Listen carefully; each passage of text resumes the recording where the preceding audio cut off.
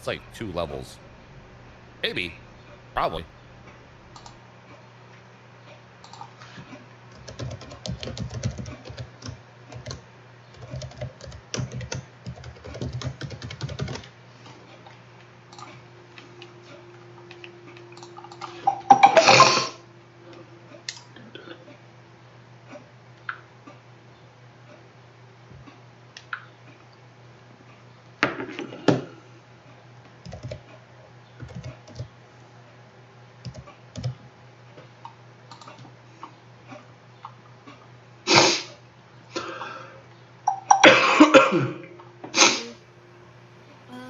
Tattoo Heart, thank you for the 250 biddies.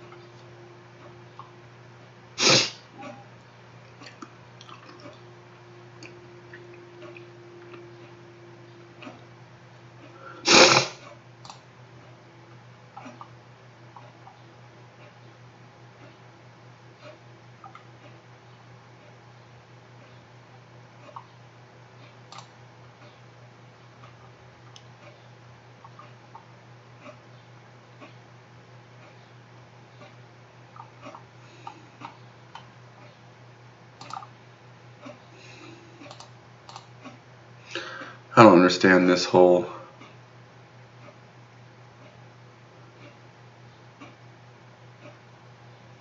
Where is my chat then, huh? Where's the chat then, huh?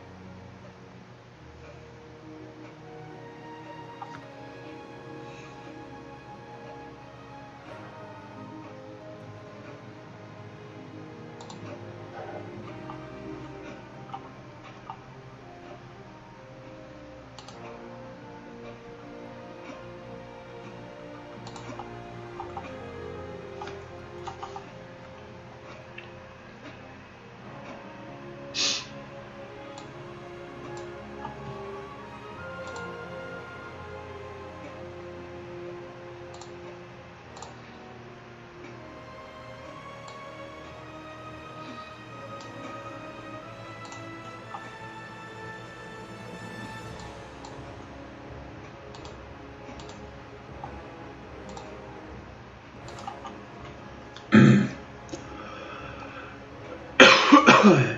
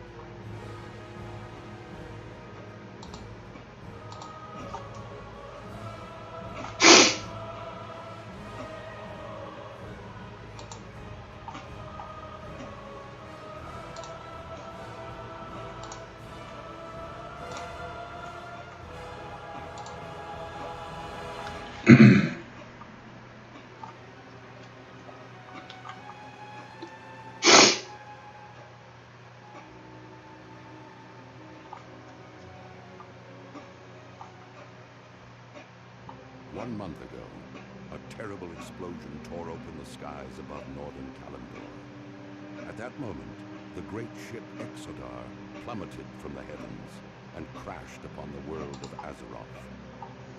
Having fled the ravaged world of Outland, the noble Draenei used the dimension-traveling Exodar to reach safe haven. Inspired by tales of the heroic alliance that stood against the might of the Burning Legion, the Draenei have come to enlist aid in retaking their shattered homeland. Dedicated to preserving life and upholding the tenets of the Holy Light, the Draenei hope to gather a new coalition of warriors to battle the Burning Legion and put a halt to its horrific burning crusade. Armed only with courage and their unshakable faith in the light, the Draenei look forward to finding the Alliance and ushering them towards the destiny that awaits beyond the skies of Azeroth. Now, the fate of two worlds rests in your hands.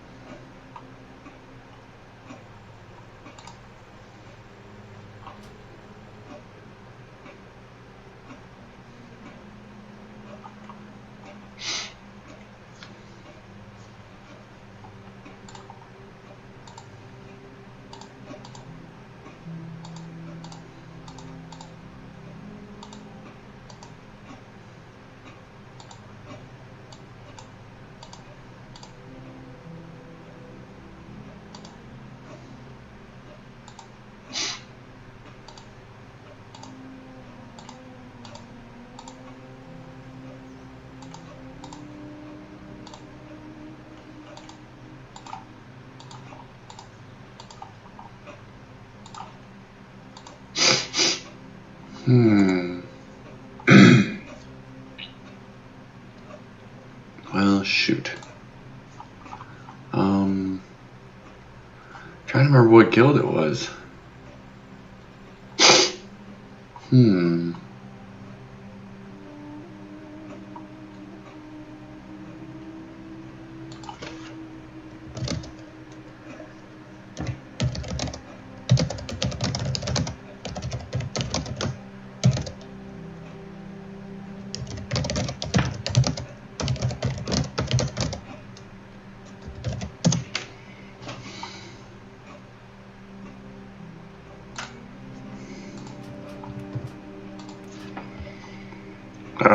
I'm gonna be really upset right now if I can't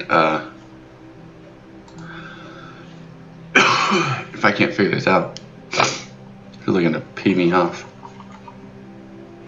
because yeah, it should be my one that has my healer on. No heals, no heals. I have ice. So it should be mortal, yeah. It should be mortal. Because my ice tier is ghost, yeah. Let me see. Let me see here. Nah.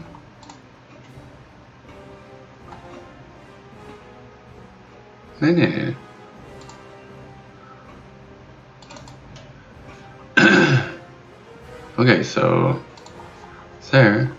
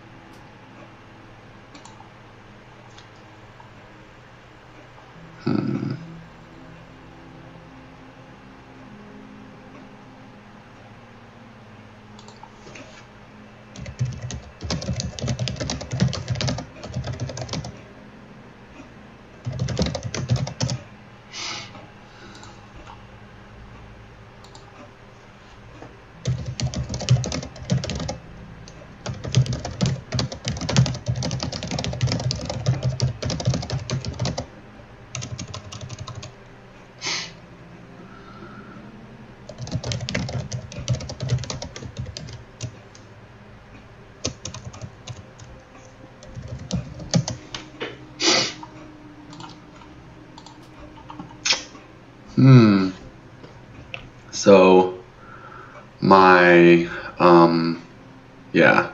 Huh. So my thing slash who? Oh, slash who? Mortal.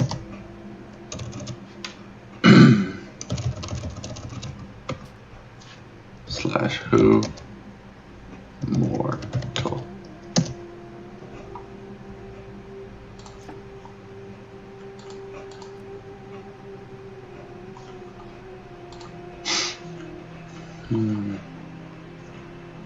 This doesn't make sense though.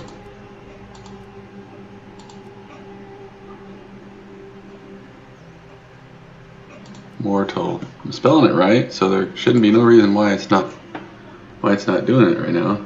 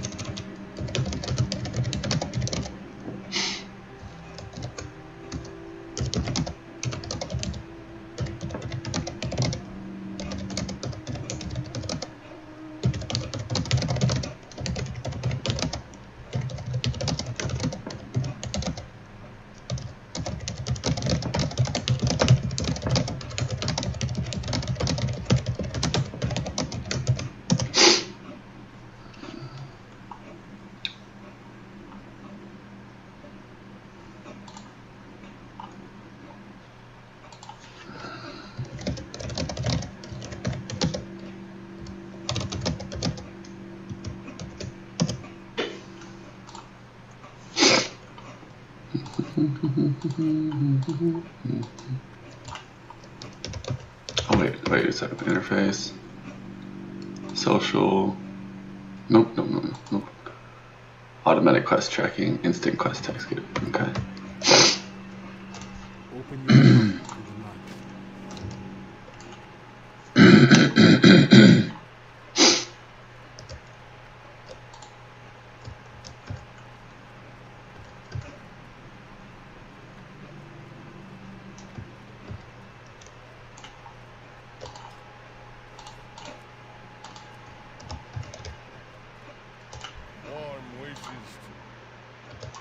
The Naru have not forgotten us. By this account.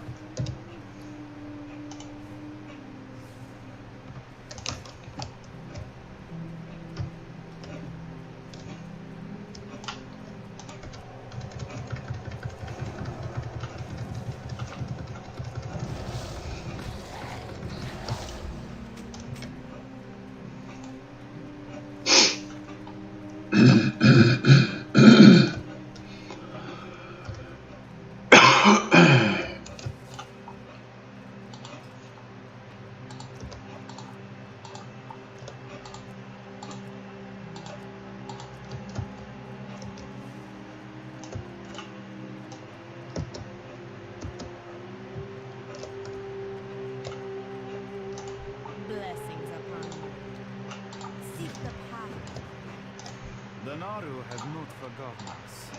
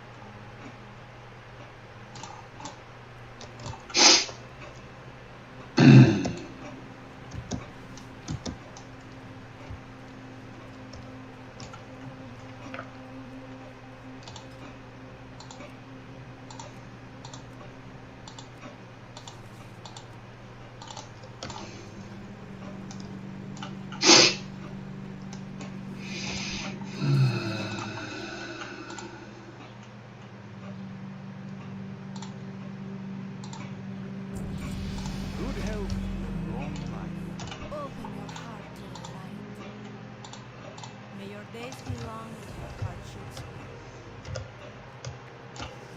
be. May I be of service?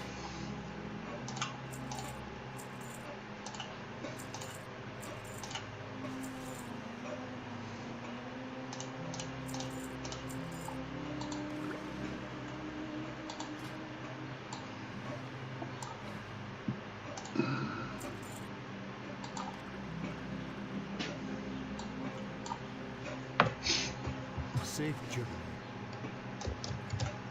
May you find what you seek.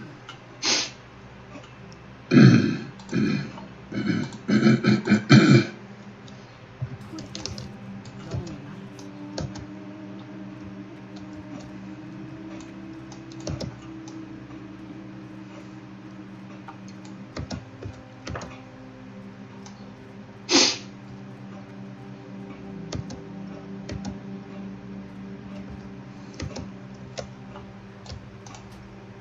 Arcanon Poros.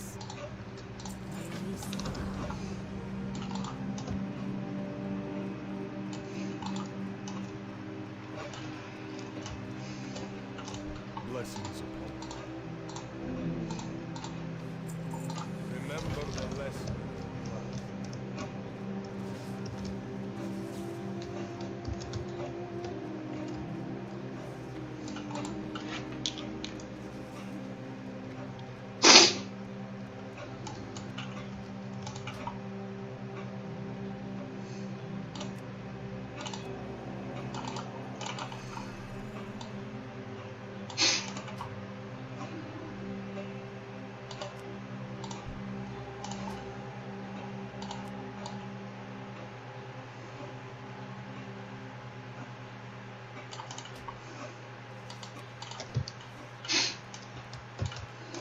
Each day is a blessing.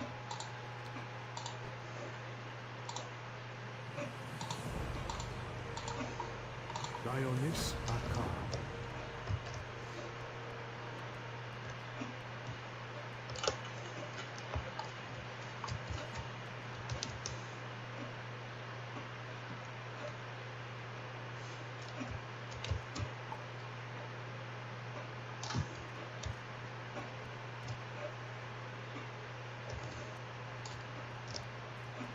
Arcanon Porus. Remember the lessons of the past.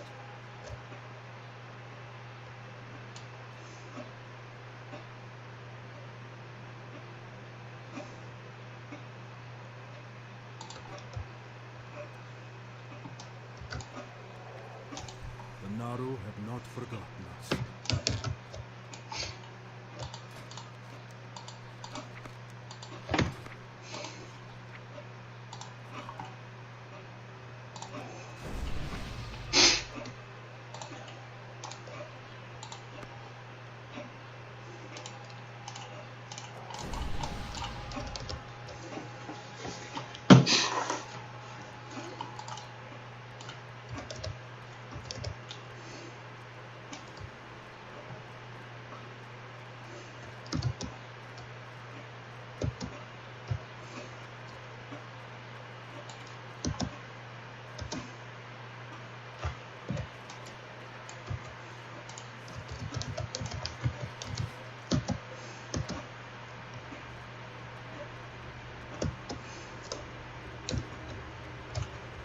Cronakai Christor.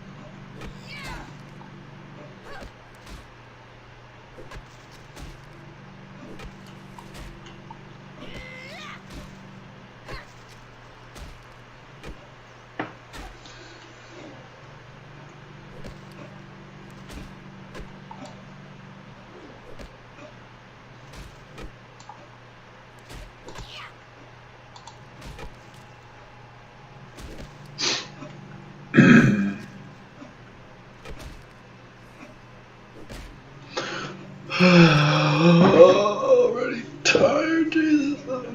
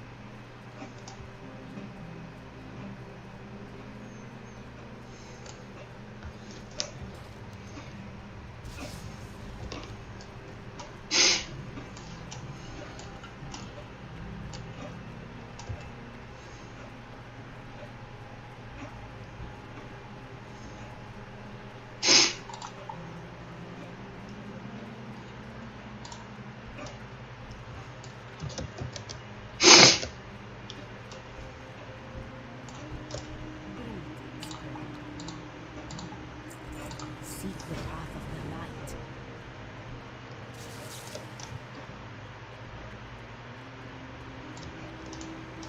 The Naru have not forgotten us. Be kind to those less fortunate.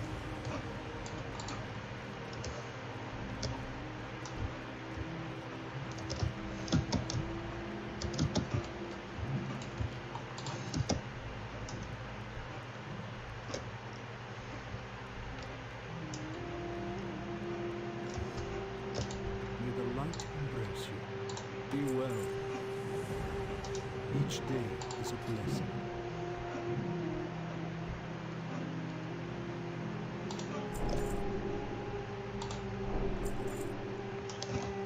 May your days be long.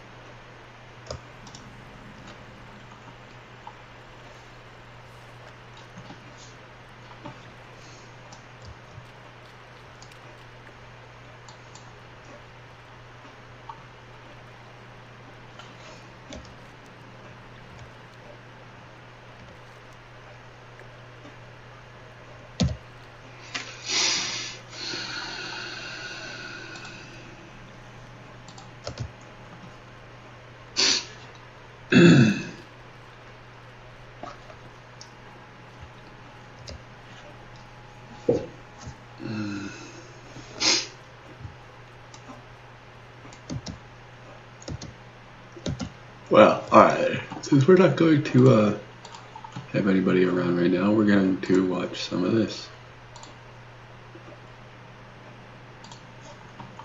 Things Let's see how that goes today, huh? into the air, like saying you think you know things, then you're bound to. The legion's end.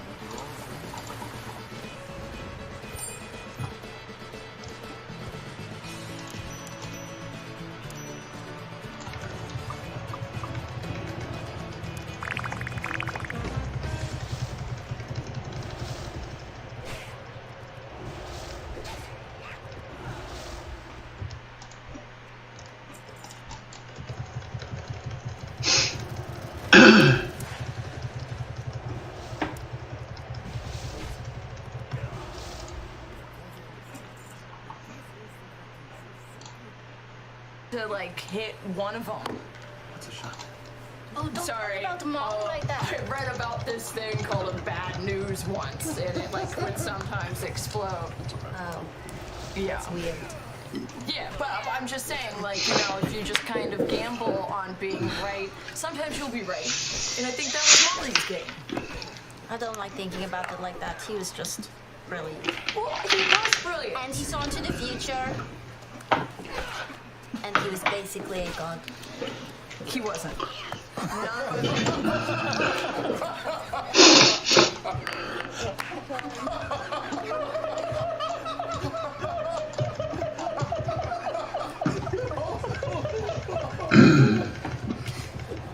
Look, I got a tattoo in honor of the guy. He taught me a lot about how to balance when to bullshit when you know and when's a good time to actually know.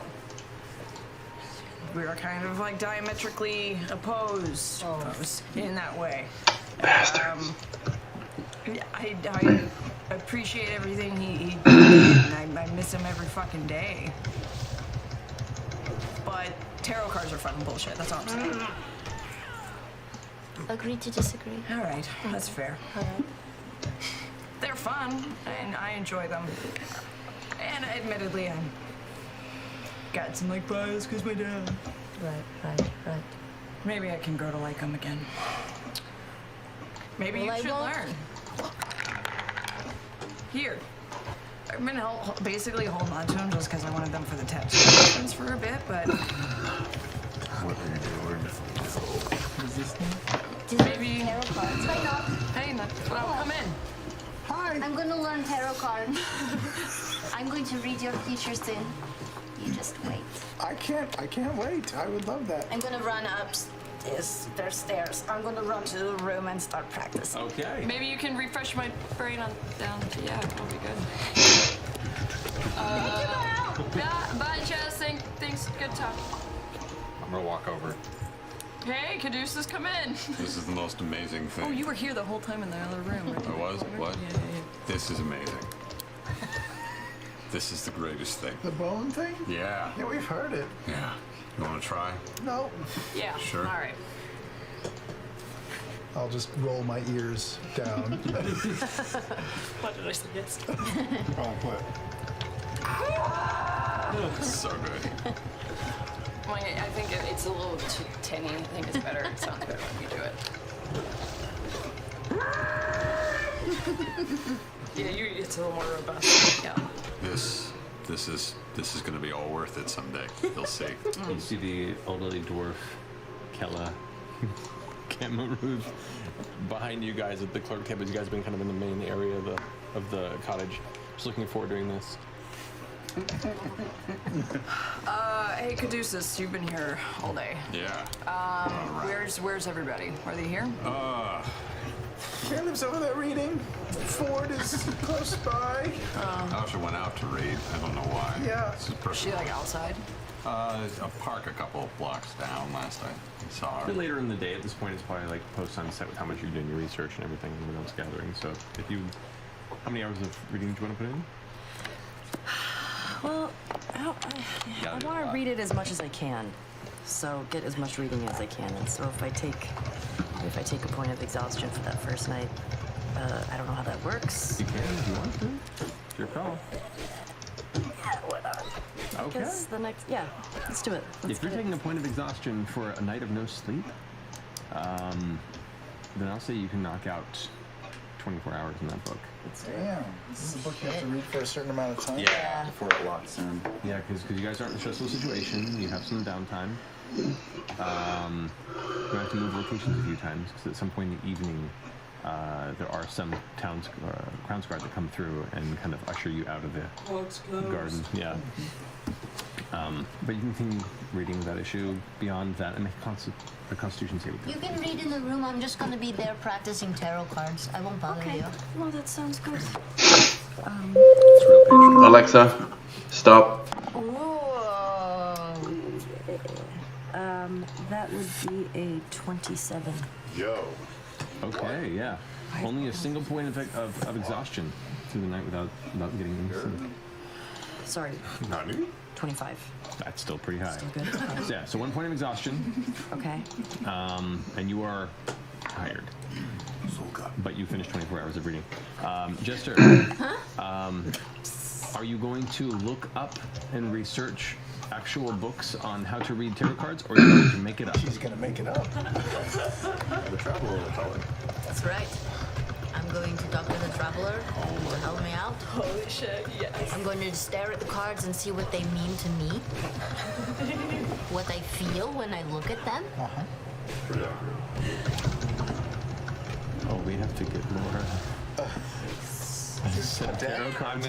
I'm already on it. I know you would. Yeah. This is your charge, Taliesin. I know. To get her the right deck. This is what happened to my Christmas so break. sad. It's okay. I didn't need a break anyway. That's okay. Oh, I am self-taught. The cards, they speak to me. The Jester's School of Tarot Reading was birthed this day. All right, great. Focusing on that. You guys have been handled a bit. We have. I guess I would have been there in the common room reading and just blushed and listened to that entire insane conversation, pretending to read a book and saying nothing. All righty. At some point, I went out to buy 20 crossbow bolts. Okay. And then get an extra 10 that have like a rubber tip or a dull tip. What's the intent? Training bolts for a young child. Oh, okay. Yeah. Okay. They have the stud tip rubber ones that are Yeah, that can be done. It'll cost. I'll say for the. You're not having them custom made. You're having existing bolts being kind of retrofitted in that way, so it is an additional bit of work. I'd say for 10 bolts, beyond the cost of what it would be, it's an additional 5 silver. It's not too expensive. So bad. great. Oh yeah, no, it's gonna fuck someone up. You know, It'll put an eye out. One of our it's a friends, rubber bullet with a long iron shaft behind it. somebody gave Ronan a crossbow, a wooden crossbow. With little ones with a rubber tip. Yeah, you can get them at I like shot the Ren them. Fair. They fucking suck when you're hit. I can imagine. Alrighty, so you go ahead and get that. Yep. Made perfect. Ford, anything you wanted to tackle aside from just meditating? Meditating, working out, and underground fighting wings. Okay. Which I get back and we talk about that. Yeah, look, the ocean. You in for this, Yasha? Yeah, the ocean has people on top Can I of the still water, in partake? the water, and the bottom. It'll cut from some of your reading time. Okay, so we have 2 days, so maybe I'll take, Well, you know. you can have more than 2 days, but it's your guys' call with the time you want to take. If we're really going to know Rexentrum, we have to know. You can finish. I would say maybe you can finish your reading. They can research where to go to fight. And the last night out, we have a big party. And that's our big out. Is a fisticuffs. I'm into that. Just a daytime. Yeah, I can get a little nap in. I actually prefer I don't like sleeping in one chunk of time. Oh. I sort of like Smattering? it in spurts. Yeah. Little power naps. Get little power naps. Grazing like a deer. Yeah. Can you sleep sitting up or standing even? I can sleep anywhere. But eyes open. I've never tried it. Try now. Are my eyes still open? They are. Are you sleeping? I'm sleeping. I don't think I can sleep with my eyes open. Maybe if it was like really dark. It was dark enough, you know, when a room gets really dark and then you go like this and then open them and you can't tell the difference. When you go like what? When you're like, and you can't tell if they're closed or open because it's super dark. Just then? No. Oh, okay. I was trying to catch it. Yeah, I wish I could fall asleep that That'd fast. be so great. Okay. What's the plan, guys? All right. So, are you going to join them or are you staying to read? No, I'm going to join them, so... Okay, so I'd say we'll subtract the time you guys are out from your reading time. Okay. So just keep that in mind. I'll keep that in mind. All right, so you guys are looking for a fighting pit. Do we all get to go and watch it? Are you gonna let us know that you're going? Yeah. Hey guys, we're on to the fighting pit. Ooh, I'll go. Or we're gonna look for one. If there is, yeah, we have to locate it first. There's always a fighting pit. There are fighting pits in the city. Oh, shit. Yeah, why did we not ask him? Have you gone to that? He's not a fighting pit type of Make a history check. I mean, look, he's got the raps. You know, blood sport already. Scrappy. Yeah. That's a 1. I mean, like, you assume. I've heard people, maybe not in this city, talk about fighting pits, but I've heard of fighting pits in cities, so ergo,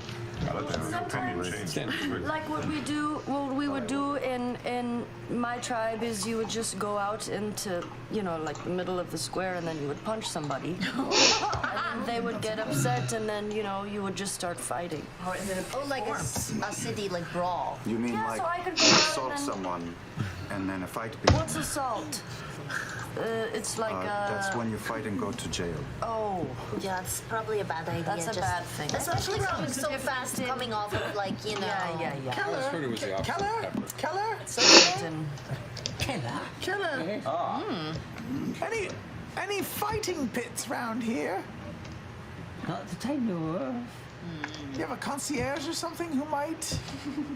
She points to one of her grandchildren who's over there in the corner, like digging his finger deep into his nose. The teens. Fucking kids. They'll know. You know. They'll know. Yeah. Hey, teen, get over here. Alyssa? Hey, fellow teen, come on over here. No, I'm good. Moose not going up. I'll pull out a little, what do I got? I'll pull out my flask. Make a persuasion check. I mean, he's a dwarf. He's probably like 45. Persuasion? Yes. Oh, I get a +2 on persuasion. When did that happen? Bringing it to 5. He goes, Grandma! Wait, no. Hey, Wait, do you want candy? He leaves the room. Leaves him made uncomfortable. There was 2 of them, right? Isa and Isa and Palma. Mama. Maybe that was Palma. We need Isa. Where do I see Isa? Which one has a crush on me? You have a high wisdom and a fairly decent insight. These I can also children. recognize faces. Right, no, I know. These children probably wouldn't have information regarding underground fighting rings. Damn it. Just saving you the time on this one. These kids probably don't get out much. Alright. They're lame kids. They suck. They do. We gotta go elsewhere. Yeah, look, we'll work for our supper. Let's just go out onto the street and, you know, look for someone that would know where this is. Who's helming the search for a fighting pit? Well, I would recommend. I'm going to stay in and read tonight. I have some research to do, but I would recommend. It's okay. It's okay. Come with us. Not needs some help. So I'm going to do a bit of work, and I haven't had the time to breathe in weeks. Try the mud top ward. If there's going to be a fighting pit, it will be there. All right. Thanks, man. Who's helming the search? I will assist. I'll help. I'll do it. All right. All right. How Nobody said anything, so I did. Jester All I wanted. steps up to the plate. Come on. And, Choice in a vacuum. I'm sorry. and begins the process of looking for seedy locales throughout the mud-topped ward that might have people that they can talk to, that she can talk to, assisted by you, I'm Ford. used to seeing some shady characters. I would like you to make an investigation check with advantage. Oh, I thought you would do perception. Nope, I should have done this. You should have done I it. was You just should looking have for. done I just realized I could have used my reliable talent on their persuasion. Guide you can guide me. I ain't there. I have that now. That's That was Oh, with you should advantage, have was done 9? it still would have only been 12. Yep. Very low investigation. I have really low investigation. I have good perception. So, it's not so much that you don't know where to find the places. That's part of it. But the places you do find, your special brand of personal engagement seemed to be a little less, I don't know, trustworthy. I don't know what you're talking about, Matthew. A few of the rougher subjects you come across tend to shut you down rather Fighting? quickly. Fighting? I don't know what you're talking about there. And just walks in the direction. You spend the next hour or so following Jester's lead, and it's just like every film montage where it's just door slamming. I don't think the city has any. Sorry, guys. Caleb said they had some. Here, let's did we pass a dive bar? You've passed a few. Which one looked the most skeezy? That'd be the Grim Shelf Tavern. Let's go back to that place. Get a drink. Sit for a minute. Yeah, maybe we ask one more person, maybe the barkeep there or some shady big fellow or big lady with some muscles. All right. What was it called? The Grim Shelf Tavern. Grim Shelf Tavern. It's a small dive. It's maybe 30 by 20 feet. It's a little, closet of a bar. It sits maybe 12 people total, and as you walk in, there's already 8 folk that are drinking that all look to be, I don't know, anywhere from the range of grizzled miners to comforts to beggars, and there's like conversation at certain tables and some people that are playing cards, and as soon as you enter the building, everyone turns and the room gets quiet and watches you as you enter. Does the inside of the tavern match the outside footprint? Yeah. Yeah. Make an intelligence check. What he says before we just peek open the door. 21. 21. It seems to. Should we go to another one that's like bigger? Is this wrong? Is this the wrong choice? I don't know. I think if it's not here, I feel like someone in here knows where it would be. All right. Hold on. Gotcha. We don't need to go ask somebody. Okay, so I'm going to walk inside. Is she just going in? No, I'll go in with her. Okay, so Ford and Yasha, you guys enter the room kind of quiet. They watch as you kind of walk in. Eventually they go back to their muttered conversations and drinks and card games. You can see at the edge of the bar there is a burly looking man, probably in his early 60s or so. Imagine, if you will, a very, very, even more sunburned Hulk Hogan. Like right now Hulk Hogan with this like stained cloth apron on, sleeves rolled up, tattooed forearms, kind of looking forward with like the full skullet going down, and this as opposed to just the Hogan stash, it's just a big kind of beard goatee mess right here. Yes. Probably has like 3 teeth in his mouth, and as you walk up, he kind of looks over. Hey, so, what can I get you? We actually, we had a question. Are there any, like fighting pits around here? Where you can sort of have a little playtime, if you know what I mean. Why are you two looking to go get your asses beat? No, we're looking to go beat asses, so. Make a persuasion check. Okay. I will assist. Okay. What do you say to assist? We have Lots of coin to spend and frustration to get out. We are rather unintimidating. Couldn't hurt to share. Now, is this persuasion or is this intimidation? Depends on how you want to take it. I want it to be intimidating. So how are you intimidating? I want. So as you're talking this conversation, she changes tracks on this. And so you're like, got some cool. Not necessarily intimidating him, but just looking tough for him to be like, oh yeah, they want to go have a good time. I think. I don't know. I'm persuading him. I'll take it. It's a -2. I was trying to persuade the DM. I understand. 11. Did you roll with advantage? No. Yeah, because he's helping. That's right. Okay. Yes. Okay. 17. 17. That's much better.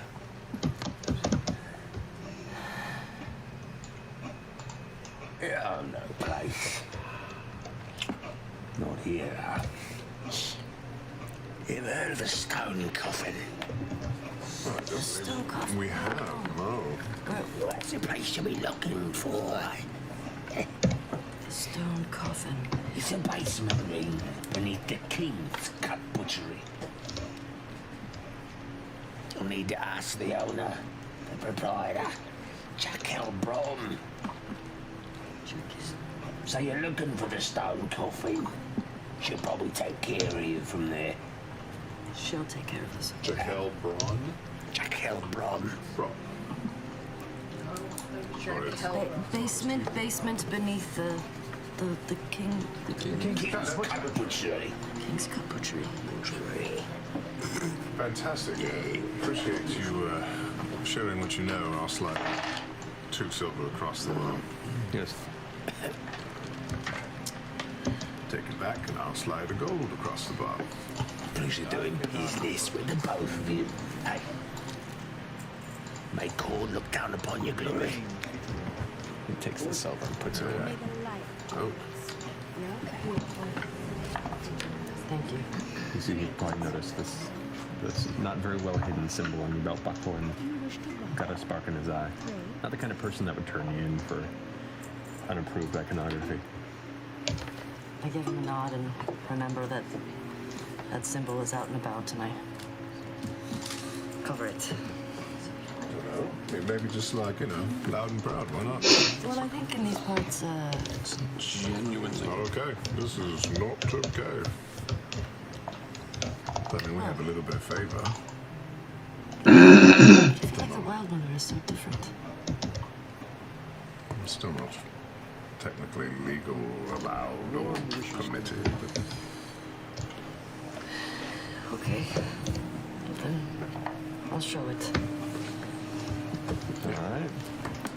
So you guys ask around. It's nighttime now. It's kind of, let's say, close to 10:30 or so by the time you've gone on a couple hours of wild goose chase. Try to sleep by a 10.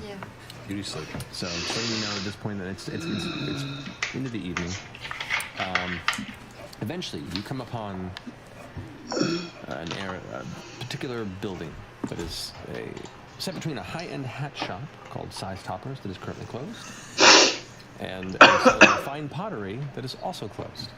But in the center, you see what is probably the largest butcher shop you've ever encountered.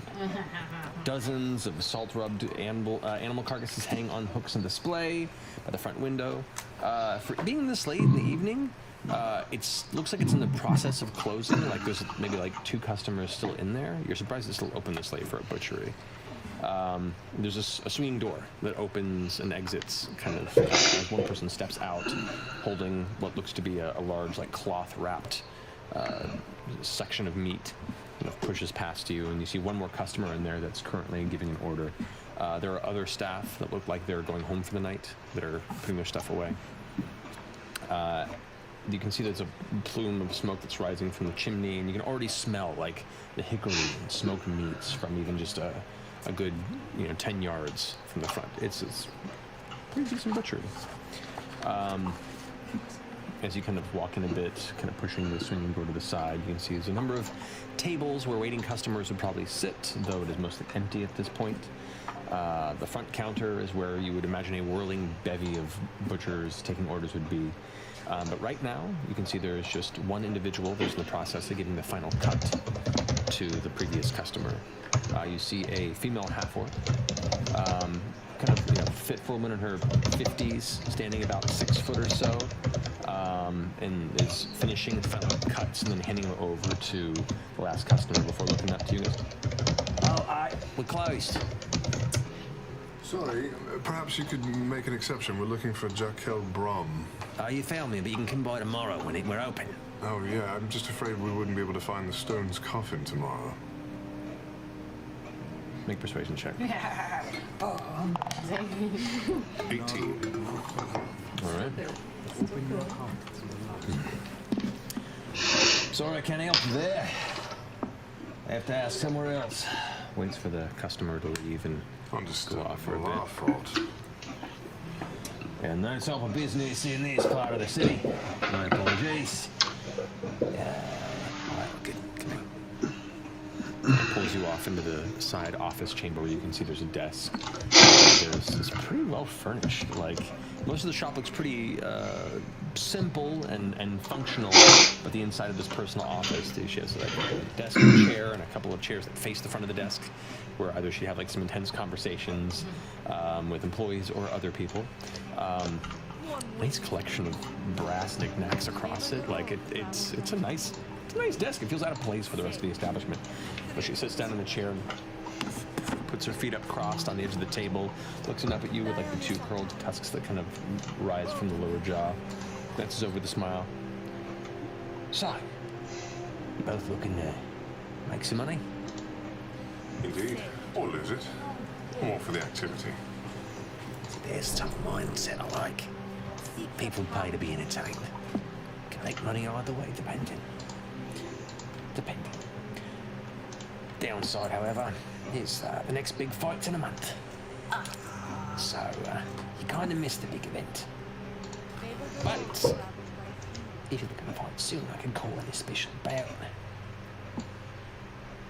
Most definitely. Won't be the run of contenders, but we can call in some of our local usuals for a bit of one-on-one fights. The buy-in's more expensive, because I've got to throw it together in my own time, so... Well, of course, and it's quite a bit of work on your end, it seems. What kind of timeline are we talking about here? 1 day. 2 days. Tomorrow night, would that work for you? Depends on what you're asking here. We got 2 different types of bouts. One of our special bouts is fists. No armor, no weapons.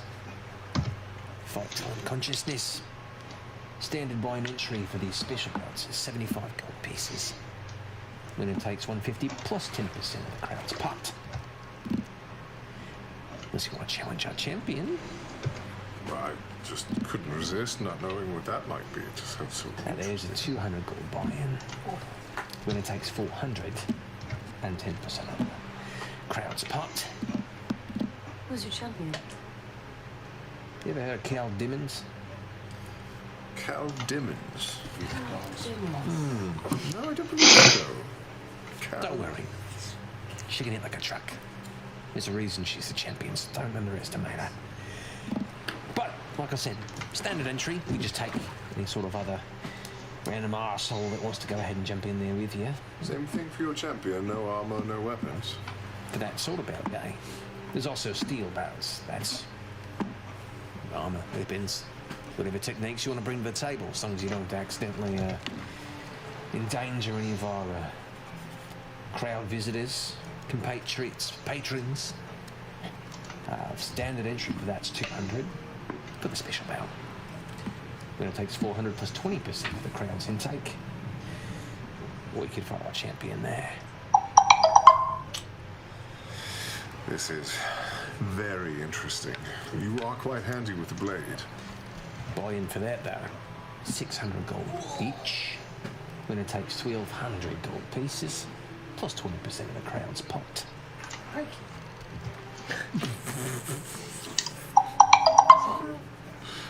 you hear something? Crickets. Yes, to the. There might be a few more of us that would be partaking in the fun, so I think we need to ask them. Maybe. How many are you thinking?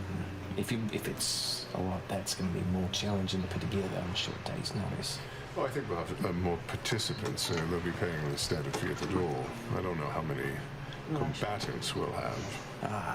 Oh, there's participants of watchers. If you want people to go ahead and put down some money on it, that's always welcome. I think there might be 2 to 3 combatants, and our party might be 6 or more. 3 I can do. No more. Not before within a few days. You have to wait for the next event, but it'll work out. What do you think? Unarmed or magician's touch? I feel like unarmed feels like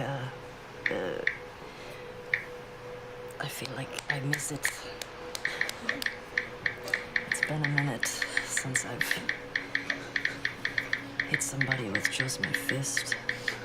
So you want to go in there and just do a fist spell, right? I don't know. What do you think, Ford? I appreciate your purist nature, but I think I would probably go with the weapons. Steel and fists? Weapons. For me, we could each do different ones. No, you're choosing which one you want to go into, because we want to pay for it and you want to fight. But I would defer to you. I'm actually more interested in seeing you do your thing. So if you want to do unarmed, that's the way we should go. Can I think about it and decide tomorrow, or do you need to know? Depends on how we put it together. I have to know who I have to call in. Yeah, okay. Let's do different ones. Yeah, I'm going to do unarmed. So we got one for fists. Standard or champion? Champion. She kind of gives you a look over. She wants Look like we've seen some toughness in your day. You could say that. Got some scars, got some lines on you. All right.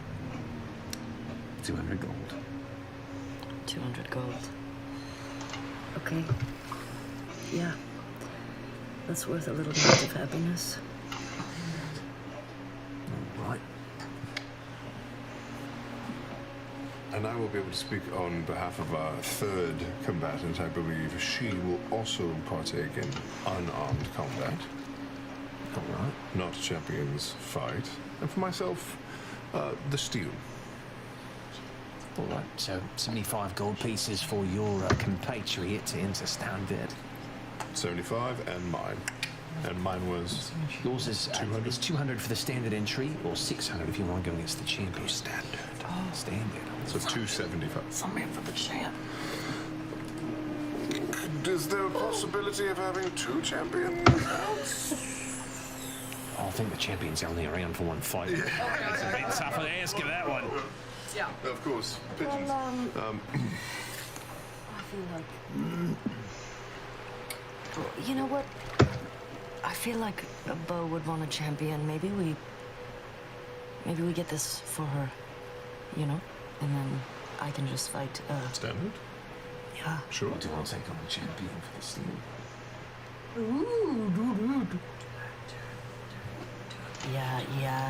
Yeah. Well... That's 600 gold. Yeah. Oh, it's tempting. You got all that shit. You got rage. Okay. You got... Oh, yeah, I can use all that. It's up to you. I mean, but remember, it's whatever technique. So, like, only some damage is halved, and if they come in with that other shit, it's the Yeah, I'm gonna go with it. I'm gonna stay. I'm gonna stay with what I asked for. Fighting the champion. unarmed champion. Unarmed champion. Unarmed champion. Unarmed standard. And you, steel standard. All right, 200 gold and 275 from you for both of those. Pay it up. I reimburse you. Thank you. No more entries. Should be able to lock this down by tomorrow night. I'd say check in tomorrow midday just to confirm in case one of them's busy and can't make it. Is there something else that we should mention as a token of our agreement other than Stone's coffin? Stone coffin. What? What do you mean this for? I don't know, like a code word, something to keep it fun, lively, you know, like, you know, chicken wax or... Well, wait till about this time or I'll close tomorrow. Oh. Come on, boy. So you're in for that special cut that I put aside for you. Special cut. Aside. Yeah, that moist brisket. That lean tri-tip. No, you making fun of me? No, I'm not. I was wrong. He's just going through his, he knows all the meat Trying parts. to put a little flavour to it. Yeah. I have some questioners. Good meat Okay. joke. I like it. We'll be back this time tomorrow then, and we'll have some fun. All right. While they've been in the office, I've been using my special paint and just painting googly eyes on like the boar's heads that I'm assuming are like out, the dead pigs and stuff. Yeah. And any animals, I just want to paint the googly eyes on them with the special paint so that they turn into real googly eyes. Yeah, it's grotesque.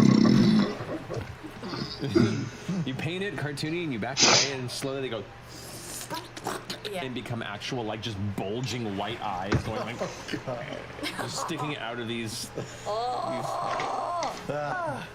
terrible, like, open organless pig corpses. I was picturing it way more like plasticky looking, but ooh, this is Real eyes fucked on up. a dead pig. No. No. I've got to close up. See you tomorrow. Right. Thank you, Jacob. What's your name, by the way? My name is Yasha. Yasha. You are? Ford. Ford. And who's your third compatriot coming in? That'll be Beauregard. All right. Where are you here from? Ooh, well, Fort Damali for me. Doesn't have to be, you know, accurate. Just gotta have something to mail to with.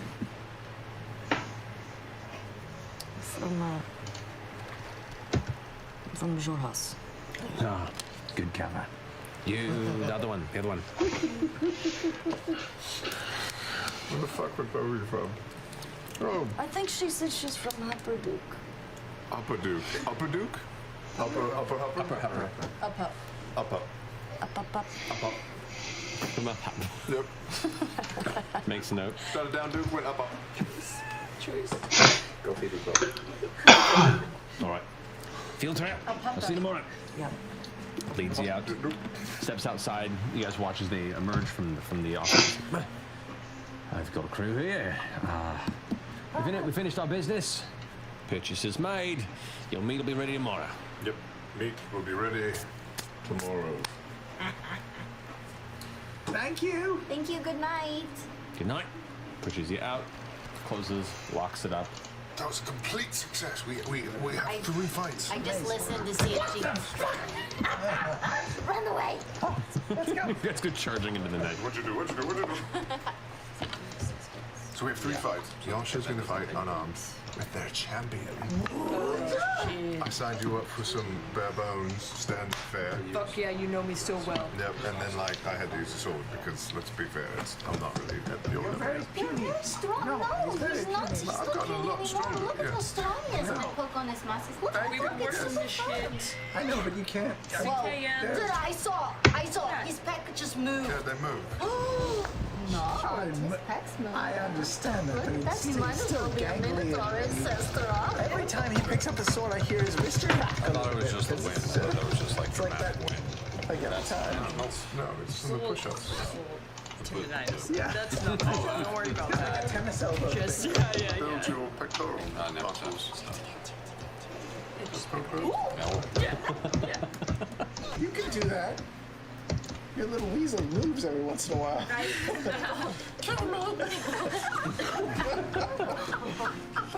If you got some facts on you, you can probably do that. Yep, your weasel's moving around in there. I'll throw some bacon down your shirt.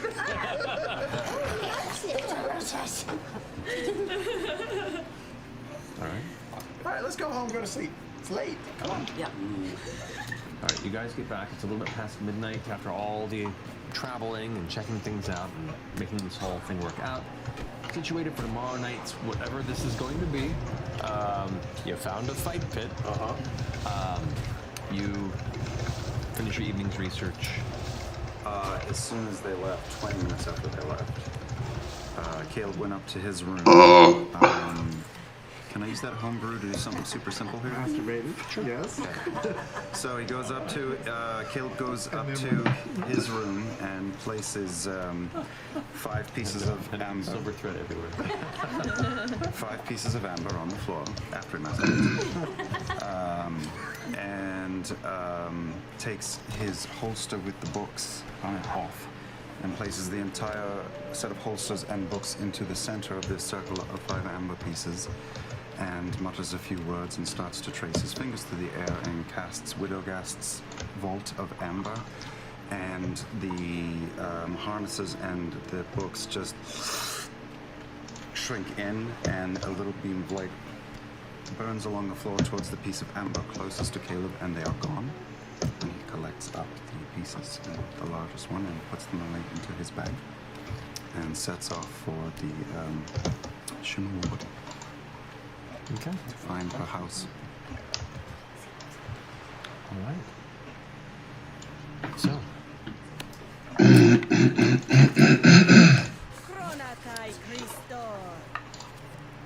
Situated in the northeastern reaches of the Shimmer Ward, you come upon the address stated in the letter. 31st Woadstone Manor. A respectable manor house rests on an expansive property that seems to bear numerous other abodes across its snaking grasses and fencing, all which wrap around and sit in the shadow of one of the ominous towers of the Candles, a familiar one. Her manor house is one of many that sit on the property that encircles Trebek-Cathan's tower. Be kind to those less fortunate. You can see the manor house was largely built from bleached pale wood, with dark window frames, making for a curious contrast. It looks very nice. This home is 1.5. The second story is, I mean, it's 2 stories, but it's not like a major building. It's like a smaller additional room, maybe. It's nice, but it's not as big as some of the other estates you see. But it's, you know, at this point in time for you, I'd say it's past sunset, so it's evening. You know, some of the lanterns in the district are lit. Some folk are walking through, but most of the Shimmer Ward has died down. Is it lit? The interior is lit. Well, he stands in the street and for 10 minutes thereabouts and just stares at it in the tower, and finally works up the courage and approaches the front door. If there is anything to knock. There is a knocker, an iron knocker. Yeah. A few moments pass before the door. And you see a male halfling in really a kind of nice, formal-looking suit. Hair pulled back and a loose ponytail, dark hair. Looks kind of young. Kind of opens the nose. Might I help you? Yeah.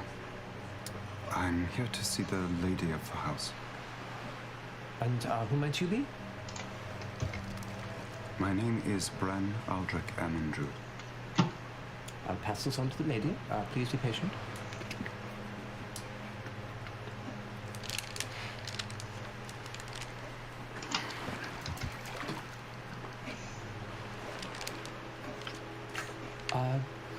The lady will see you shortly.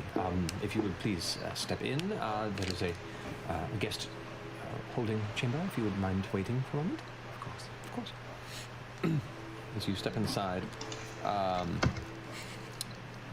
the hosting chamber is this very sparsely decorated room. I mean, the interior, while the exterior looks very nice, the interior is very minimalistic. You've seen a lot of garish homes from the inside of a lot of affluent folk that just fill with decor and paintings, and you know, it's very much a display. This house, a lot of the rooms just feel more empty, but not in a way that feels like it's unintentional. It's just everything is particularly placed and spacious. And this hosting chamber is no different. Small table under the window, those 2 couches. Not much else. The walls are pretty barren here, but you're brought to the seat. And what you gather now is probably the servant of the manor exits. Sit absolutely stock still and don't move a muscle. You can feel your heartbeat throughout your whole body.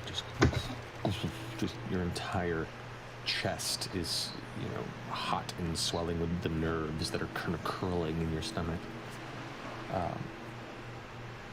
Begin to hear footsteps approach.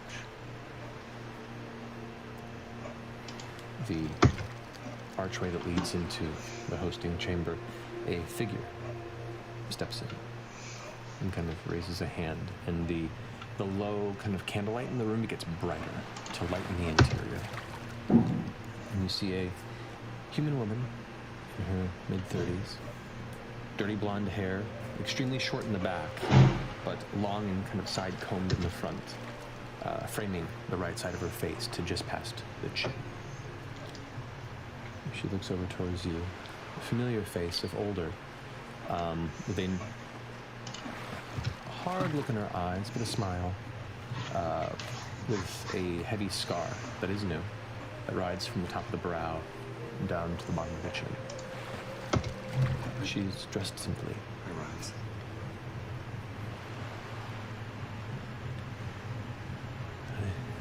It has been some time. I was not expecting you, Brian.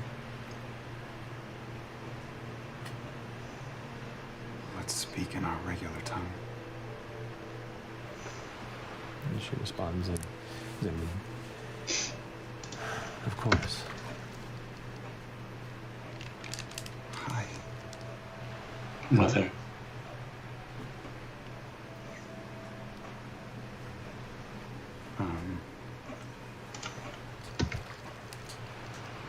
I think I've been imagining and dreading this moment for longer than I care to admit.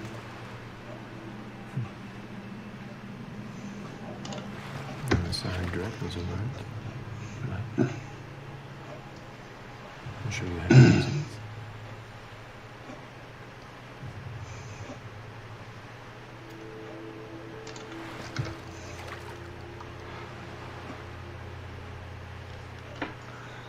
There's so many things that I... Sit.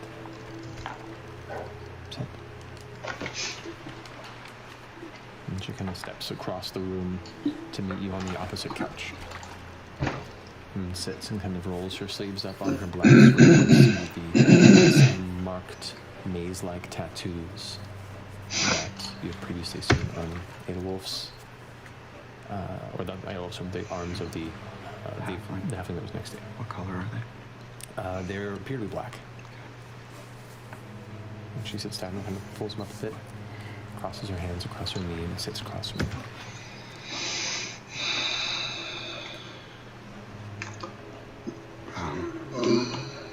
So much.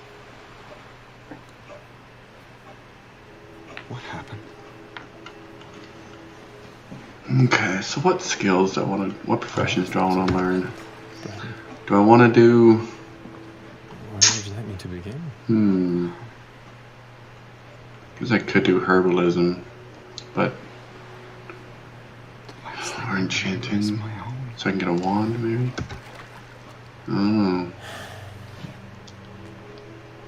Herbalism? Honey, I don't want to do herbalism. Not again. I don't want to do enchanting either. Tailoring, I could do tailoring. Tailoring and enchanting, yeah. Chosen for a reason. From obscurity picked from the rest of the riffraff for something that we can do.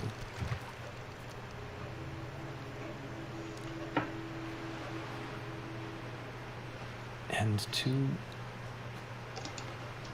seize such a destiny can cause a lot of heartache.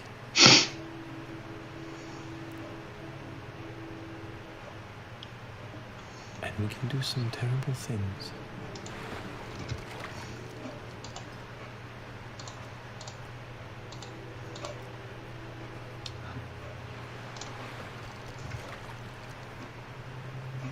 It's strange, I find myself wanting to, apologize. Still, so much of me feels like I failed. But a lot has changed. And I know some things now that I didn't as a boy, and I'm so glad to see you. I'm glad to see you too, brother. I mean, it's been well over a decade that we still often have talked about and wondered where you were. If you were okay. How did I... He's in a cold sweat. How did I get to the sanatorium? We took you there. You had a breaking point. And understandably, began to lash out. Part of that same spark that was seen in you could create a lot of sparks everywhere else. And she kind of reaches out and scratches a bit, and you can see there's like burn scars on the side of her neck there. The Naru have not forgotten us. But for your own good.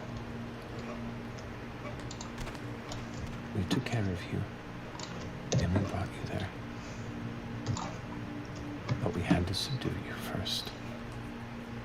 You were too dangerous to us and to yourself.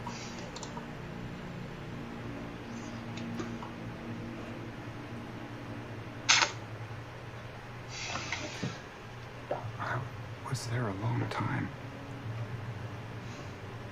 Tailoring and enchanting. Yep, tailoring and enchanting. Okay. So. I mean, to be honest, even looking at you now and hearing some of the things that you're doing. That's what I'm gonna do. Tailoring and enchanting. I mean, you've defied all of our experts. Yes. And if you feel like you failed then, know that everyone's path goes at different paces. You've certainly proven now that you are in no way, shape, or failure.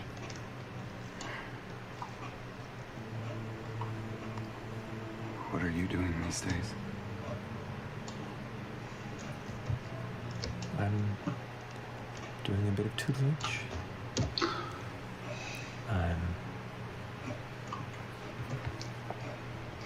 doing what you were meant to do. A hearty thanks, huh? Which is keep our people safe. A hearty thanks. Is it difficult for you? It's always. I take pride in it. Stopped some terrible things from happening. And I've seen some of the possibilities of what can be done in the right application with the right minds. How is this not my... Oh, whatever. Okay, I'll just kill it and get it over with. It's not my kill. What the fuck ever, man. Had you heard that my stupid friends and I were here? And it was rather rapid chatter once Trent had Hardy thinks on that side too. Draina Youngling, huh? You know what the mighty Nine Draina and I Young. are leaving to do. Draina Youngling, huh? I'm very curious. It seems. I mean, it seems so. Not what I would have expected from you. So much more. I'm impressed. I'm proud.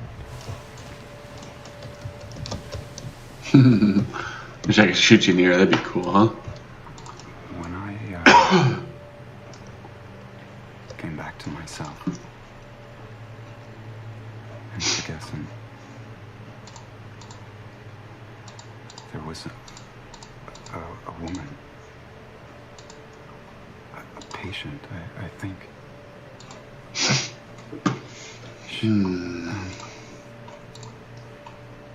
She healed me, and this might be hard for me to convince you, but she helped me see things.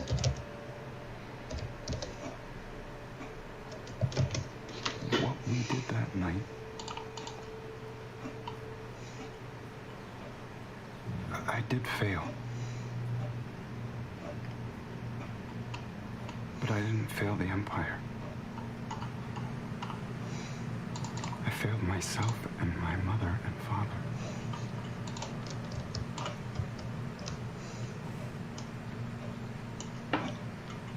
He lied to me. I know. Draina Youngling. Draina Youngling. And if he would lie, where would he be then? That, Draina Youngling. it is hard for me to understand what he wouldn't lie about. Draina Youngling. Huh. Interesting.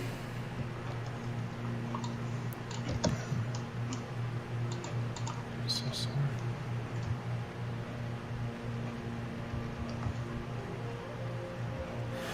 So sorry. He kind of reaches out and kind of touches your cheek. Inside check. You get an inside check. Oh, God. Good inside check. Good roll, good inside check. 27. Since everybody else is at this table, I want to whisper to you.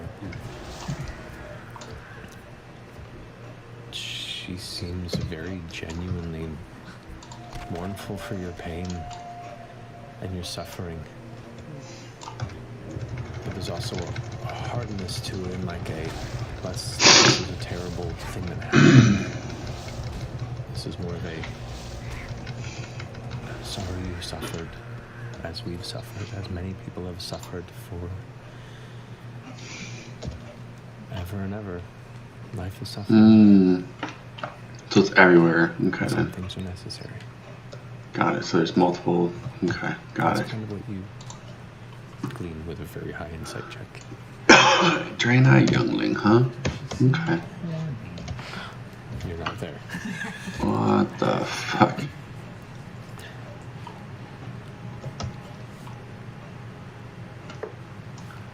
To be gifted in a world filled with hardship like this is to do things we're not proud of. To question the choices we make. And to regret the things we wish we could change. Do I agree with everything that I've been asked to do? No. Do I think about it? Do I lament? Do I see the faces of the people I've watched expire at my own hand? All the time.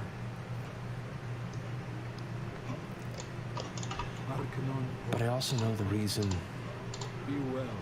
that we get to sleep every night in comfortable in bed or in a manner, as do the many families and children, just like we were, just like the families we once had. don't have to make the choices we did. They still get to live happily and comfortably. Because the few, the chosen few, made the hard choice. And do what few have the will to do.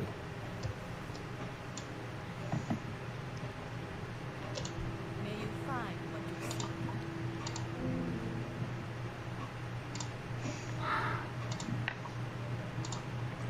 Seek the path. You wish to buy? Trade? May the light embrace you. Do not whisper. The Legion's end draws near. Favor the road. I will never forget what we were. And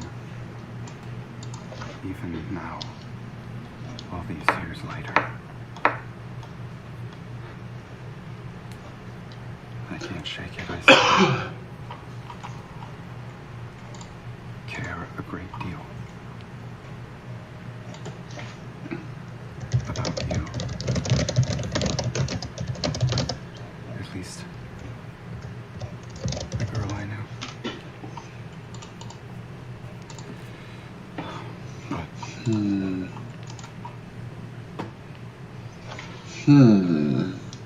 He has blinded you.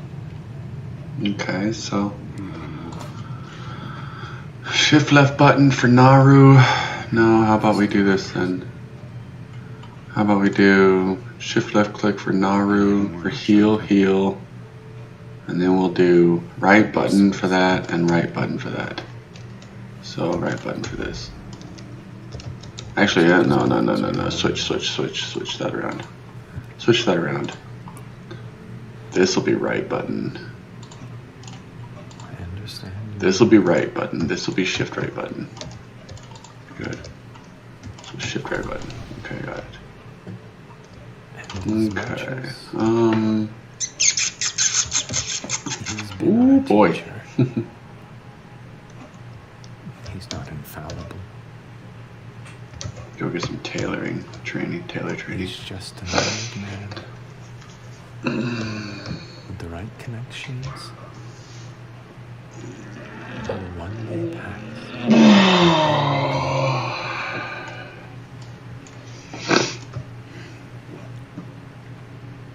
You always were ambitious.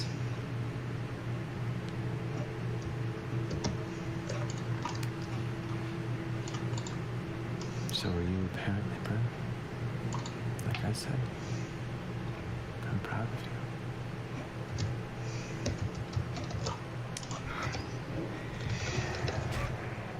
It's good to see you. I think I better go. Raise my hand slowly up and just touch the scar. Run my thumb down it.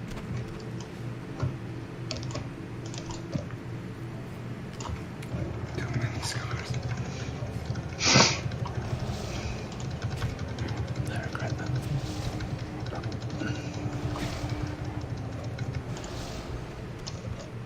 Except one. Except one.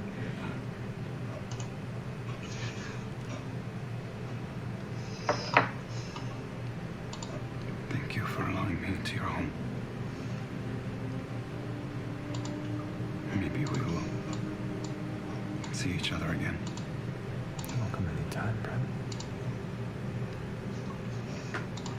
I'd like to see more of you. Yeah, maybe. When I speak in common again, we'll see. My friends are depending on me. Of course. Honey, you should probably get to them. Just sort of hang on her face for a minute. Think about staying. Walk towards the door. Weapon follows behind. At your pace, keeping her own distance from you, so as not to crowd.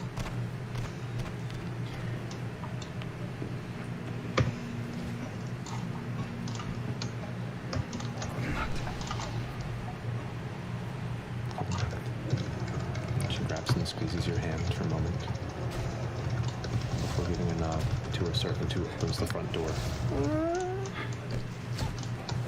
Releases it and just stands there, arms crossed in front, watching you. Damn it. I turn and go. Now we'll wind my way back to our lodgings. And that's where we're gonna take a break. Oh, man. Great question. So many questions. I didn't trust a single word coming out of her mouth. She was honest, and she was just trying to. I think she's. One. What? She's actually Trent Agathon. No. Two. Trent Agathon's upstairs. She just got done boning him and came downstairs to talk to you. That could be. What?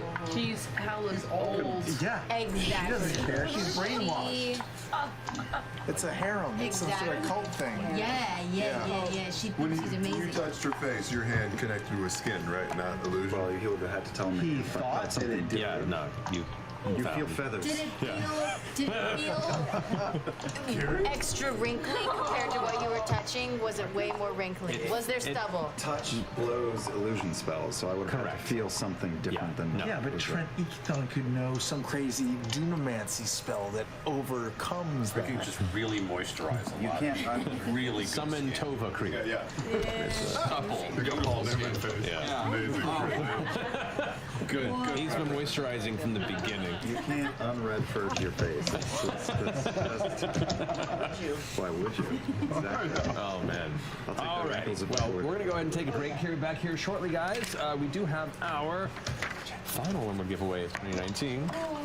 We have the. God, have you seen one always like I end up pronouncing it 17 different ways and then never remembering which one's the right one. So. This dice vault, which is actually one of my favorites, the orange color is awesome. To one of you lucky winners out there, the keyword tonight is holidays, plural, holidays. Enter it once, more than once to be disqualified in the chat, and once again, US and Canada only, excluding Quebec, stupid laws. We'll have a winner when we return here in a few minutes. Got the perfect warlock, weapons and supplies, but you need a place to track your stuff. So disorganized. You click, open the webpage. You heard about a critical role, and now you're ready to kick some butt in a mine shot full of no's. It's TNT. TNT Beyond. Yeah, TNT. TNT Beyond. You got your stats, you got your swords, and you got your invisible wall.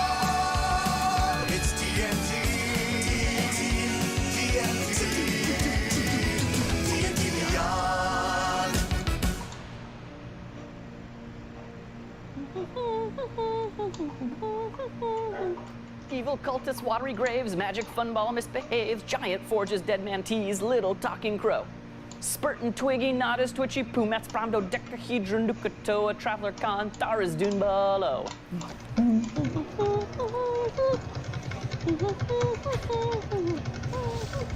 Jor, Has, Yeza, Black Queen Allura, Yasha, Laughing Hand, Yusa and her losses bad, Esek, Beacon, Dairon be sneaking, Orban, Rex and Trump, Jester finds her blue dad. We didn't start the fire. Do my hips. Look okay. Ah, this is really formal. Whew, that's better. Hello, Cooters, and good evening. I'm Yev, and I'm back with Backblaze. So much has happened since the last time I saw you. Does that work, or does that look just silly? The Mighty Nine have been hard at work doing whatever it is that they're trying to do anymore. I think that is sufficiently vague and also perfectly encapsulates like how the show is going. Some of you may have never heard about Backblaze, and others may have just been waiting to see my pretty face again. Nope, let's start over. Backblaze is an online backup service for your Mac or your PC. It backs up all the data that's on your computer and stores it safely in our cloud. Whenever you need it back, we can get it back to you, and you can get back up and running. Or if you just want to show off some of your fan art or fan fiction, you can pull it down right on your phone and have it available with you wherever you are.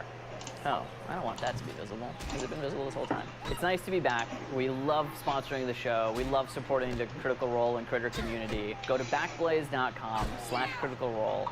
Start your free Backblaze trial. It's just $6 a month for unlimited backup. You can back up all the data that's on your computer. We'll store it for you. Look at this trustworthy face. See, now it's just going off the rails. I wish I could start singing again because that was going so much better. I'm Yev with Backblaze. It's been a blast sharing the screen time with you again, and I'll see you next time.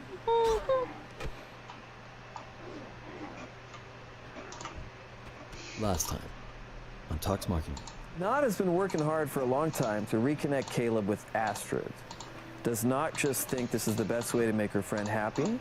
Or does she have other reasons for seemingly going against Caleb's wishes on the matter and trying to push Nod is just trying to get Caleb because Astrid, for all that we've heard, is a gorgeous Zemnian young lady with talents for magic, who titillated Caleb in his youth. And if they can somehow get together and, you know,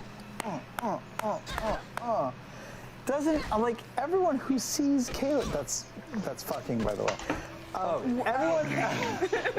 Everyone who sees Caleb has to admit, has to know that this guy needs some fucking. This guy needs to get. You does not believe that would solve maybe a lot of his problems? Yeah, loosen this guy up. He's spent 11 years just wallowing in self-pity, and I mean, technically he was like vegetative, but yeah, wallowing in a vegetative state when he could have been railing Astrid. Okay. Well, the only thing that could save us now is probably Cosplay of the Week. Our winner for this week was sent in by KP, which is at KP, is it 11 photos? Thank you. At KP11 photos. Here we go. Here we go. Oh, yeah. How Nice. sick is that? Nice. Such a great take on Gilmore. Looks so good. You've mentioned previously that due to his time in the asylum, you think of Caleb as much younger than he is. Is Caleb conscious of this gap between his physical and mental age? And if so, how has he processed being in a body 11 years older than he feels? Has seeing Eödwulf, I was only going to get it once, again thrown this into sharp relief? I think the only sense he has of like the fact that he missed a huge portion of his life is seeing Ikathon and seeing Eödwulf, because this is a grown-ass man in front of him instead of a teenage boy, which is what he remembers. And Ikathon is pastier and older. He was old and pasty then, but he was pastier. He doesn't walk around thinking like, oh, I'm Tom Hanks and big. I am the wrong age for my son. I mean, he definitely is like, I lost a huge thing, but he's just him. I don't know. He more just feels like he lost time. He doesn't feel like a 15-year-old piloting like an adult's body. Right. Yeah. However, living in a body that's 11 years older than you feel is something that I can relate to, because I feel 24, but I am 35.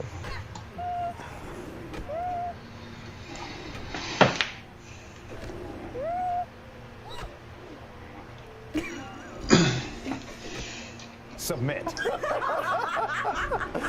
There it is. At what point, pre or during the campaign, did you come up with the idea for Not's crush on Caleb?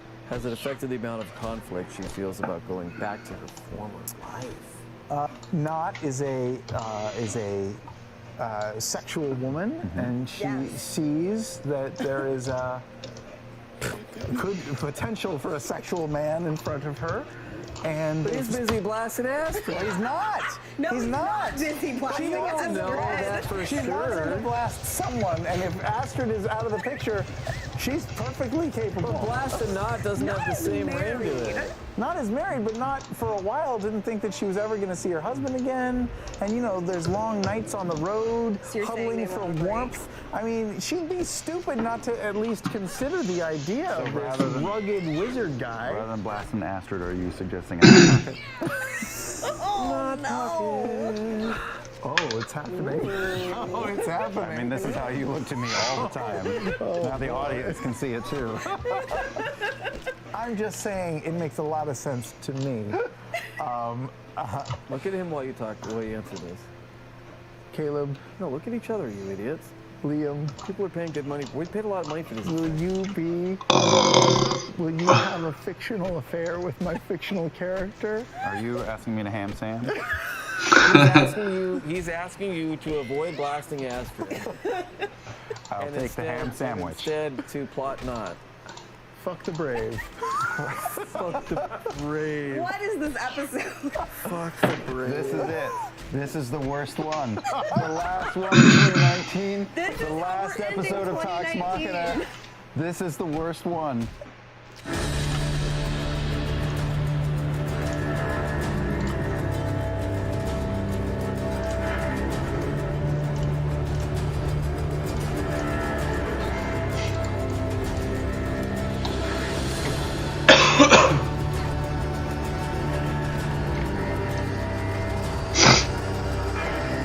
Oh, 10 hours, huh? Nice.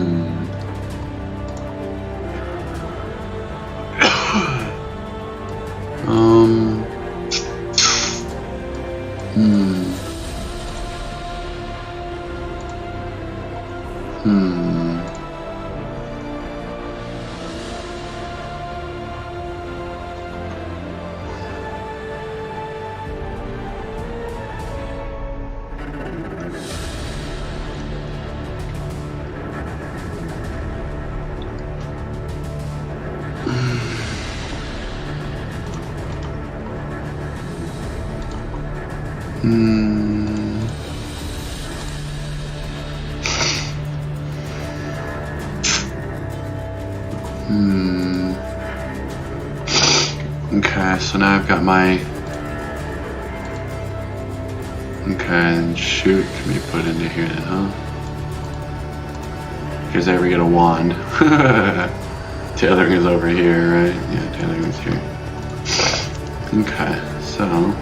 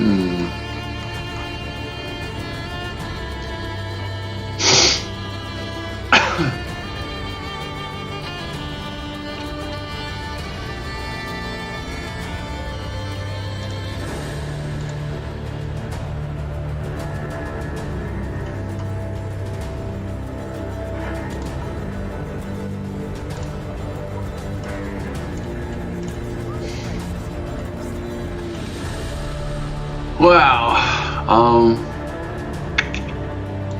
Huh. Well. What do I want to use and what do I want to get? I can't get no supplies, basically. I can get my...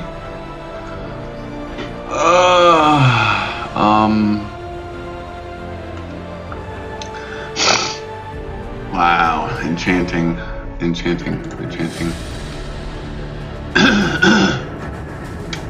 Wow. Why is this open up? I don't need this to be open. Okay, wow. That's just great, huh? Okay, so disenchant something, right?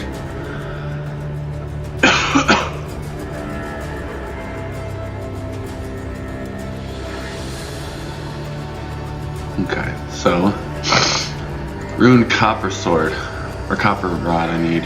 So I need a copper rod. Okay. So I do need a copper rod. Then I need a copper rod, huh? Okay.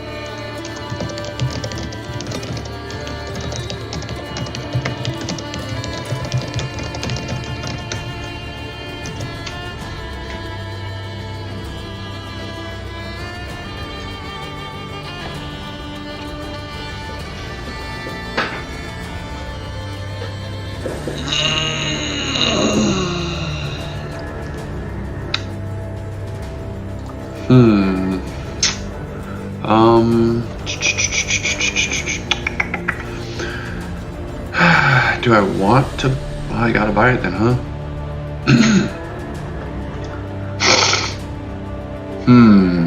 Okay, well, shoot. I don't have a whole lot of silver. I'm not gonna come into a lot of silver here in a while.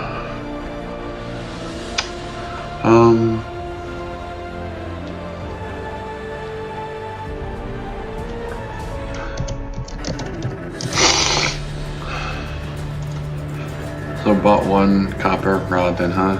Okay, good. I just need to start breaking stuff down then, huh? Okay, good. Where do I need to go now? I need to go back to back to town now, huh?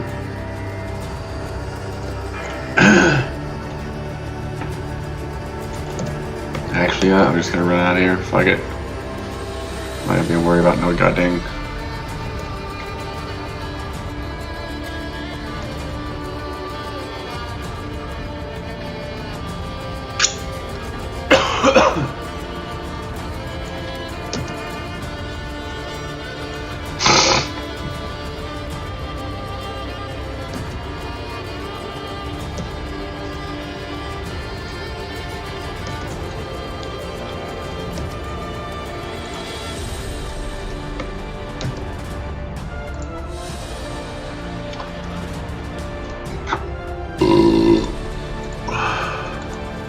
Okay, so,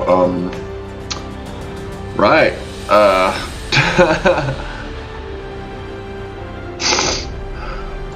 where are you from? Westfall, Iron Forge. Okay, so I need an Iron Forge then, huh? Okay, so for Iron Forge, got it. But I can get, wow, where's the cooking? Where is the cooking vendor, huh? I've never done this successfully in my life. That's okay. Just gonna chip it too. You got other things to do successfully.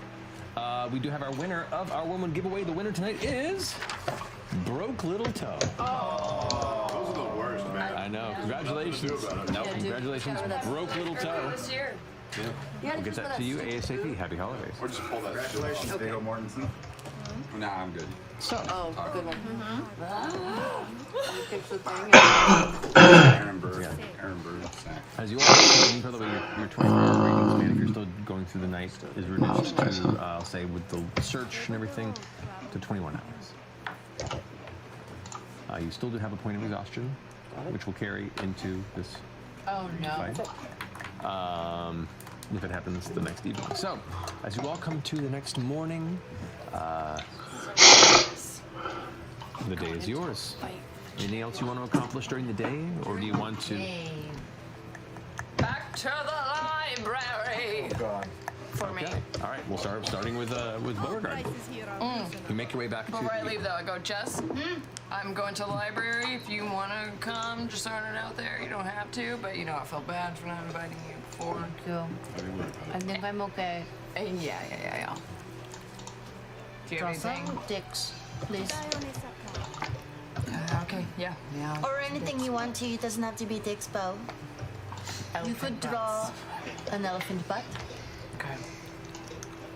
Just something about that's funny to me. It is. All right, I'm gonna go. You're going to the library. Yeah, do you want to go? I mean, kind of, yeah. Okay, yeah. Where is the That's bank? sounding a lot better. I really getting it together. You can't Bank. Producers? There, huh? take that. I'll stay good. You. Oh, fuck me, dude. Holy crap. Wow. I almost died. Holy if I wouldn't have had this on here, if I would not have had. Wow. Like studies, if you just want to like change your scenery. Wow. Dude, this is not good at all. In visual perspective might help you like make some more progress. Get out of this. Don't distract him. He's trying to save my life. All right, okay, so I'm gonna fucking go. That's a fair point. I'll do my homework at the library. Wow. I won't get in your way. Okay. Okay. Yeah, let's go. Have fun, you two. So just the 3D Beauregard, dude? Yeah. All right. And I'm gonna bring all my holla speakers. You got it. Christmas and holla. All right. You make your way to the Workmanship Archive. The library is open to explosive Beauregard. Who and when instituted the 6 approved gods of the Empire? What the fuck did you just say? Who and when instituted the 6 approved gods of the Empire? Okay. Is the first thing that I want to. Go ahead and roll an investigation check. Right there. Okay. Because if it was Dwindle, that's interesting. If it wasn't Dwindle, that's also interesting. Jesus Christ. If I wouldn't have had that on, I would have been dead dog. Oh my god, I fell way too far for no reason. That was shitty, dude. 28. Oh my god, that made my stomach hurt. I couldn't even move, I just sat there. Like, I did not move at all, man. What the hell? Just a moment here. Why am I... Okay.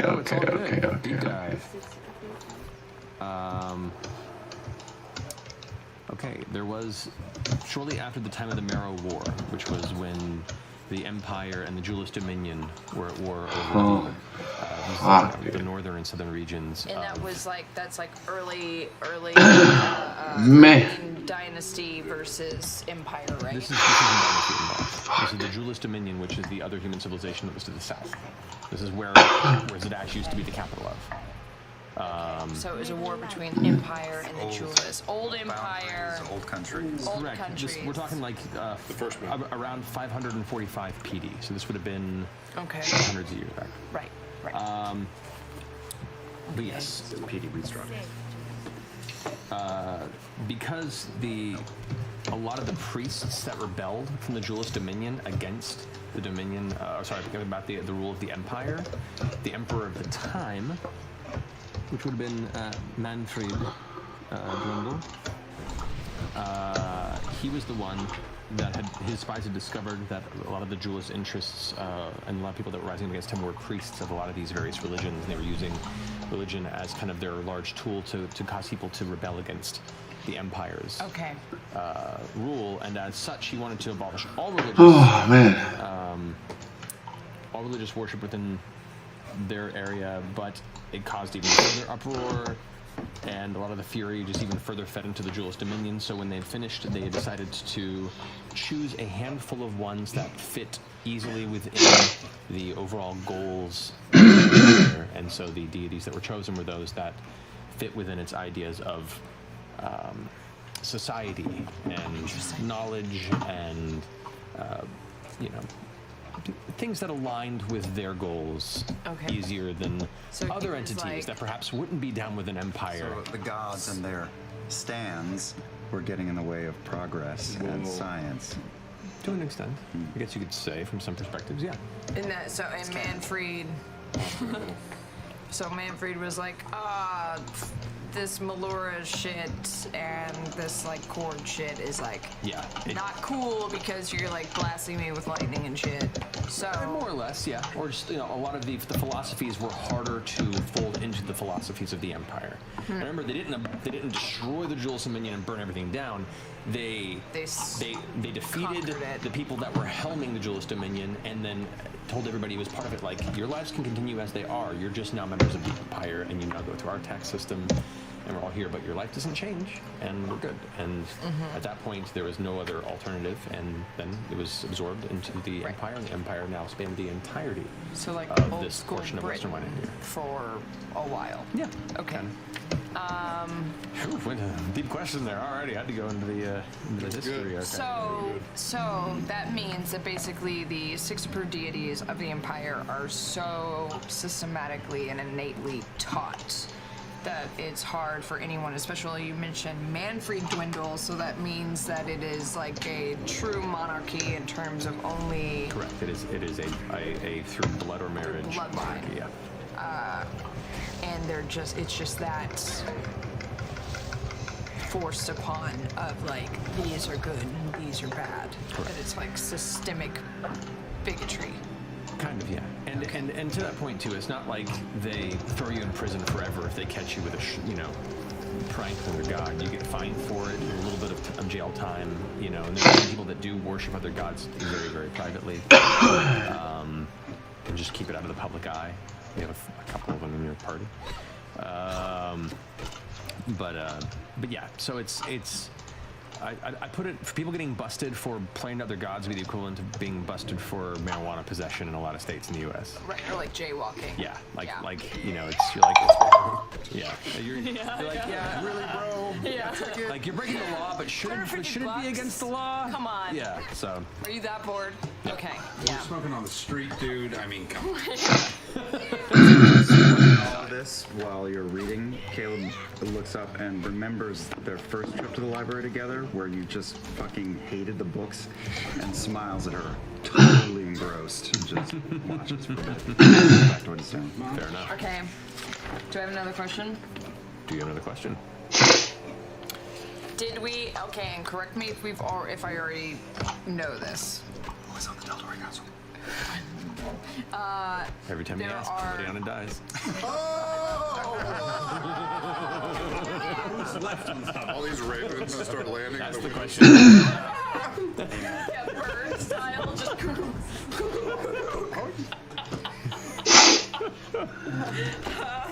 Felt a great disturbance. The 6 shackles of the 6 shackles of the Change of Oblivion. Mm-hmm. We saw 3 shackles. Well, you saw one. You've only encountered one shackle. That was just one. One shackle, 3 chains. Just one. Okay. The shackle, and remember, the shackle is a term. There is no actual physical chain. I was thinking the chains. Right, like right. There's 2 locations. Well, no, Okay. the shackle Okay. it's a metaphorical term for this.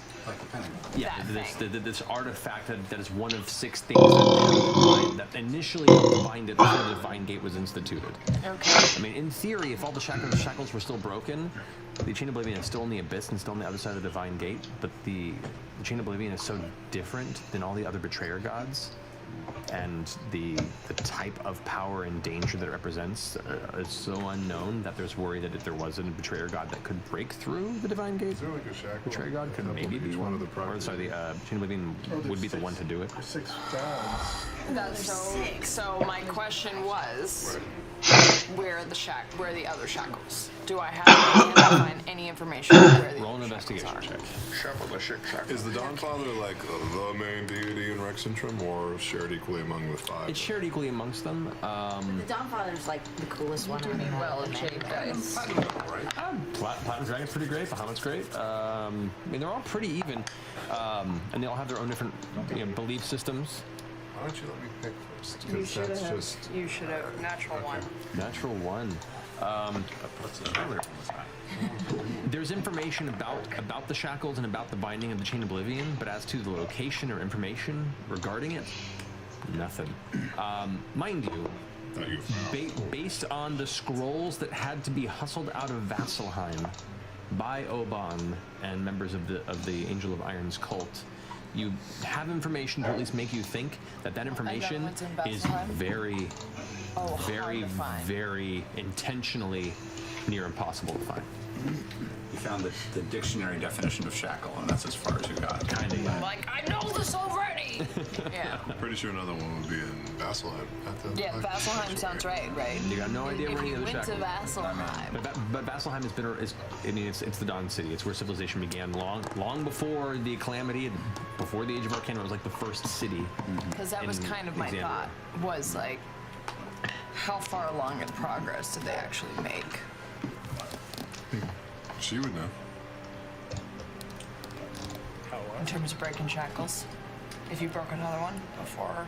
Do you know if they were successful in disarming another shackle before the other? This is the first shackle. Like the Yeah, the first one that we went to was the first one that we were able to find.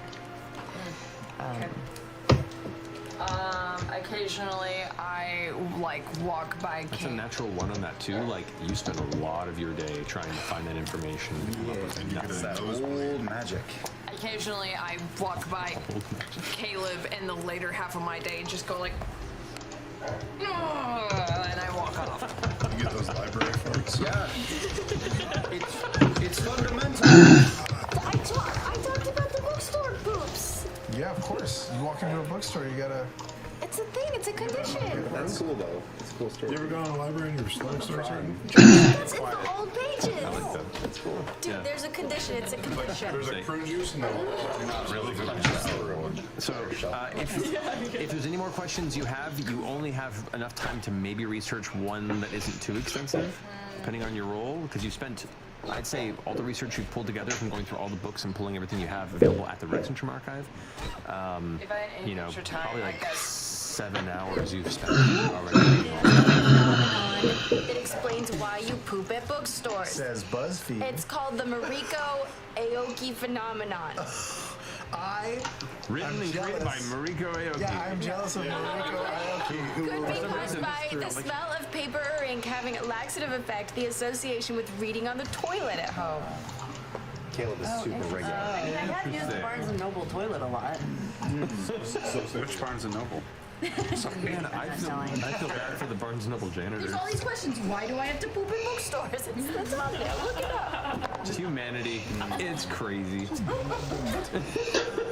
No, I think I'm good. Okay. Condensed request. We don't even need to dwell on it, but if for the amount of time that they're there, Caleb will spend more time on Halas's works. I'm sure this is much time, but I'm going to put in some more. Okay. And then get distracted and pull out the... everything okay? Yeah. The collar... Stone. I hate that. Sorry, keep going. Sorry. The collar that had got clunked around Caleb's neck in Happy Fun Ball. And I want to spend a couple hours examining it and seeing if it can be used, altered, as something that is no longer dead. Could it be reawakened, enchanted? Could I work it over time to use it? Okay. Well, first, for your initial part of the day research, go ahead and roll not an Arcana check, just a straight intelligence check. Okay. 25. What'd you roll? 15. Not Arcana, intelligence. Oh, intelligence. Your intelligence Oh, modifier. sorry. Plus 5, 20. 20, okay. That's pretty good. Okay, you start connecting more of these patterns. You begin to look into the elements of, you transmuted metals and elements, but to transmute flesh, bone, you know, things that have a living presence is a whole different thing entirely. And looking at a lot of these elements of Halas's research, there are some breakthroughs, but it is incomplete. And as you continue to kind of improvise in those spaces, you begin to watch it spiderweb out. Like the ideas begin to expand. It's like thinking it would be a simple equation. It's super long and it looks super messy, but it's working, but it's super messy. But you're getting a little further along. You're getting some good leeway on it. Once again, knows how far the goalposts are, but you're still working on it. As far as working on that neck piece, go ahead and make an Arcana check for me. That's a 16. A 16. Yeah. Looking at it, like you can see recreating the construction of it, but the nature of its enchantment that prevented spellcasting is old and a type of magic that you haven't encountered before. There are some similarities to the scripts that are being used in the spell that you're currently working off of Halas's work. So a lot of it just kind of plays off of his own script. You get the sense that he learned a lot of basic arcane techniques and then began to build off of that to create his own, you know, language within that space, and that's why it's so challenging to follow. With these, you could so, but you have no idea. Nor do you have anywhere near the tools. You know, yeah, that's about as far as you get. If I just throw a detect magic at it, what school radiates off of it? For that, I would say it would be. I'll say. Let me check. Demomancy. No. It would be like the one that's wards. So it's like Abjuration was my first instinct, and I'm gonna double check real fast. Just to be safe.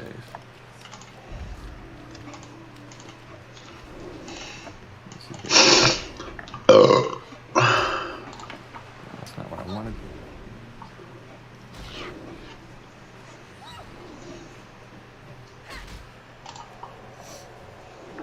Oh man.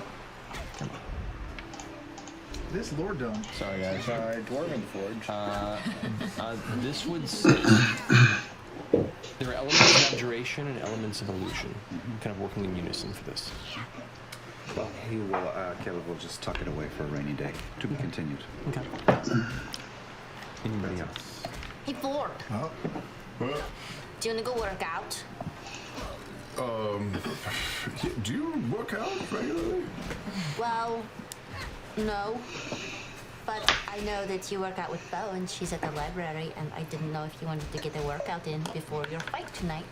Yeah, sure. That would be great. I mean, I'm not looking to like go into the fight tired or anything. No, but if you like want to do something or something, I could help.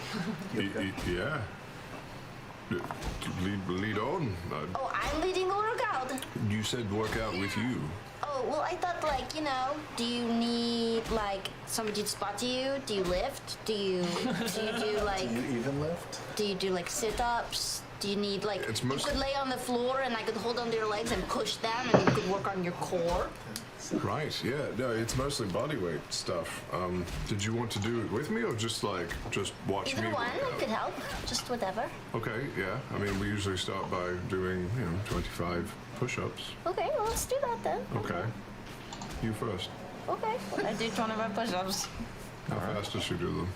Roll strength. Oh, this would be athletics check. Athletics check.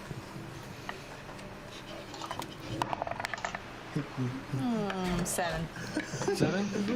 The first 15 are pretty solid. 20 starts getting a little slow. Those last 2 or 3, it peaks to the arm shaking. But she gets there. I feel a little better about this. All right, I'll try and do 25 push-ups. Athletics check. Yeah. Fuck you. Yes! Natural 1. Is this like you immediately get a cramp? Is that what the first 3 go okay. The fourth one, you hear a pop. Oh, come on, man. I gotta Yeah, you do. Oh no! Oh no, are you okay? The fifth one, he pushes and he's just holding it and it's shaking. Are you okay, Ford? You are in. Yeah, no, I'm fine. Do you do this all the time? What did you do? I don't know. Did you break a rib? What's going on? Like, this was not sticking out before. Oh my god, did you get a hernia from just doing a push-up? I thought you were really strong. Ford, I push it back in. Don't push it. I push it in and I'm gonna get it. Can you do like magic? Can you make it go with your little hamster uniform? Yeah. Cure wounds. I will allow to heal hernia.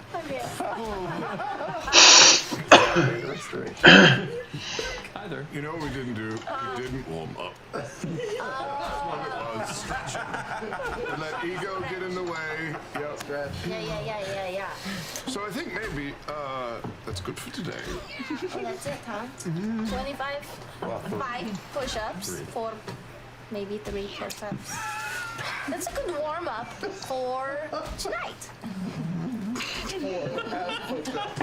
I feel like my pride is hurt. No. You were really strong. That was impressive. I've done more than that. I believe you. Really. I super duper believe you.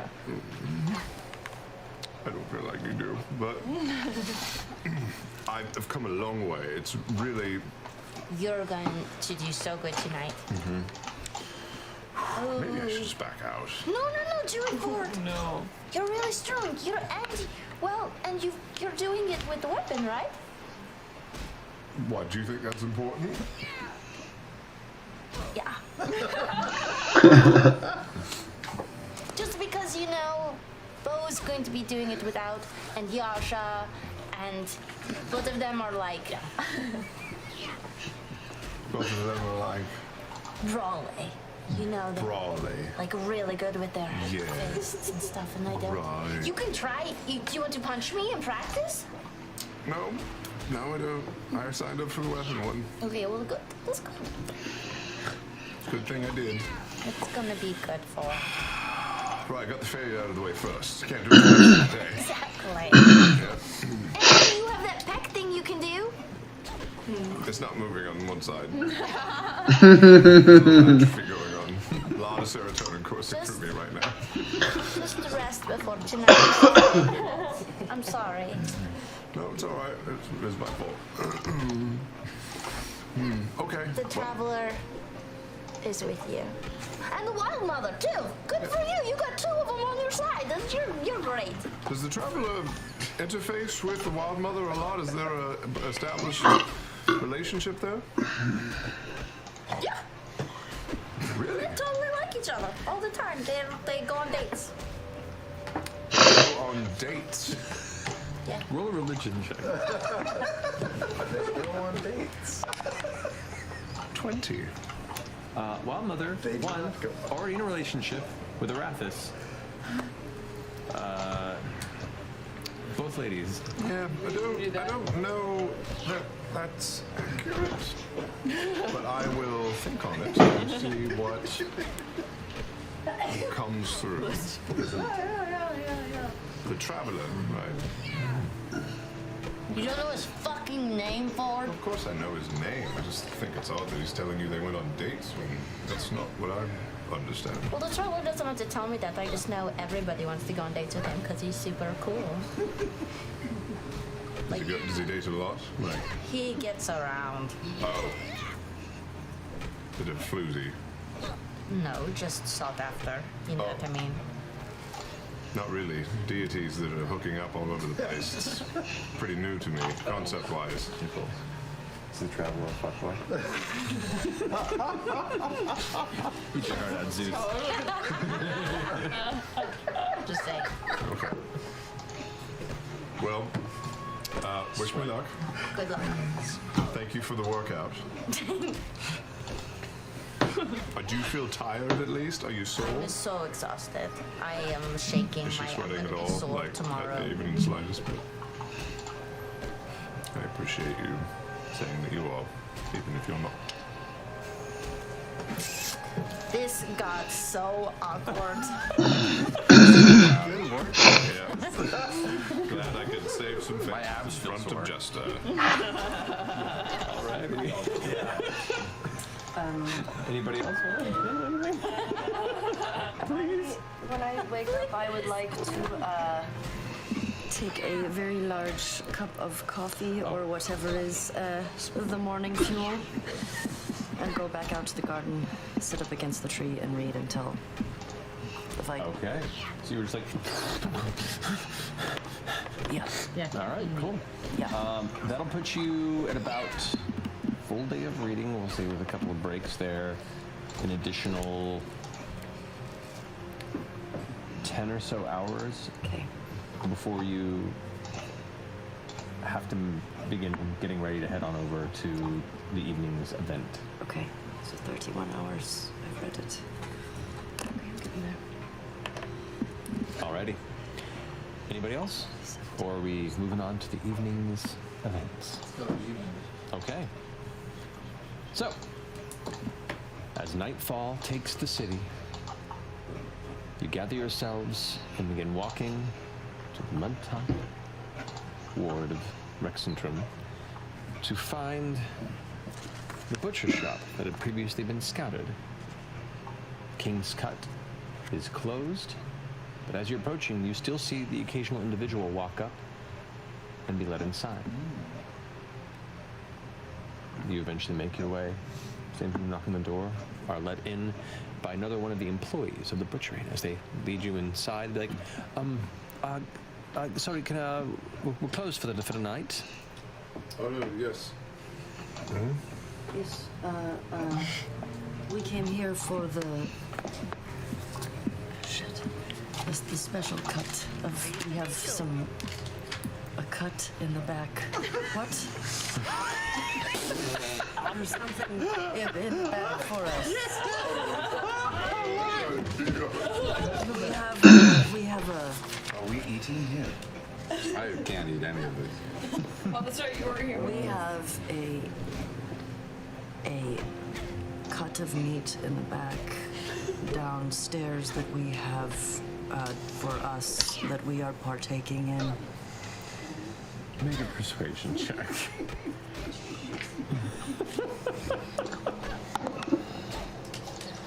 7. Oh. The employee goes, I'm sorry, we're closed for the night. You'll have to come back tomorrow. No, this is actually, is Jaquel here? She's closing up in the back. Would you mind actually sending her out? Because it's very important that we speak to her. She's busy at the moment. I'm sorry. Champion special cut. The champion special cut. It's a very special champion's cut. I'm just gonna go outside and walk around a bit. Loud sigh opens the door, unless you guys are. Oh, that was amazing. Closed behind. You were then ushered beyond the door that led into the office. Beyond the butcher counter where most of the customers interface with and make their purchases, to what looks to be a storage hallway to the back. You're led through, and there's another employee there who's waiting and is currently standing in front of the door. As you approach, the first employee. Nice, I probably made 35. That's good. That's good. Back, opens the storage door, and then supposed to being a closet, there is a staircase that leads down. You guys can already hear chatter and laughter. And as you head down the staircase within, as it opens up, immediately see to the right and left of you 2 shelves of liquor with tables on each side with food and snacks already laid out and prepared, with 2 other employees that are in the process of gathering elements on plates. In front of you, across the way, you see there's a small wall, kind of 2 little outcroppings, and spiral staircases that curl up to a secondary floor on each side. Immediately across from you are iron bars that go across and separate this small area, this kind of entryway, from an open square fighting pit that is just scattered in rock and dust and gravel. The doors open. You see there are 2 guards to each side and one white-robed figure who's kind of in the process right now of sitting and having a drink and just like kind of sitting across the as you arrive. There are torchlights flickering, and you can see these staircases that spiral upward. There are kind of separate balcony chambers that are open and overlook this battlefield, where there are probably, you'd guess at this point, close to a dozen figures that are up there sitting, eating food, talking, watching, or waiting for the battle to commence as their entertainment for the evening. As you guys kind of walk into this space, About how many people?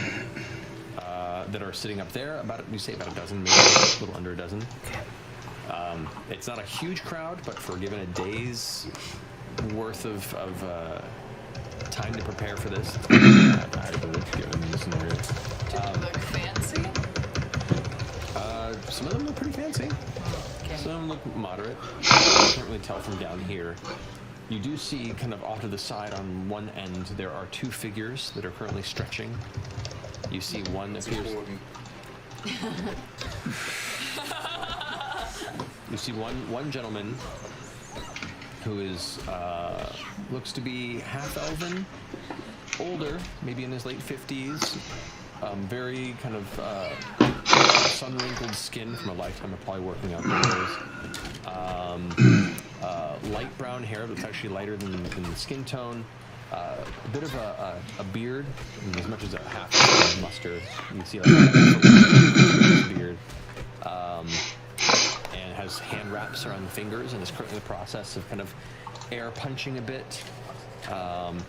Air punching a bit. Together. This is one of the contestants. It's funny. You see the other one is a real rough and tumble looking female dwarf who is currently sitting in a chair and kind of giving herself a shoulder massage with one hand, and the other one is just drinking this tankard.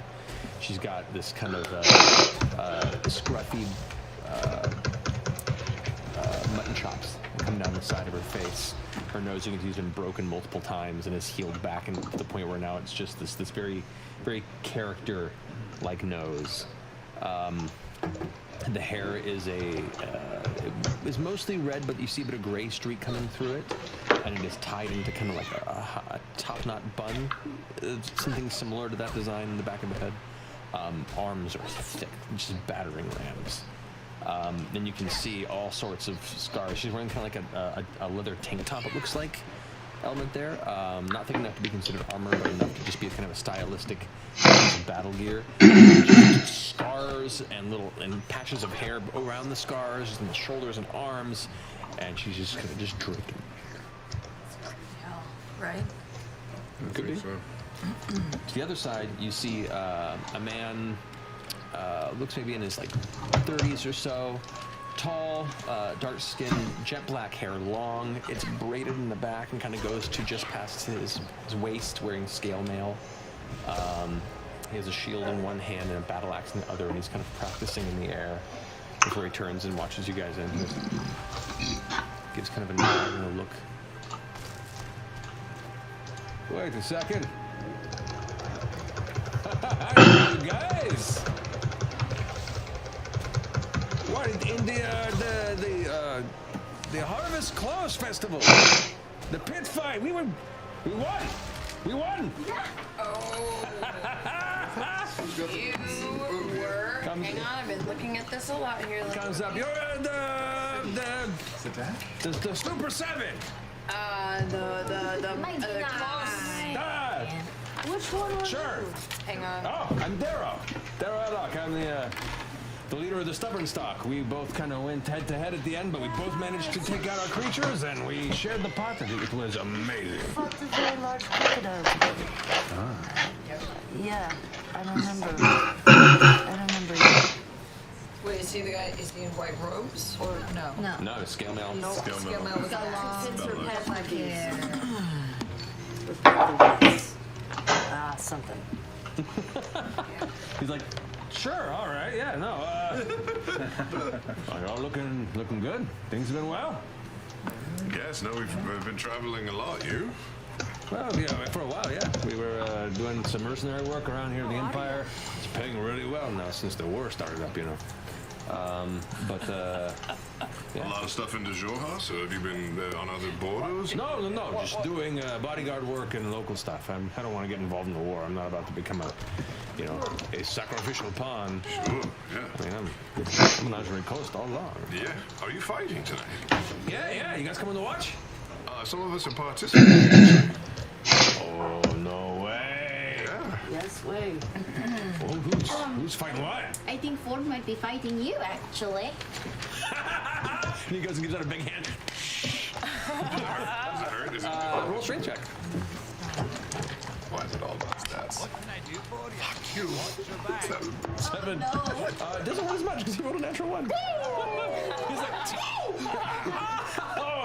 oh, you got a grip there, my friend. That is very. I look forward to the tune-up with you. This will be most fun. I agree. Yeah. Oh, it's good to see you guys. Anyway, I gotta stretch. And hey, good luck. Same to you. Father, look over you, friend. Yep. That's 3 for you, man. What do you mean? 3 what? Twitch. Oh, I don't even know. Never mind. Don't worry about it. What?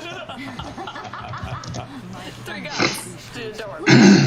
Don't worry. Kel, by the Wasn't way, there. after this conversation, approaches from down one of the sides and goes, "Oh, hello there, you made it. I'm so glad you all could finally come along. We were hoping you all would show up."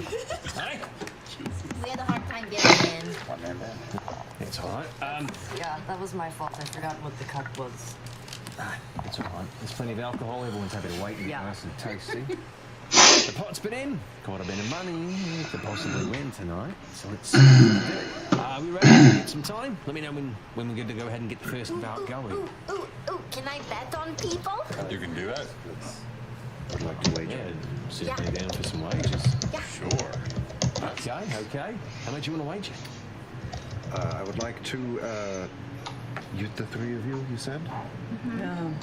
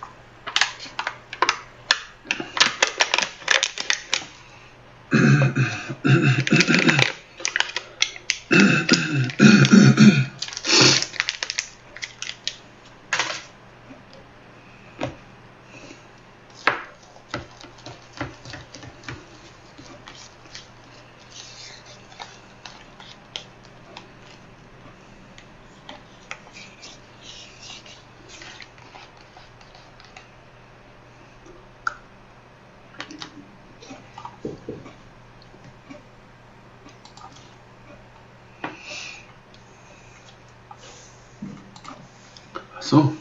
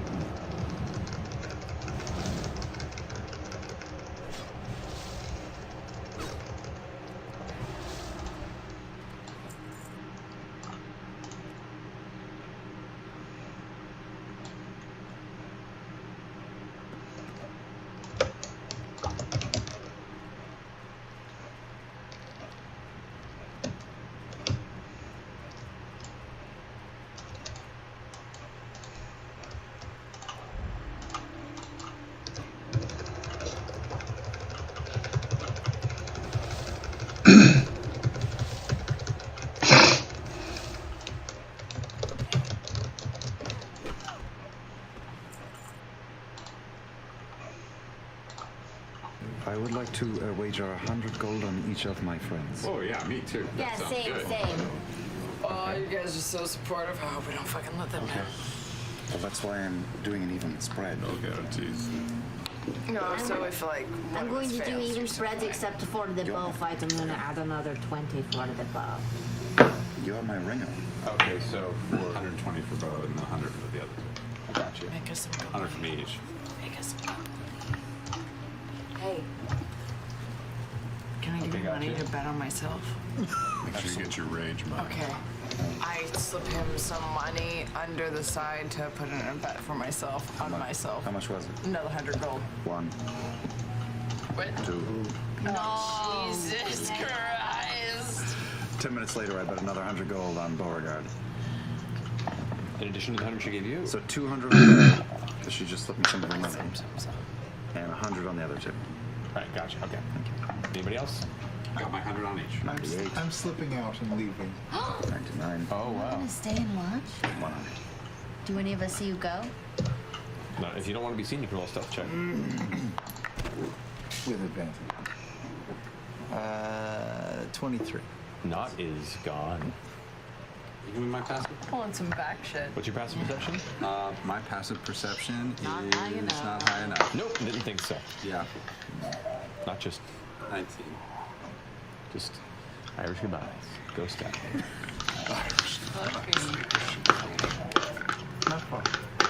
Okay. All right. So, with all of those put in, Joe goes, all right, go ahead and find yourselves a seat up there. We can go ahead and get some food snacks already provided, and we'll get this rolling right quick. You need the snacks? I want to eat some snacks. Chips there. She's gone. To give you guys kind of an overview of what it looks like.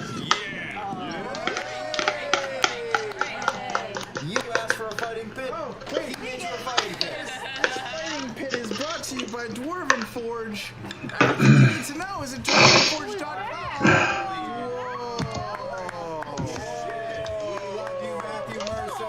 Wow. What's this good? Is Trent itchy crotch in these balconies? Oh, so cool. Just here. Moody lighting. So cool, Matt. Not you guys. So are we up top? Or are we Yeah, we're already there. You guys have just arrived in the center here. So we're going to check out. Ooh, look at these fancy people watching. There we go, and Lights, the sconces. Come on. so as the rest of the battlers are stretching off to the side here, you guys can decide where you want to be. So we have Beauregard is fighting, Ford is fighting, and Yashar is fighting. You guys are kind of just keeping here for the time being. The rest of you can sit where you like. Yeah, not come sit with. And not is gone. Where's that? I don't know. Caduceus. I think. Well, yeah, I'll take right up that side over there. That side over here? Yeah. Okay. And kind of join that edge there. Caleb? I will sit down between the clerics, and as I do so, I'm going to pull out a wire and whisper and say, "Are you good, or do you need?" So you're joining on this side as well? All right, moving the table at the side here. You guys kind of push into that end. Door closes. Door closes. All right. I just sent a message. Are you good? Do you need some space? I don't know if she's long past the range of the road. You may reply to this message. I'm good.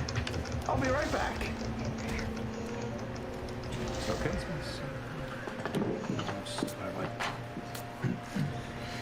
At which point, Jackal arrives out in the center space, stepping into the middle of the tournament range.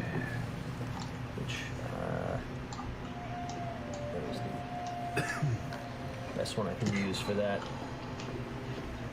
I'll just use laser. Everyone, thank you and welcome to the Stone Coffin.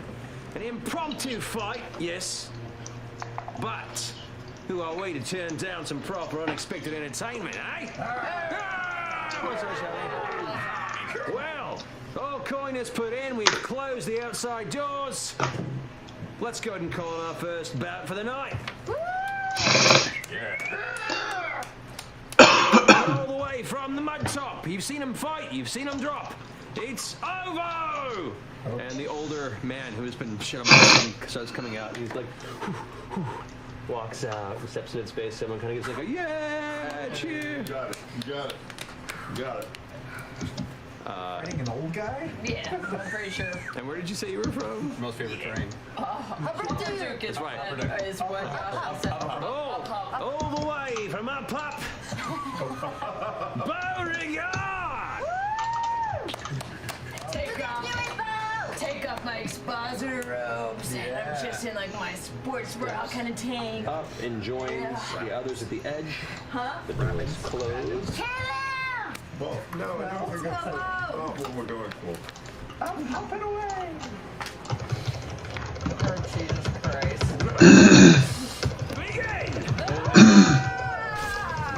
Let's go. Beat up that old man. Legacy of Bakamaka. Oh, so close. Initiative is 13. 13. All right. Ovo goes first. 12. Ovo goes first. So Ovo kind of is up there. He's like, gets his ground, and looking you over, and goes. I'm looking at him. Was he? What? Can I glean anything? Best at first look, like even for his age, he's pretty ripped. And he looks a little beat up. Like he's seen some fights. He's seen some scraps in his day, and he's gonna go. Cool. And come in for initially a body blow, followed by 2 quick punches to the face. Okay. First is going to be a 9. Miss. Second one is going to be 26. Hit. All right, on that strike, you take 7 points of bludgeoning damage. And the third strike is going to be a 24 to hit. That's going to be 4 points of bludgeoning damage. So this the body blow, you duck out of the way, but in pulling back, he immediately uppercuts you in the chin. A third strike across the face. Like, you feel the blood coming out of the corner of your mouth. But you get the feel he's prone. He's not going all in yet. He's like trying to feel for your defenses and read you. He's an experienced fighter. For as much as you may have looked down upon him upon arrival, it's your turn. I never said that. I did though. Figure. It's your turn. I kind of just like wipe the blood, look back at him, kind of nod. Ooh, he's going the brother route. Okay. My type kind of Yeah. Okay. I shift my stance a little bit to kind of adjust to more of that Wing Chun kind of, Muay Thai. Yeah, Muay Thai. My ties are good. And then Almost time for Hawaii. go in for pop. I'm gonna go kind of on the inside of him. I'm gonna try and break his defense. Go for it. That's funny because pop is what his grandchildren call him. Get her, Papa!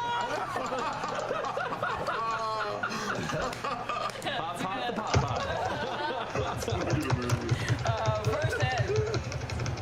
Yeah, 27. That is. Stunning strike. Roll damage first. But first. Oh, Jesus Christ. 7 damage. So, damage on the first hit. Stunning strike. Yeah, first D8. That's a 15. Yeah, it works. It's 15. Oh, he just resisted. It was the first hit. He flexes. Old man out. Catch the blow. Second strike. Fuck you, Pop. Second strike. Yeah, 28. 28 different hits. And roll damage. Don't kill my grandfather. 11 damage. 11 points of damage. Stunning strike. That's a fail. He is stunned. So he goes, like, deflects the first, like, rips off the stomach. The second one, you go into strike. Where are you punching? In the dentures. That's me. I'm gonna do kind of what he did to me. I'm gonna do an uppercut with a cross right across his face. I'm gonna go for that. So right for that temple. So whack, it hits, and you watch him kind of like take a few steps as he stumbles to catch And himself. as I see him take those 2 steps, I'm gonna do a full barrel rotating double kick. Pop with thing that I do. Flurry of blows. Thank you. I'm a little delusional. That's okay. Happy holiday. Flurry of blows. Go for it. Advantage on both of these attacks because he's stuck. First attack. 19. 19 hit. Thank God. Do that. 12 Put him in the body. Already. damage, and then. Sweep the leg, Johnny. Jesus Christ. 17. 17? Yeah. Hits. Ooh. 10 damage. 10 damage. Just like, and he like falls and catches himself in his hand, and then has to like get back up. And then after doing the full rotating He's able to focus. roundhouse, You see his eyes kind of like refocusing. It's his turn now. as I come down, Or you saw your though, movement. hit him, Flick and text. then watching him extract aspects, which is absurd for an Okay. old man. Well, Let me do it, 'cause that leads to other he is shit. analyzed. But he has gingivitis. His pockets are full of Werther's butterscotch candies. He's resistant to very good scotch.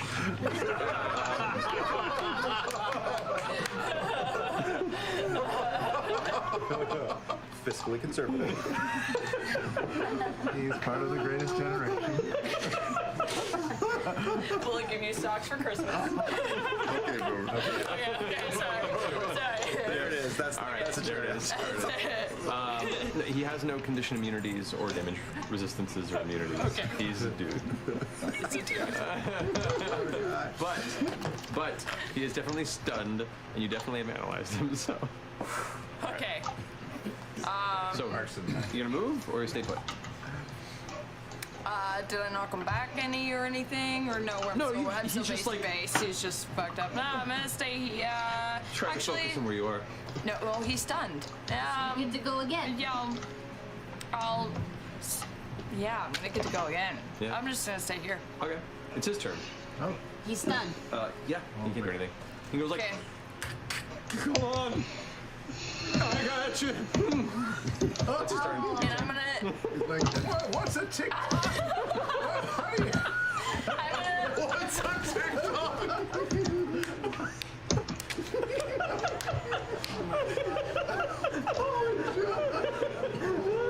I'm gonna take the top of my turn to just turn and look it forward through the bars and go. and then go right back into it. Make that money. Make that money. Pop. Yeah.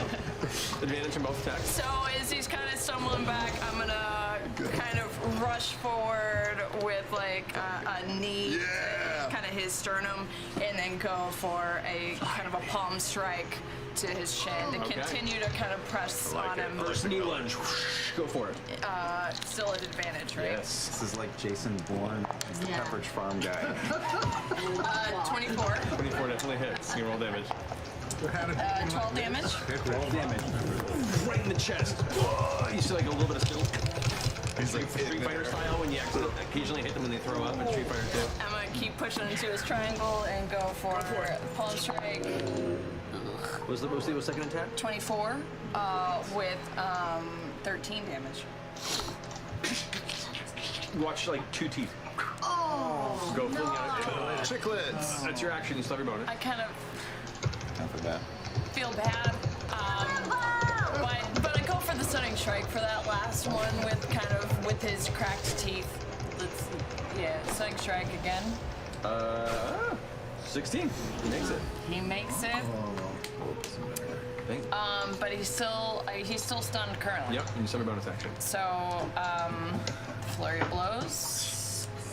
I'm gonna spend another key point, so burning through him. But while I've got advantage, Monks are in a duel at a live show. a natural 19, 29 with a 7 on my hit, so 13. 13 damage? Yeah. All Can you right. stunning strike on the bonus action? Yes, I How's can. this attack now? It's like, And then I'm gonna back back around and go for a full roundhouse for another stunning strike on my. Strike against the head, and then using the momentum, you push into a spinning back kick to the head. Stunning strike again. Both of those are 16, so 26. Yeah, and I okay. rolled an 8 on an 8, so 14 damage. 14 damage. Stunning strike. 14. Fail.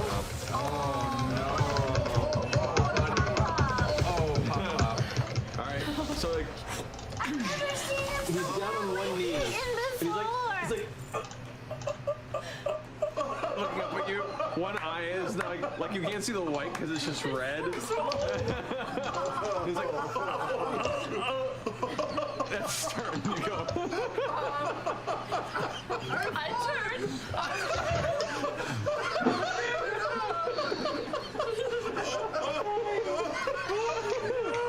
Everyone's like, whoa! It's your turn. What are you doing? Shit. I turn and I look at Jaquel. Do I see Jaquel behind me? No, you don't see Jaquel anywhere behind you. You just see Ford and Yasha going.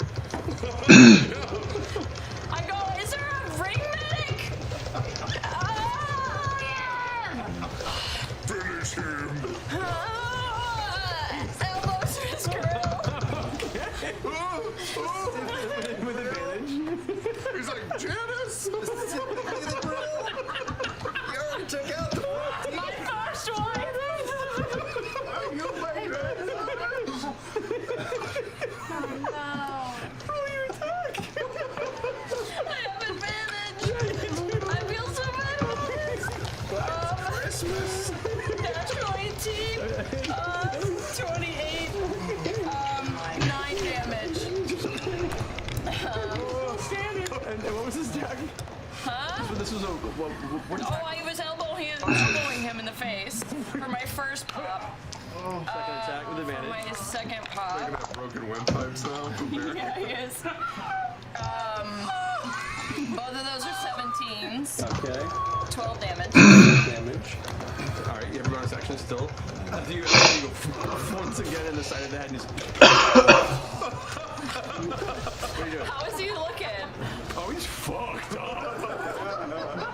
Come on, put him out. You have a bonus action. Put him out of What are you doing? misery. People are like, fucking take him down. Okay, I'm gonna. Okay. Gale? Can I, as like a flavored Yes.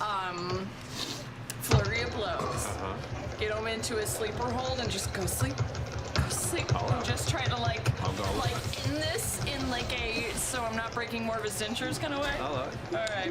What dentures are left? You're just hitting gums now.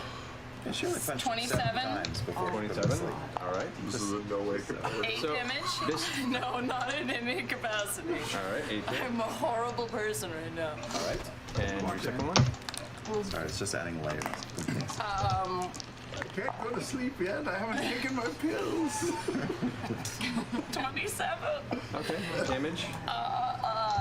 11. Okay. And stunning strike again to try and end this. Fucking God. I already know how you want to do this. Okay.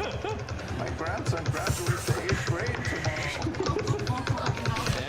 And with rapid shushing, he goes to sleep in Beauregard's arm before eventually, once you feel him go limp, you like kind of set him down, and everyone goes,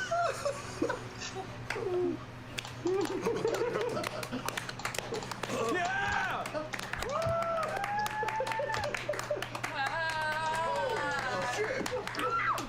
Oh, that was dark. The door opens, and the one figure rushes out and grabs him, like heals him up for a second. He kind of like shoots up to consciousness and help the. I help him up. You pick him up and he's like, Oh, man, and the victor goes to Beauregard! Oh my God. And a big round of applause! Roma once again! I was like, yeah. And I just hit him. Are the back of his pants covered in brown? If you're lucky. I Still they're out of the pit. No. And Obo immediately grabs a tankard and sits down and just starts drinking. Looks up at you and goes, Give that dude some money. Yeah. Shit. Hey man, I could like maybe illegally bet it on myself. I don't know what the laws are, but You're an underground fighting pit. yeah, there are none. You know what? I'll just sit for a second. You bet on yourself? I don't know. I didn't say that. You're delusional. oh. Make a deception check. There's blood coming out of your ear. Natural one. 11. 11, he goes, If you give me what you bet on yourself, I won't tell him. Yeah, let me think about that. I feel real bad. Yeah, I'm good. Yeah, it's not like a hard sell. I'm gonna be totally honest. Yeah, all right. Was I good? You were, dude. I knew it. Is he just stumbling around? yeah, he's like doing kind of circles in his face before he sits back down again. I lean against that back wall and I raise my Mai Tai at her.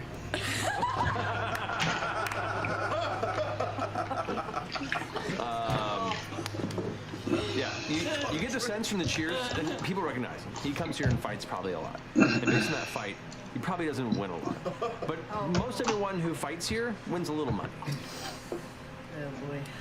Yeah. So anyway, you get the sense he's kind of a like get paid type fighter. At that point, Jack Hal comes out once more and goes, "So that was a rapid display, but it was just the warm-up, because now we're taking here to the battlefield. Our second fight of the night. This one, not fisticuffs. This one's to steel. And I'll bring here, first time to the battlefield, all the way from the Menagerie Coast, Darrow of the Stubborn Stock." And he kind of looks over at you and goes like, "Hey friend, may the best fighter win." And he rushes out with the jog with his weapons ready. And the cheer, the crowd's cheering, and like one woman who's up there dressed really nice, like throws a rose down towards him, and he goes like, ha, drops his battle axe and catches it in the air. Medieval times, guys. Yeah, Green Knight. More night. And the other challenger, Ford. Where'd you say you're from? From Portamale. From Portamale! As I walk in, I point to him, and I open up my hand, and I cast Armor of Agathis, or Armor of Agathis on myself at 5th level. It's like pulling in all the moisture of the air. And I'll look at him and say, "I'm excited for this. Time for a tune-up of some new tricks." Don't worry, friend. I got a few tricks up my own sleeve. You see him kind of reach up and grab something around his neck and kind of close his eyes for a second. And he grabs his shield back up once more, has his battle axe at the side. And he's going to go ahead and concentrate for a second, and you watch as the battle axe suddenly begins to grow with a bright light that shines like a vibrant white torch, and 20 feet around him, all of a sudden it's just this like lighthouse of a battle axe glowing, and you see the holy symbol around his neck that you now notice with the symbol of Pelor below as well. I told you that guy was really hardcore. Everyone was like, yeah! Cheers again at both of you guys as you have all this like icy, like frozen armor that's now spines of jagged frost just sticking out of you, and the other figure just holding this beacon of light. I just stand there and raise my fist.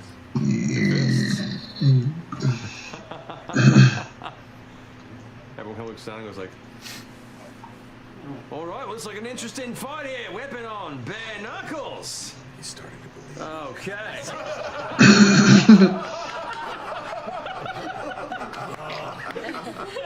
Oh my god. The owlbear's here?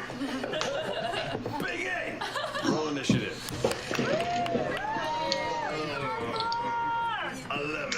11. All right. Darrow goes first with 13. So Darrow's like, "Fred, come on. I want want you to show me what you got. But first, let me show you mine. And he rushes in towards you. An angle to kind of push over to this direction. Is going to go ahead and begin with 2 melee attacks against you. With the battle axe. The first one is going to be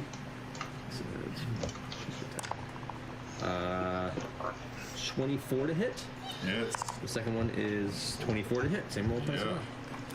All right. You take from each blow. Well, your first attack, you take 10 points of slashing damage. Okay. And 8 points of radiant damage. Okay. As it strikes you, and this like flash of radiant energy blasts off the impact. The second strike is 13 points of slashing damage. And 7 points of radiant damage. Gotcha. How much damage does he take from Armor of Agathis? 2 strikes? Yes. So 50 points of cold damage. What? 5-0? Damn! Yeah, high level Armor of Agathis is rough. Every hit is 25 points of damage? That's 1.5 to 2 hits. For every spell level, it's 5 points of damage every time it takes damage, as long as the armor lasts, and it's as long as the armor is on. How many? Is the armor still around after that damage? The armor's gone. Yep. Okay. So the armor. So the first strike hits. You see there's a flash of light and then a spray of jagged ice that kind of swings back for a second hit. It impacts and the ice armor shatters. There's a blast of bright light, a mist. And looks like a bunch of moisture that just evaporates around as the mist dissipates. You see Darrow is just filled with broken pieces of broken ice and frost. Is now bleeding. It's like, oh, that was very tricky. Well done. And he's going to use the last of his turn to. Hold on, let me see here. Going as a bonus action to cast Sanctuary.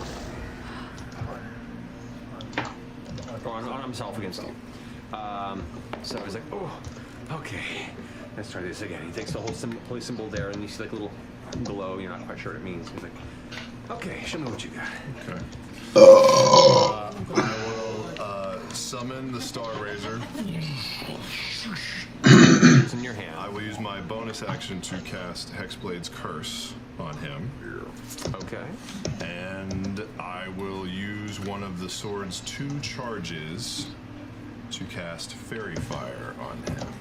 Okay. First, let's go ahead and. Yeah, it's a beast.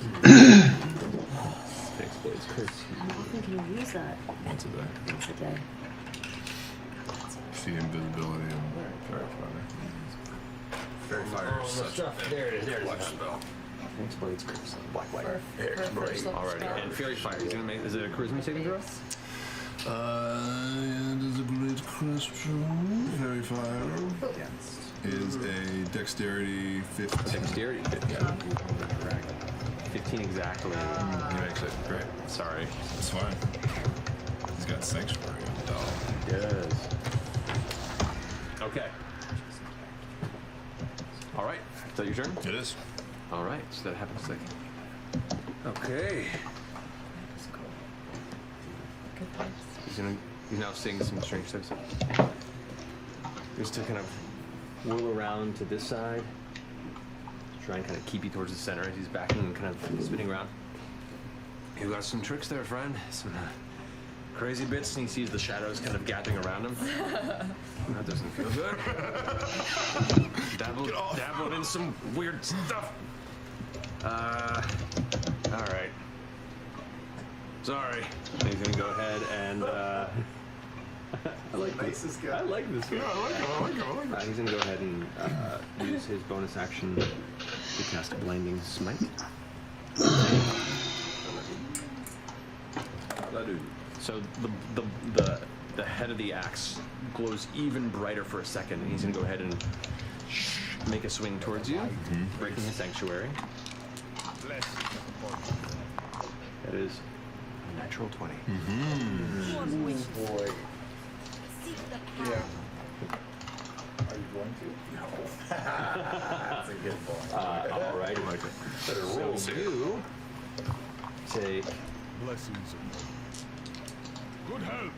Actually, he's gonna go ahead and pump his second, third level spell into this to divine smite. Ooh, pally. Yeah. Okay. This is gonna be ugly. All right. So that's gonna be this. A lot of D8. Oh, and it's gonna. You can do that after you've crit. hit. Yeah. You can decide. Holy shit. It's gonna be nasty. It's gonna be bad because he doubles his dice. Yep. Yeah. Oof. How many hit points do you have? 99. Not anymore, you don't. It's gonna hurt. I don't know if it's gonna knock you down. I mean, This is gonna suck. It's gonna suck. It's gonna really suck. What level is he doing it at? It's the third level. 3d8. It's just come up in a Okay. it's a lot of math coming at you real fast. I know. I'm waiting. Gotta spare the dying ray to go just in case.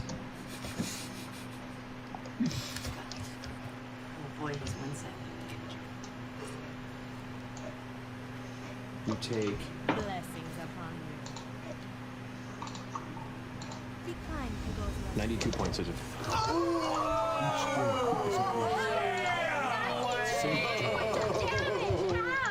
Wow. How many D8 did you just roll?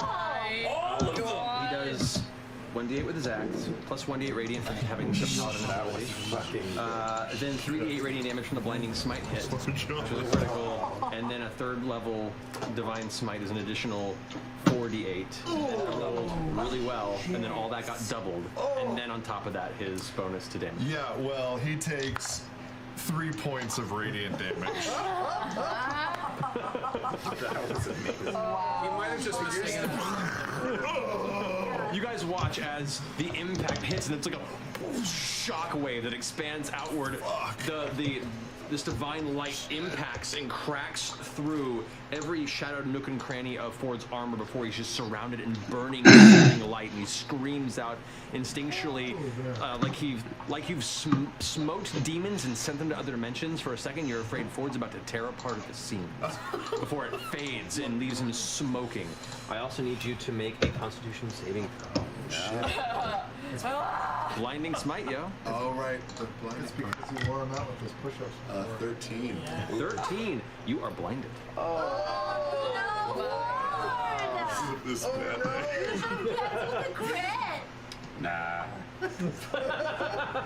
Man. No, Ford's the grandpa in this fight.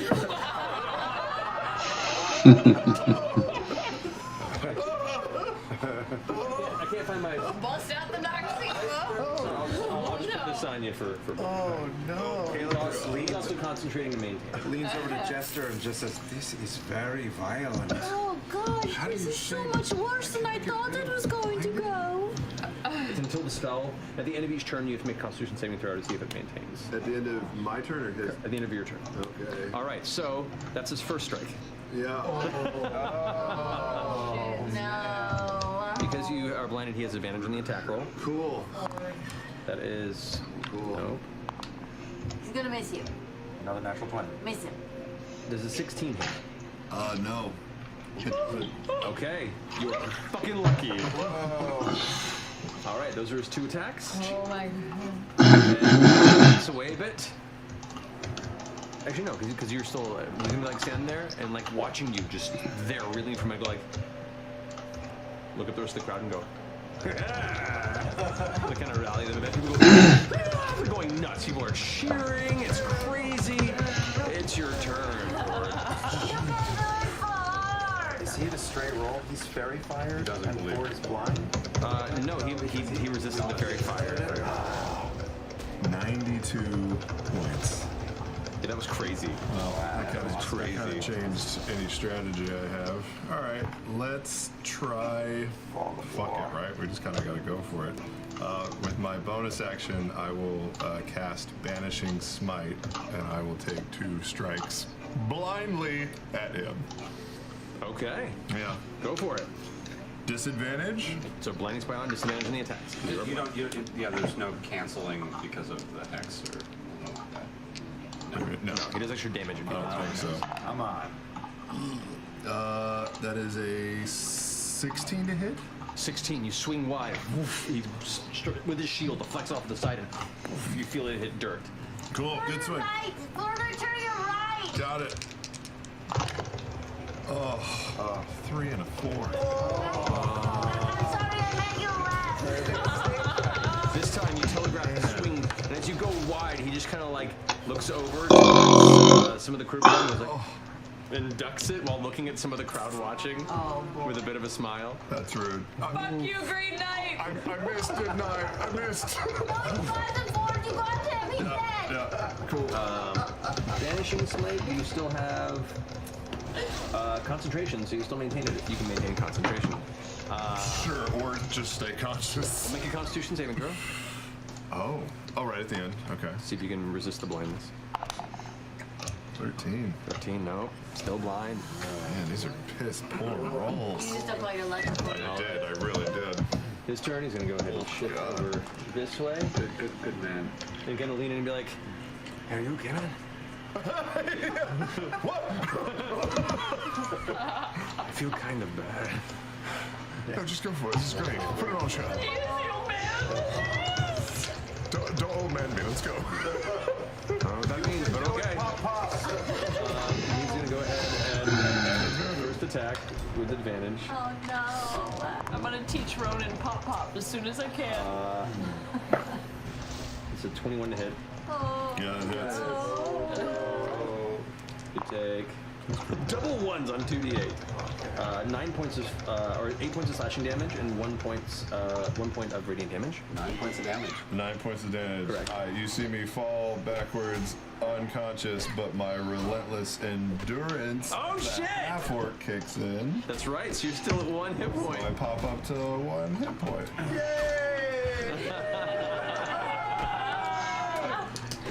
I can actually see the cartoon birds. And he takes 2 points of radiant damage. Radiant damage. Got it. All right. Make a concentration check. Constitution saving throw to see if you can maintain your smite. 16? Yeah, you're fine. Okay. Second attack with advantage. That's going to be 20. Yeah, that'll do. Knocks you up into the air. He hits you with the flat end of the battle axe. Just for sheer impact. Knocks you into the air. Onto the ground. And everyone goes like, "Ah!" cheering. And you see him going like, "Ah!" But he's like looking at forward like, this is good. He throws the axe down on the ground and kind of like reaches out and lay hands you for the other guy. he lay hands you for 15 points. A lot of characters got built. He's had a really bad day. Very kind of you. I take it I lost. And he pulls you back up. It's like, I mean, only this match. Yeah. But some of that stuff I saw you do was pretty crazy. I actually had a hernia this morning, so I don't want to make it. Oh, well, that explains it all. No, he takes your hand and holds it up, and he's like, "That's not necessary. What a good job, bad guys!" And Kevin's like cheering. Yeah. Drinks on the house for the combatants?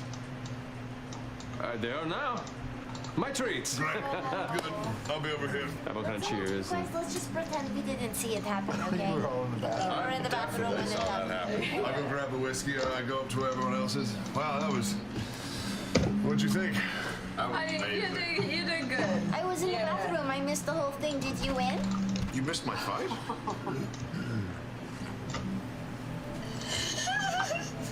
Yes.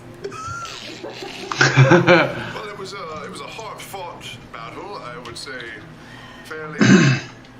Caleb, how would you describe it? He did great. Fought valiantly. Yeah. It was. Just as I knew you would, Ford. Good job. Stick-to-itiveness. Where did not go? Where did not go? It was because I lost. She stepped out. No, before the fight. No, she wasn't. Oh, she didn't stick around for the... I'm gonna go back down to the bar. I'm gonna come with you. Joshua, please do better than I did. Yeah, okay. I go get drinks with Ford. As Jack Hell walks back out to the center of the ring, All right, everyone, that was quite a display. 2 in a row of extremely fast battles.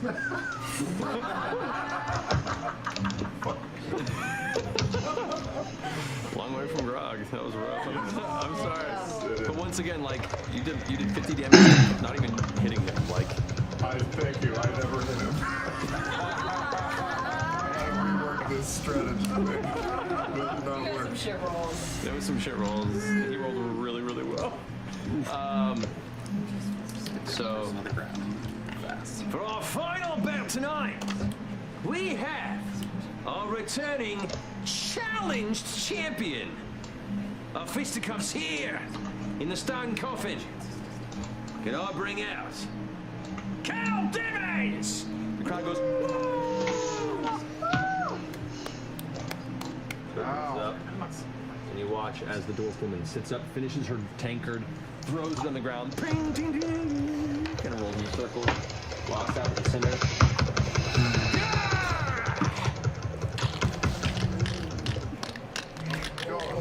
Like cracks every part of her body. And the one person with the guts enough to try and take her on, Yasha from Jorhas! Cheering and clap. Let's go, Yasha! Walk out, they close behind. The medic comes up and heals you for an additional. Oh, fuck. Okay, the medic turns back around. Start warming up, hitting my muscles. I lean into her and I say, so you're the champion. Yeah. What are these? Well, you better give him a show then.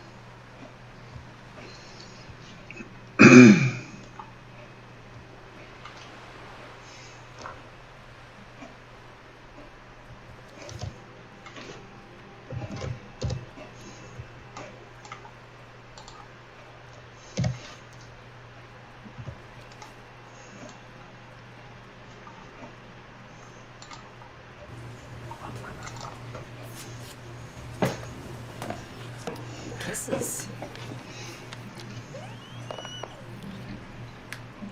Waiting for it, waiting for it. The room gets quiet and tense. Everyone's just kind of leaning forward over the railing. All the breath leaves the chamber. Let's check how it goes.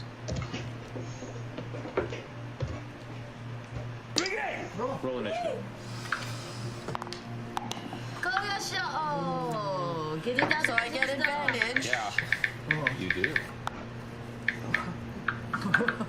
One of you wins 6. fucking initiative. 6. Oh, you were. With advantage. I have no. Yep. Nothing to add. Cal goes first. Everybody wins. No. Oh no. Yeah, we all lost You advantage. all lost an Yeah. Oh no. Cal goes. Bites her lower lip before charging towards you. Bonus action goes into a rage. Frenzied rage.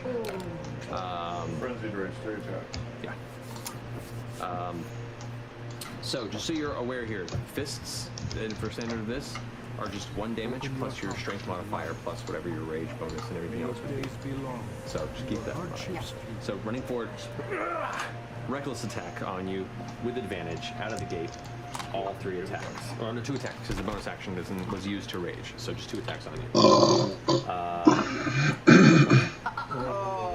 Which means it's now 2 damage on the die. It doesn't do much. Criticals and effects don't do too much unless you're a monk. So it's going to be 7 points of bludgeoning damage on the first hit. Second attack is going to be, ooh, not good. 11. Okay. Not 11 damage, just no, 11 to hit. No, that doesn't hit. Yeah, no, roll a 1 and a 2. Shit.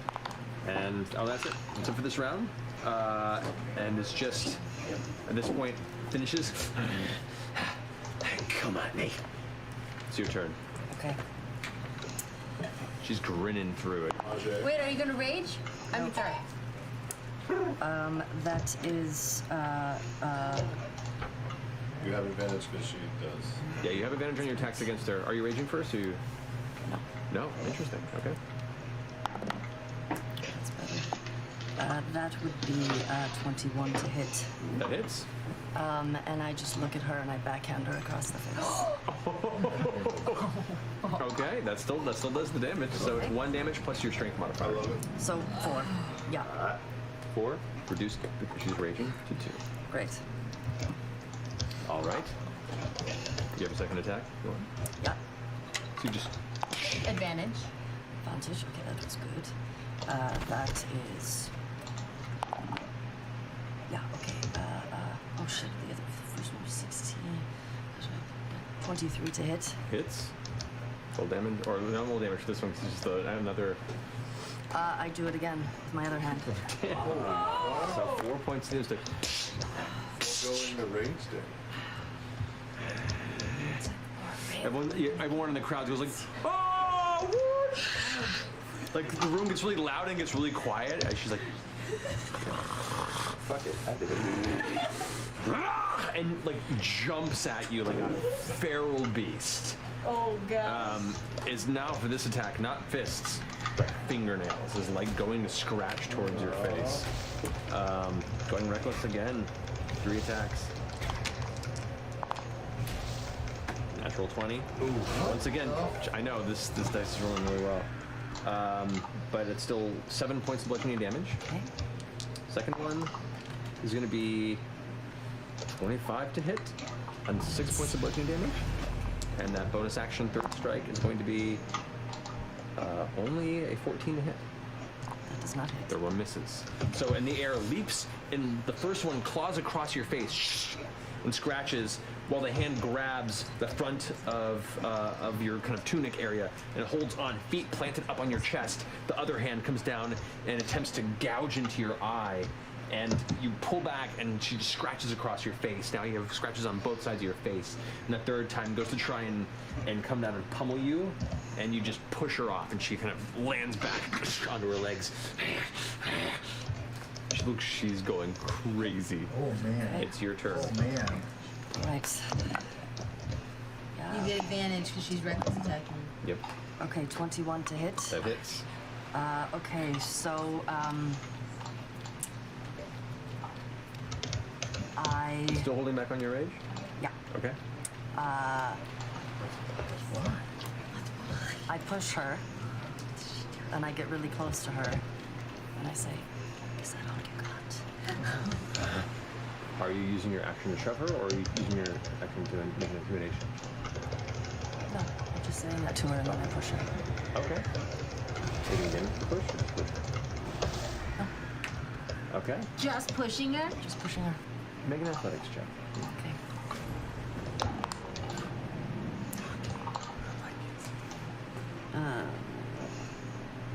22. Okay. Just check something here real fast. What's this Yasha doing? He's killing her with kindness. Backhands. Do you want to push her 5 feet away with your push, or knock her prone? Just push her 5 feet away. Okay, so you push her 5 feet back. It's your first strike. You can move in closer if you want to. Yeah. Oh yeah, second attack. At advantage. Nope. Doesn't hit. Okay. So the second time you move forward and you try and slap her again? Yeah. Or slap and she kind of catches your wrist. You see your eye kind of twitching. Not unable to understand and really figure out what you're about. And everyone's like, oh shit! You pull your hand back and break her grip. It's now her turn. Yeah, she's going all in again. 3 more strikes. She's going to go ahead and leap over you and land behind you and try and get onto your back and begin trying to pull away and pummel the back and sides of your head, just boxing you from over top. That's going to be a 24 to hit. Yep. You take 6 points of bludgeoning damage.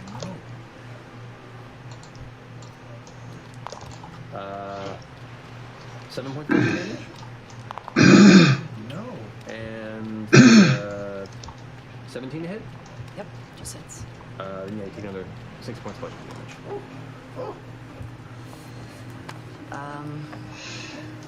With that bloodied,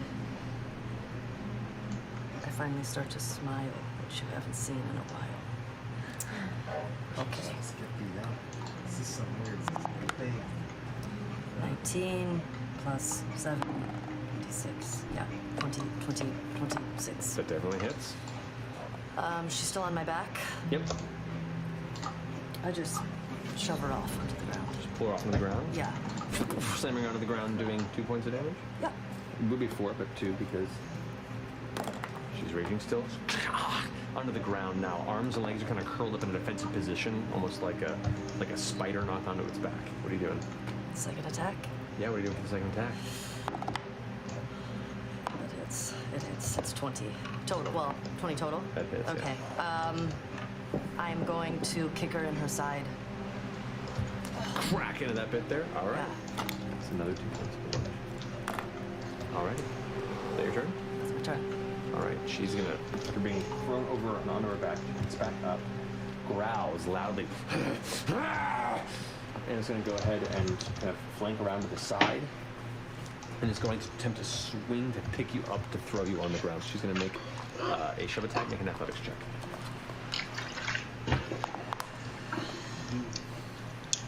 16? 16. She rolled a 16. They both got even. Let me see. Is this like a game of war? We'll see. We'll see.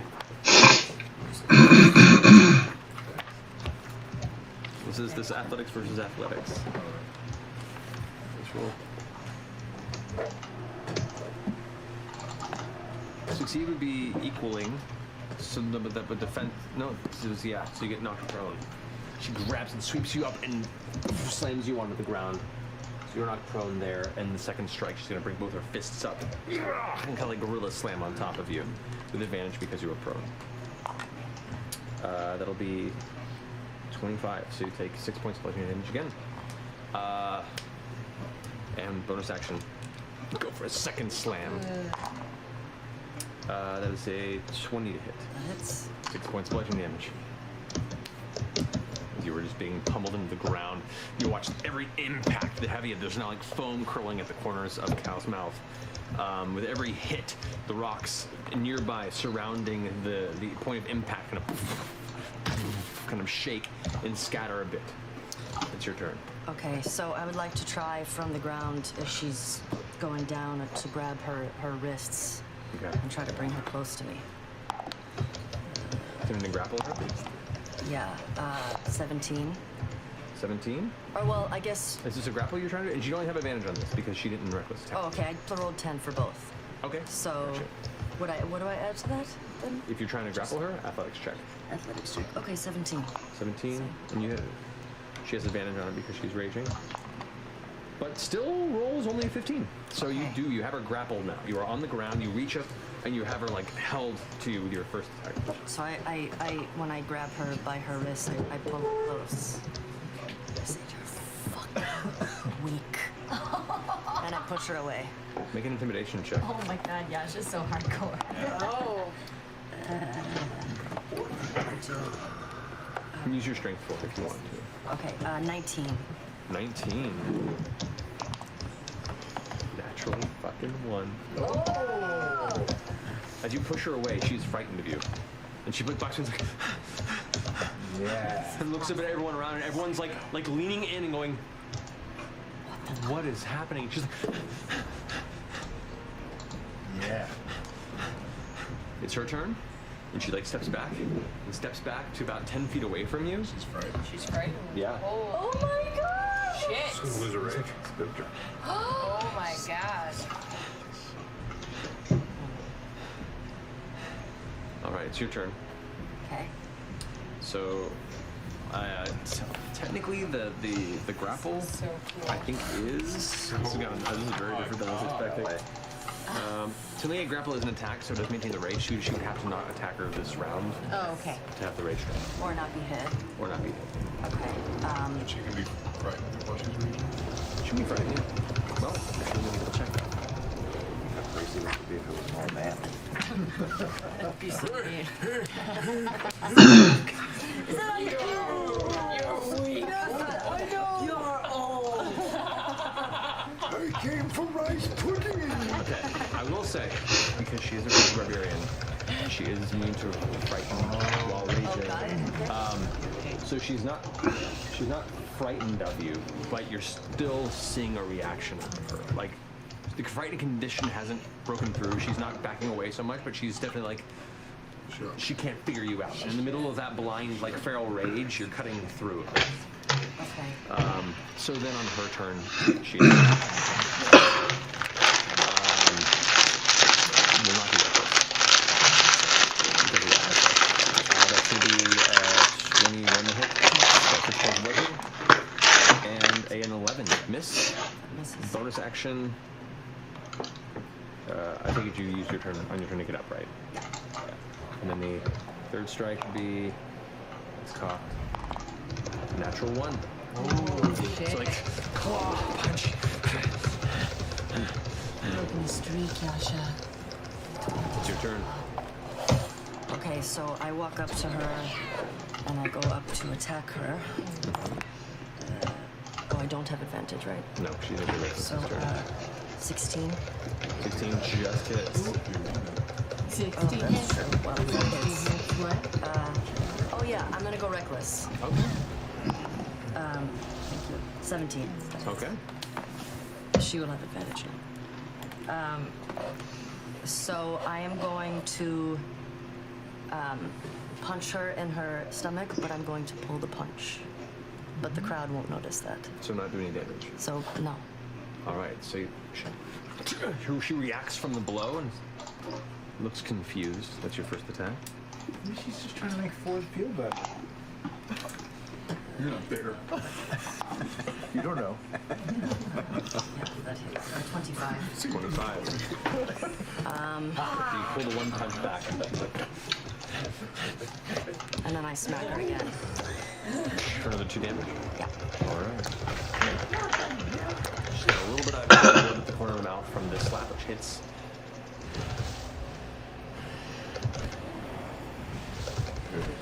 What are you waiting for? And she leaps towards you, puts her hands around your neck, and is like going for a strangle, which from a thematic standpoint. Advantage that definitely hits. 6 points of bludgeoning as she's pushing in towards your windpipe. 19 to hit. Another 6 points of bludgeoning damage, and bonus action 21 to hit. So it's another, so it's 18 points of bludgeoning damage this round as she's like now on top of you. You're strong enough to hold your weight, and you're kind of like having to go on your back foot to hold it, but she's like pounced on you like a creature and is like just pushing in your windpipe and looking through your eyes with absolute fury. It's your turn. Okay. Let's see. Okay, so 25 to hit again. Definitely hits. What do you do? So she's in front of me. Yeah. So I would like to run up against the bars and push her up against the wall. All right. While so she's so strangling spin you? her this way. Yeah. All right. Just make a strength check for me if you don't mind. Not good. It's okay. She didn't do it either. 5. 5. Total? Total. Ooh. Technically, Rolled a 2. technically she still wins. So you go to pull her around with that first strike, and as you go to push, she actually kind of pulls her leg off of your chest and puts it behind and prevents you from moving further. You can use your second attack if you want to try again. Yeah. All right. Reckless. Oh, you do have advantage on your strength checks. Oh. Because you are.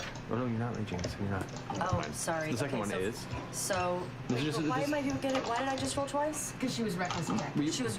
Well, this is a I strength did check if you're reckless. just This pushing was just a strength her. check. Yeah. So So the the first first one one- was. I think the first one was a 4. So 7. Yeah. You're pushing her, but she's digging in and resisting, and she's scraping across the ground. You see her like groove pushed behind her as you're kind of slowly pushing towards the bars. You don't quite get her there, but you're definitely like getting some ground with her. On her attack, she's still clutching onto your throat and is going to continue to squeeze. Misses the first one,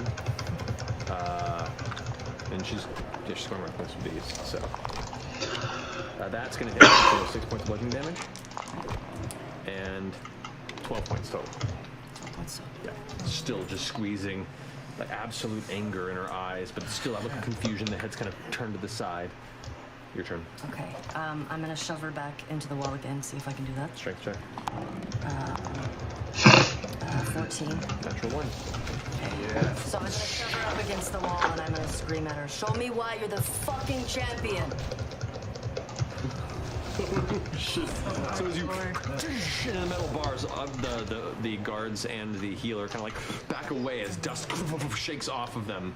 The bars, the sound of it, the iron clattering fills the chamber with this heavy impact sound. Everybody on this end is like leaning over the bars to see where it's going. You hear a table kind of like get pushed over off of the side as someone just got excited and knocked it over. For her turn, she's going to turn back and release. Or not, she's going to pull her thumb away from your windpipe and is going to attempt to headbutt you. That's going to be reckless on you. Yeah, that's 6 points of bludgeoning damage. Crack right into your forehead. You can feel the skin split and the blood begin to warm down the front of your face and nose. Second headbutt. That's going to be a 20 to hit. Another 6 bludgeoning damage. Crack a second time. Her head split as well. There's just blood in both of your faces, but she's just...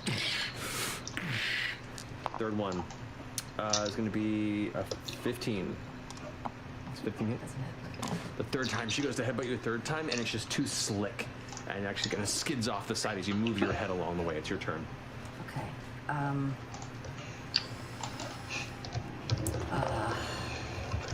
going to try to shove her off of me. Natural 20. So I'd like to shove her off of me. Yeah. Natural 1, 2 natural ones in a row on her.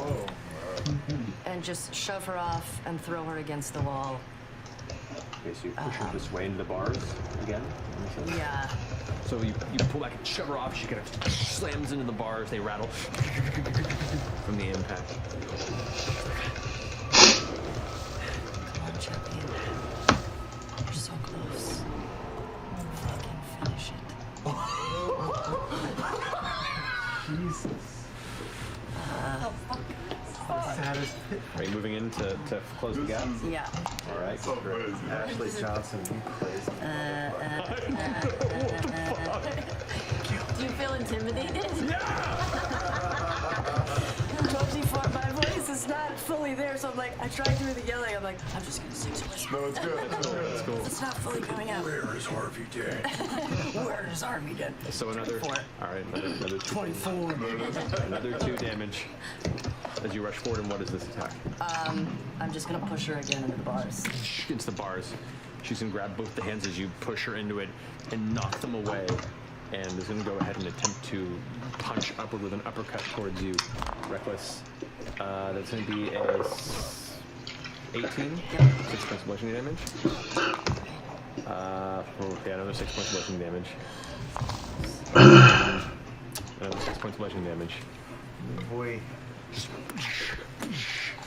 Just hits you in the stomach extremely hard. You weren't quite ready for your muscles to contract in time, and you just take full impact of the inside of your torso, and you feel like all the organs seize and impact ripple inside. Your vision's starting to go like a little. That's great. Oh wait, why am I wrong? Oh, reckless. You are. Well, yeah, she was reckless, so you have advantage on you. Yeah. 28. All right, that hits. 2 damage. Okay, so I would like to,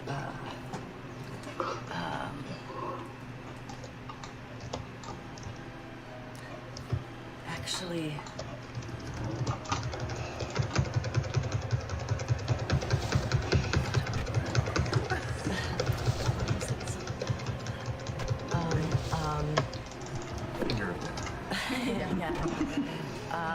I'm just going to take the bottom of my boot, and I'm gonna just push her up against it. She's like, you just push her, hold her against it. Okay. Like Sparta front page. Yeah. Okay. Not really any. You have your second attack? Yep. With advantage. 15.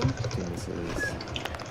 So no damage, but she's still holding the boot there. Her turn, held to. She's gonna go ahead and attempt to like punch right underneath where the knee joint is to see if she can. 6 points of bludgeoning damage. She knocks it underneath, the knee buckles, and she shoves your leg off to the side. You catch yourself. Second attack. I grab her and I just say, "Finish it, champion." She looks so furious and so weirded out that she just like doesn't know what to do. It's like, and that's gonna be a 15 to hit. That will hit. Another 6 points of bludgeoning damage.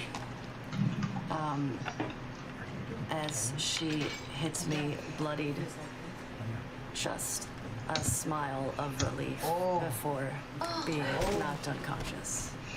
And as the final blow, Yasha swings back. Her feet go into the air and on the ground. The smile on her face. So you don't even try the relent. Well, you're not reaching, so that's right, yeah. And so you just the eyes kind of roll back as the grin hits you all, and everyone kind of goes like, "Yeah!" And they cheer. Cal. And Cal's like, but all the cheers kind of die away a bit because Cal is not celebrating. Cal is just like she had seen a ghost, is just staring at Yasha unconscious in the ground, and blood caked under her fingernails. You know, a little bit of blood from her jaw, just kind of like.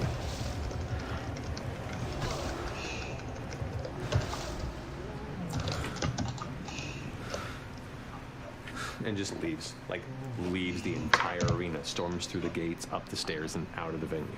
I ruin people. She's gonna give up fighting. Wow. Everything gets quiet. Okay, that's been a real interesting evening. Thank you all for coming.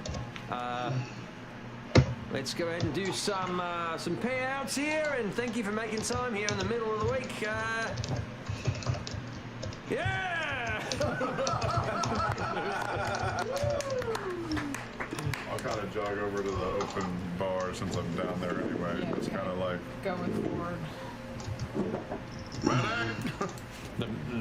The medic's already rushed over, and you heal think, what is the thing? Oh no, that's only if you're raging. 14 hit points you get. I'm just looking forward. We agreed to have our asses kicked. Show of solidarity. That was the conversation when you all were alone. Uh-huh. Are you intentionally trying to deceive her? No, I'm just lying. Bo knows. Bo knows. I'm gonna look over at Caduceus. She was a champion for sure. I think, Well, we're gonna have to have a talk. I think Yasha needs some. Yeah, we're gonna talk about that. Yasha comes out of our gate. Yeah. Yeah, Yasha does come out. Runs you guys in the foyer area. Other folks are starting to gather. Hey, friend. She Wow. is very, very strong. She is the champion for a reason. Yeah. Kind of. Yep. She looked like it. She looked. I think I gave it my best. Mm-hmm. You certainly slapped her your best. Are you okay? Felt like a lot of whispering. It's just all like a lot of like. Yeah, I think I was just off. I don't know. Because it just wasn't my fight. Okay. I'm sorry. I can pay you guys back. No. I know you tried your hardest. It's not. Yeah, I'm sorry. Do you feel good about the fight? I feel great. Yeah. See, that's apparent. Actually, that's kind of what concerns me. Yeah, you had this sort of a grin when you went out. I mean, I did as well. I enjoy the feeling of being knocked unconscious, but it seemed like you really, really liked it. Did you figure out what you were trying to figure out in there?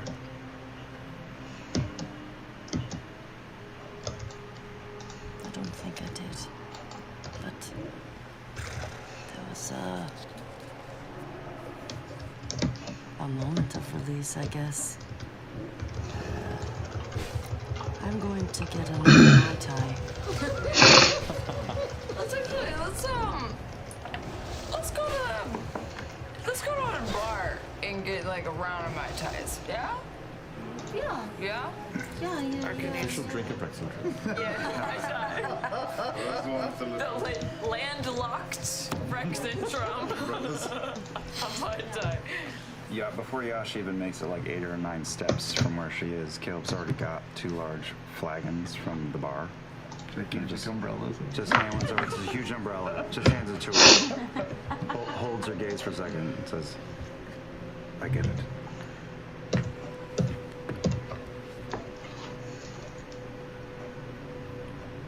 That's still just only 2 Mai Tais though. Like I want a round of Mai Tais. Yeah, but you got the spring break Mai Tais. Yeah. Gathering your winners. Yeah. Yes. Well, Caleb, you put in 300. 200 on this winner right here. Right. Crone beater. Right. 100 of yours and 100 of hers, right? Yes. 200 total. Correct. So that would mean you would get. Just get your split whatever I get back with. Okay. So you get your 100 back. Mm-hmm. So 200 back, plus the so it'd be additional 400 you get on top of that. 400. Okay. So I split. So that's 600 total. You get 300. Thank you. 300. I'm sorry, the 400 total, so it's 200 each of you. Total 2. Okay. Beauregard, because you were the actual entry prisoner, you win 150 gold plus 10% of the pot, which would be 260. So it's a total of 310 that you made on top of that. 310. Total with Caleb? No. No, this in addition to Caleb. In addition to the cheating bank money. tonight. Damn. So I made You should wail on old dudes more often. gold. Holy shit. The lesson is punch old men. I go up to Ova with 100 gold. Here, go to a dentist. Thank you. Yeah. Thank you. And he gets a payout on the side too from somebody else. He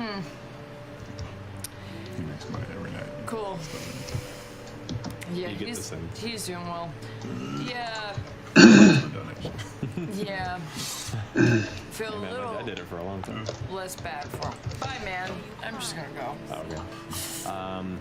For Jester, you put 120 on bow, so you get the 120 back plus the. What was the extra amount? I told you it was the.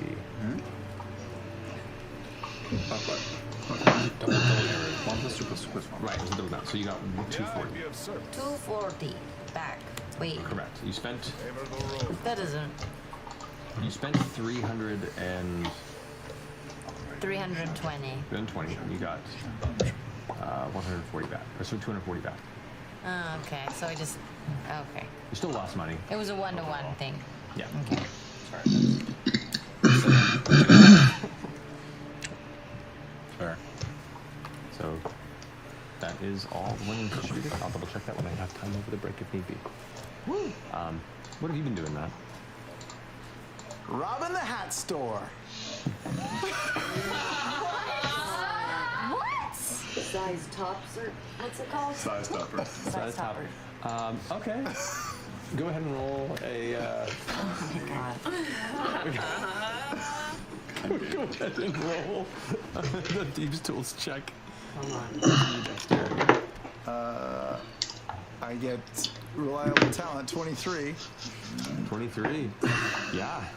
You poke into that hat store. It is closed. It is a beautiful array of all sorts of strange hats. Not like the highest end, but it is a good array, and you have to pick of the litter. I want a top hat for myself. Yeah. What else they got? They got any of those? They got those weird Bavarian things. No. They do have. Feather thing. Yeah. Something like that. I guess I could say. There are plenty of like detailed bonnets with all sorts of faux flowers and veil elements of it. There are like wide brim riding hats. There's. I'll get a hat for everybody. Okay. We cut back. You get to decide which hats you got. Okay. Drinking, man. Mission Impossible. Oh, plenty. Just walking down the aisles, I just drinking. feel like trying on dance of the Sugar Plum Fairies going on. Find a little mirror. No. That's amazing. Get a little yarmulke for Bo. I don't know. All right. I'll take it. As you guys wander outside of the butchery and catch up with Knot, who is clutching a pile of hats. The fuck? I got presents. Where did you get this? Did you buy those? All those hats? Yes. Sure. That sounds It's so like late. Where did you find a place that was open selling hats? There's an all-night haberdasher. What'd you get for me? I got you. Well, your horns are an issue. Yeah, it's good to get a little teeny hat if you're going to. I got you just one of those tiny little doll hats that you put on with like a little strap. It's so cute. I love it. Thanks, I hate it. I got you a fez. It's weird with this head. Did you get this sitting right? Is it sitting? You kind of gotta suit you in a weird way. Really? It goes with your very. Gadget. Yeah, you have a very vertical It aesthetic. does nothing to keep the sun off. I don't really see No, the it doesn't. point. Josh, I got you a yellow beanie. I like it. It fits. If you flip it down, it'd be more your style. If I flip it down, it'll be sad. There we go. Oh shit! I got you this weird Bavarian hat. Oh, it's really long. I feel like a bird. Yeah. I got a nice top hat from me, but it's like one of those big ones. You know, like a Mad Hatter hat. Got you a baseball cap? Or the Zemnian equivalent? Yeah. I went to Mexico and all I got was this hat. Stuff they had. Hello, little boy. Hi. And Ford, I got you. Just like a cleric's, not a cleric's, a clerk's visor, like for doing accounting. Oh, good. I would have thought like a cowboy hat. I was really expecting kind of a pirate's hat. Hold on, I'm gonna go back in. Did she just run in next door? Roll investigation check. Oh, God. Was there anyone out in the street? 19. You recall seeing it's not a cowboy hat. It is a rider's hat, but it looks strangely like a cowboy hat. You do find one. Here, give me that one. Okay. I just throw that one back in through the window. Oh, let's get it on board! My time! With hats adorned, drinks on the way, you stumble out. Some of you soar physically, some of you soar emotionally towards an evening of hat drinking. And that's where we'll end this holiday episode. Also known as Kentucky Derby. Kinda, yeah. Drinking. I see your true colors shining through. Man, that was a strange second half. No, it was great. It was hard. It was like, Holy shit, fucking Yasha. cool, Yasha. Yasha, dark Yasha. That was way to.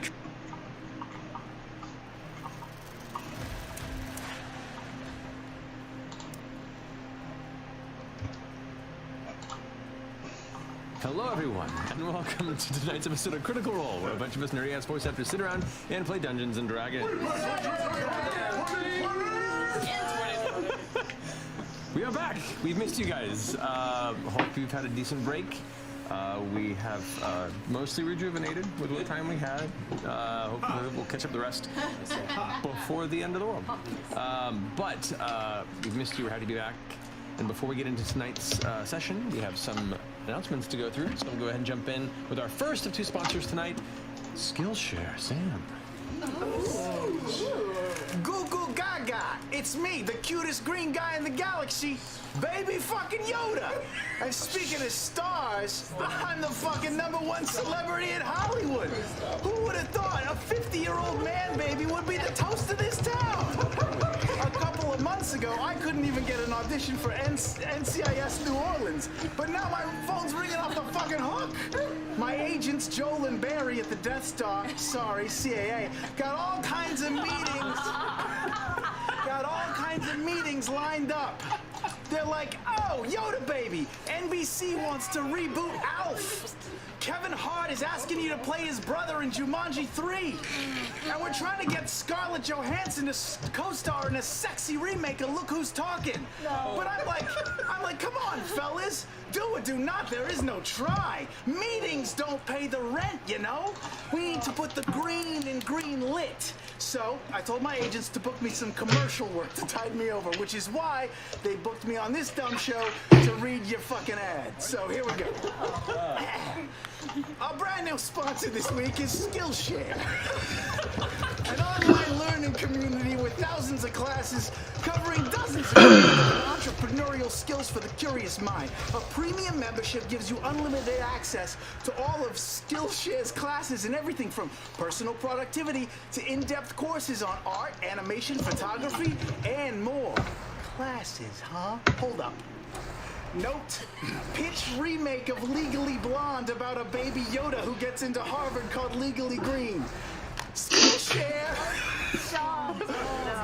Skillshare is also incredibly affordable, with annual subscriptions starting as low as $10 a month. And for used critters, Skillshare is offering a special 2-month free trial when you check out their classes at skl.sh/criticalrole.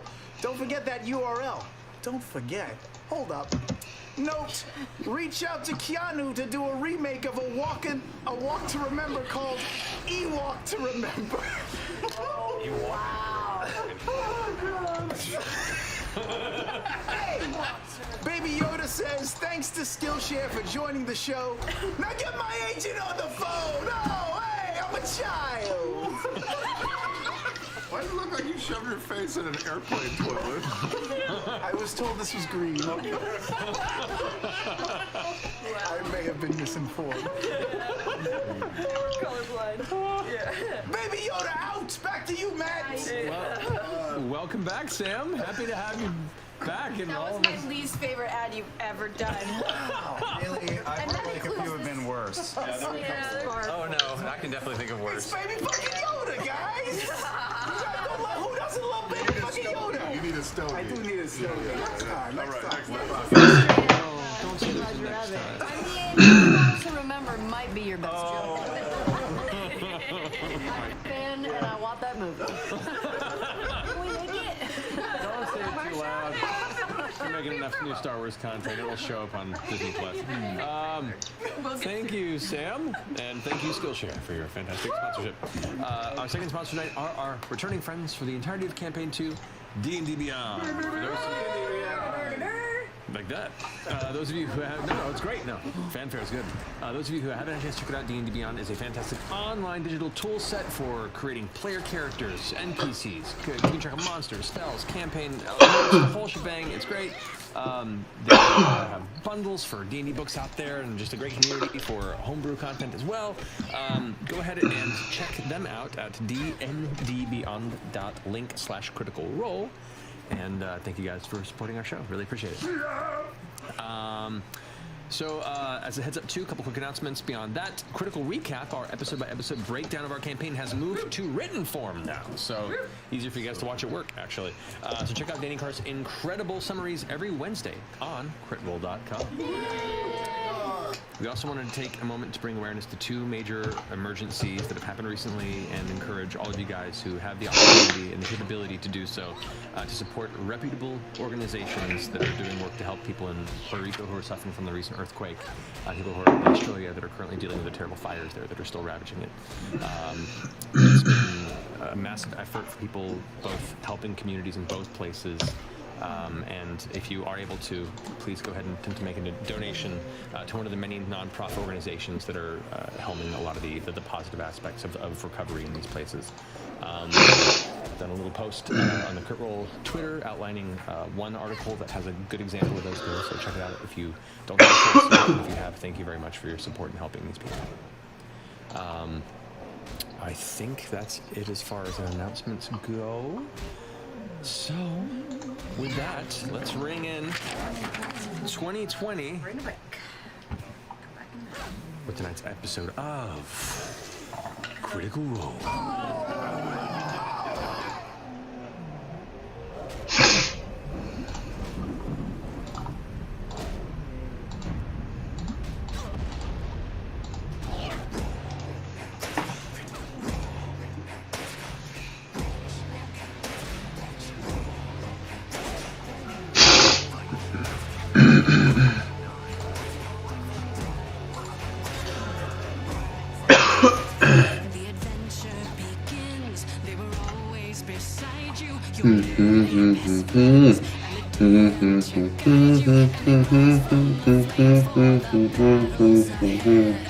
Don't let it wear, 'cause you're about to be dead. That chicken fire, this guy's chasing cunning. Over there, there's that jury coming. Station of dating, right up, don't think twice. Lay in your head, take your chance, roll the dice. Roll the dice. Roll the dice. Roll the dice. Answer the call, too deep in your bones. That you don't know. Return to roll.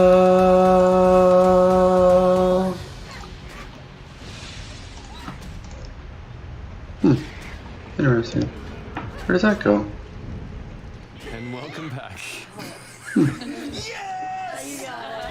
The year has begun. First point of 2020. First point of 2020 goes to Liam. There's more the unexpected volume, I think, that got me more than the content. So, it was very aggressive. It's about quantity, guys, not quality. That's very not true. Slap move. So, last we left off, the Mighty Nine, after foiling the plot of the cult of the Angel of Eyes and its unknown partner, Tharizdun, had found themselves uneasily drawn into the throne room of King Dwendal himself. During this time, your involvement with the Kreen dynasty during this war between the two nations came to light, and you were asked, as part of proving this supposed loyalty that you claim to have to the Empire, to reach out on their behalf to negotiate or to convince them to come to some sort of a parlay, a negotiation to possibly bring this war to lesser terms or to an end. You are at your own pace on this after being assigned under Margaret Ludinus de Leth, the head of the Cerberus Assembly, and was said, whenever you need to, but the longer you wait, the more tension lies behind this temporary ceasefire between the two nations. You had a run-in with Trent Igathon, confirmed that it seemed they had an additional beacon that, from your research, you found seemed to have actually been uncovered out near Call, and we're planning to return this beacon to the dynasty as part of this negotiation, while seemingly keeping one for themselves, possibly. You decided in your break time to make some purchases, make some orders, get a bone flute, order a bone harp, order a jeweled chalice, and get involved in some underground fighting, in which you put some money down. Beauregard beat up an older gentleman. Two paladins went head to head, and it did not end in Ford's favor. And Yasha worked through some physical therapy. Forgot about that. Bloodied and sore, your friends picked you up, and we left off as you made your way out of the butchery that hides this underground fight pit. Made your way back to the inn to wrap up the evening and some rest to recover and lead to the following day, to whatever your endeavors may be. So, is there any business you want to deal with when you return to the Cameruth cottage, or do you want to move on to the morning? I'm good to fall asleep and just lick my wounds. All right, you guys all head to your the respective rooms. You really shouldn't lick them though. I thought saliva was like quite clean. Yeah, they're like sterile. Isn't that what they say? Isn't that like a dog? They're thinking of Jorgen. Oh yes, definitely pee on your wounds. But don't lick them. Yeah, if you can pee on them, I don't know, it might be difficult, but... Unless you have a dog to pee on them? Or wait, no, a dog to lick them. Dog pee is not sanitary, no. But a dog saliva? No, my overcomplicated. But you can use urine of a dog for a jellyfish bite. You can use people pee too for that. Yeah. Bite? They have teeth. Holy shit. It's a whole jaw system underneath. Wait, I'm back. What is this? What is going on? I missed something. It's the anatomy of a jellyfish. I'm terrified now. Parroted, clawed, fanged teeth. It's a whole face underneath. You know, they lift it up and... It's kind of cute. Yeah. I'm gonna go to bed. Same. You guys clean those who are messes, clean yourselves up a bit and head to your rooms for the night to rest. That's the existential dread I'm here for. Wow. Yeah. Yeah. It was in the rotation, man. You're still doing this. I can't. You're still doing this. Still doing it. Still doing this. It's in the rotation. I can't change the history. That was from the old studio. Yeah, that was like 2 years ago. Wow. I don't even know anymore. Box, a closet of I have 4 drawers of t-shirts. Okay. 4 drawers of No, not all, Matt. Some are made. How's Q feel about that? She doesn't need to know about those.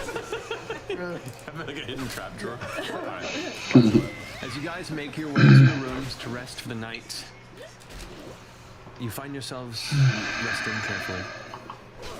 You awaken the next morning, recovered and ready for the day. Breakfast is prepared and purchasable, should you wish, as that was not part of your terms of staying here under the assembly. But for the majority of you to eat for the morning, it's not too bad. I'd say I put you about 4 or 5 silver for everyone. Got it. The officers got it. Just for jumping up. Do you do fasted cardio in the morning, or is it like eat and then work out? No, fasted cardio. Absolutely. We just ate. Yeah. You were working out before this? You skipped a day? Yeah. Got it, okay. Just make sure you let me know. Okay, All right. okay. Sometimes I'll just do some light push-ups in my room. That's kind of just what I did. While you stab like dragon breath? Yeah. God, I never thought about that. Maybe I should ask the girls if that's a problem. I mean, it's Is it a problem? right now, yeah, I'm just letting you know. Brush your teeth, then work out, then eat. Thank you for telling me. Not a lot of people would. I'm just very honored. Okay. Okay, sorry. Do we own toothbrushes? It doesn't say in my equipment on Teeth and Beyond. I use these. You go to a blacksmith to get some toothbrushes, possibly? I don't know. Charcoal paste? You hear all this dragon of heels to get to the actual story?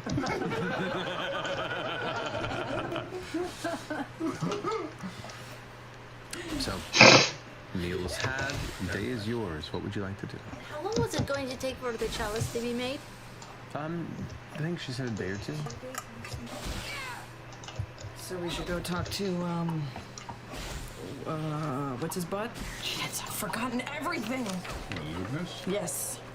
Is it time to liaise with Lugnus? I don't think so. About what? I think What do we say to you? Queen, right? yeah, on our time we make our way to the dining station. Why does it take so long? Look into this and then return to him and inform him of what the decision was. Dude, add a couple months to that. Why I never know what the fuck is going on. He's hit in the head a lot. It's almost like a normal D&D game. We were wasting 2 days of time here in Rexingtrum. Yeah. For reasons? We're making a chalice for... That's it. And I have something that I'm gonna pick up at the store as well. Oh. Well, should we go? Is it day 3 now? Should we go pick up these items? It's day 2. I mean, like, are they ready? Is it day 2? Since the order was put in, it's been a day. Forgot one more day. Should we go check in? Maybe they finish early and they just give that leeway time. Do you need more arrows made or anything? Are you all right on your I'm good. All right. I mean, What are we gonna tell the break room? That's a good question. Because that is not the stolen beacon that we saw. Oh, I mean, they're all stolen, aren't they? Not necessarily. I haven't told you guys this because I rushed back from the library because we were gonna go kick some ass. Okay, so I did some crazy amount of research at the Cobalt Soul, and I looked into that Pride's Call thing with an archaeological dig where they were saying that Trent was saying, yeah, that he dug up the thing. That's actually legit. Oh. That's true, because the Cobalt Soul has tapped into a lot of the archaeological digs in order to kind of try and keep them as neutral or as Cobalt Soul involved realistically as possible. So they actually did uncover another beacon. Oh, so they're not at telling the Pride's Call. truth. No, they're definitely not. And that makes sense because, yeah, not. You went up to the beacon that we took a look at. It seemed legit. Yeah, But did it look different? There's no way it is. It can't be. Did it look different? Did it look different? So, No, he said it looked the same. Who said it? It looked fairly similar to the one that you had previously had? Like you didn't have a basis of comparison side to side to see if they were saying the handle work, I believe, on it looked different than the one that you were carrying. Slightly smaller. Slightly smaller, but like overall, it had the same power, the same general shape. Come on. The Bright Queen is going to be able to tell the difference between her stolen beacon and the not stolen beacon. She can probably like, tap into its energy and some shit and just like sense from afar and like read it and be like, that's not it. Yeah, well, as soon as she tries to tap into it, it explodes and kills all of them and us included. I mean, that's all I feel, yeah. Well, no. To examine it quite carefully. Well, from what I researched, the sinkhole at Pride's Call, it's from these old.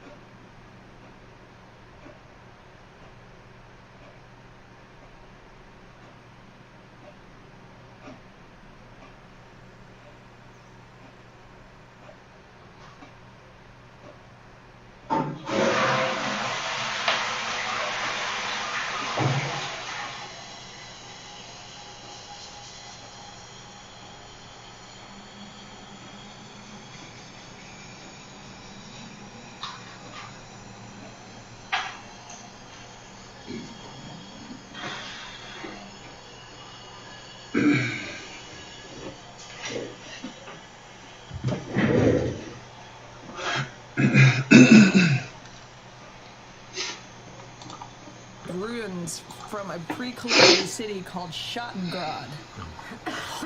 Fuck yes, God. It's like a book over here. Wow, you went like full Tedis Preston Esquire there. Billis Preston, I think Ted Diorlo. I can't remember what we said. This is Dynasty side or over here? Over there? This is side? this is near Comorta. So Pride's Call one is of the these dwarven things was dug up in an archaeological dig? Yeah, and I had Supposedly, there have been two that were taken from the dynasty. Right. One of them you returned. The other, they're saying they're willing to return. Right. And she's uncovered that there is a new one that has been recovered by a dig here on the Empire side. Mm-hmm. Yeah, so Schottengrad, they were like super into like arcane weaponry, and that's a lot of the stuff that they've uncovered in this archaeological dig. And this was uncovered like a couple weeks ago or something. The one that we were shown? Yeah. So there's two. So there's Where's the other? Well, there's now a third one, the one we recovered, the one that's missing, and now this one. But we don't know where the third one is. No. It could be in Pride Rock, whatever it's called. Pride's Call. No, because they got the one from Pride's Call. And I will say I was paying attention to that guy, and he was telling the truth. Trent Igathon was telling the truth? Very carefully. I was someone who was really thinking about everything that they were putting forward. There was nothing idle about that So guy. far, all of my research has told us that what Caduceus is saying is correct. And there are three that we know of. Yeah. There's probably more. There's probably more based on what I could recover that far. Also, the fact that one of them was recovered here in the Empire says something about the nature of these things. If they predate the calamity, as what we have From uncovered. what you've researched and the religion and the Luxon's presence, they predate the Pantheon. Wow. So they are not something that are. It's the dynasties. Oh, there we go, baby. There we go. I was just about to say something. I was like, I don't understand. Why not? Forged or created. It's something that they found. And more are still being and embraced. found. Yeah. It's like maybe the earth grows them. Maybe. Look, I don't think we try and knock it all out in one trip. I mean, I think we need to go and obviously share the information because she has a bunch of powerful fucking mages who will make sure we're telling the truth, right? We got that impression the last time. She probably looks at us like we're crazy. We tell her to believe us, and we go from there. We tell her about the one that was uncovered. Yeah, and then we probably get locked up. And then they let us out, and they're like, "Are you sure you're telling the truth?" We're like, "Yes," and they lock us up again. And then they let us back out, and she's like, "Are you sure? Have you had time to think about this?" And we're like, "No, yeah, we're telling the truth." Many things. I mean, we are all worried about the idea that this is, you know, an ambush of some sort, and we've tried to mitigate that by putting it in a neutral location. But we obviously need to be on guard about this. A question I have, I don't know the answer to yet, is whether we are going to be completely honest about that fact. Well, I think that's my kind of ultimate question. Ford is saying, yeah, you mean to the Bright Queen? Yeah. Yeah, Ford saying, you're talking about which part? Well, I would like to ease tensions, and part of me feels like the best thing to do is to be completely forthright with her, but that hardly seems like it would broker a peace. No, you're right. I don't even know if... It might ingratiate us to her, but that does nothing for the conflict. I suppose it furthers the conversation, which I think is the part I'm most interested in. It doesn't seem like they are speaking at all, yes? Dynasty doesn't trust Empire, Empire doesn't trust Dynasty, and they're not talking, they're just fighting. So maybe at least the conversation, if we can bring them to the same place, bomb in tow or not, maybe at least a dialogue could happen?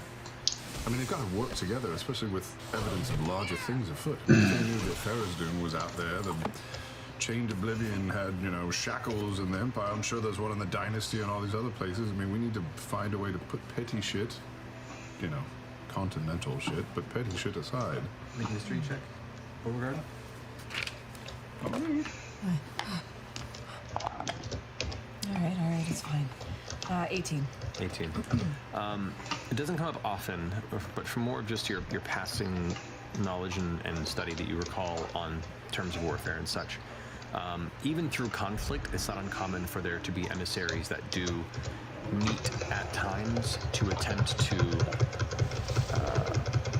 weirdly recruit aspects after battles, or see if there are points that can be discussed or tension can be loosened. That's not always the case, especially if tensions are very high. You don't know if that's the case here. You do know that how this was presented to you is not because there hasn't been communication, but because of the relationship you have with the Bright Queen. The king believes that if you might have a better chance of bringing it to a serious parley as opposed to just a conversation between emissaries. Send in your second, see if they can set the record straight. Yeah. That's kind of, I relay all that. But Deleth was sweating in that room. He was on edge. Nothing should be taken at face value. Does it seem reasonable to, at the very least, air our, I don't want to say concerns necessarily, but our, just say what we know. We don't know if there's more that we don't know, but it's worth cautious optimism. I think so. I think so too. It's a low possibility of success, but I think we go into this and be honest with her, even about our doubts and suspicions with the people that we are representing, and forthright with our hope that, despite possible subterfuge, that there could be positive benefit gained here, and it could be a start. We also need to get our hands on the delivery and do our best to inspect it. I think that's one of our... I mean, they already showed it to us once.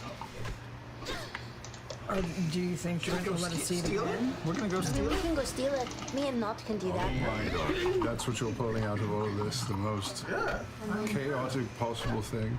Well, that's what we do best. Steal things. Steal things and solve mysteries. Get in and out of the house without a trace. Exactly. No lives taken. No lies. Taking no holes in the floors. No. things on fire or nothing. No, we're fine. We're good. We have time. We'll pick up the items here. We can also pick up your braces and Jorhas. We can talk to the Bright Queen and then figure out next steps before your event is coming up, is it not? Traveler Con 3000. Yeah. As a number, 3,000 yeah, get that's- involved. That's new, right? 1,000 is here. It's extra special. 836. Is it the 3,000th one? It's 3,000 is just so you guys know how cool it is. It's like a hype It's like Andre 3000. yeah. Got it. That does make it sound so much more cool. Right? Yeah. Is it the third Traveler Con or like the 10th? Yeah. Do you guys have like Roman numerals? As Is it? far as I know, I mean, this is the first time we've ever done this. The inaugural? Yeah, I mean, you know, I didn't even know that a lot of other people really knew about him outside of me until we were traveling around and stuff. Oh, right, your pamphlets, yeah. Who's gonna do the keynote speech? Wait a second. Me? It's gotta be you. I mean, yeah, I'm the most special follower. Do you know how many roughly you can expect at Traveler Con? Is it like 50, Well, 100? how big is the 200? volcano? Because we have to fit inside of it. No, I know the maximum, but what if we show up and there's only like 8 people there? Well, there's definitely going to be at least 8. It's not an active volcano that you have to be inside of, right? A dormant volcano is still alright. I don't know much about this volcano specifically. But your patron has not given you a sense of. God? You mean? Patron is gone. Oh, I thought it was just like a person that gave you money. I thought he was patronizing. I mean, that could also Thought I was confused. Now I'm really confused. get content. What about him? Has not given you a sense of how many more. Well, You know so many things through him. He gives you such fantastical abilities. yeah. Has he imparted what to expect, or? He said that.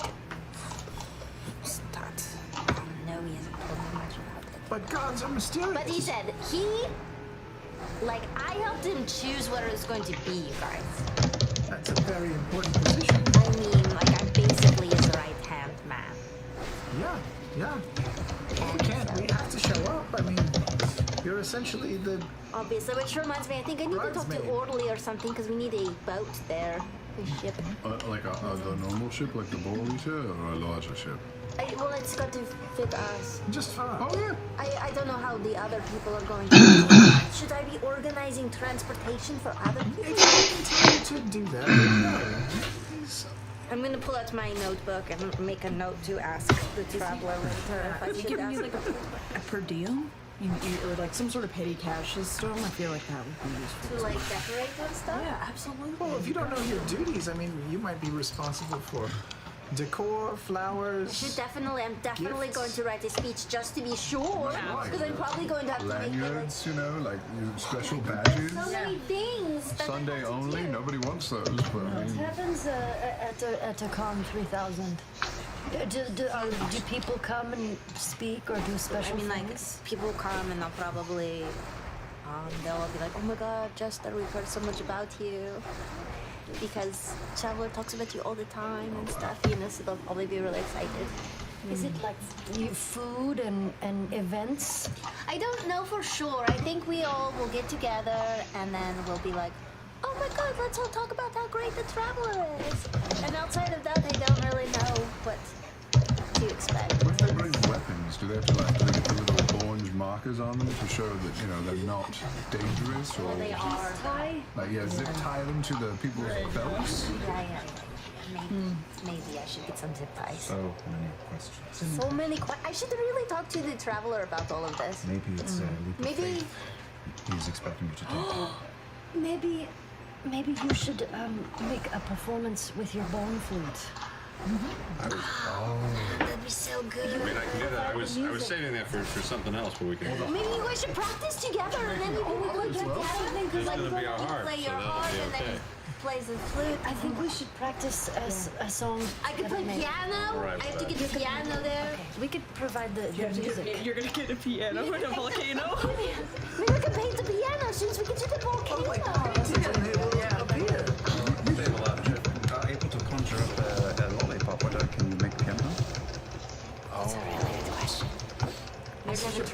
This will be the first performance of Yasha Should and I the try? Orphanbreakers.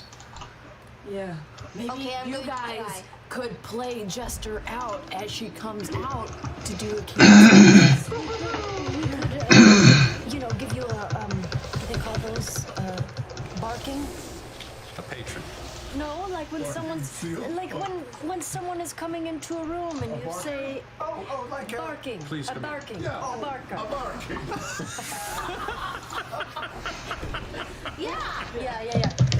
We can play a song for you to come into the room to meet the traveler and everyone. A barking.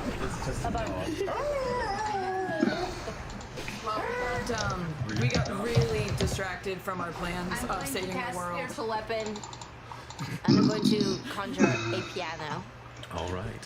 As you focus, well, what level you cast it as? Second level.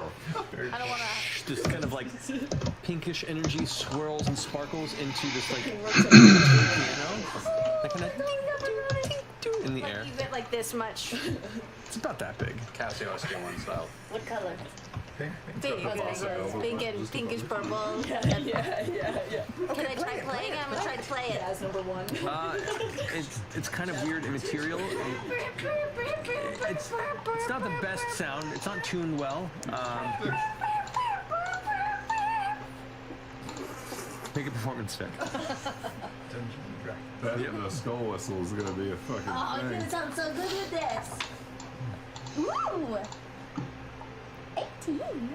You know, as opposed to being like a nightmarish, discordant, toy piano being tussled with by a kid in the back of the antique store, it's more like, your cute pixie manic girl on YouTube who decided, not an ook today, toy piano.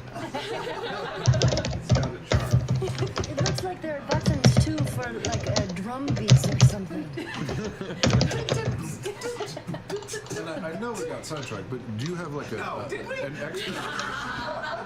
Like, do you have a goal or like a hope, a wish coming out of this that like I you? got nothing. All I know is that he told me to be there, so I got to be there. Oh, you're a holy man now, Ford. You understand that when your god asks you to go somewhere and do something for them, you just do it. As long as they're not a giant sea snake that's asking you to. I mean, we don't even know if it was a sea snake. All right, it was just. What's a sneeze snake? Snake, 2020. It is a creature known. Is a sneeze snake different from a sea snake? It is. Yeah, one is venomous, one is not. Yeah. And the other one has a sneeze on his pants. Well, good night, everybody. Is it morning? This morning, or are we still talking in the hall? Now, lady. This is breakfast. Yeah. It's been broken. So imagine all that, but like half chewed food and half of the words. We're waiting for a challenge. We're waiting for a hop before Yeah, we. waste the fucking day again. So what are we doing? So what are we doing? We can't just say we want a day to go by. We have to wait a day. We can say the day goes Day by. passes. Unless we want to do anything. The only place that we could possibly go is to visit Astrid. We do that. We haven't done it yet. We should do it. Or go to Pride's Rock and see what. Pride's cool. That's far. It was far. Yeah, we'd have to bamf there. We have to I think that's why we were taking the time. I don't know if we can have a circle to go to all Pride's sorts of things. Yeah, let's go to Pride's Call. Wait, what? No, wait. How? Can't you teleport us? No, he can't teleport us to a random place. Can't Ludenus Deleth or somebody? That feels possibly overcooked. Well, then a day will go by. Well, Patron. hang on. I could go back to the library, I guess. Oh yeah. What? The big one? Just the Empire? No? Yeah, there we go. Yeah. But we can only return here. And Deleth is not, I don't think, going to send us to go sniffing about where they found one of these things. No, probably not. And what are these things? Yeah, what are they? Me and Caduceus were talking about it. They're either A, homegrown from the land, B, fell from the sky, C, made by somebody long time ago, D, I think this is the best answer, they're poop of some kind. Yes, but like God poop.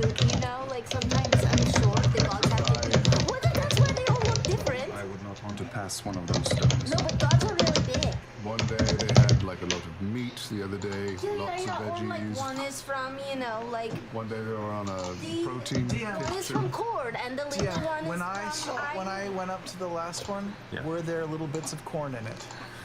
Jesus. No. Great. I don't think it's poop. Well, it's an option. What do you mean it fell from the sky? I don't know, like they felt like meteors or something. Bodies of material do on occasion fall from the heavens. I don't know how they would get the handles though. Well, no, that's something that the dynasty has provided. I think I've thought the very same thing, that perhaps they are. Maybe they just come as the stone, and then people have to make the handles so that when they touch them, they don't instantly get like in. Because right, when you touch it, you go in, right? So do you think we learned something if we figure out like how deep into the earth they had to go to retrieve this thing, or if it was only like just underneath the surface? I have a weird thought. That sounds normal. This is it's a little more serious. So they found this thing underground, been there for a while, and the Bright Queen said that they use this as sort of a I don't know, like place for souls to reside, I guess, or some such. There's so what's in this one? What's people in there? The uncovered beacon? Yeah. I actually. Oh, it's like fresh. It's like old. Do they? I don't. Do they all do the same thing? I think so. Pretty sure. I mean, I don't know. There's one way to find out. What if? We have a day. We could just sneak in and do some experiments on it, and then sneak out without getting killed. See that place? Yeah. What if? I can turn What if Trans-Ikidon was like? What if he stole souls from them? What if that's one of the bad things he was doing? I'm not even sure he knows that they're in there.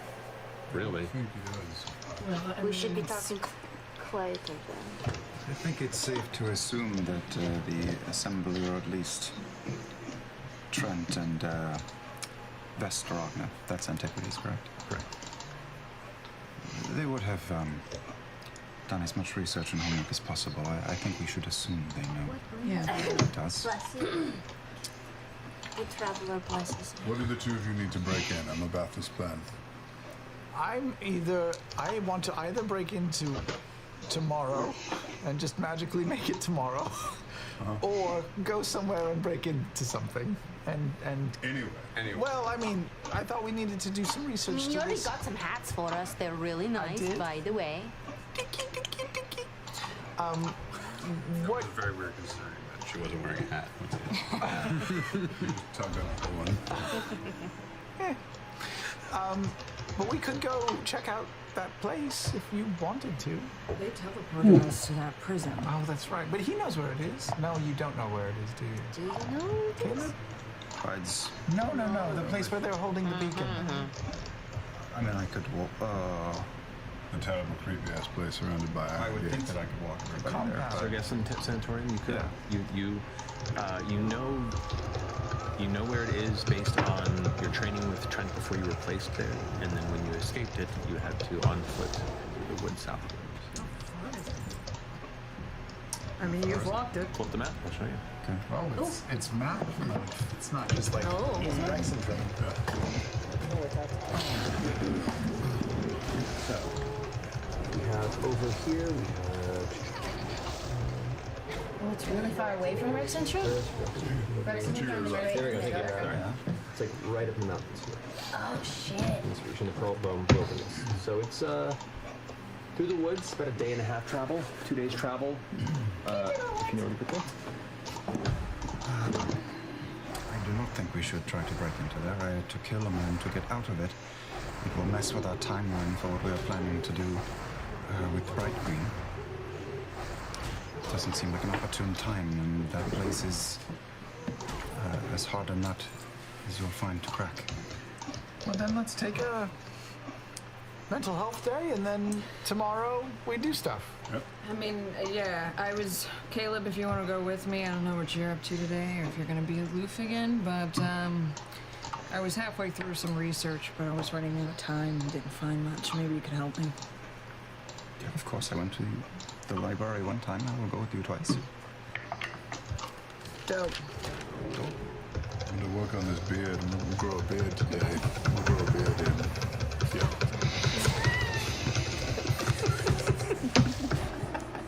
Choice. Sure. Go for it. I'm gonna go sit outside again somewhere and try to continue reading my book, which I have 17 hours left. How's it going, by the way? How's that reading? It's pretty good. It's yeah, it's a little bit dense. But I got to some parts that seemed kind of weird. Like it was a little sexy. Really? Yeah. Sounds interesting. I It wonder. was like, you know, talking about exercise, and then it was like other forms of exercise, and then there were these drawings. It was a little strange. It was like, Were they like spotting each other? Like, you know, making sure their form was correct? Yeah, or... that was all about it. yeah, it was like it was talking about you know, two people working out, and then how they were getting very sweaty. And then spotting each other, and then tell them the best part though. well,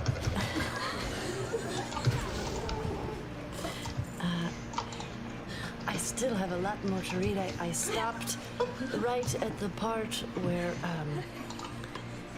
the guy was pulling off like very tight pants. Yeah. They were getting in the way when he was squatting. When he was squatting, and they burst open. And then I About perineum, Sonny? say again. Perineum. What is perineum? Yeah. Perineum, I son? read about they do this in Nicodranas on the coast. Yeah, I've read about this. Yeah. What's a perineum? Is it perineum? I read about it in this. Yeah. Sonny. You can read about it in this. There's this elven woman named Gwyneth Paltrow. You can read about it on our blog. It's your asshole. No, it's not. That is what that word means. And then you put the sun on it, apparently. It's a thing they do. Really good. It's a thing they do in Nicodranas for sure. You put sun on their buttholes? They don't put it on, they just expose their buttholes to the sun. You can't put sun on your butthole. That makes sense. But that's such a strange position to achieve. Of course. You've got to get your butthole as high as possible and then expose it. Yeah.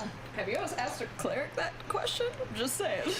I mean, Pelor clerics have their own unique ways of praying to the Dawn Father. I object. You absolutely can't put sun on your butthole in Dungeons and Dragons. Sounds like Let me show my piety. yoga. That sounds like monk shit to me. Yeah, it is interesting how the drawings are so different, though. You know. Yeah, that's what that sunburst is right there. Wow. Oh, it's not a sun. Wait, and that book helps with your intellect? It helps. Well, no, it's for fitness exercises and things. But he has like a little bit of a tent in his pants here. I didn't think about. I mean, I'm sure whoever was writing those steamy sections didn't think about the fact that it would add to your time of reading. Well, I do think, but at least you know, it gives a little. it is a form of exercise. Yeah. To have sexual relations as well. Yeah, it's a good exercise. Yeah, that is true. Yeah. Yeah. Anyway. How many more hours do you want to spend reading?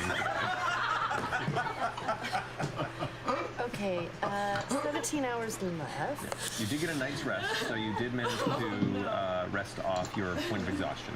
Good. Okay. Boy, I guess I want to get this finished. So how much can I read? If I have 17 hours left. A full 17 hours will put you back at 5 a.m. the next day. Yeah. You can do it, but you'll be Another point of exhausted. Another point of exhaustion if you go straight through. Give it some time, Yasha. Yeah, I think I'll just Yeah, do a lot I'll of read those, though. maybe half. Restart. 8? Yeah. Okay. Or 8, 9 hours. What time is it now? Go for 9. I'll go for 9. Yeah, just so you have 8 left for the There you next go. day. Yeah. All right, so that'll be your thing for the day. You're going to research, the two of you. Yeah. Anyone else want to go? Library? Caduceus? You know what? Jester? Oh! I'm gonna come to the library. Yeah, I'll go to the library too, okay? Are you feeling pressured because Caduceus said yes? Well, I'm just wondering if there's books on, like, tarot reading or anything. Smart. There probably is. Yeah. Yeah, I'm gonna go. Just, you know, I don't need it, but I just thought that maybe it would be good to learn from somebody else, maybe.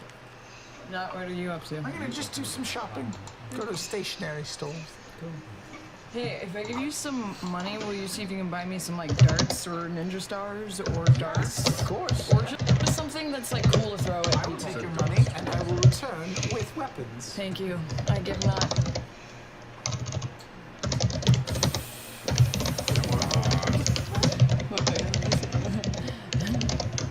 I give not 40 golds. That should be enough.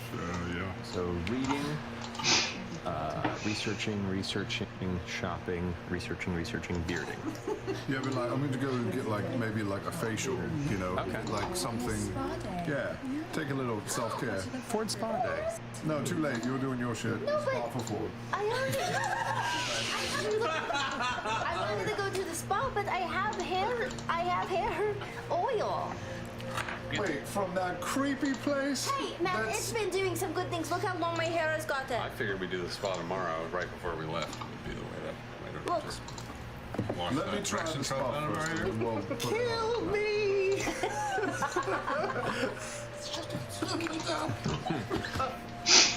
You want it? No, I'm fine, thank you. Tonight, perhaps. I'll double up on the treatments. Okay. You do find yourself in the Shimmer Ward. There is the Silver and Sunset Oasis, which is an actual like bathhouse where you can pamper yourself. If you're depending on how long you want to stay there, how long do you intend to be pampered? I mean, what sort of packages do they have? I mean, I have coin to be. I didn't get a tattoo. I'm fucking loaded. Silver Sunset. Let's call it 4 hours. I'm gonna get a full. Yeah, that's right. 4 hours worth of treatments. Okay. Here. Maybe a massage. I might get my feet trimmed up. My toenails are scary. You're being better to yourself on Maybe brown they can paper than I was do over the something- entire Christmas break. Something with your teeth? Like, help them grow more. Oh. God. Sure. That was an entirely way to phrase it. And I look for a facial and a haircut. 15 gold. Just give not 40 gold. I'll tip them 5 to make sure they take extra special care. Wow. Debonair motherfucker coming out here in a few And hours. he's all buff now, you guys. He's like hottie for it. All right. You're going shopping? I'm gonna just stop by a couple places. In halfling form, I will go shopping for. First, I'll start with some throwing weapons, darts, throwing stars, any sort of. Okay. Blow darts. How much are you whatever I can- purchasing?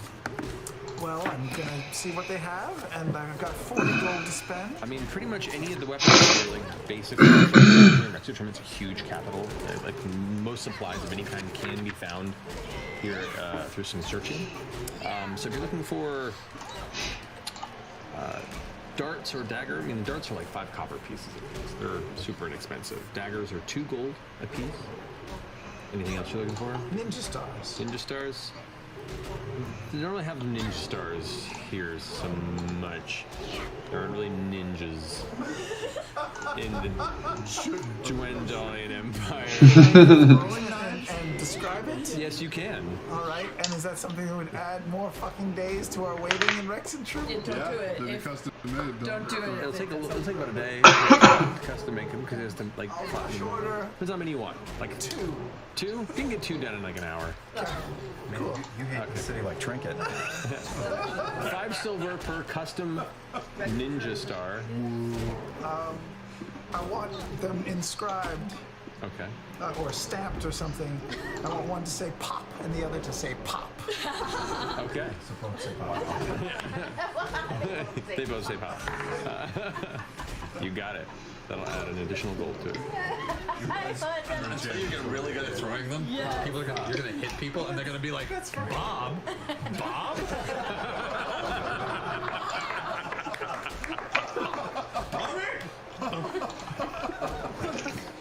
Bob. Bob. All right. So 2 custom ninja stars. I will also go to a stationaries type store, a papier. Yeah, parchment of all different qualities is available here. Yeah. I'd like a stack of hard cardstock of some sort. Sure, ye old FedEx office. Yeah, No, the good shit. Yeah. Okay. Think parchment's easy enough. Just to cross, smallish. Okay, so now I know Poster boards. not to just beat on them. Are we going to a There are wooden slats that can be painted on. That's usually used for signage. Not so much the normal poster board. Take that. All right. So let me see. So 6 gold for the 2 custom ninja stars. Two signposts would be about 3 silver each. Along with the stack of thing, I'll put an additional gold in that total, so that'd be 7 gold. 7 gold. We got 33 left over. If there's anything in like the off season harvest festival section that looks really nice, it might spruce up. 75% off. That's it. Oh, so you got Moonfire, huh? Okay. All right, those who are Okay. researching, make your way to the Rexentrum Archive of the Cobalt Soul. What is it you would like to research while you're there? Okay, so I was actually starting to kind of research anything that might mention multiple beacons or where these things actually came from, and of course the furthest that I got was that they were pre-Calamity and no one really knows how far that or how many there might be. The other thing that I was wanting to research, and I ran out of time, was other shackles of the Chain Oblivion and where they're located. Well, she says all that. Caleb had been going into his bag to look at his notes and his research on Knott's problem. Yeah. But as Beauregard's talking, he's looking. Can I kind of peek over? Where does the guy want to peek? Well, he's not opening anything up. He's just preparing to do it. And the more you talked, the less he looked, and then he just started listening. So he veered over to what you're talking about. So did you want to? Were you like look? Did you want to? You can do your own research. No, this is more interesting to me today. Perhaps What we was can that? find. What are you doing? It is spell research, spell work. Oh. Always. Yeah. But this is more pressing for today. Oh, what would you want to find? It's complicated. I'm trying to help Enoch with something. All right. No. Beacons. Task at hand. Stay on task, widow guest. We should see if we can find any mention of objects or anything from the heavens falling in different parts of the world outside of Johas, to get an idea of how widespread they are. So maybe we'll find anything that will be worth this a try. Cool. Maybe I can go back through all the archaeological records that the Cobalt Soul is researching and see if anything pops up. And if you want to do like hit the books. Okay. All right. Ready? Break. Break. Wait. Hang on. Dude, put your hand in like this. Okay. Ready? And then at the same, we're gonna be like. And what? We're gonna be like what? This is the. Ah! I know this thing. Yeah. Did you find where the tarot cards were? Oh, Books right. on it? Never mind. No, wait. Come here. Okay, cool. And then you can go find. Ready? Caduceus! Come here. Wandered off. Caduceus is gone. Library, shut up. It's my library. That's right. It's not my library. It's not my library. You look up and see Dolphon looking over the railing, and they go. So, yeah. I was just. Yeah. Okay. Ready? And break. All right. So you're researching what? I'm gonna check the archaeological dig records, maybe talk with Ujala, see if anything as far back as I can go might match a beacon. All right. I'm gonna make an investigation check. Lucky Jade. Does it count? It's on I mean, I don't It's a know. roll. Yeah. All right. It's on a squishy surface, but flat on it. Yep. 25. 25. Okay. Looking through The archaeological records that currently reside under the scope of the Cobalt Soul, dealing with any, pre-calamity, Arcanum digs, ruins, even some mentions of things off-site, like, Isilra, and other excavations that have happened. Nothing catches your eye of any previously excavated beacons. Talk about many relics and something called the vestiges of divergence, and something referring to like relic tech, almost like the magical artifacts on a larger scale that were created by some of these older kind of mage-based mageocracies that ruled during the Age of Arcanum, that waged war against each other, and some of them against divinity itself. But in those regards, none of the excavations and any of the relics that have been categorized, that have been studied, that have been made record of, resemble what was recently found in Shattenrod. And how many years back did I go? Was I able to go? Well, the Empire's only been around for maybe 3 centuries total. So a little longer, I think, actually. But you can go back as far as maybe 2.5 centuries, 250 years. So in 250 years, one has been found in the Empire. Correct. And there are no records from the Cobalt Soul for other continents here of the archaeological dig? The things that you've read there, don't mention anything of the object you're seeking. In like the other ones? Alright.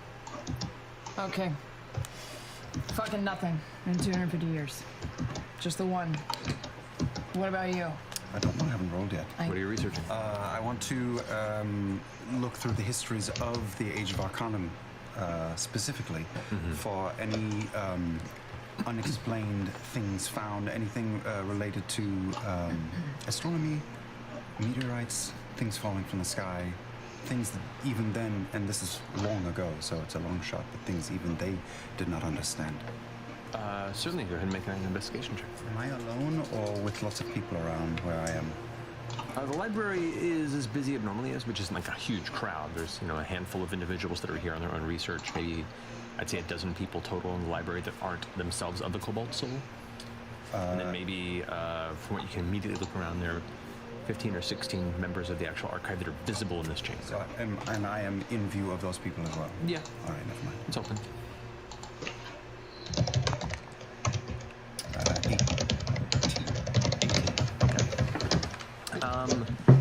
There are records of things falling from the heavens, referred to as meteors.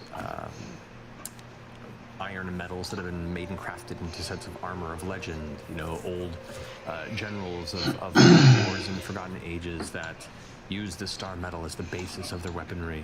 As brittle as it began with enchantments, itself became extremely strong and resilient, and in some cases able to absorb enchantment quickly. There's talk of what was thought to be meteors, but instead happened to be residual elements from perhaps Arcanum weapons that were jettisoned into the sky, returning hundreds of years later, that then just impacted into the ocean and were lost. There's talk of a meteor that crashed not but 10 years before into the Siren Green Forest just above Diastok, that vanished, though the impact destroyed a portion of the forest. There's talk of most of it's a series of different impacts that all have led to recovery of just material. And most of it seems to be iron.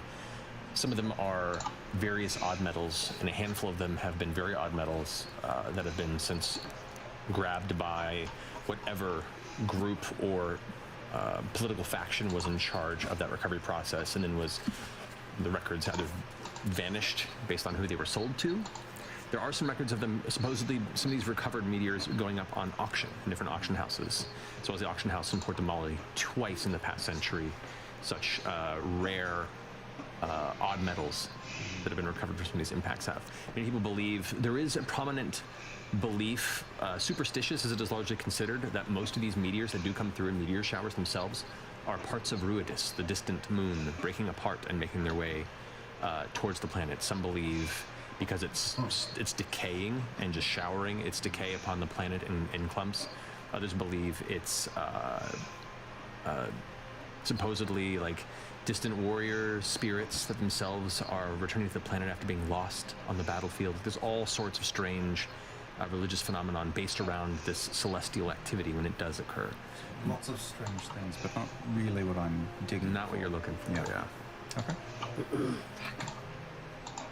Any other time to research the chained oblivion and other shackles for it, maybe? I believe the research has already been put into this.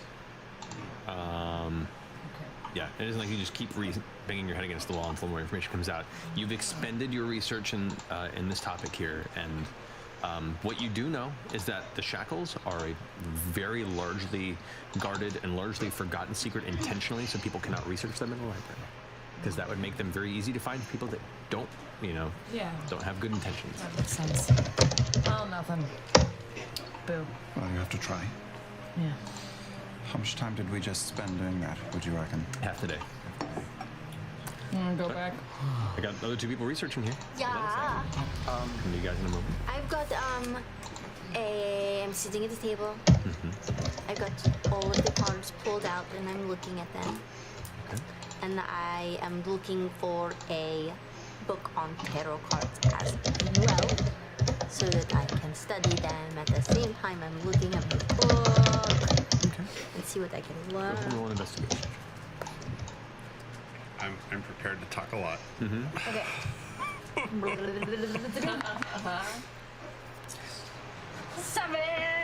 7. You get a little lost in your research as you come upon what are drawn studies on the human body, in which musculature, and there's a lot of just nude drawings in there. And to the table. Distracted for a while. You do eventually find one book that is a very simple study on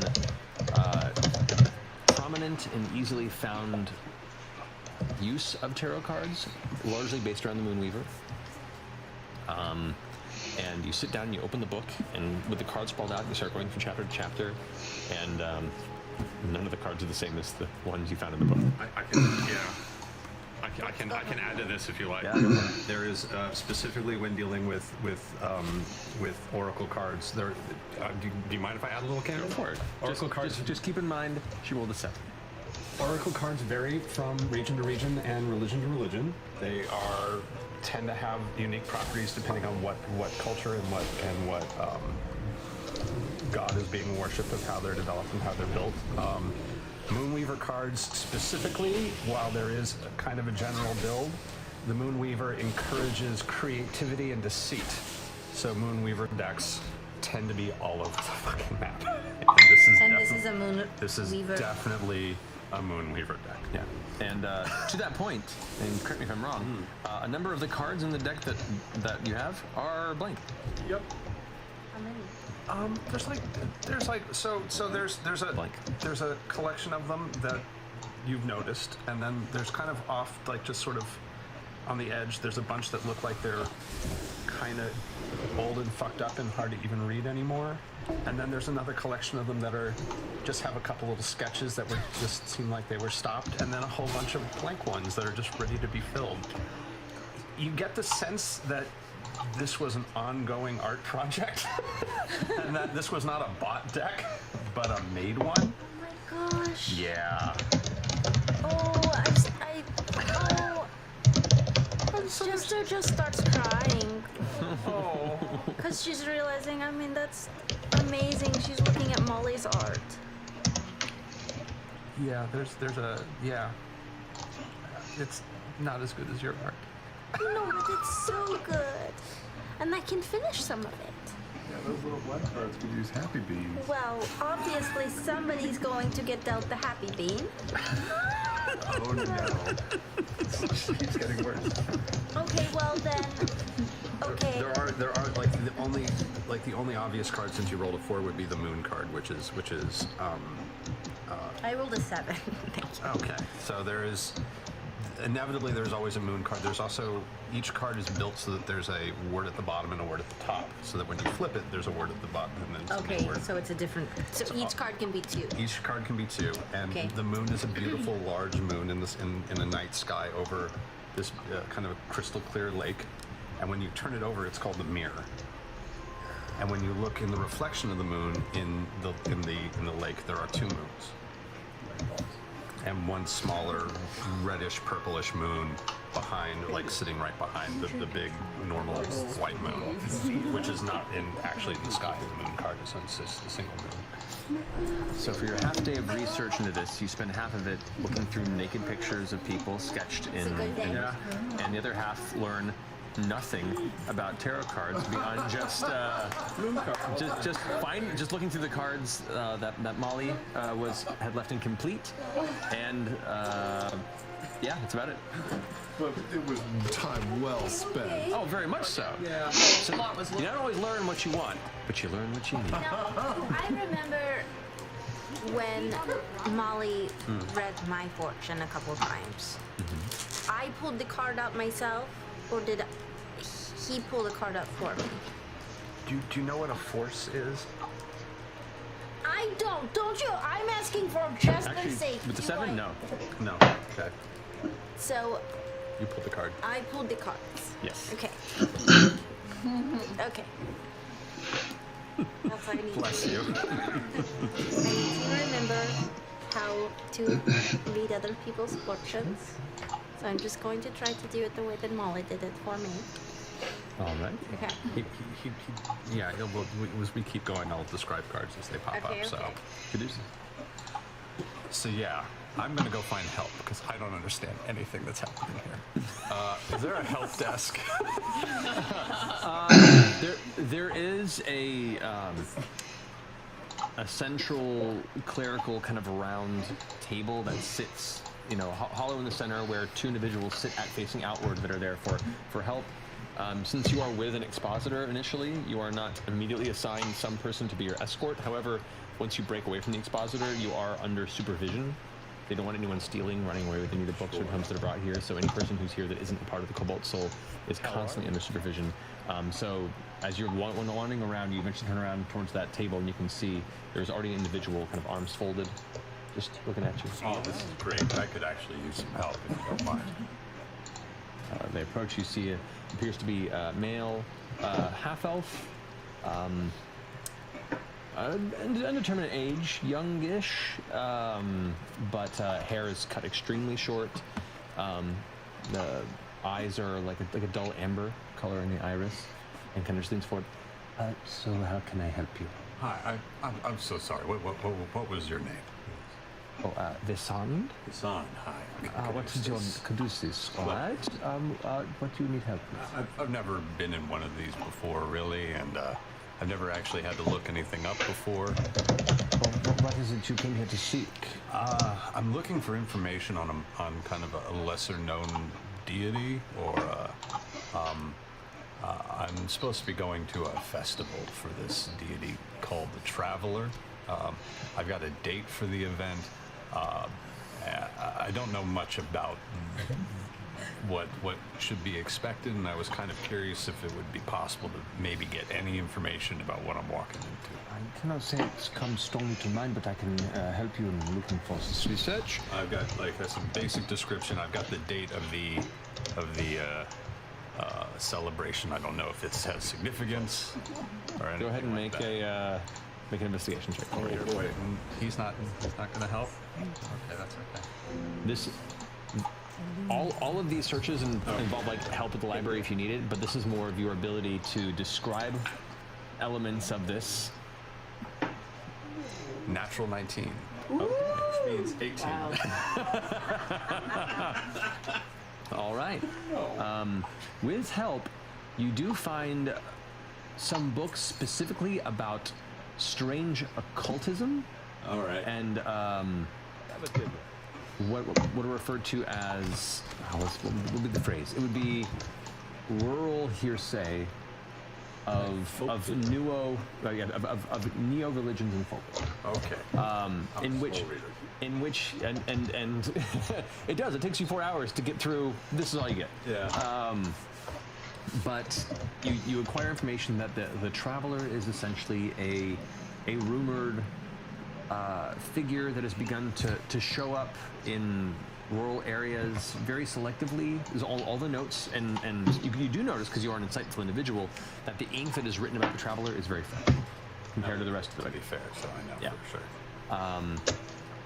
And most of it speaks of worry of it being either some sort of devil masquerading as an entity, discussion of it being a mass hallucination, of it being just a person who is convincing people of itself and it's just a big illusion, and some people saying that it's just heresy, and people are worshiping something much darker and are using this as a front as they explain what it is they worship.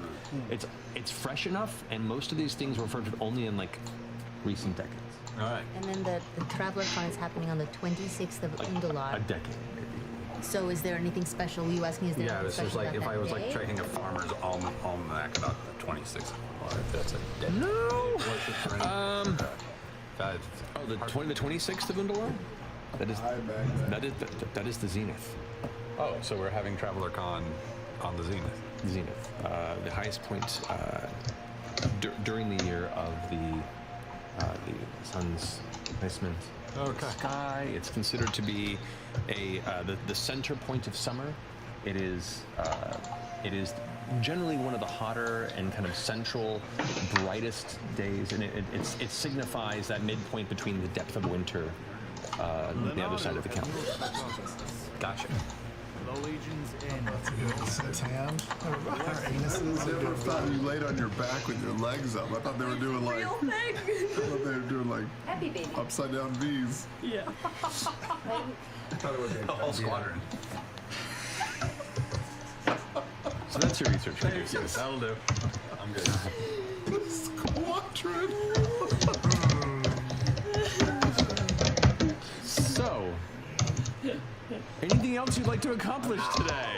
No, we go to sleep and wake up the next day. All right.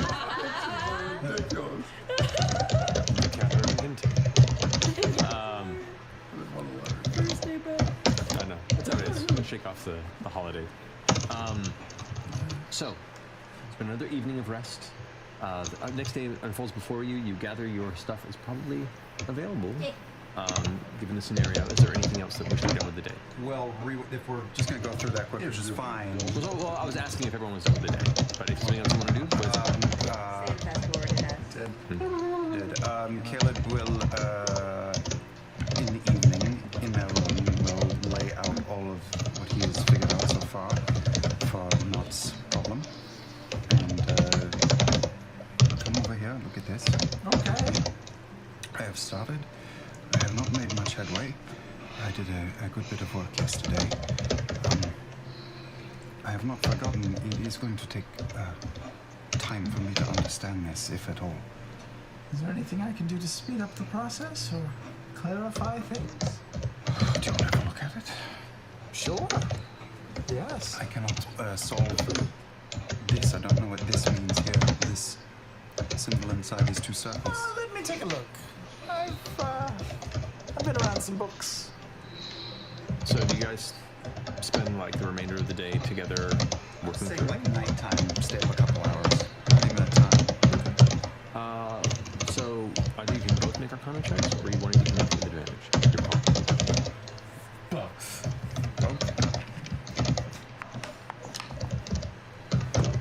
Why'd you use that luck? 14. 17. 17. Okay. With the Knott's help, you do break past that one that barrier that's been keeping you from advancing on one of the broken elements of the successive equation. Kind of with the loose improvisation, you are such a structured-minded individual that it's through Knott's haphazard barreling through it that it ends up kind of teaching you a bit of going with the natural flow of this equation. And in doing so, you do advance it quite a bit. I'd say by the end of the evening, both of you working together, you're making some good headway. You don't know how long, but how much more time you would need necessarily.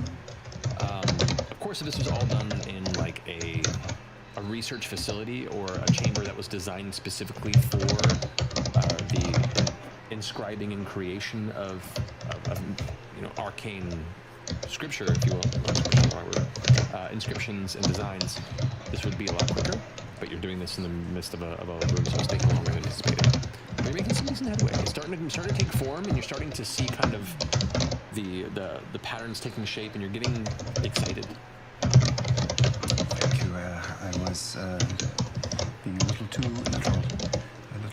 straight on. Well, I helped Yazid with his problems sometimes.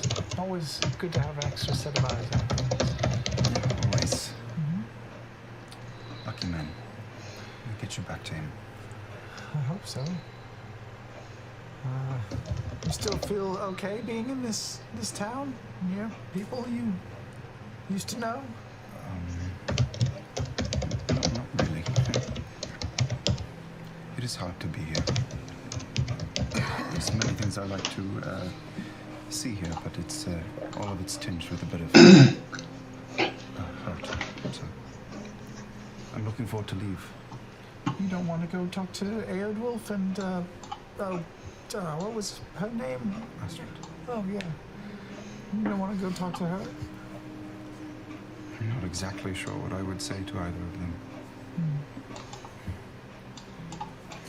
I don't have a good sense of it.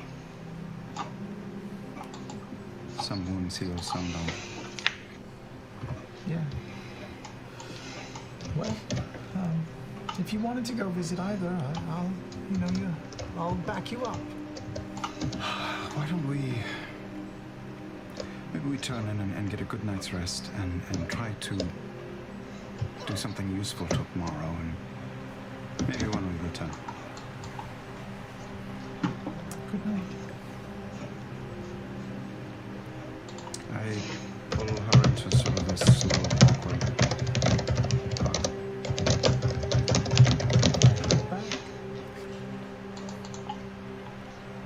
Thank you for coming with me so far.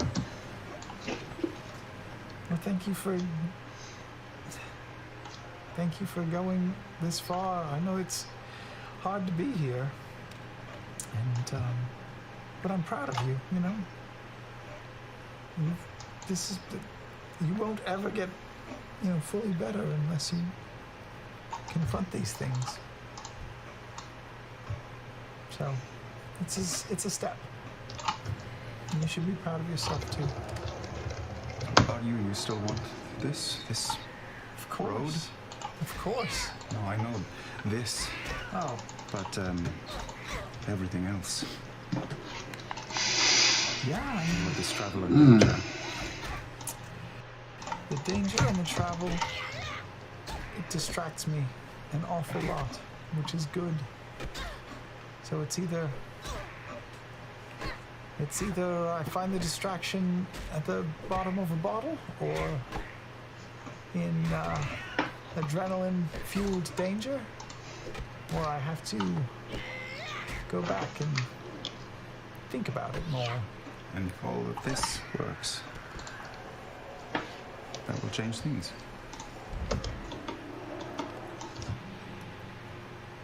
I guess it will.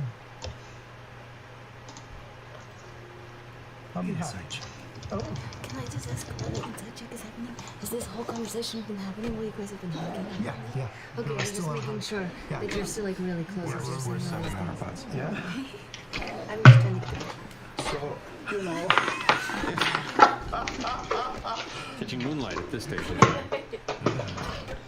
2. I rolled a high before.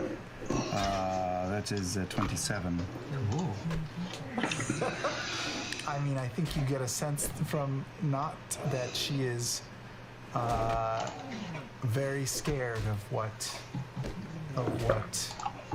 the future may hold for her if we continue down this path.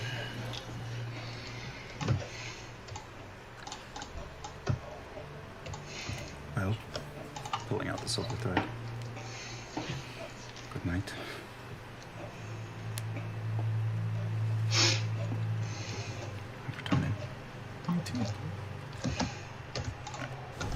You guys all rest for the evening. Take the fourth day since you've left the throne room of the king. I thought it was just the third day. You guys took one day of Takaludinus before that and everything. Second day was the day leading up to the fight. Third day was yesterday's fourth day. I believe I had that math right. I don't know. It's been since the holidays. You guys, if you want to, can go ahead and retrieve the cryptic collection in Kiona the King, the jeweled chalice of which you had ordered, as well as your bone harp, which looks delightfully intimidating for being an harp-like instrument. It's jagged at edges. It has this kind of natural curve that hooks around. And it's made out of a spine? Yeah. Kill somebody with that shit. I had to find a special case of scoliosis for that one. Yeah.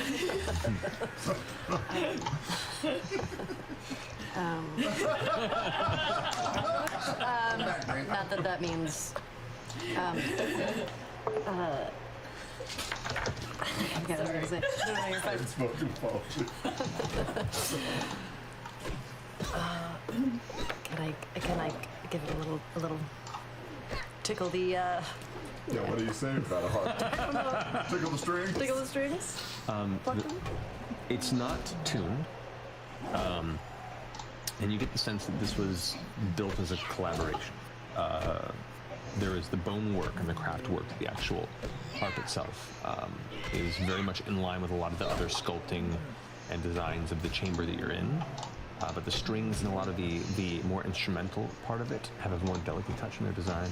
And Kiona even, mentions to you the fact that this was the music element of it was an actual musician's bar, though it's not tuned. It sounds beautiful, haunting almost. And there's an interesting element because some of the bones themselves are hollow. Some of the notes that you play, it gives this kind of resonant vibration that completely bores through the entirety of the harp and gives this weird kind of reverberation to the sound that normally wouldn't be there. It's almost ghostly. This is one of the most beautiful things I've ever seen. Well, I'm glad to hear. You really just went above and beyond to make this just such a beautiful instrument. Make me proud. Creepy ass hands. Do you want to try playing it? You probably already have. Oh, I have. Can I hear? I'm bashful.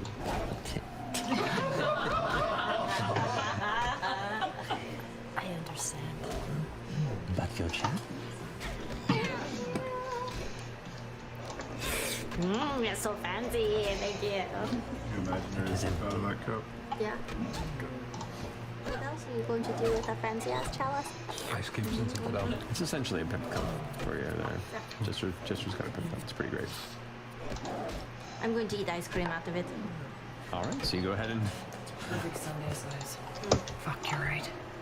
you find an ice cream-esque Rexentrum treat, which is challenging given the current kind of gray, cold weather that seems to have taken most of the environment, but it's available. Is it like in a little cart vendor or is it like a store? You actually kind of have to have requested. It's more of just like a frozen cream. That's purpose for the specifics of what you're requesting. Just Kind of. Put it in here. But don't take it. I'm going to just... Oh.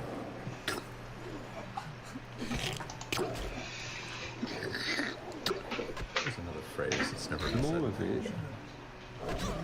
Fill my chalice. 6 scoops. Thank you. Well, it's a big chalice. It fills, Best use of a Yeah. jeweled chalice. Is there anything else anyone wants to accomplish in the morning, or? I mean, I feel like a new half orc. You want to go to the Did spa? you still want to do that before we like You wanna go spa read- you and wanna then go go? read the spa? I mean, do I? Your skin looks quite beautiful. Right. You're glowing. Yeah, Your it hair has a glow. Looks like you've got a little bit of stubble coming in Yeah, there. yeah, it's really nice. They have like hot towels and it's nice. Wow. Yeah. All right. Like mud baths and things like that? I did not ask, but I bet they do. How hard could it be? I guess anywhere could be a mud bath. Is that a spa treatment? Yeah. Oh, I mean, it was where I pay was for from. this? Yeah, we would just roll around in it, and it's supposed to be really good for your skin. Weird. Let's try that. Spa day number 2.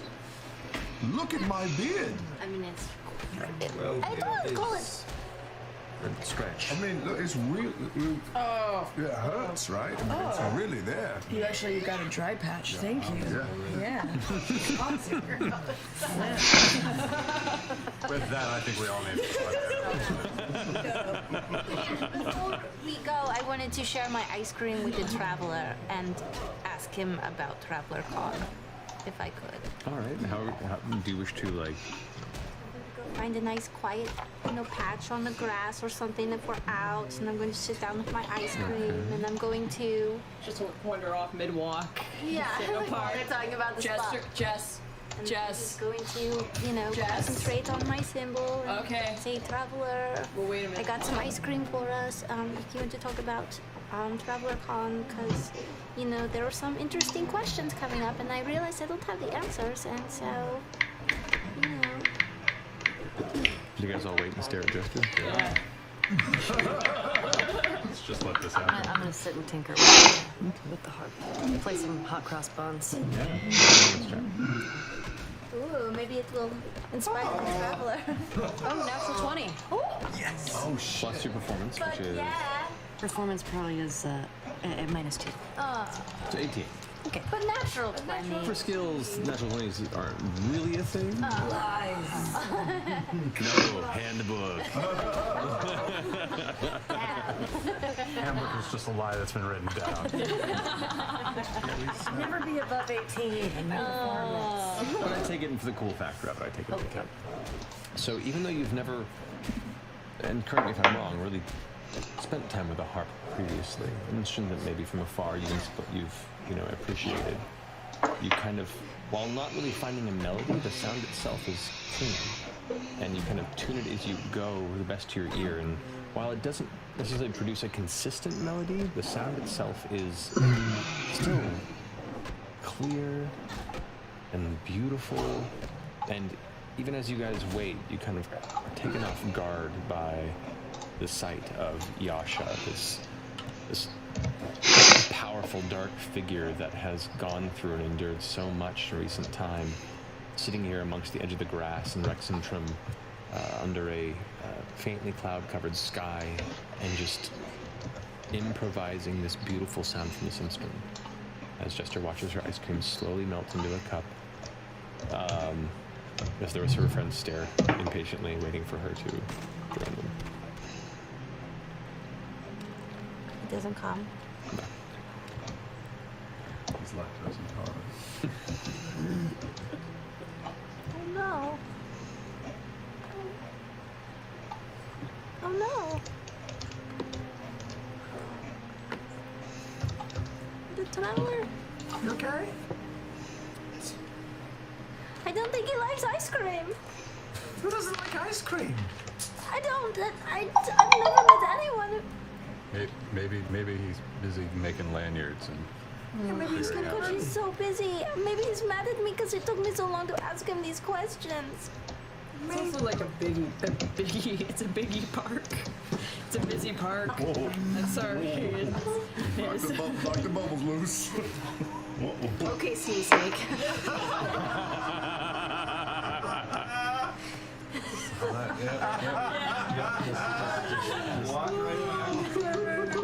For brutality.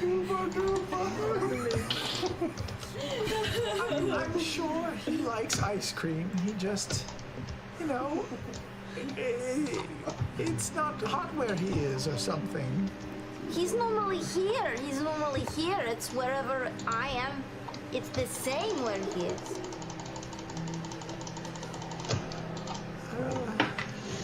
Caduceus, correct me if I'm wrong, but sometimes I don't know what I'm talking about. The gods reveal things, and sometimes they wish their flock to find the answer. Or so I have read. I would. Maybe he means for you to find this Or maybe answer you yourself. don't have any responsibilities at TravelCon. He wants you to just be a guest. And enjoy yourself. Yeah, because you're so special. And be surprised. Or maybe the answer will reveal itself in a hot tub at the spa. Maybe he wants to go to the spa. Spas are dope. Okay, he's trying to watch his figure before the con. Oh, yeah. That's a lot of dairy. That is a lot of dairy. Yeah. It's going from a cow. Okay, well, now it's Fair. 6 scoops of melted cream. I'm just gonna sip it as we go to the spa. I bought you a present. You did? Yes, I bought you these cards that you can turn into tarot cards. No. Well, you know, you can. I don't know how many you need, so I got like 60. Wow, I don't know how many you're supposed to. You know what? I bet I can cut them down. Cause look, these are the ones that that Molly had. smaller, yeah. They're a little smaller, but there's some blank ones in here. I think Molly was making his own deck. Well, maybe you could make your own deck. Well, maybe I can add on, and maybe we can have like a joint deck. I wonder how many cards there's supposed to be. I think it's the more the merrier with tarot. I feel Probably, like you should right? have like as many as you can. Like just keep adding to it over time, and then As many as the human condition. that's so smart. Well, I mean, Maybe you should read. That sounds like really like, you know, you have a natural inclination to be able to read people. I could help you with it if you'd like. I would love that, Mom. I can at least come up with some imagery to put on them. I love that. Thank you. All right. You guys make your way towards the Silvered Sunset Oasis. Along the way, a voice calls out from amongst the kind of decent bustle of the streets here in Lexington. Hey! Hey! What was it, huh? Oh, shit. You turn around and see Darrow Alloc running up to you. Hey! Hey there, friend.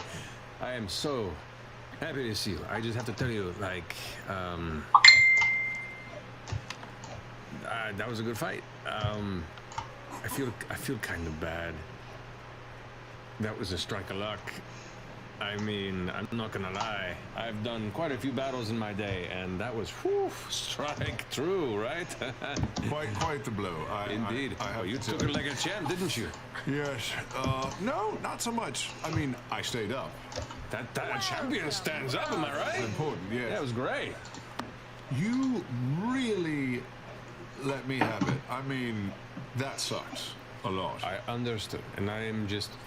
Could I, like, I don't know, buy you like a corn dog or something to make it up to you? I've been thinking about it for a few days because like you're nice people and everything, and you're strong, and it was a lucky shot. We could buy him a massage. We're going to the spa. Going to the spa? Checks through his coin purse.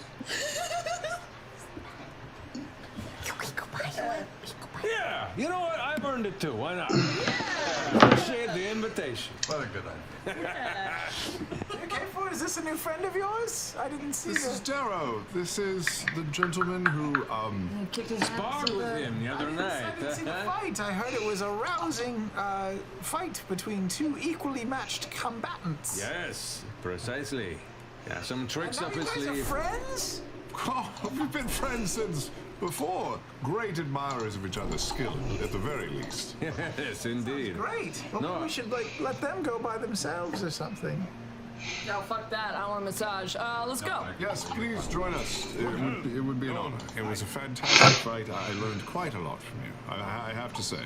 Well, if you insist. I can only hope to mimic that same sort of skill in encounters ahead. Please, join us. I was there I heard someone went there yesterday, and the services are supposed to be next level. I'm not gonna lie, it's been probably about 2 years since I've had a good proper pampering. I couldn't tell you the last time I've been. Please, let's shall we all? Let's do it. Come on, show the way. So, Darrow. Yes. How's time been, the stubborn sack since we've seen you last as we're walking? Yes, well, it's been all right. Mercenary work has been paying, fairly well as the conflicts rise. Doing a bit of bodyguard work here and there. Found ourselves in Rexentrum, got a new client, and been trying to, keep ourselves busy. Client? Yeah, who's that? Not really allowed to tell. It's part of the. Oh, come on, but we're friends, though. No, but seriously, no, I don't know what that is.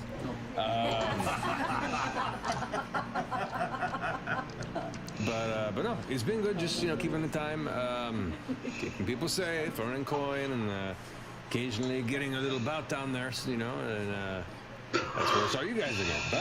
Anything weird? I mean, our line of work, we can see quite a few weird things. But anything out of the ordinary? Something that you would call remarkable or a good story you could share? How long have you been here? 4 days. 5. 5 days. Like 3 too many. We're trying to leave. Since the crazy. We had to wait for this chalice. And now we're just waiting. Cream? Hey, where's my ninja stars? Oh. So good. You mean these ninja stars? Pop, pop! Ow! I throw them at her. Ow! That's a lot going on there. It's a lot of cream.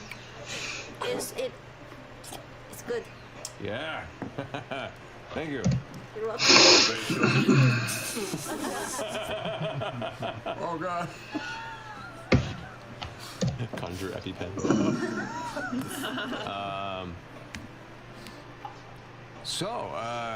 Strange things.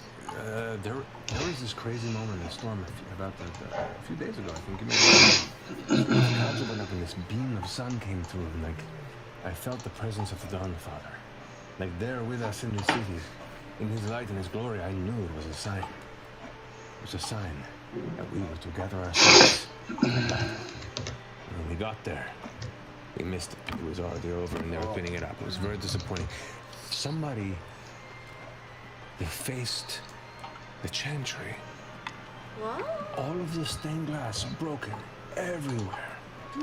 It was beautiful. I mean, yeah, I heard it was so beautiful. We were gonna go look at it. We were gonna go check it out. Yeah, we heard there were all sorts of creatures. Yeah, there was a dynasty attack as well, same time. Man, stuff's been crazy since we got here. It's been a while. I mean, no other dynasty attacks. Not specifically here, but now we know they can burrow. I mean, they can come anytime. It's kind of brings it to a point of appreciating and carpe diem, as the old Zemnians used to say. I don't read up. Wait, Look, what? I was a street kid. I was not the God of carpet. Yes, probably. I like you. Yeah, What's your name? Oh, Caduceus. Hey, we met last night. Just very briefly. You did very well. Right. 2 nights ago. 2 nights ago. Wow. Time flies. It's all crazy. Anyway, is this the place? Yeah. 2020. You do get a group rate. So that's I'd say 12 gold a person for the same 4-hour spa experience. 4 hours. Are we gonna do 4 hours? Maybe we should only do 2. That's 4 hours. Get out of here. This is like when Dorothy gets remade, Oh yeah. And all of a sudden has curls and stuff. Can you dye my eyes, match my gown? Wizard of fucking Oz. What? I don't think that happened. That's it. Don't Google that film. Dorothy goes to the spa and Wizard of Oz. Meanwhile, I threw 2 throwing stars at Beauregard. Oh, fuck. They've just been sticking out of her cheeks. Just waiting for Trying to pull, but it's doing the. Looks like someone named Bob really doesn't like you. Chester, there you get him. There you get him out. I got to pull it out in order to heal. 1, 2, 3.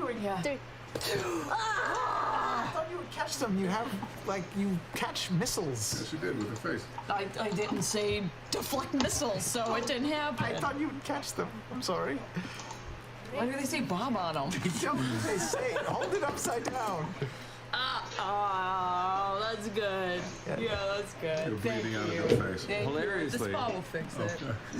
They say Bob when you look at it that way, because when you turn it right up, the P's are backwards. Thank you. Thank you. I was really hoping. That's all I wanted. Oh shit. That's right. That's all I wanted. Thank you, Matt. It's like a bad tattoo. In a mirror.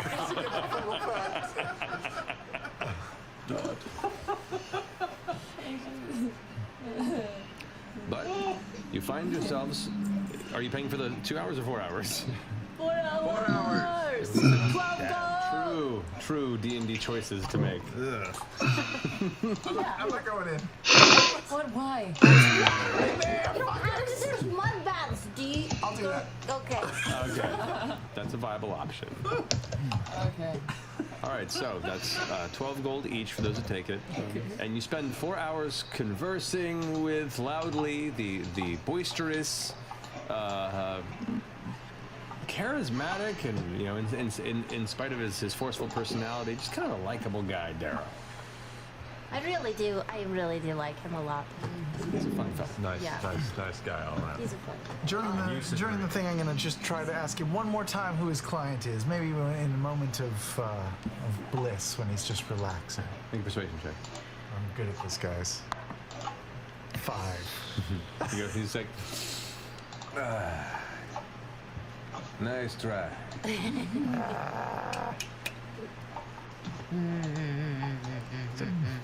Big arms you got there. Oh, I know. All right. I'm gonna go back to my mud pit. On the way out, is this the type of spot I have the little complimentary toothbrushes? No. Now we're going to be thinking about it, aren't we? I'm really self-conscious now. They probably have them for sale, though. They're not complimentary. Do they have them for sale? They have mouthwash though. Sure. That's the world. They got mouthwash. Guys! What? I was just contacted telepathically by the Bright Queen. She wants us to go to Jorhas right away. I'm handing out toothbrushes to everybody. I'm not saying that out loud. No, just to you guys. Darrow's gone.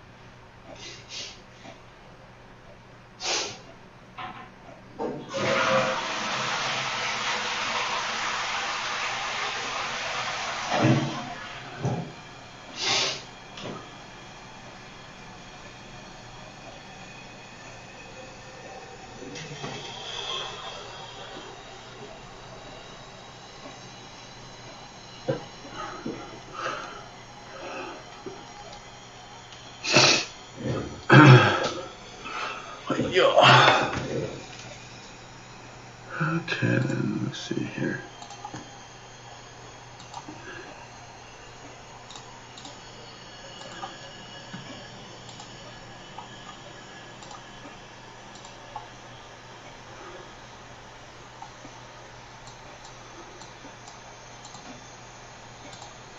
Huh.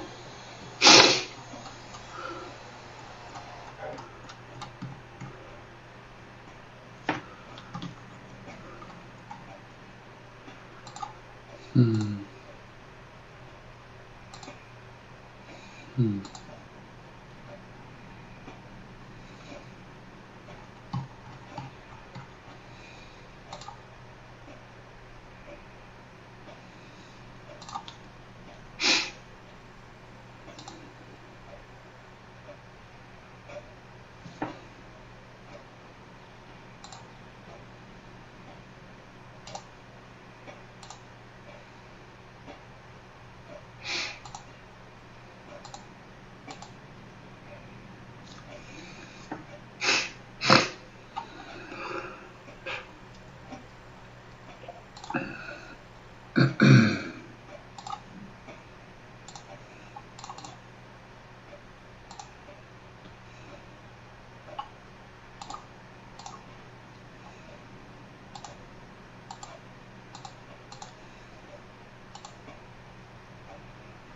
Hmm. Hmm.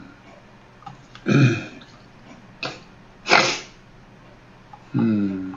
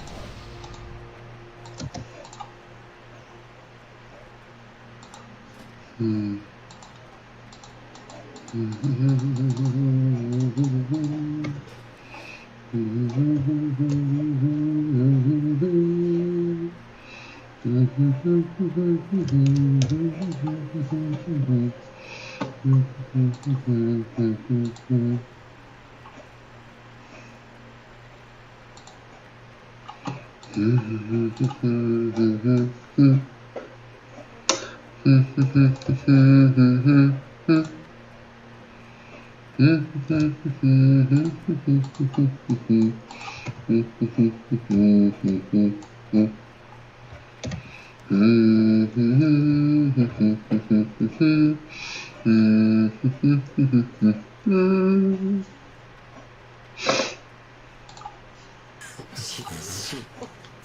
Wait, what's going on?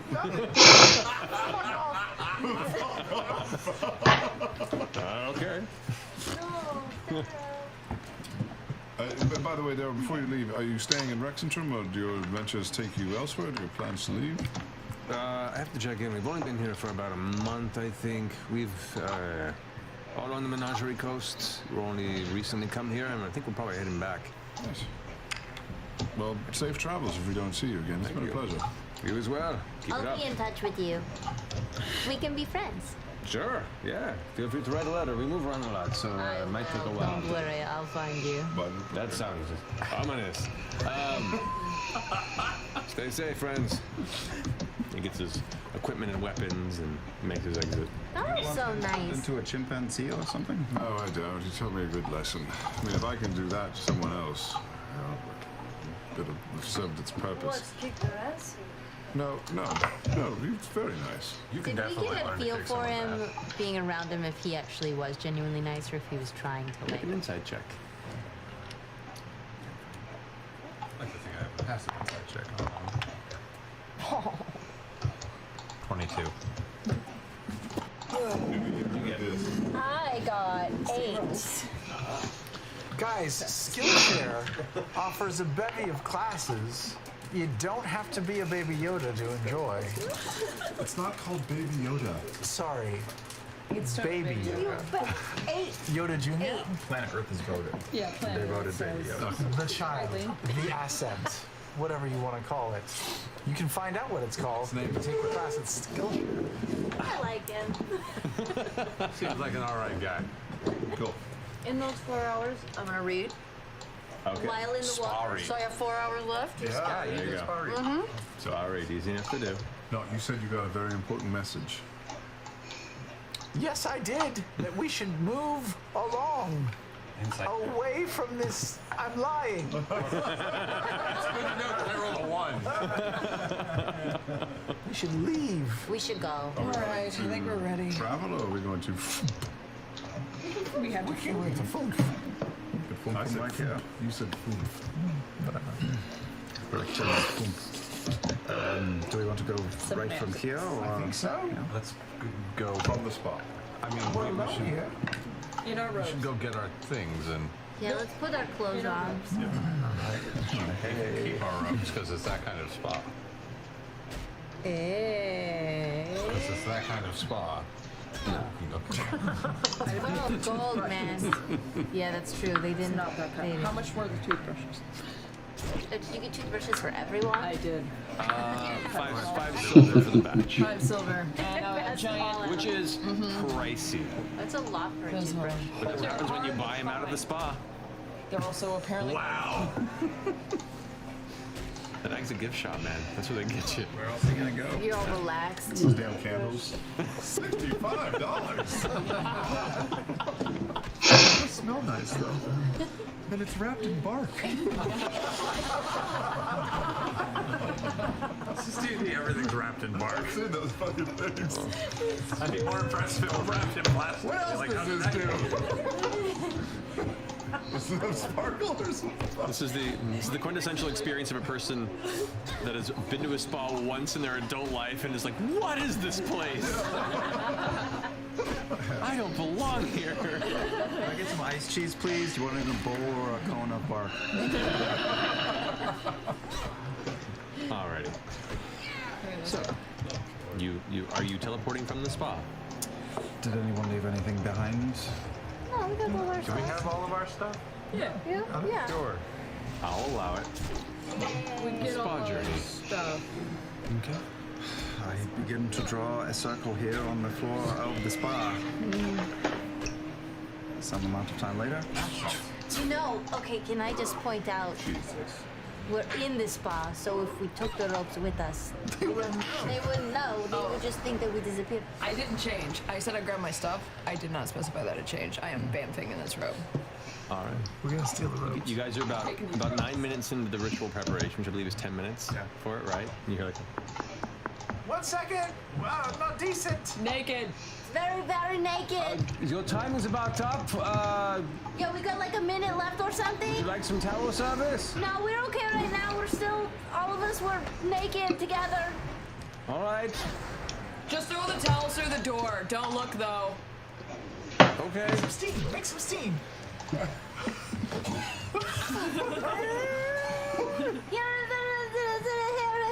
It's all right. There you are. All right. Would you like some tea? How are they, the nice towel? Take them. There, come in with us. We need them for the Jor house. as you finish your circle, the arcane energy erupts from the circle as all of you in your various freshly laundered spa robes and cluster of stolen towels rush into the central teleportation circle. The towel slipper things? Yep, those two. Yep, nice terry cloth front too. ASMR hand goes. As you all emerge on the other side, beneath the lucid bastion, the basement beneath the central cathedral. Oh yeah. Of Rosanna. No, this feels good. In This feels like Jorhaus. success. The guards turn immediately in their, cream royal guard attire and armor, spinning, spears at the ready, looking upon you, recognizing, and then heads kind of turn curiously. I'm holding slippers. Bathrobe, and book holsters. Covered in mud. Yeah. I'm supposed to wash it. I don't like the water part. As you're like dragging your armor over her shoulder. I love the guards just witnessing this bickering a spa conversation. They rotate back into their position, but keep a curious eye on all of you as you pass by.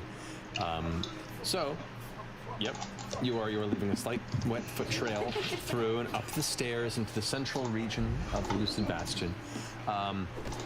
Do you wish to head to the Jorhaus, or do you wish to go straight to the Brightwing? Let's go to the jar house. Yeah, we should check. We should go change. Okay.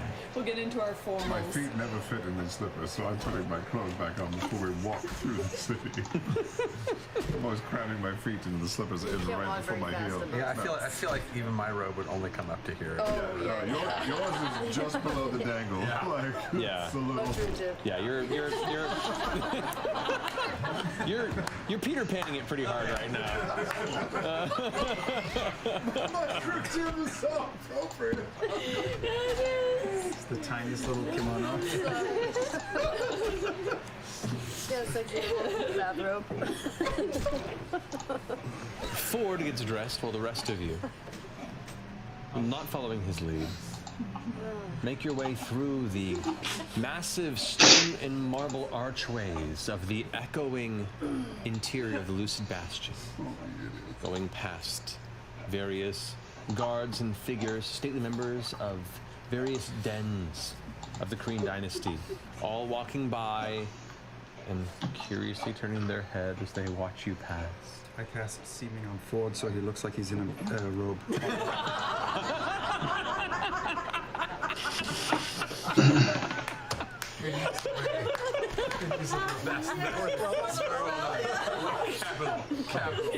But everybody else looks dressed in their regular.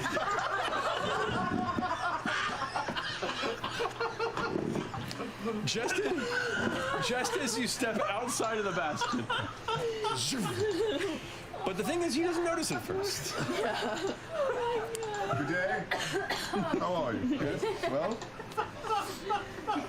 Partway through the stares and glares that now seem to be averting your friends and more focusing on you, you look down upon yourself and notice the bright terry cloth presentation you're currently putting before. Which one of you fuckers did this? I don't know that kind of magic. Definitely wasn't me either. Caleb wouldn't do that either. He's a good person. Are you sure that you changed? Yes, it's not real. I can't get it off. But it's not real.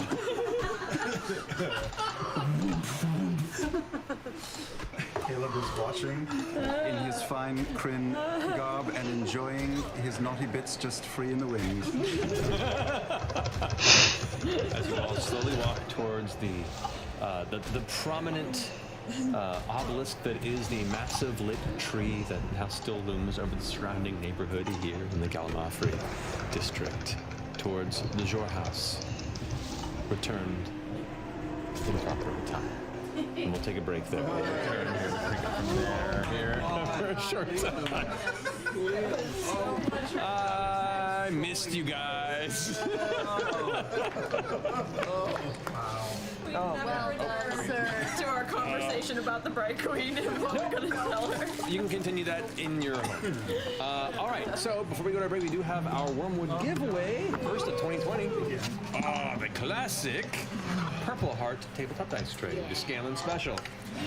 Goes one lucky winner in our chat. Tonight's keyword is recovery. Recovery. Once and only once in the chat room, more than once to be disqualified. Once again, only US and Canada, excluding Quebec, due to stupid giveaway laws. And we'll be back here from the break with one lucky winner. We'll see you guys here in a few minutes. Got the perfect warlock, a weapon weapons and supplies. But you need a place to track your stuff, cause you're so disorganized. Rick, open your webpage. You heard about a Critical Role. Now you're ready to kick some butt in the night time. No, this is D&D. D&D Beyond.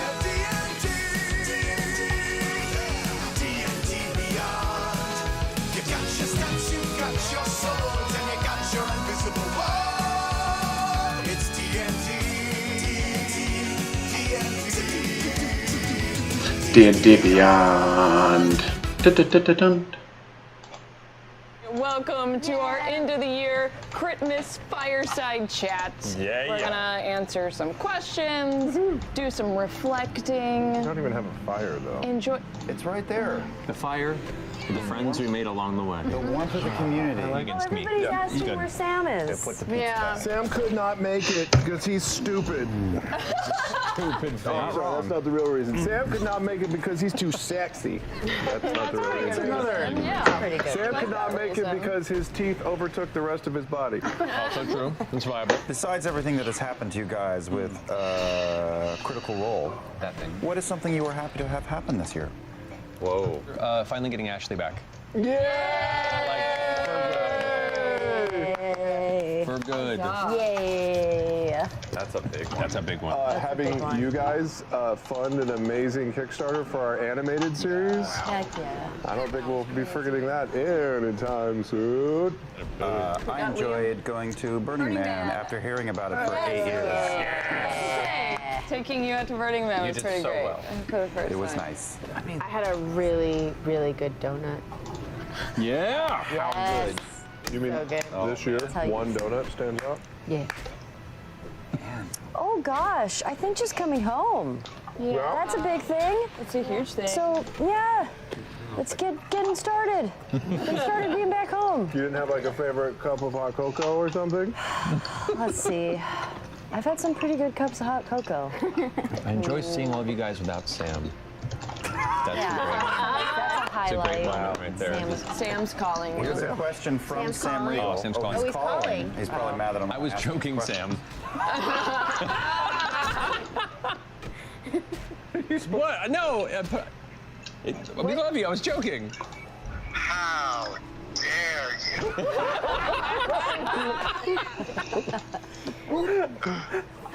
Why aren't you here? Ask him if he wants to answer a question. I went to a party for my kids, but the party never started, so I'm just sitting here watching the stream. You sound like you're in a dentist chair. Just sitting here on a bench. I really hope somebody comes up to you and goes like, "Oh, you watch Critical Role?" Yep. If you get like a significant you get a bonus. Interesting. Subway. Damn, those are both good. Next up.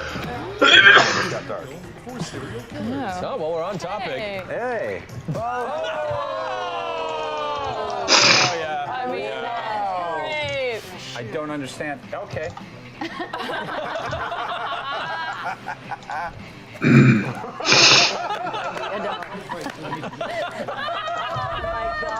Oh. Oh, man. Yeah. Okay. Whoa, that's good.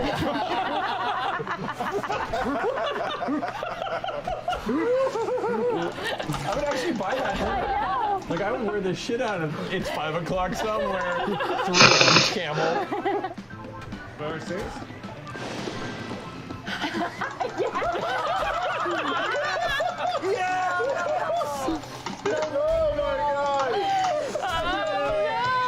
Have a wonderful holiday and a very happy year. Merry Christmas! Remember, labia love you. Labia don't. Got the news for Detroit. Bye, guys.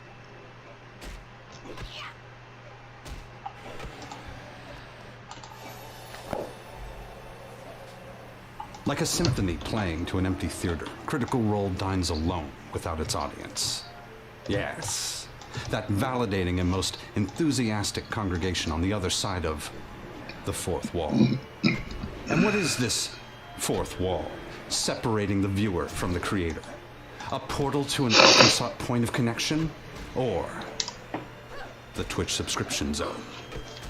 On the rare occasion that you missed the live bacchanal boasted by the ragtag group of thespians on Thursday night, you may always view the show on demand in the Shadowland known as the Twitch subscription zone. Picture, if you will, the necessary pieces to complete a jigsaw puzzle, but it's up to you to choose how it will be solved.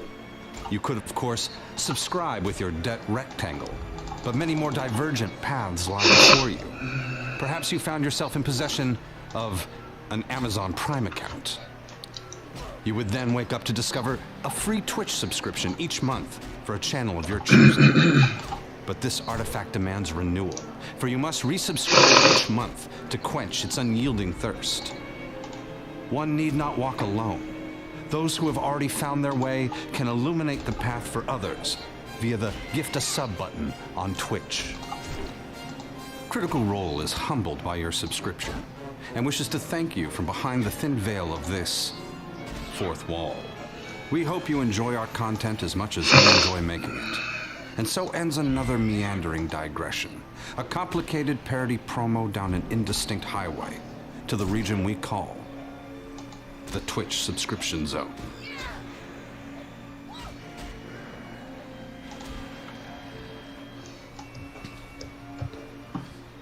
You will subscribe. Twitch Prime subscribe. Gift subscribe. Subscribe.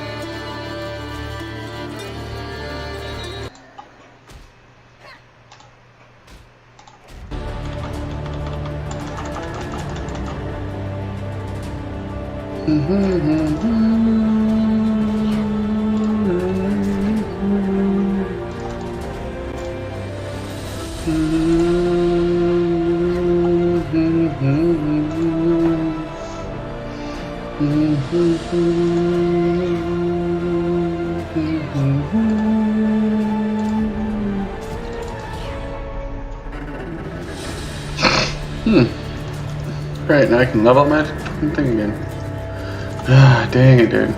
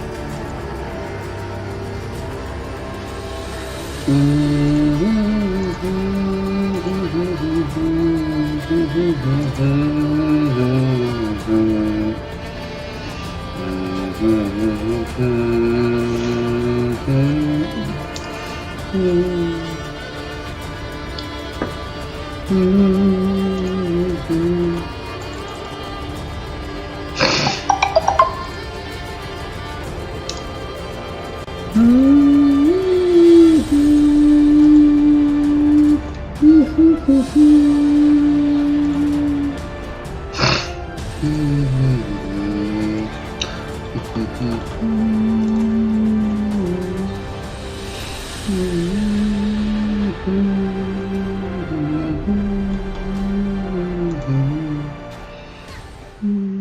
back. So we have our winner of the giveaway. Our breaks giveaway of the Wormwood Purple Heart Tabletop Dice Tray is Noble Kuwahara. Noble Kuwahara, congratulations. We'll contact you and get that sent off ASAP. Well won. Indeed. All right. Look at that. Congratulations on 2 points. Power of a dice tray. Indeed. So, arriving at the Jor house, entering to the front, ding, ding, ding, ding. You return to a home that is as you left it. Housekeeper now missing. Oh, yeah. But does not appear to have been entered or altered since you were last here. I'm gonna check for traps. Yeah, it doesn't appear to be. I'm gonna check for signs. All right. Coming in. Investigation check for you. You're looking for what? Signs of foot traffic or people. 30. 30. Damn. Dusty footprints. All right. What, investigation? You can investigation. Yeah. Dusty footprints. 21. All right. Nothing out of the ordinary, and no traps are found. It is as you left it. Good to go. Yasha, Wow, you're back. Have you been here before? Yes. You've Yeah, been here. I but just she hasn't hard to been here remember. since, you know. I know. I'm sorry. I'm gonna go up and see the mural again. Okay. As you guys kind of enter, all of a sudden Yasha kind of pushes past and boom, boom, boom, boom, boom, boom, boom, boom. You rush back into your old room and the mural is as beautiful as you remember. I still can't find a dick.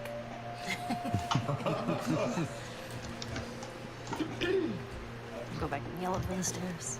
It's still beautiful, Jester. Oh, good. I'm glad you still like it.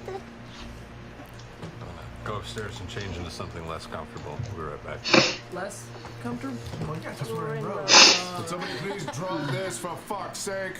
Sure, just a moment longer. It takes a while to undo magic, Ford. I guess I get dressed too.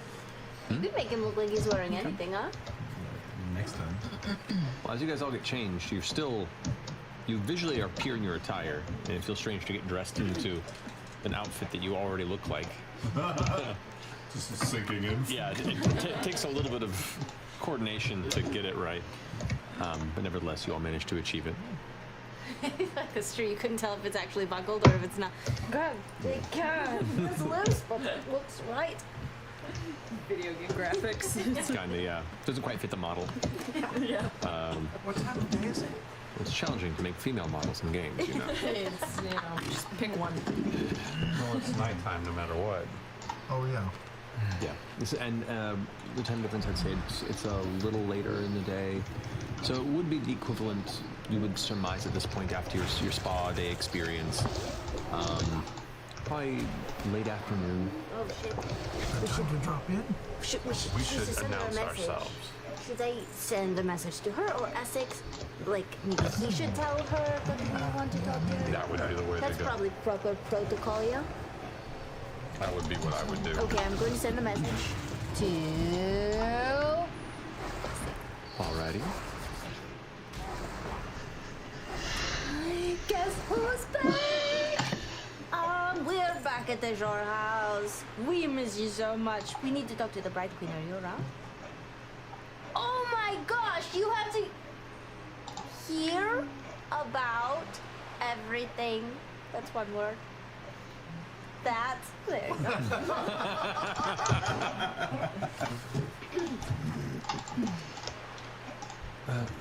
Come back. It is good to have you returned. Give me just a moment, please.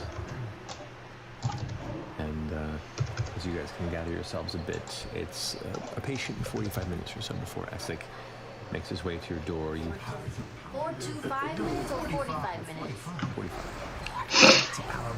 7 hours after the seeming spell. You haven't dropped it? Not yet. Okay. Who is it? It's the Shadow Hand. Still a cool title. I'll use my mage hand to open the door. Opens and drifts in. Yep. Thank you.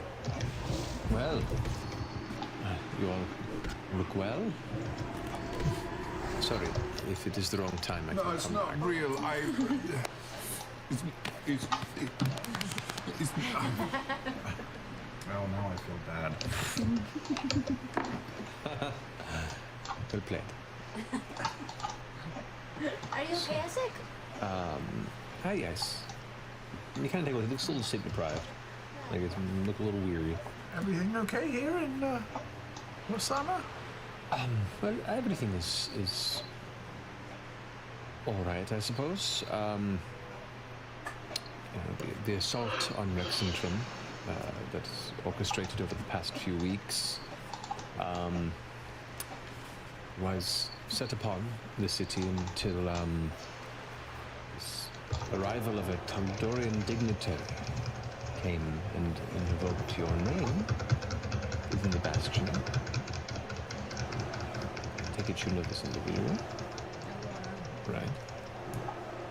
And she corroborated your concerns regarding the Angel of Iron's cult. And based on that, and based on my backing up your word as well, the Bright Queen recalled the attack on Rexentrum. The attack been launched in the first place? Well, it was believed that perhaps this missing beacon of which I had sent you to see itself was somewhere within the city when the attack was sent to draw attention away from the district in where it was initially placed. This was all orchestrated by Taskand Adin Tassithar? Abden Tassithar?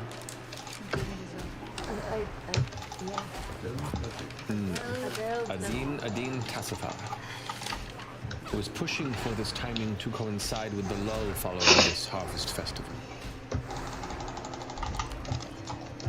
Since then, we've investigated Adin, found him already halfway across the Ghostlands on his own, shrouded and seeming to attempt to escape. Wait, what? He was part of the Angel of Iron's cult. He was part of it. We ambushed and retrieved him, and have spent the better part of the past day interrogating him. Oh, wait. Is that why you look so sleepy? There's been a lot of work to be done, yes. So was he the source of the intelligence that the beacon was in Rexentrum to begin with?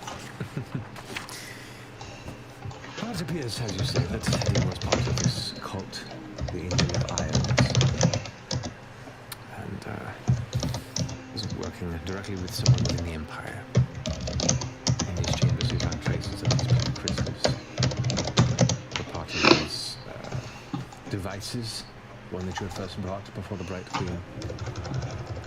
And we managed to push him to confess he had correspondence with this Vance figure that you had spoke of, and this Oban that you are chasing. Oh, he's Oban the Punished now. He kind of had a change in position and title. And then a nice good squelching.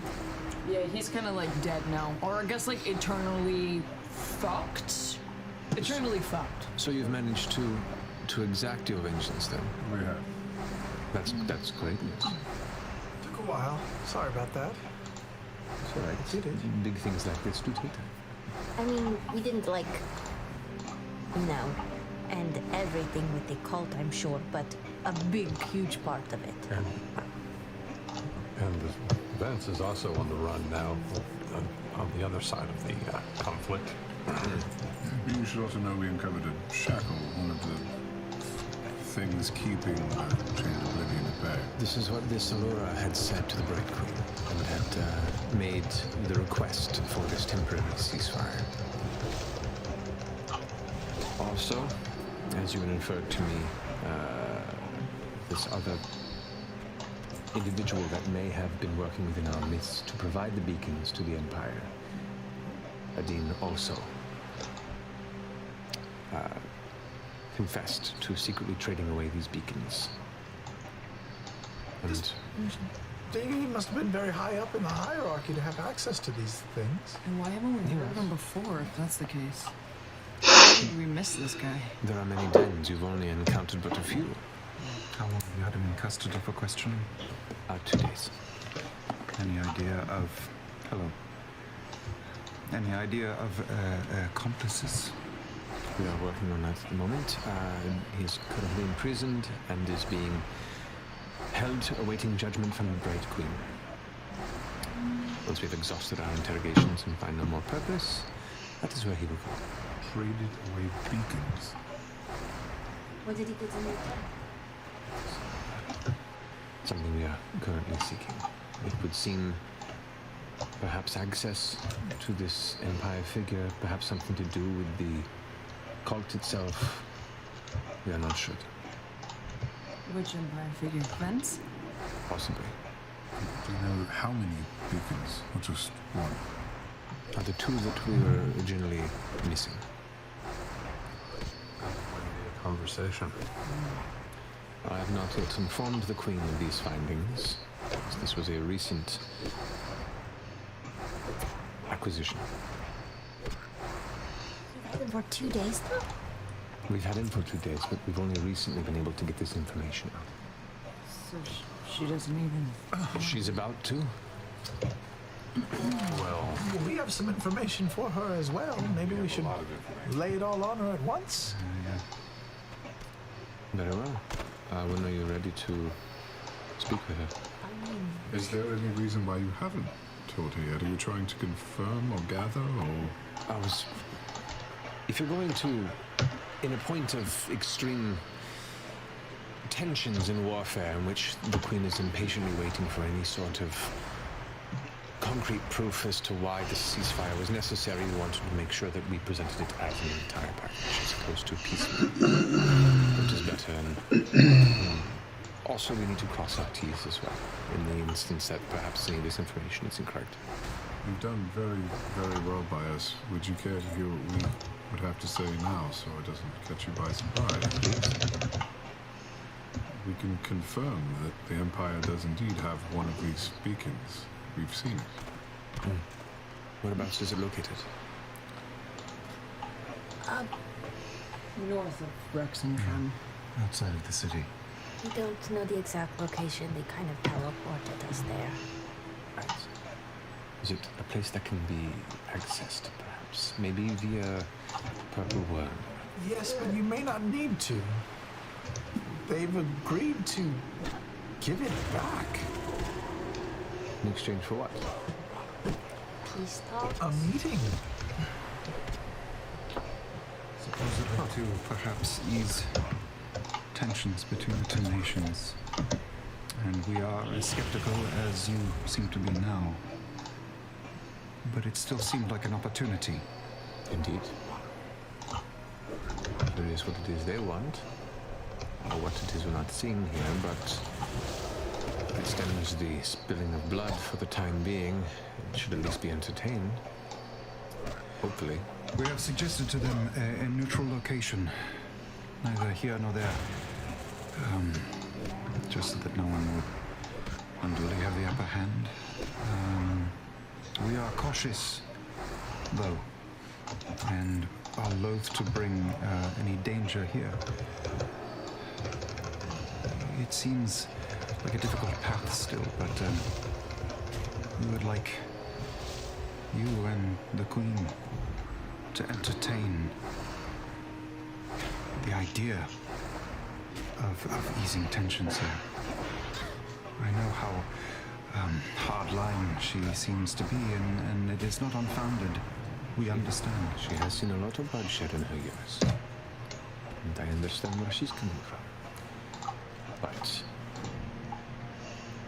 I think it's worth a conversation. Mind you, for such a negotiation, there would be no personal appearance by her. There would have to be proxies and emissaries and probably speak via mirror or some sort of distance conversational point at the place. At least these negotiations, if agreed upon, these transferences could take place. Like a FaceTime talking to another FaceTime? Like that? I assume that is something of similar things to Mira's, but probably. We just were holding two porn books, by the way. I'm not judging. FaceTime is a great series.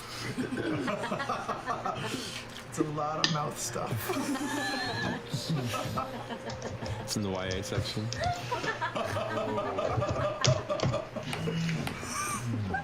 You mentioned crossing your T's. I wonder if perhaps would it be foolish of us to think that an audience might be had with your prisoner?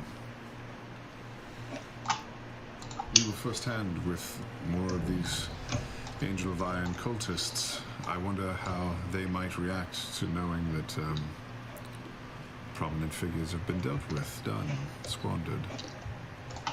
That could probably be done. I have to pull some strings, but it could. It would need to be just a. God, you know what else we could do? What? Oh my god, okay. What? 50 chance is ridiculous. What if one of us could make ourselves look like Vance? Like we've been caught. And you could throw him in the cell next to your guy and like leave them alone a little bit so that they could talk to each other. Maybe get some more information. Do we know how Vince talks? We saw him in that vision once, and he was like talking to like a FaceTime. Did he have a seminar? Someone was sitting on his face. Maybe he did, yes. We can certainly try it, but we have to do it soon. He's Or, supposed to be given over for. If your guy has talked to Oban, maybe one of us could make ourselves look like Oban. We know what he talks like. It's also possible. He went down in a jail in a cell. That's true. He wouldn't That's be thrown in stupid. jail. Vince is a good idea. Okay. Yeah. That's pretty good. Make it so that it looks like his throat has been slashed and he's raspy. Oh, that's true. It would be much easier to bring one person into the prison than 7. True. Agreed. So who would be the one to make this attempt? I mean, I can change how I appear. Probably Ford is really good at sounding like that would other be my people. second choice, yes. It has been your specialty in the past. Yes, yeah. Oh, I don't want to do it. I can also, you might have to shave a beard, though. I can look like other people. I can always come in and punch him in the face too. Trust me, there's been plenty of punching for 2 days. I do not think that you would maybe. But do they have magical punches that make people talk? We have magical means of forcing the truth, if that's what you're talking about. Fuck. Whatever. Yeah, let's do this plan. Yeah. That's a good plan. I need to know everything about Fence. How tall is he? What did he look like? What did he sound like? Tell you exactly. I draw him in my most photorealistic way of drawing. Oh, we know what he wore. Yeah. That swath of fabric that we had. I will give you my. But you have to change. I could give you my armor that can change into any. Oh wait, we're gonna change your appearance. We're fine. Could you make yourself look like him for a moment? Could I make my? Oh, Yeah. oh yeah, that's a good idea. Yeah, I'm gonna go that to disguise self as him, to make height, everything, absolutely perfect. Great. This is what I look like. My name is Vance. I'm an idiot. I am a cultist and stuff. That's nice. I don't actually sound like this. Did he have his Indian accent? Yeah. He did. Yeah. And his boss is.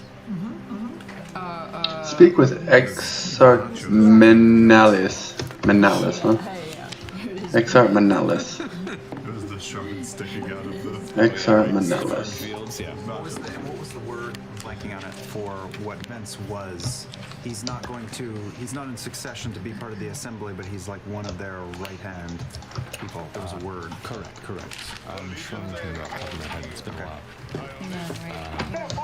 It's been a while. I also wrote down like the entire conversation somewhere in here. It's one of those. Because I take such brilliant notes, your prisoner's name again is.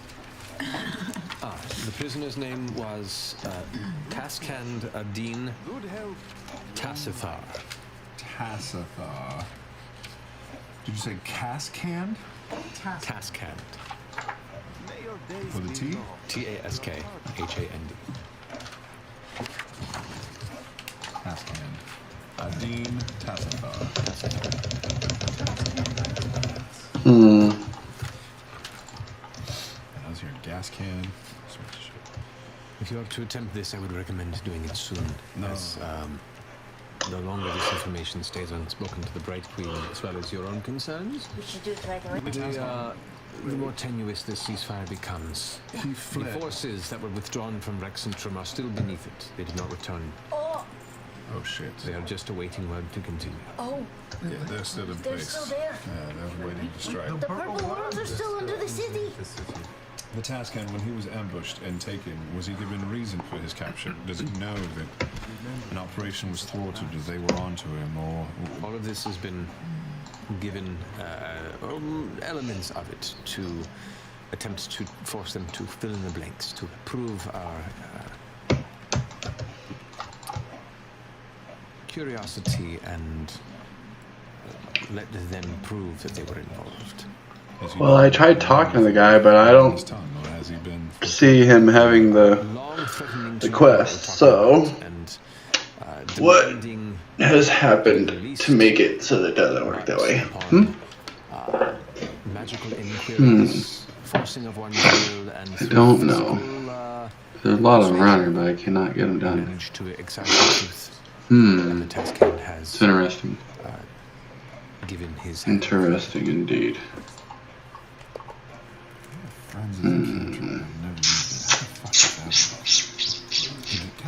You can't cast it when you're in there, probably. Oh, I have it. Wait, hold on. Interesting.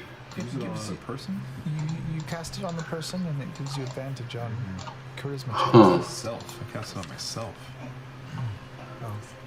Yeah, it just gives you advantage for charisma checks? Yeah. Caleb could use seeming on you, and then you'd be free to cast spells. Yeah. If that's what we should do. For Huh. Interesting. I can do Mask of Many Faces without knocking out a concentration spell. Oh, okay. Interesting. Friends is, you have it? Yeah. It's 1 Weird. minute. And I believe at the end of the minute they know They know. Yeah. you've had a spell affect their mind. I'm going to give you invincibility when you're about to go in. That gives you advantage on charisma checks for an hour. Oh, great. That is nice. And maybe Caleb, you could give him an extra stroke of luck. Time to do that. Okay, I found my notes on that conversation that Jester was relaying when she was scrying on Fence. He mentioned that he had the emblem, that he wanted to meet at the Overcrow. Mentions a female's paranoia. I'm assuming it was that old woman at the Cardinal Actually, I don't know. Richelieu? Maybe. I actually don't know. And he was reading a book entitled The King That Crawls. Oh, and then he signed off with Angel's Eye. Ooh, that could help. Yeah. Okay, so. At which point you see Isaac is in the process of drawing a quick in the air, and you recognize as a sending spell. And do you speak Undercommon? Yes, I learned it. It's my most recent. There you go. Speaks through the sending spell, basically saying, please move the prisoner to one of the binary paired cells. Well, jeez. Yeah, the interrogation is to continue. One of the primary prepared cells. Binary paired cells. Paired cells. Yeah. Got it. Okay, so. The Chantry, what was it? The Chantry? Chantry the dog. Let's see here. And the Bishop the dog. Who's the bishop? What do I need to do now? That was doing the stuff. I need to figure out Cardinal Vespa? Yeah, and it was a she. I'm assuming that's who he might have been. what spells I want to do. Increase critical effective chance of holy spells by 1%. Okay, I'm going to do that then. Do that first, huh? Oban can throw into the conversation. We could talk about that. Okay. Talk about. I gotta go this way, so I gotta go that way, then back to town. And that I ain't gonna do nothing from there. No, they didn't know who they were didn't know following. Thursday. I don't think anybody. It's just the angel. So, Are you ready? Yeah. Do you want anyone to go with you invisible or anything? I would not recommend that. There are wards against invisibility within the Dungeon of Penance. You will be revealed upon entry, and it would not. Understood. Will it show that he's disguising himself? Will that shouldn't. I couldn't. So, level you up then, maybe? We should travel with him to the prison's entrance, yes? Yeah. Up until where he won't see us, and then we'll go on alone. Very well. So you are coming with to the exterior of the dungeon? Yes. How long once you get to the dungeon? How long to get into the cell? 5 minutes. Okay. Then come quickly. Let's do this now. You are led back through the Gallimaufry to the tunnels and staircases that go below into the fields of subterranean farmland. Provide much of the food and growth that feeds the people of Rosohna, until eventually you come to the familiar exterior of the Dungeon of Penance, where you had previously found Yeva, as well as interrogated a captured member of the it's not working. The Volstra. As you reach the exterior, Essek turns to the rest of you and raises a hand and looks to you, and currently reaches over and kind of grabs just the back of your shoulders a bit. Looks down. Can you provide perhaps any sort of visual of irons or chains? Sure. Yes, I'll make myself look like Fence, and then I'll use. Yeah, we actually have some. I can do that if you want. I'll take out some of the manacles. Speak with who? Blah blah blah. So apply the manacles. You wanted to cast this spell? Speak with who? Put my hands on either side of course. Blah blah blah. Take it what? Eagle's Splendor. Yeah, so you get advantage on any kind of charisma. I mean, you'll be a smooth talker. wait, You one already second. are, but you'll be an even smoother talker, okay? Alright. You should be able to trick him better. Alex are serious business. Alex are serious business. Speak with her, gonna hurt her on Blood Mist Isle. Yeah, make it look like you're like cut. Okay, so who's punched, that? like a bruise or something, like you're strangled, so it makes sense that Who is that? Okay, yeah. it wouldn't sound exactly like I'll yourself. think about giving myself like a rope burn, like a terrible, terrible rope burn that started to scab up a little bit across my throat. And an angle. Okay. Come. Hold the pearl up to his forehead, and you see some geometric halos of white for a moment, and I've cast Fortune's Favor. So you have a luck roll, essentially. Ooh. So any shit roll I can reroll? Yeah. Okay. Ford, if you do well in there, I'll give you a button. A button? A button. But it's not just any button. It was discovered on Buttonbeard's ship.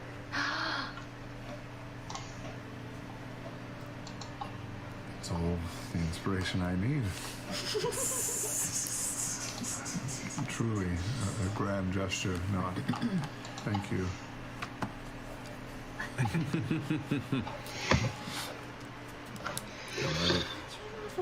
There's no such thing as Buttonbeard. No. As it grabs the front of the chains as part of the shackles, there is kind of a lead to the front and kind of pulls you in alongside, and you guys watch as Essek takes Ford in illusory form into the Dungeon of Penance proper. Be careful, Ford. Immediately as you step into it, that kind of disorienting effect hits you, and as you step deeper and deeper into it, you know, it's either what gravity pulls at different spaces, or there's something about it that just makes you a little dizzy. Your eyes have a hard time focusing. There's, and you recall as the times you've been here, there's some sort of enchantment within here that's designed to ensure that you and possibly other people who step through these halls have a hard time really remembering where they're walking or keeping tabs on the layout of the interior. As we move along, whispers, I said, how long will I have?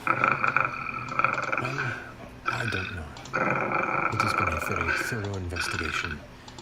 And whatever information you might get could be full of lies, could be Are confused? Just don't make it too faceless to gathering attention that will make this a curiosity. This is off the books, as you would say. Black bag. Leads you down a few more corridors, a long staircase that goes to a floor that you've not been on. And eventually you come upon, there are 2 cells that are next to each other, separated by a wall, and in the center of the wall there is what looks to be a small window of bars, intentionally placed for prisoners that have some means of interfacing. And you are thrown into the chamber, and as it kind of floats into the shadows, one of the guards at their post kind of stands there and waits, but off to the side.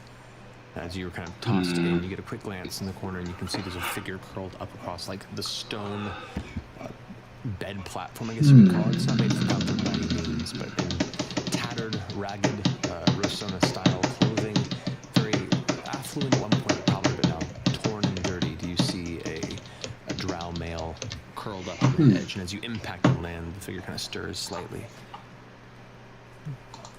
And then you're inside the chamber now. And is this square between the walls small, or is it large? It's small. It's about like that big.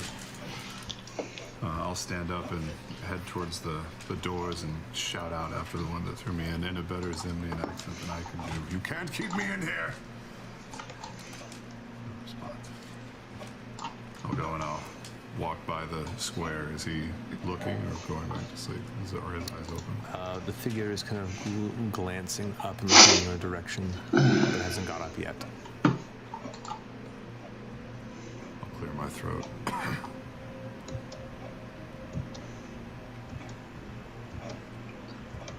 few moments pass.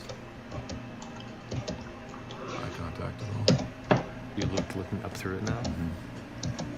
About a minute later, the head shifts again, and from what little bit of light there is from the dull torch sconce across the way, you can see a little bit of a flash of kind of white eyeballs that look in your direction. I'll look away and move away from the square. You very faintly hear the shuffling. I'll wait for a minute. Does it sound like he's moving any closer? I've heard movement. I'll wait another minute. Get up and walk to the doors, look around, shuffle back towards the square, and just one eye to look through.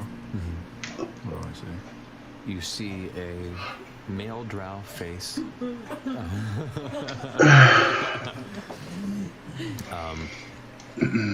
Bloodied, one eye is swollen, nearly shut. Hair tattered and matted, and this is kind of breathing a little heavy. You're looking in my direction? Yeah. Angel's eyes. Why do I know you? Shh. I'll move away from the window. Sit back down. I'll wait 2 minutes. Okay. And without making myself visible through the window, I'll say, what do they know?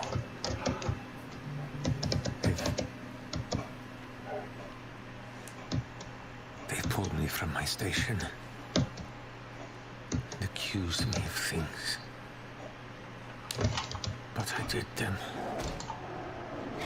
I don't know how. I know you, but I don't know how. I feel like I'm going crazy. Our time here will be rewarded. Stand fast. What are you talking about? We succeeded in Rexendrum. The Angel of Irons is one step closer to being free. I don't know this angel. I do. How? Who are you?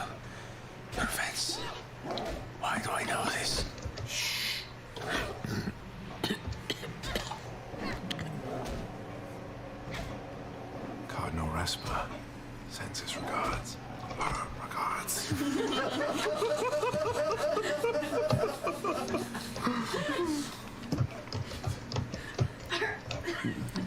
The head kind of comes back up and looks at you, and the eyes are wide, or at least the one that isn't partially swollen, and tense, and there's like sweat currently mingling with the blood that was partially dried and caked on that side of the forehead that you can see. It's like, I don't know what you're talking about. Very good. Very good. Your delivery is successful. I don't know why I did what I did. It doesn't make any sense. He kind of pulls away. Yes, hello, I'd like to order a pizza, You hear bitte. the body kind of scrape and slide A against the Familie Pizza, bitte. Schinken Salami. and you hear crying. Genau, at Kreuslag 9b. 16 Uhr. It's alles okay. For something.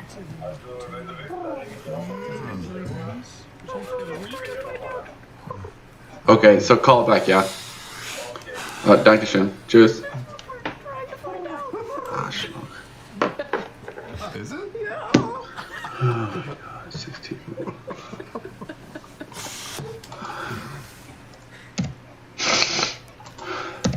We talk this shit out at home. We can talk it out. Why did you... Really? D&D game. Talk it out.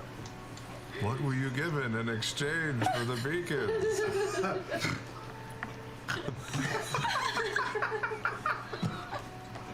And there's a long silence. And the sobbing continues a bit. And then through the sobbing you hear, Cousin, I would never give away the heart of our city. But I did. For money? Why? Nothing makes sense. Nothing makes sense.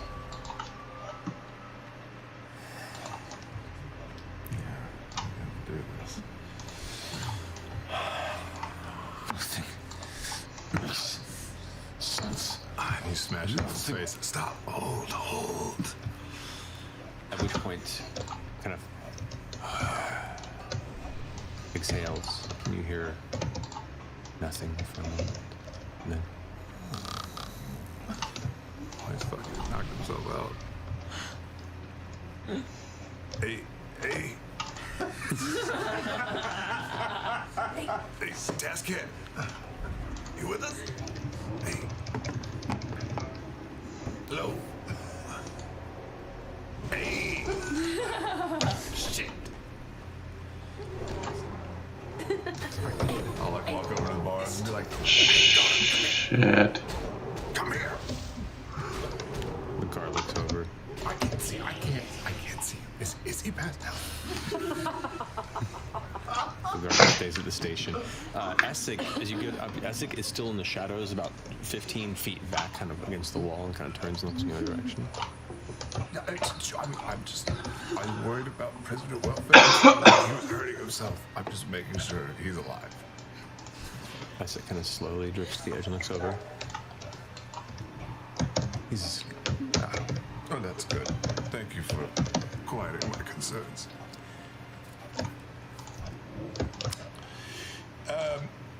You know, I think I would like to confess some of my crimes. Perhaps I can do that to someone of a high station. I'm ready to leave. very well. Opens the door, the guards help, takes the chain and leads you out. Closes it behind. You bastard! You're so strong! You'll never take me alive! You're You overselling floating it. fuck! What was that? No, I take it back. I'm sorry. Don't oversell it. And drags you along slowly through the interior of Dungeon of Penance once more. So weird. By design, friend, by design. Pulls you outside, you guys watch as Essek emerges, holding the chain, pulling behind the rugged-looking vents. We all cheer. Guys, Mike, you did it! What'd you find out? All the stuff? Well, I totally didn't forget to ask what he traded for the beacon delivery. Thank God. That's good. That would have been an important question. He seemed to be quite disoriented, and What about the other guy? Yeah. I was worried about that. I don't think he chose to do what he did. It sounds like he was under some sort of control, mind control. Is that a real thing? Yasha! Yasha was mind controlled. We It's think. Yes, not. But did you knew that it was not you doing those things, right? Or was it confusing at times? Yeah, it was very confusing at times, but I mean, I knew that I was a puppet. I mean, I didn't have control over the things that I was doing, but I knew I was doing them. It could very well be a similar type of thing. Vince was also a puppet. But you knew the source. Yeah. Yeah. Imagine if you didn't know the source. He acted as if he didn't know why he did these things or why he seemed to have taken money for the delivery of the beacons. He didn't know why he did that. And then he smashed his face against a wall several times. He's dead now. What? Yeah, it's just a horrible tragedy. Oh, fuck. No, he's alive. He seemed genuinely confused. He seemed to recognize Fence's face and also the greeting, Angel's eyes. Angel's eye? Yep. I might have made it plural in the room, which might have been what the look was for. Why add an S? I don't know. You know, your first time playing that character. Yeah, I mean, some things are honestly, I gonna didn't get slip a rehearsal or anything. you know. It's just actor's nightmare, straight out on. Yep. We're opening strong choices. Yep. Imagine if you were told not to think about what you did. I mean, is memory modification a thing that happens? It is? Yeah, I mean, I can do it. I can, well, What do you mean? I can do stuff like that. I could make you think that something different happened than happened. That sounds very similar to what Yasha went through. All the time, or just once? Well, It is a very dangerous magic for someone to be playing with. I haven't ever played with it. I know that it's, Speaking important. of which, your abilities are very strange compared to the Empire. I mean, just being in here is sort of nauseating. Does the beacon or your practices allow anyone to control the mind of someone else in that way? Dunamis does not work in that way. There are many sorts of magic and arcane spells that can alter one's experience and memory from what I've heard, but that does not fall within the purview of Dunamancy by any means. I mean, it's no short spell. You would have had to have been under control for a while. Gain access to the beacons, make these exchanges, deliver them. To be fair, This is true. he would have been the fourth person that we knew that was under a constant, long-standing control within the skull. Yasha, the task hand. Laughing and then unbreakable. Or the inevitable end. Unbreakable face. Who knows with Bruce Willis. who knows with people like Vence or Cardinal Respa or maybe Oh my god, we were all under a spell. we've already learned from what we've researched with the Chain Oblivion that he was guised under this cult of the Angel of Irons. It seems more righteous than what it is. It's all manipulative to get him to rise under some other form of a deity that's false. So his entire... To bring about absolute destruction of everything, so I would imagine, yeah. Do you have a mark on the back of your neck? Did it leave a scar or a... Oh yeah, the thing. Can I look? Can I look and see? Give it a look. Is it still there? There is a brief mark there that's reminiscent of what was there, though it has begun to heal. Did you see Essek, come here. Look at this mark. I show exactly what it looks like. You should see and see if that guy has the same mark, and then you know that he was mind controlled. Maybe. I will inspect. Give me a moment. it was not his choice, you know. I know it's hard, but maybe he shouldn't be punished quite as harshly because, you know, maybe. That is not for my judgment to make. Well, if I don't know, if there's an emergency, I could also speak to him in a different way from someone who has had a similar experience to him. If violence is not working to get the answers that you need, maybe I could try relating to him. Maybe we have the answers we need. But what answers are you so looking for? Maybe. I don't know. Who was doing this? I don't know. I wonder if Oban got somebody besides Oban. True, or if he had any more connections here. Maybe Oban was like one of several generals for the Chained Oblivion, you know, in like a pyramid scheme. So if it wasn't Oban that mind controlled him, then who was it? I think it was probably Oban that mind controlled him. It was probably Oban that mind I controlled think the question But- really is if he knows that he was mind controlled, maybe he I can think that's the thing to me. start saying if he talked to anybody else. Well, let's have Essek look at the back of his neck. That'll be first thing, and then we'll get more answers from that. Chester, you should know, he said he hated weasels. Why? Did he say when he was controlling the riddles, or was it normally? Outright, they wither and die if not left out into the wild. They are not pets or... Oh, Is that true? Sprinkle says he's real happy. Exactly where he is. She's crazy. Me? Let Essek check, and then perhaps if it turns up what we fear it does, then a new line of questions is in order. Yeah. Not why have you betrayed your people, but how long have you been experiencing this? Do you remember meeting anyone? Do you remember a trigger? Yeah. If there's any other answers you guys need.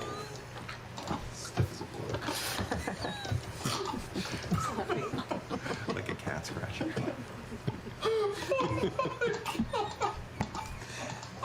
Let's take some weed. He's not dead, he's not dead, he's alive! Stop it. He's floated. He's just an airplane pillow now. Wait, 1 second. You're terrible. He's alive, he's alive! Move. Show that. Move? See? Show them your fire! Did he move? He didn't, he bit my finger, okay? He's fine. Rigor mortis is a bitch. I'm fighting every urge to make a cannon, but I'm not gonna do that. Not dead. Just think of it like anytime he seems like he's a little bit, I give him a little healing spell. He's okay. She's just weekends of burning him at this point. Oh, he bit me! Oh, that's very naughty, Sprinkle. To the other side 12 times. Stop it, he's alive. Stop it, stop it. It's not canon. He's alive. Stop it. Keep it up for CPS. Welcome to the Bates Motel. Maybe we could, you know, if we find a very beautiful place, we could let him go into a forest. Are you talking about the prisoner? No, I'm talking about Sprinkle. Sprinkle wants to say, you know, I asked Sprinkle if he wanted to go hang out with what's his name, the guy that likes the animals. What's his name? Yeah, the guy's the wizard. The wizard man. Yeah. I asked him. And Sprinkle came back to me, okay? He didn't want to go to Orphan House. He wanted to stay with me. You all Mother? Stay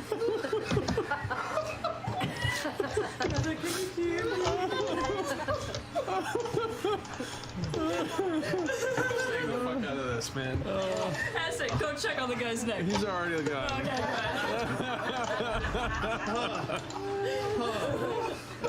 Okay. God, I can't see straight. Oh man. Wow. Oh, wow. Essek returns a few moments later and says, What does the light mean?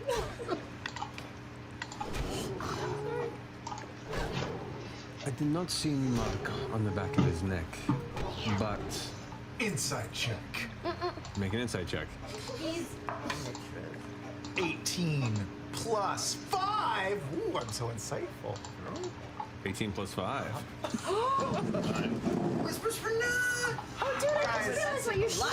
Skillshare is a wonderful. Don't talk through your whisper. Thank God. That's the funniest shit. Ethan! Ethan! Oh my God, Jester. Pickle's dead. Still getting tunneled. Dead for weeks. Just completely I'm out of the game. Expression of terror. Oh, look, he's eating. Very big. Nope, not right now yet. He said that since the Underdark. So, it is curious if this is the assumption that perhaps this Orban figure had been under his control, there would be this mark, you say? Since it's not there, it's a possibility that either it was removed or perhaps there was other magic involved in erasing a trace. Was the mark forcefully removed from you or anything? Oh, it was actually. Could be the difference. But Certainly explains a few things, though, doesn't it? does not seem to be in a physical state for future interrogation necessarily. And time draws short with the Bright Queen, so if we are to make our cause there, we should definitely get on our way to the Bastion. Okay. We're going to talk to her. While we walk to the Bright Queen, because I want to keep this going, have we scryed on vents here lately? Well, he's got a thing, but I can try it, but it would be really, really hard to scry. The only way he wouldn't have it is if the Empire is caught up to him. Yeah. So he is either off the grid or... Like, it's impossible to scry. It doesn't, like, sometimes work and sometimes doesn't. For him, I think it is impossible because he is most likely traveling alone. I am a bit compromised because you are all not protected entirely. So. Should we always stay a little bit away from you?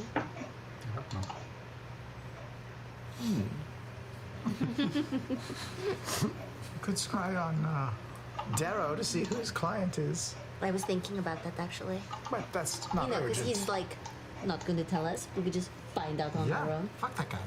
No, fuck that guy. He's not, I mean, fuck him if Ford doesn't like him, but he's pretty nice. I thought he was funny. How long was he down there? In the prison? Prison, from what you hear, roughly 2 days. Or no, Ford. Ford. Ford was gone from you guys, I'd say, for about altogether 15-20 minutes. Or a little longer than that. with Prison travel and stint everything. ever. How do you feel being locked up for so long? Thanks, man. Go to the sky. Fly. All right, so are you stopping to scry on anybody, or? Oh. Want to try it? No, we You gonna do it like now? now? That's low priority. Let's get to the quick. Let's get it right. Okay.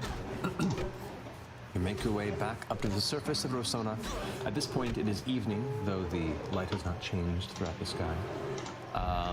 You make your way to the Lucid Bastion, and along the escort of the Shadowhand Essek, led within, some of the guards give some odd looks, recognizing your arrival not long ago in very different attire. Well, we look the same. Ford, really.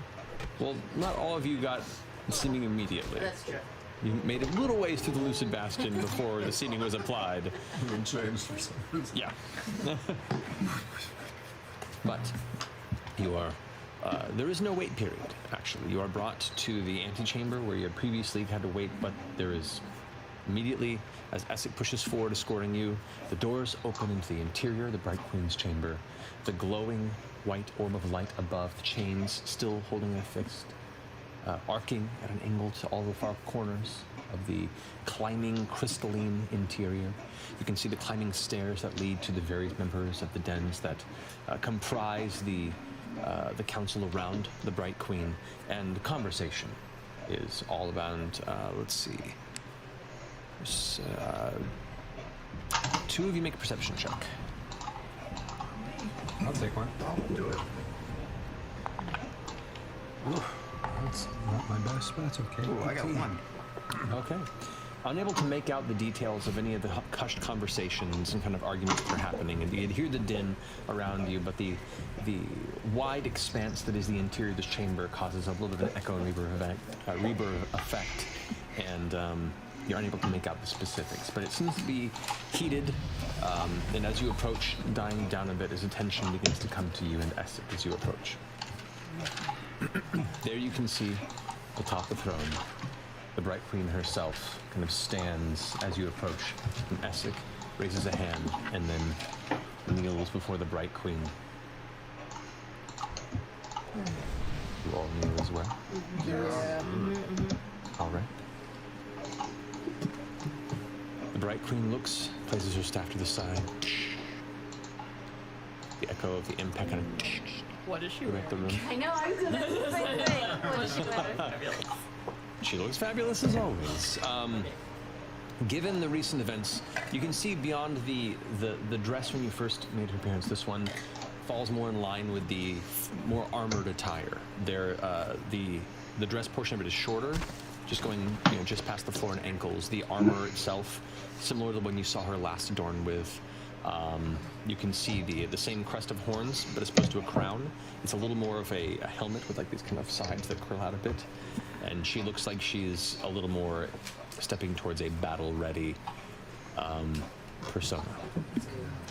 As she looks at amongst all of you, goes, "Mighty Nine, come back.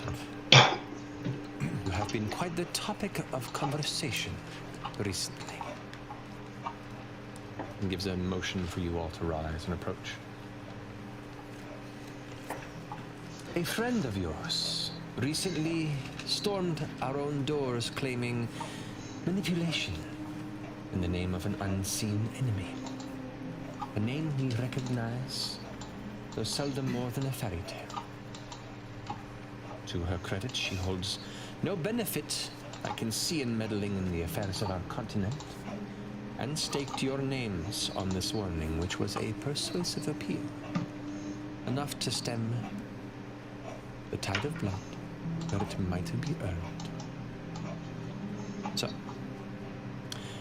our distant ears tell the tale of a battle of another kind beneath the city, and that you all seem to have survived in Rexington. Well done.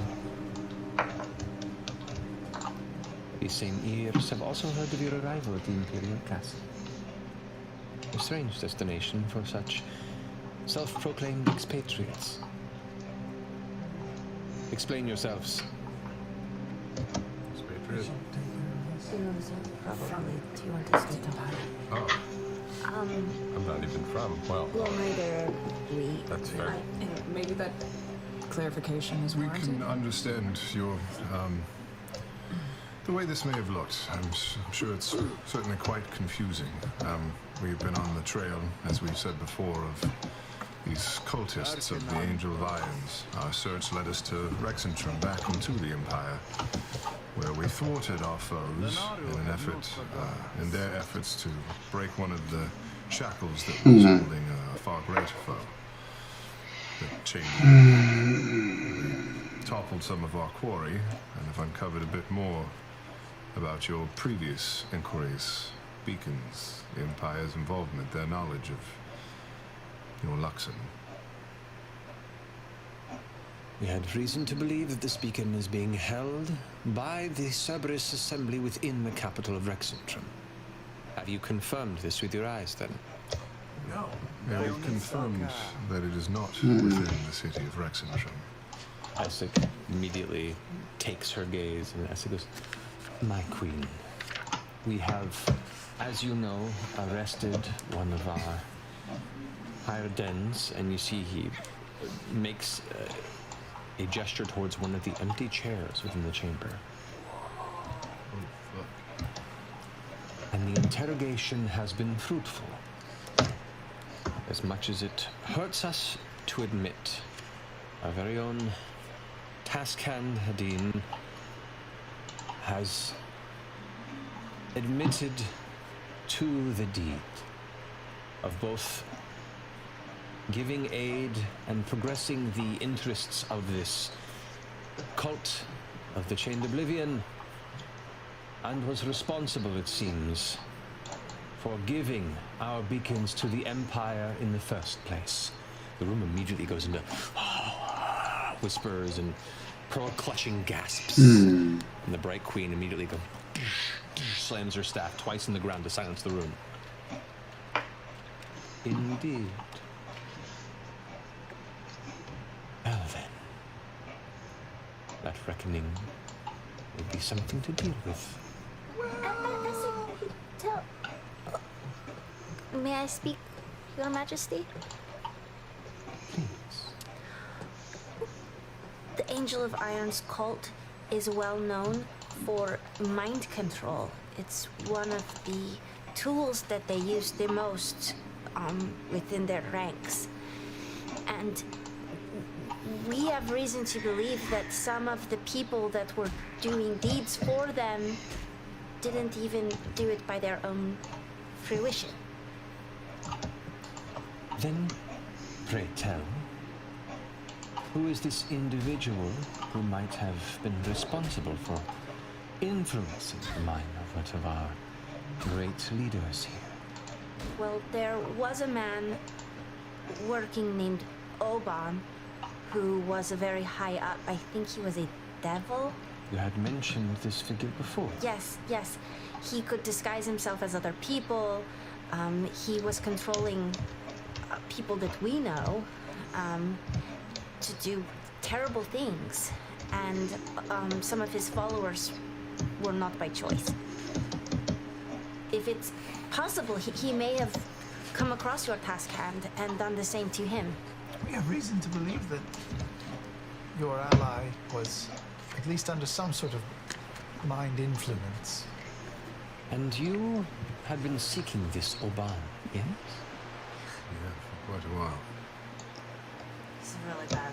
And how close are you to bringing him to justice? That guy's sloshed. We are happy to report that Oban has been dealt with quite handily. He has failed at his task and has not only been punished by us, but also the god that he serves.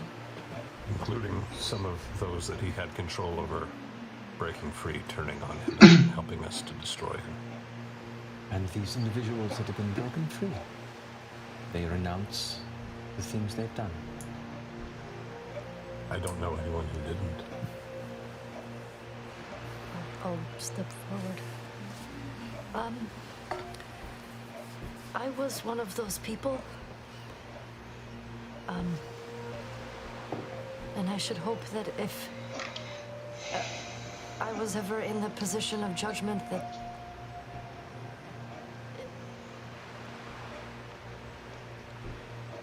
I didn't choose to do the things that he had me do.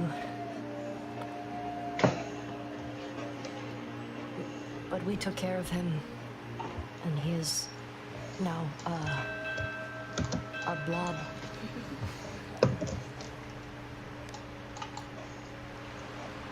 Come closer, please. Step closer.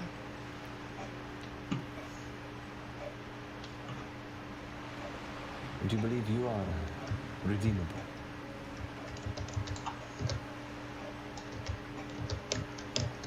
I should hope so.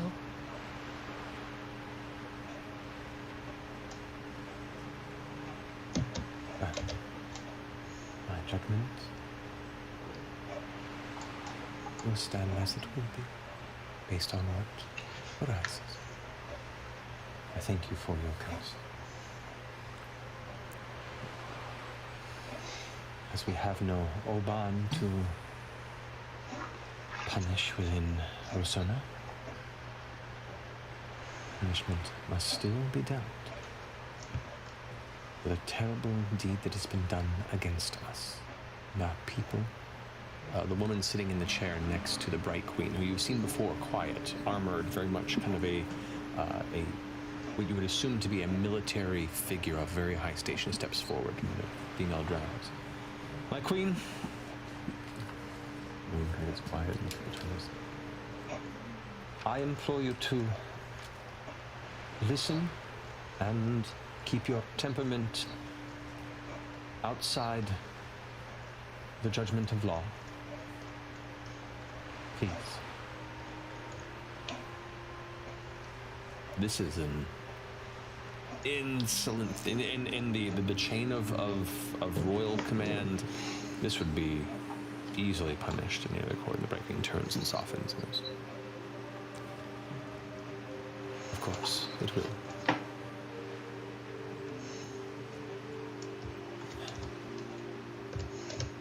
So, yes.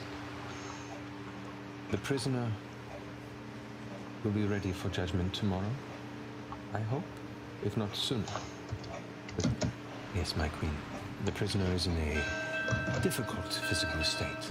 Tomorrow will be best. We can continue our interrogation, but the confession stands.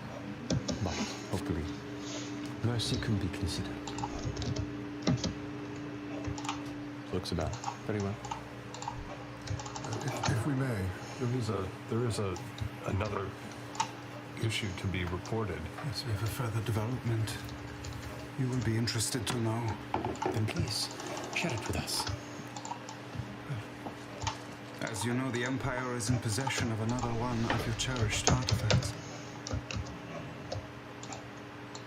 They would like to return it to you.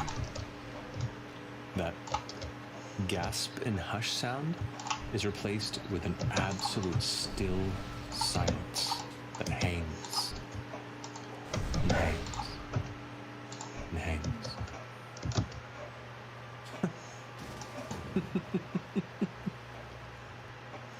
Surely you're jesting. We have had an audience with Dwendal,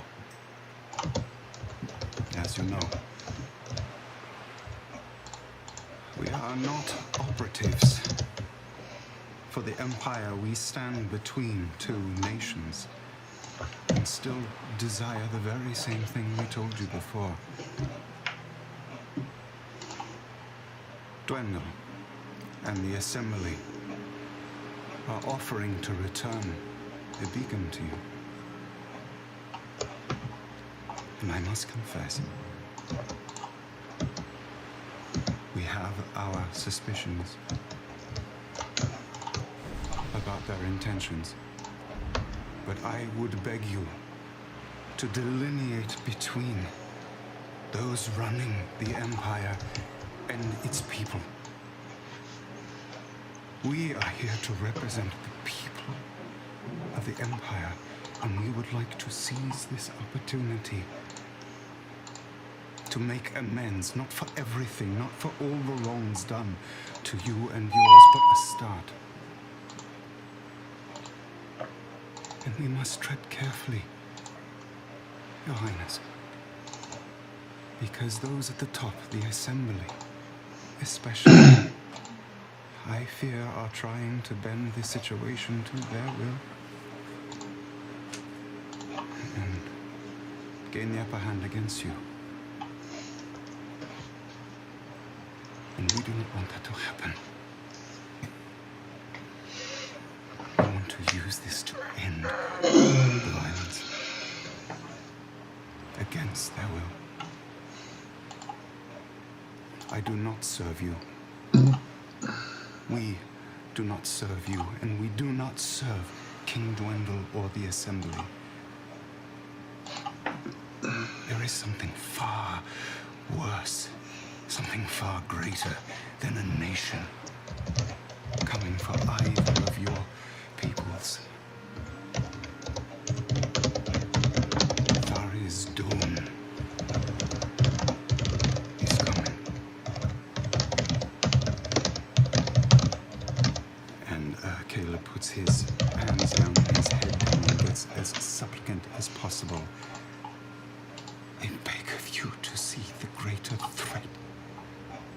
Wow. Make a persuasion check.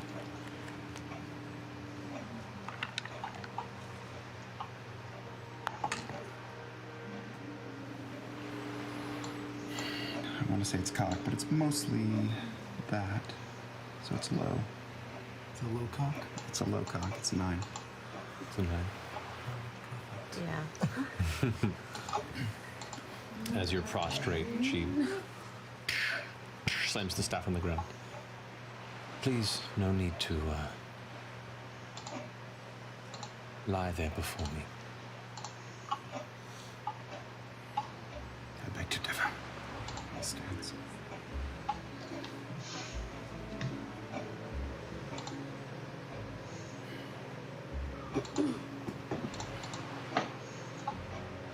I cannot lie, I'm very curious as to the circumstances surrounding this sudden offering. But I'm also not interested in discarding an opportunity and retrieving it.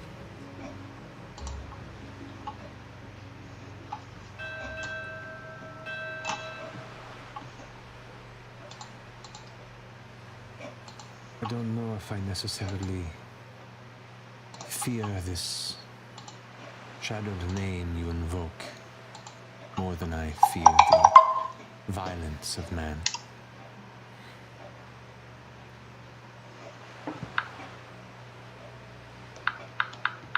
What we want, what is ours?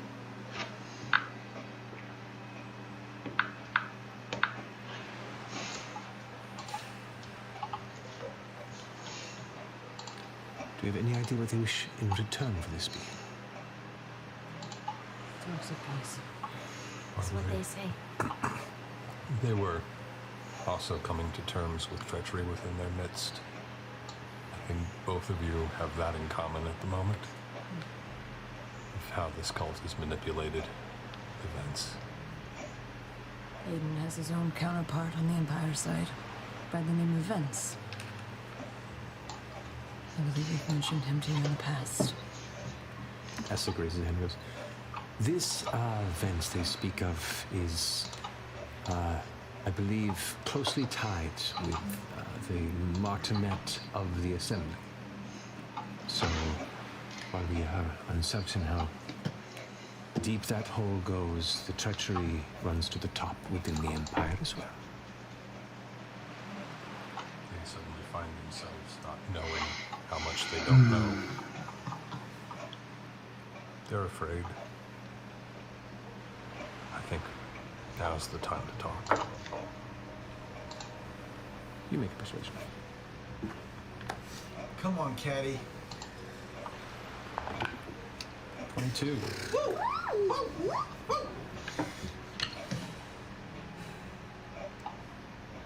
Fear is a powerful motivator. Always interesting when it's something that two peoples have in common.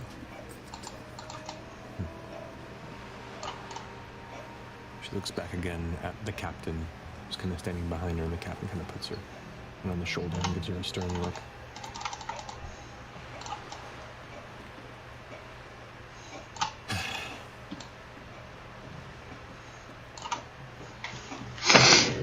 Mediation to take place. We were thinking at sea, actually. A neutral place, away from both the Empire and the Dynasty. Such as? Well, there's a lovely cove that we could launch some ships from in Nicodranus. Nicodranus. It's wonderful this time of year. Beautiful city. Yes. We would look to probably bring our ships through the Lucidian Ocean, maybe by ways of the White Dawn Lagoon. We could meet somewhere in between. In between? The lagoon and Nicodranus, you mean? Yes. Just somewhere on the menagerie? Oh, we don't. This isn't a menagerie. Coast map. On map. There we go. Move down, move down. Where's Rumblecusp? And we assume that you would not go in person, Your Highness? No, of course not. That would be sheer folly. But we have. You may need to report. You got fancy mirrors. Who would go? We have means of communicating, and I'm certain the higher royalty and the King's Court have such artifacts also at their availability. So we'd be bringing a few artifacts out onto a boat, and the artifacts would sort of talk to each other? Along with Some dignitaries, I'm assuming. small groups. Some people. To, Or would it just be the artifacts? We will meet here along the southern edge of the Menagerie Coast. Neutral land, non-war-bearing ships. Them to bring their mirror, we shall bring ours. Representatives at the ready to begin negotiations. The beacon is to be brought as well, to be transferred upon agreement only.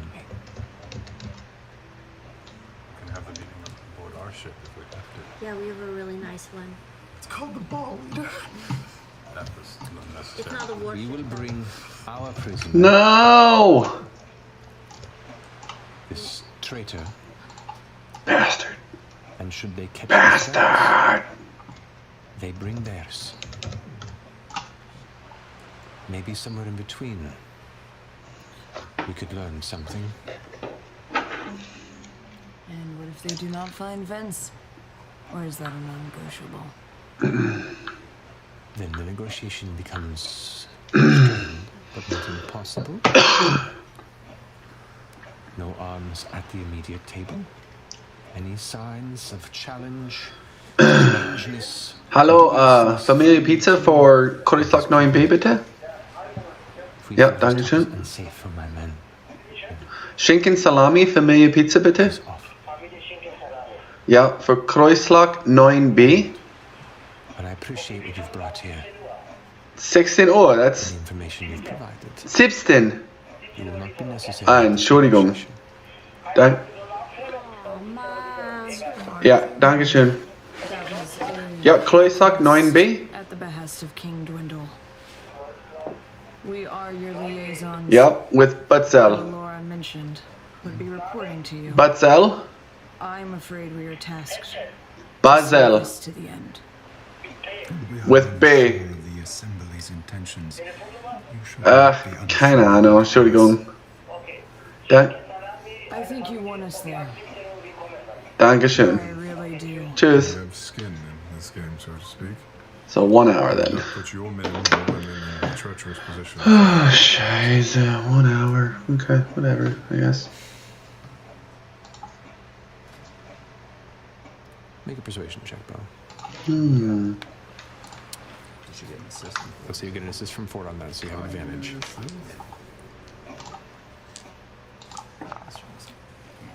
God for that assist. 18. 18. I'll consider it. It is a strange request. I did not see you sell swords and adventuring types interested in the details of political negotiation. But We're if not. that is your prerogative, It's not. We mean to lend an air of accountability. Our objective is our own and always has been, as Mr. Widowgast has just previously stated. Soul of the Empire is at stake. As is the soul of the dynasty, and perhaps the world at large. We mentioned this when we spoke in the past. Nothing has changed. If anything, all of the information that has gleamed in the past several weeks has proved what we tried to warn months ago, that this war was staged by greater forces. you certainly surprised me, Nightingale.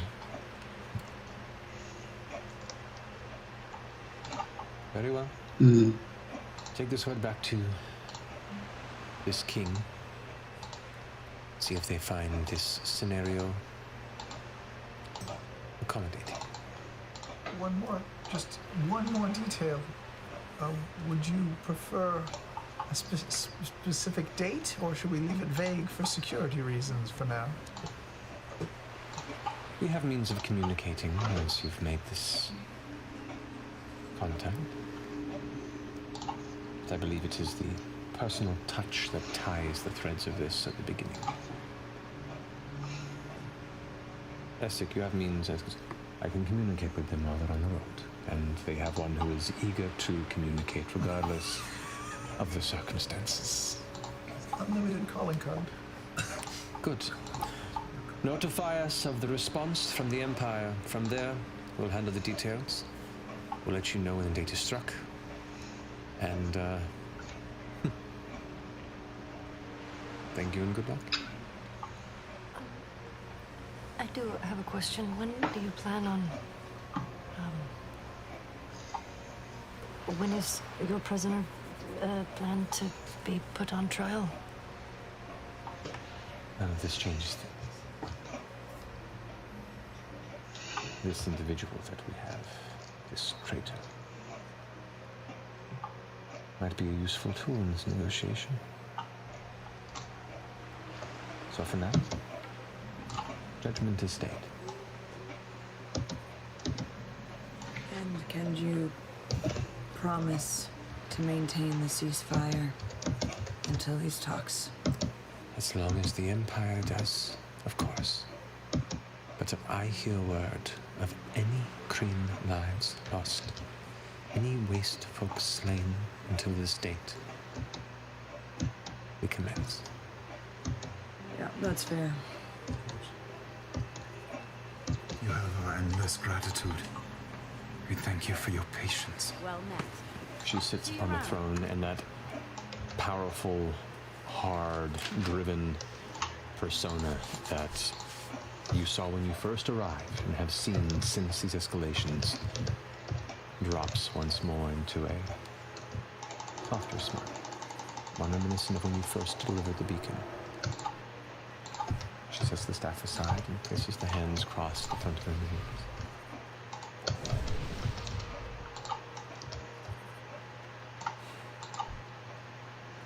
You are unique.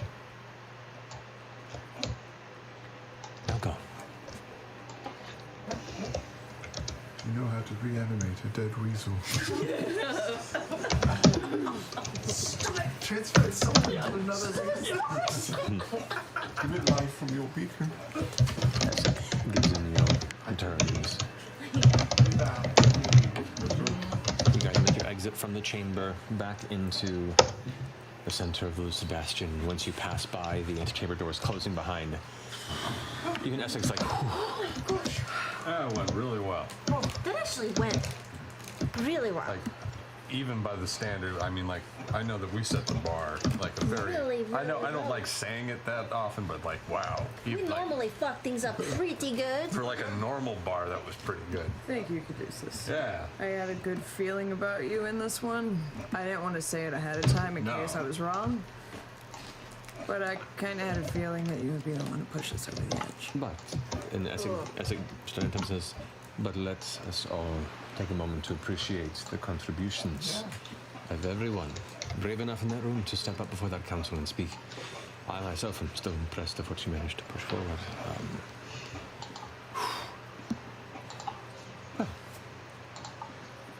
Thank you as well. Say we would not have had as much sway here without your resistance. Of course not. And strangely, neither would I. So, do you need a lift back to your home? A lift? To the Empire.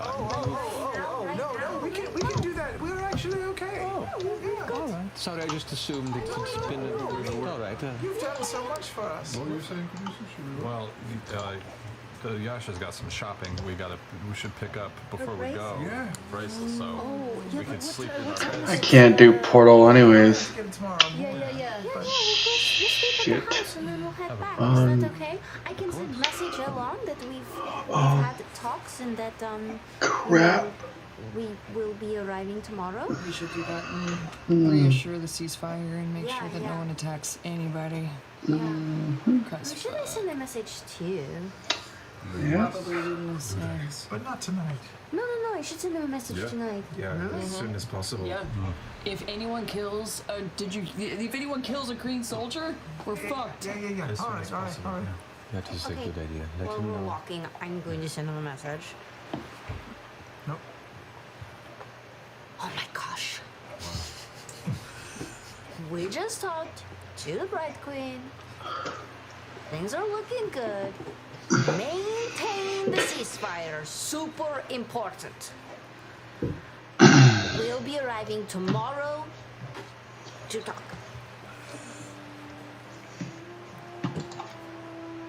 That's impressed. We all are. That was informative and concise. That was good. I don't care what everything goes to heck tomorrow. Today was good. Because we rested yesterday, because we went to the spa. Self-care. Well done. I assume we expect your arrival soon. Oh, I was just talking out loud to him, talking to me.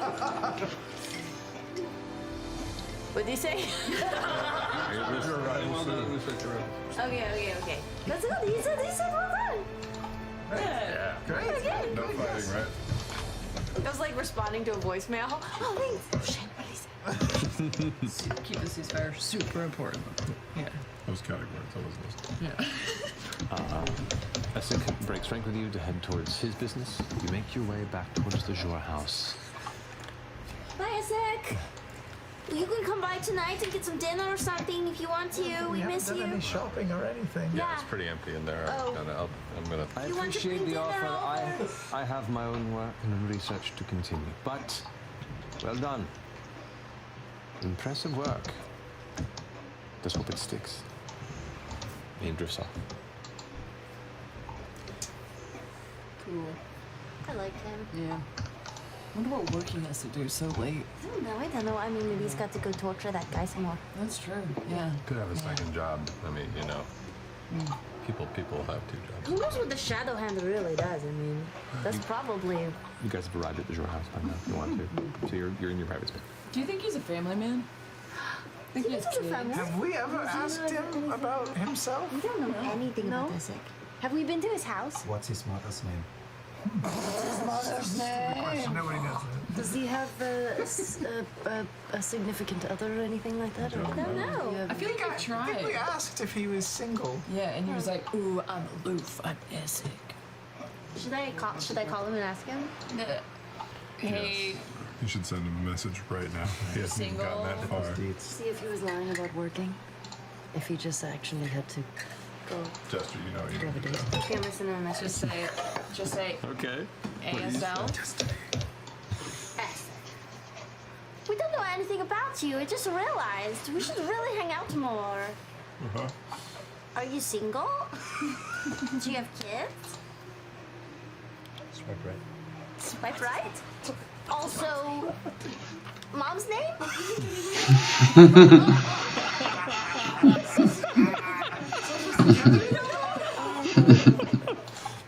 Vegan? That was quick. I'm not particularly interesting. Don't like to talk about myself. Don't worry. Just happy to be around. He's shy. He says he's not very interesting, but we know that's a lie. Yeah, anybody who says that Is is super interesting. interesting.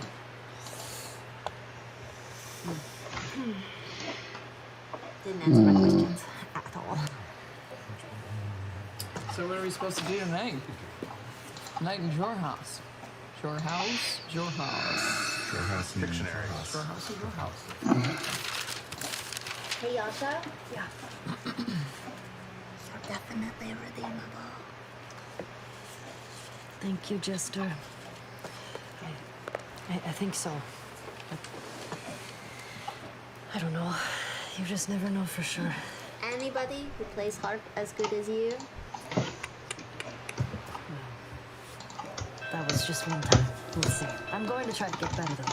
That's a good point. We haven't heard the bone harp and the bone flute together. Should we give it a go? I mean, we Maybe, you know, we can make a cocktail, do a little, like, you guys do a little jam I'm sesh gonna for spiritual weapon up. Yeah, yeah. We could practice, you know, for your entrance. I'm gonna put a fire on. I'm gonna go get the booze. I'm summoning pumpkin. Okay. I'll go over to Caleb. Caleb, before we hear this delightful music, which I'm sure is going to be amazing. Essex seemed okay with you today, right?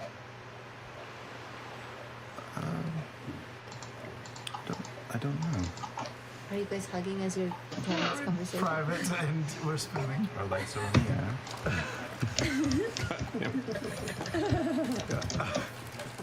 Yeah, our anuses are focused on the sun.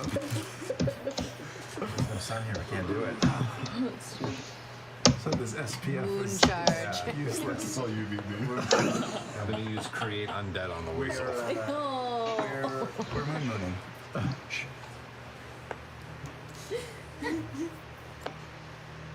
It's been a while since we've seen Essex, so I don't know.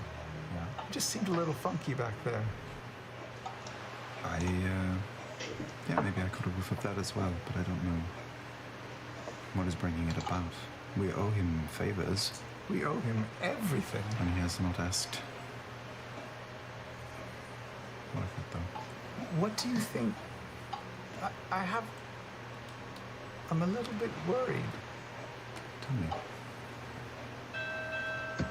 Something in the way he was behaving when we were at that prison was funny to me. Do you think it would be a terrible idea, as many of my ideas are, if I asked Jester to scry on that prisoner? Well, the prison is pretty well guarded from that sort of thing. And if it weren't, I would agree with you. I want to be wrong so badly. I think I'm just still paranoid, but I have not let my guard down entirely for him. But maybe we are assholes, so. That is true. Tanned assholes. Not in these climes. You were amazing back there, by the way. It occurs to me that you've walked into that palace, that throne room, twice now and offered them a beacon or the promise of a beacon. They must think you are fucking God. She did not look that impressed with me, to be honest. She looks pretty impressed. I was impressed. I hope we are doing the right thing. I hope this. This is our biggest con ever. I hope it pans out. Do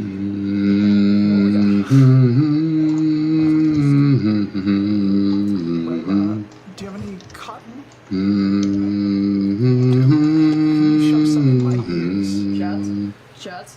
Shots, get ready for this. Shots. What even is this? It's, I found it under the sink. All right, let's hear it. Spiritual weapon.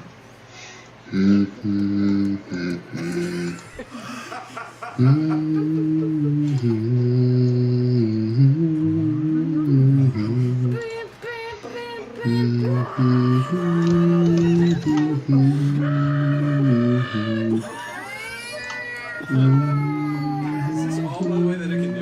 Yeah. Okay. Well, no. It is a flute in the sense that there are means you're learning as you're kind of finding it. There are certain places you can change the key, but the sound is pretty consistent. Yeah. It screams of different tonalities. I'd like you all to make performance checks, please. Yes. Is yelling really loud. Yeah. Can't help me.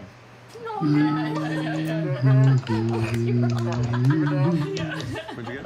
10. 5. 12. This is back when we were young. Oh no. They don't do this anymore, I don't think. But every now and then, there'd be like a day of school in elementary school where they would pass out recorders. And that first moment any kid in that class got a recorder, it was about 30 seconds of before the teacher had to shut everyone up. This is a grand orchestra of that.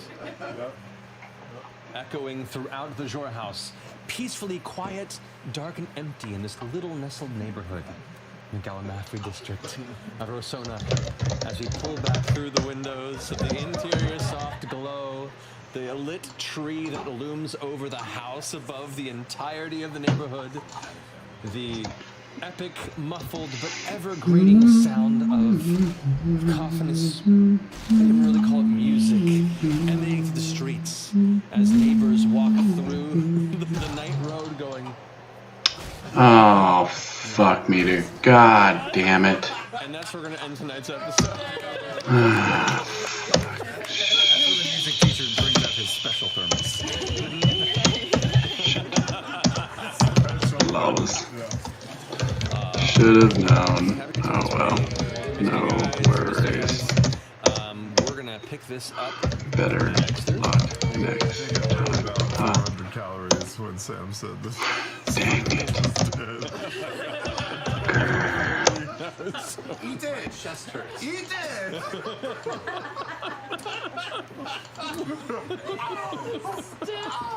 We're gonna meet the Tal'Dorei Council, and Jester's gonna step forward and say, I have brought you a most special arrow.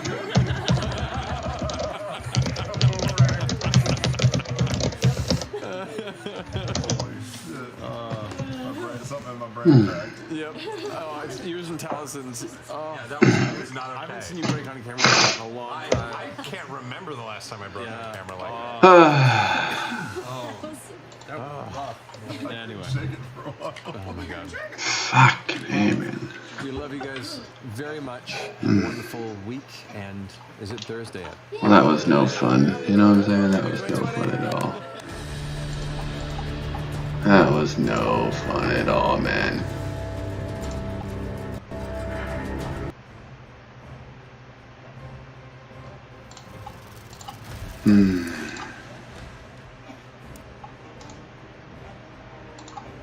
The jelly gun.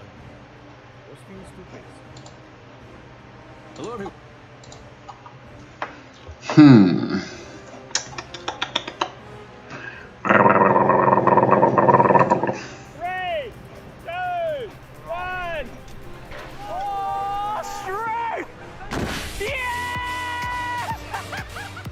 We have a crane, everyone. And you have me as well. And you have Rexy with RexyCam. Yeah. Good. And the blob is ready to go. The car is going to be dropped soon. We can't drop it a million times. You can only drop that once, Stanford. So backup plan, these bags filled with water. Folks, we have got some very exciting drops. Alright, well, let me see here. That is so bad. Why in the hell did I decide to do that? Why did I think I could do that? Drop a big weight on here. Wow, they're going to go. I don't know. See who can get Rexy. Also, I should probably Oh, man. here at the Perth Motorplex. They have a drag strip, which is not where we are currently. God dang it. Man, flippin' A. Big thanks to the Motorplex for letting us film. Lots man. of coming today and in the future. So Fun angle. We bad. have the new Insta360 1X2. Gonna go on there with Rexy and the ducks. Big. And then this is connected to a drone which is gonna catch it mid-air so it doesn't hit the ground and break. Bags up, drones up there somewhere. We're on for the first Monday. drop. Start with Michael, do the countdown, and then as it drops, I'll run. I'm going to back a bit further. He believes in this. I really hope the blob doesn't pop. 3, 2, 1. Oh, dear! What? Get it!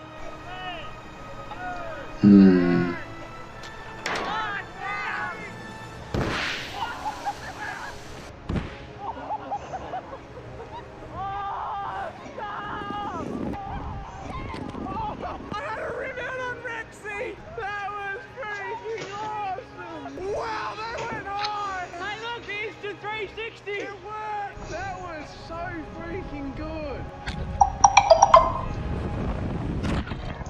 Ah, dang it, man. I don't know why I couldn't freaking... Gosh, dang it, dude. Shoot, man.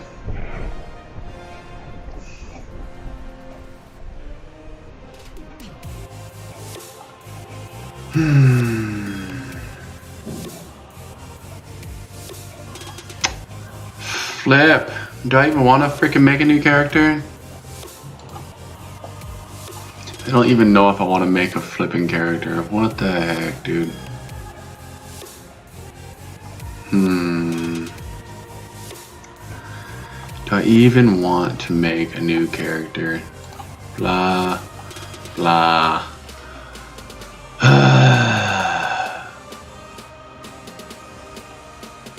Man.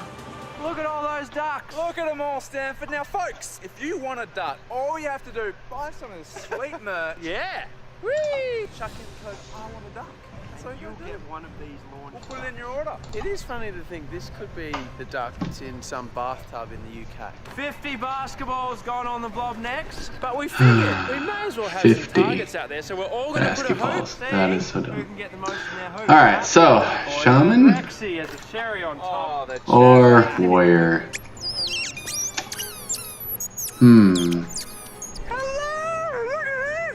Shaman or Warrior?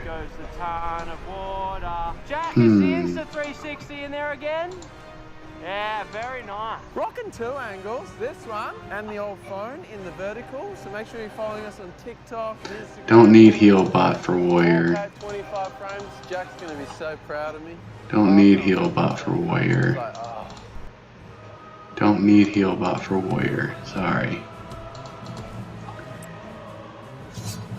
Immersion, yes. I don't need this. I'm not freaking doing anything with that. Immersion, okay, whatever, yeah. Hardcore, yeah, okay, why not? Click? I don't know. Nah, no click needed, I guess. Okay, so what about...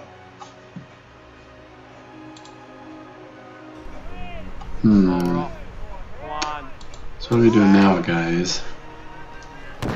Oh, straight! They've got everywhere! Oh!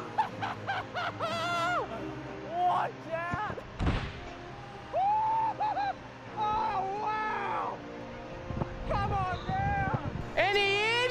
None in the hoop. That was awesome. Balls have gone literally everywhere. That one back there has Goodness. gone over 100 meters.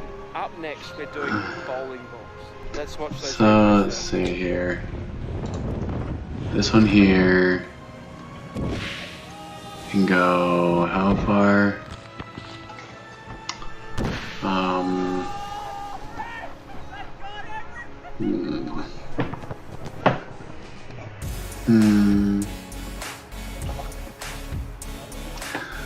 Elemental Shaman add-ons.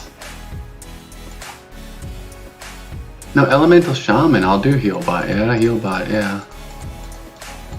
Cause I can do heals with Elemental Shaman. Voodoo, yeah, okay. Weapon swing, yeah, okay. A grid click, yes, for sure. But for blue pain, I don't want grid, and I don't want that, so. Okay, good. Okay, there we go. Bowling ball time, Stanford. That is. Now. It's quite a heavy ball, too. Sit. Now. No. But we didn't think of that! Yeah, we have a ready-made solution! Michael actually came up with this genius idea. Electromagnets. Big! Never had that before. We use electricity as a magnet, as far as I understand. No, but we wham this thing in. That goes under the block. Correct. This goes on the block. The magnet and the electricity goes, whoa! And then the bowling ball goes there, and you're thinking, yeah, but how's it going to launch? We disconnect the power just before it hits. Yeah, and the magnet turns off. It's flipping good. Well done, Michael. We don't have power, but we have power. Ego battery with inbuilt inverter. Power. And actually, we are going to use these exact batteries and inverters to power. I don't know. Should I even do? We've got inverters. Should I even do? Magnets, drones. Anything then? Cameras, sunglasses. Phantoms! You got a hat? We got a phantom on the way. It's working, Anakin! So you need to get the Maybe BB do on. warrior. Why not? Fuck it. Why not? Add a Right? bit of spice. 10 pins. No one will be standing on this side, I can guarantee you that. Editor Jack's gonna rock the drone. We're gonna see if we can get this bowling ball to go higher than that crane. All right, water bag is in position. We're gonna take off and head for the moon here. Let's go, Michael, drop the water. E3 is basically freedom. It's a giant open universe where you can do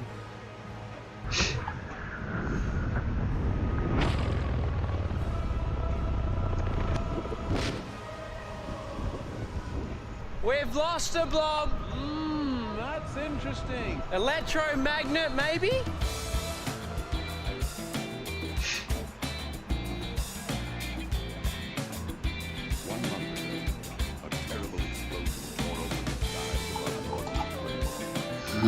I already heard this thing already, so yep. In comes There we blob go. number 2. What he's saying is, you need to like the video. Just got a text. TNT tried to deliver the Phantom today. Big. We weren't there. That is imposing. Yeah, Gorms was saying if you're going to battle, go in with those. That's 8 mortars in one. We could have played it a bit safer and took a bit of air out of that thing. We don't like to play But we didn't do that. We really didn't. We put it just as much as it was before. When it popped. Heck, this is intense. Come on, hit my pin. Hold your hats, folks. 8 bowling balls is pretty next level. Also, need to have a word with you people. Get the bell on, get the bell on, get the flippin' bell on. I need your help. Your hat by Heron hasn't been the most popular, despite me putting it on sale permanently. Help me out, buy my hat, flip, get one and get a duck. Jack, pop or not pop? No pop, same as me. Alrighty, Heron getting in position. And we're off. Please no pop, please no pop! Oh,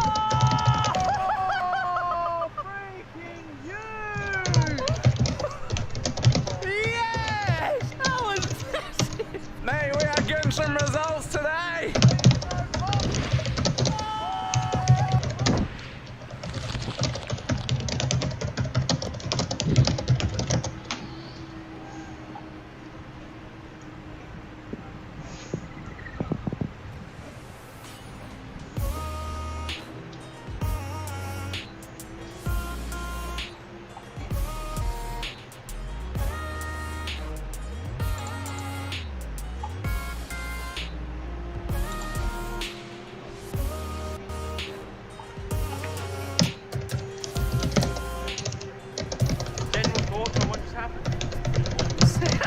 Yeah, I mean, a bowling ball went yonder. So this guy's got the longest drive. That's freaking huge.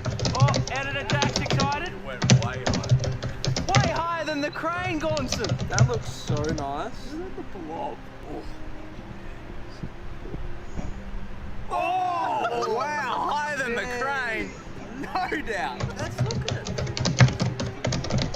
Yeah, boy! Woo! Oh, second gear. Easy. That's a good last ride, boys.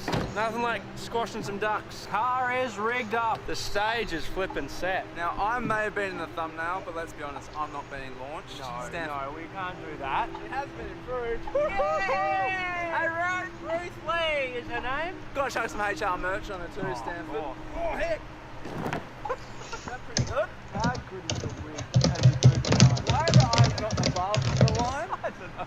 This is actually accurate to how high we would have gone. Yeah, I've looked it up. The world record blob launch, like under 20 meters. Oh wow, we're gonna. So we could double. Up it goes, up it goes. I can't see you, Ruthie, but I believe in you. Now, Ruthie's gonna flip and get going. If this is the first Harry Nicholas video you've ever seen, then yeah, this is us. Oh, staff cars up. 3, 2, 1.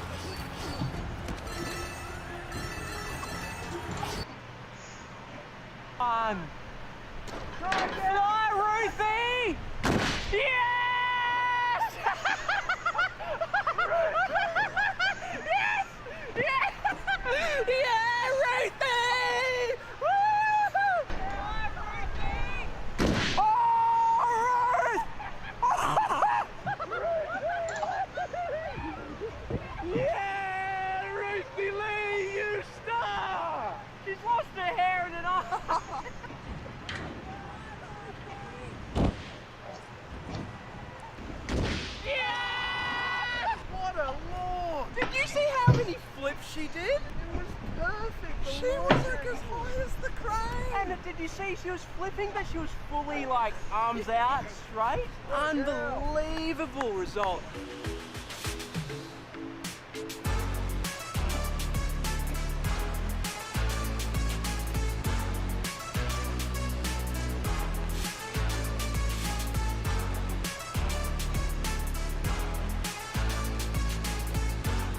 Club not looking the best. Ooh, a bit going on there. 44 Club, Legends. Slowy about to come. Yes. Anything else? Merch store, get there, I want to duck all that stuff. Don't you dare not subscribe and get the bell on. Oh, big. Amen. Let's watch those Slowies. Thanks, folks. What a video.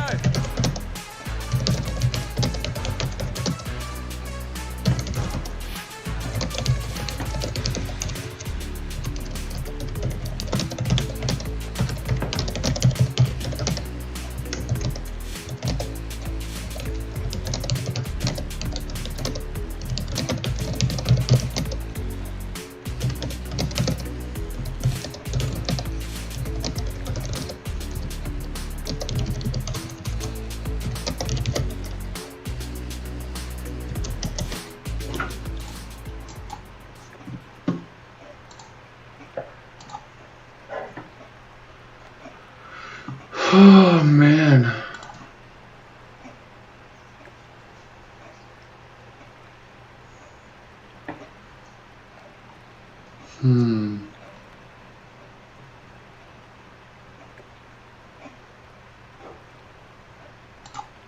Just, jeez, man. Goodness gracious, my goodness. Man, dude. I just don't know what to do right now. I want to play, but I don't want to play, and it's not feeling good. Like I want to be on, but then again, I don't want to be on. It's just I don't know what to do right now. Hey, look. Wow, I'm on fucking YouTube. This is hilarious. So stupid.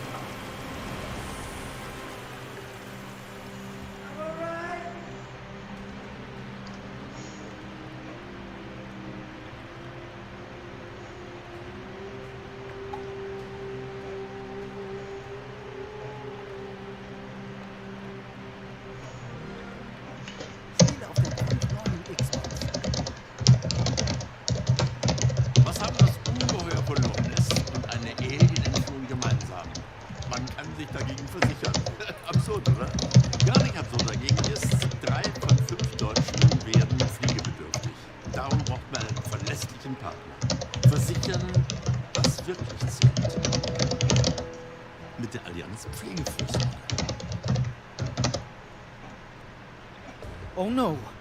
Guys, I've got some bad news. It's regarding our new pet fire ant queen that I introduced to the channel last week. Now initially I wasn't sure if I was going to keep her, release her, rehome her, or humanely kill her. So I asked you guys what you thought we should do with her.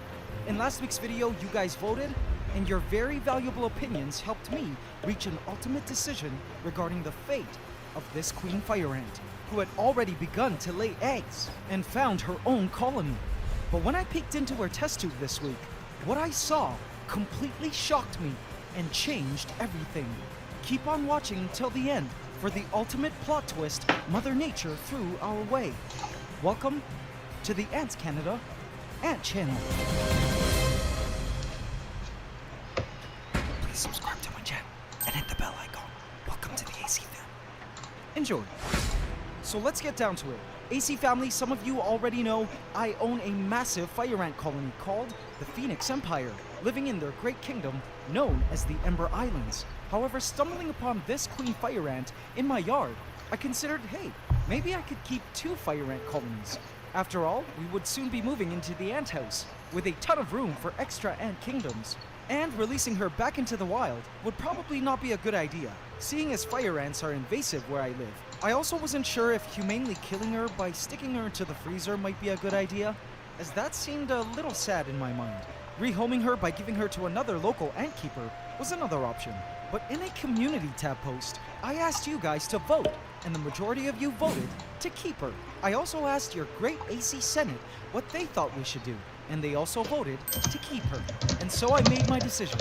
We were going to keep this queen fire ant, who could also be a possible backup colony in case, God forbid, the tank of the Phoenix Empire were to crash while moving to the new ant house. It might also be a good learning experience to see how this second fire ant colony compared to the Phoenix Empire. I was super excited for the future of our new queen fire ant and our future fire ant colony in the making. I placed the queen away in the dark to allow her to proceed with the colony founding process in peace. But AC family, upon checking up on her to film an update on the progress of her starting brood, I was shocked to see what I saw in her founding test tube.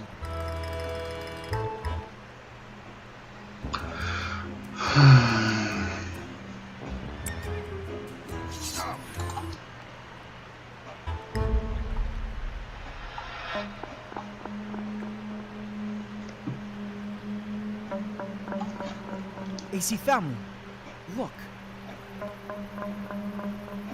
The sight was truly sad.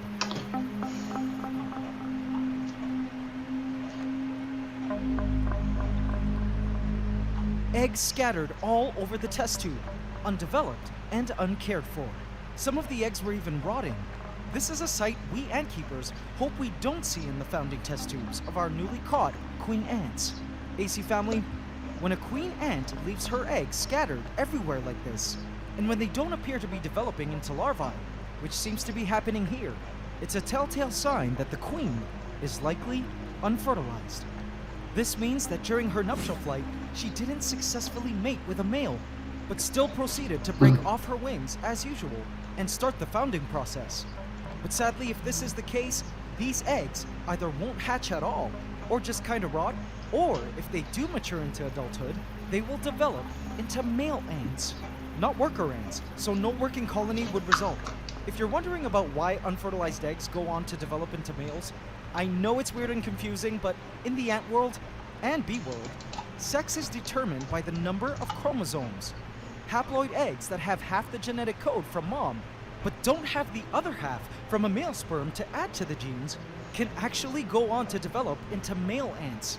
Female ants, meaning queens and worker ants, can only be created from diploid fertilized eggs. Strange and weird, I know, because it also means that all male ants technically don't have biological fathers. But that's just the way things work in ants. But going back to this queen ant, with her scattered, undeveloping eggs, there is still a tiny, tiny chance she was fertilized. That these eggs are just seemingly slow to develop, and that she's perhaps just a bad mom by not keeping her brood in a neat little pile like she's supposed to. But the chances of that is really slim in my opinion. Based on my experience growing ant colonies from this founding stage, this site really looks like a typical unfertilization case. Do you ant keepers out there agree with me? I'm sorry, AC family. I was rooting for this queen as much as many of you were. This will sadly be the last video in which I'll be featuring. I think what I'll do now is just allow this queen fire ant to keep living in this test tube until she dies, as she would naturally in the wild, when her nutrient-providing energy stores in her back run out. Who knows, perhaps she might actually surprise us by going on to successfully found a colony, proving to us that she was indeed fertilized. Unpredictability often seems to be one of Mother Nature's key traits. Goodbye, beautiful fire ant queen. Your stay with us was definitely short. but we'll still miss you.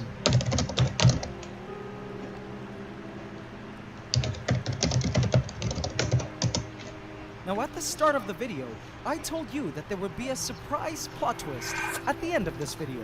What, did you think the surprise plot twist was that the new Fire Ant Queen was unfertilized? Nope, that wasn't it. There's more.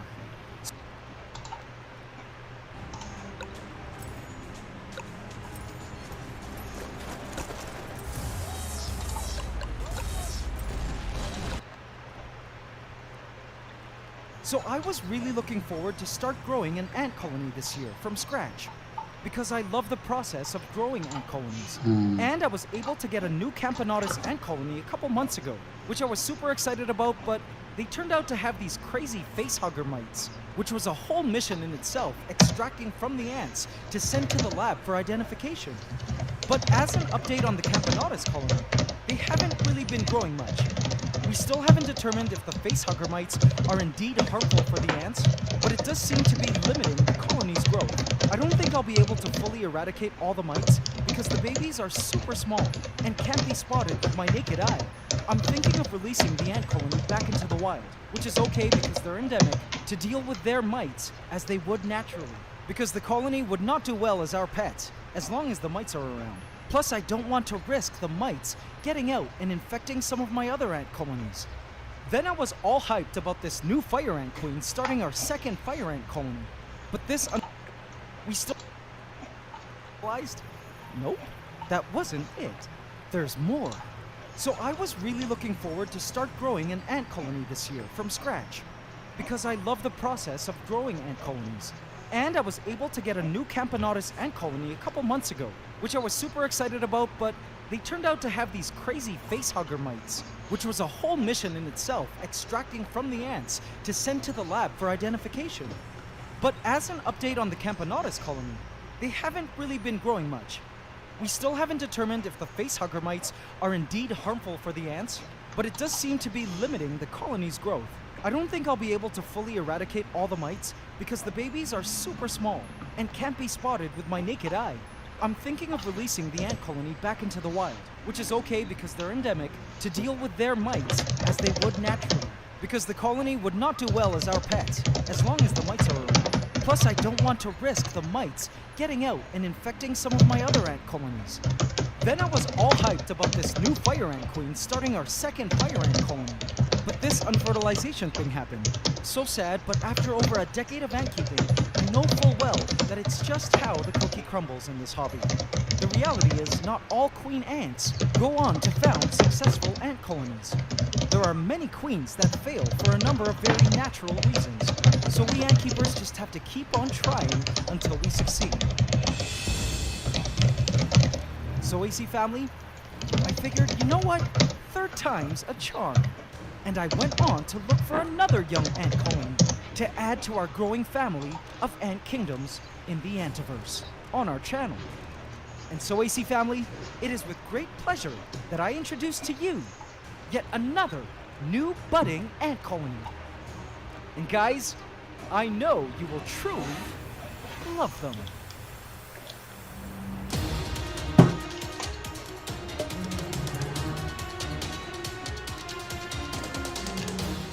AC family, did you enjoy today's episode? Tune in next week to meet our newest colony that I'm hoping will rise to glory. So if you haven't yet,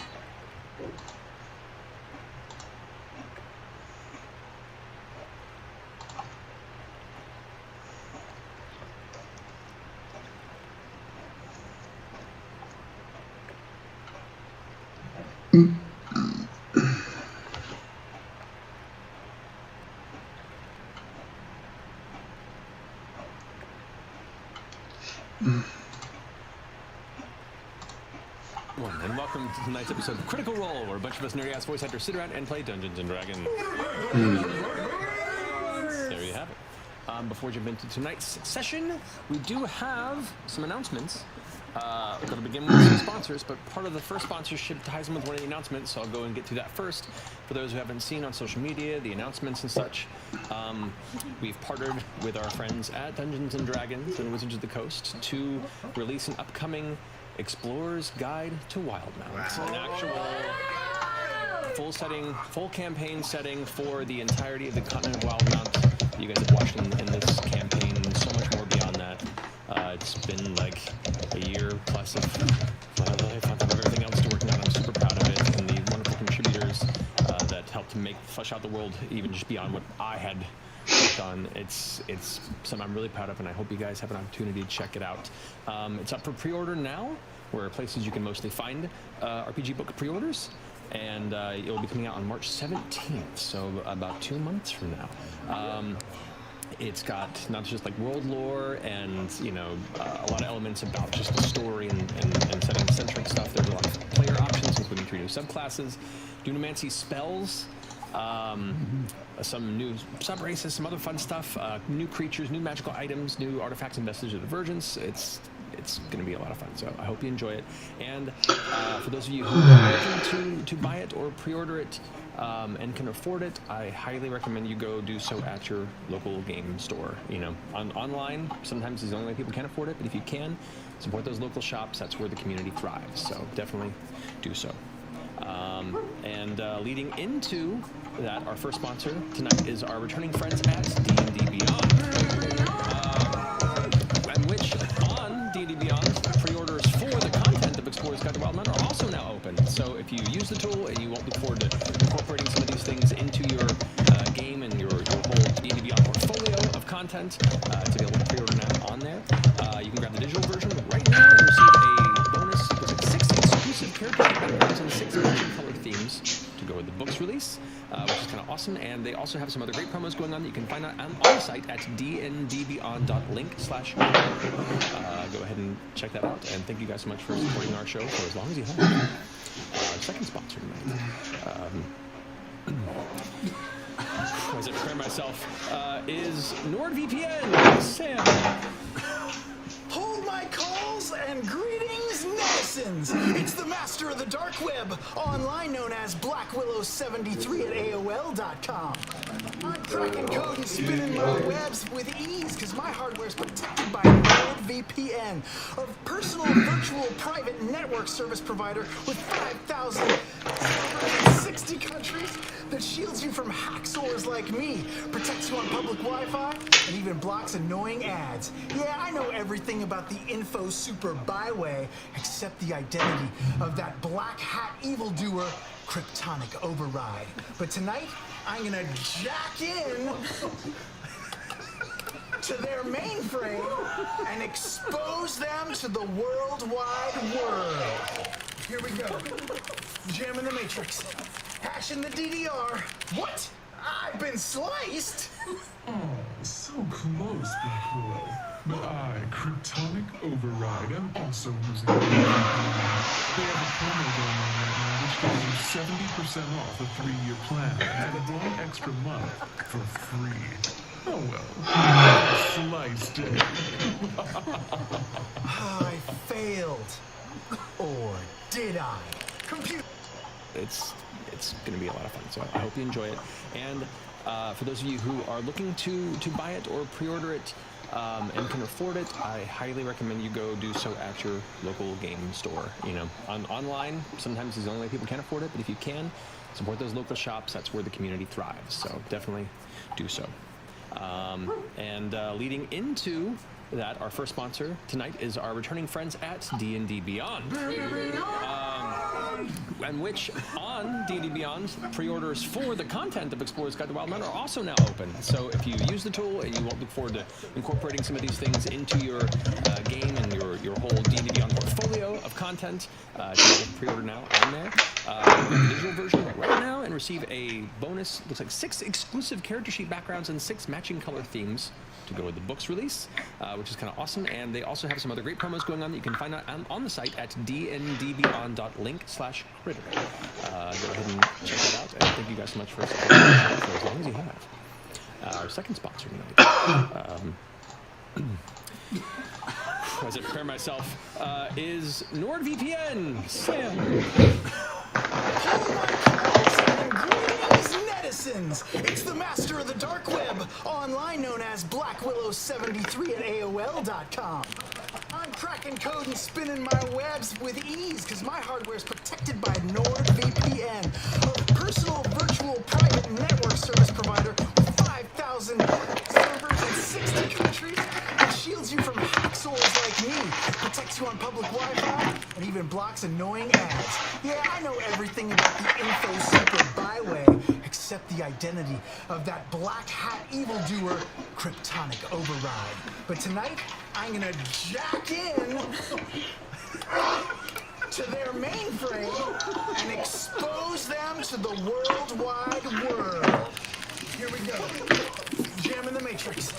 Hashing the DDR. What? I've been sliced? Oh, so close, Black Willow. But I, Cryptonic Override, am also using NordVPN.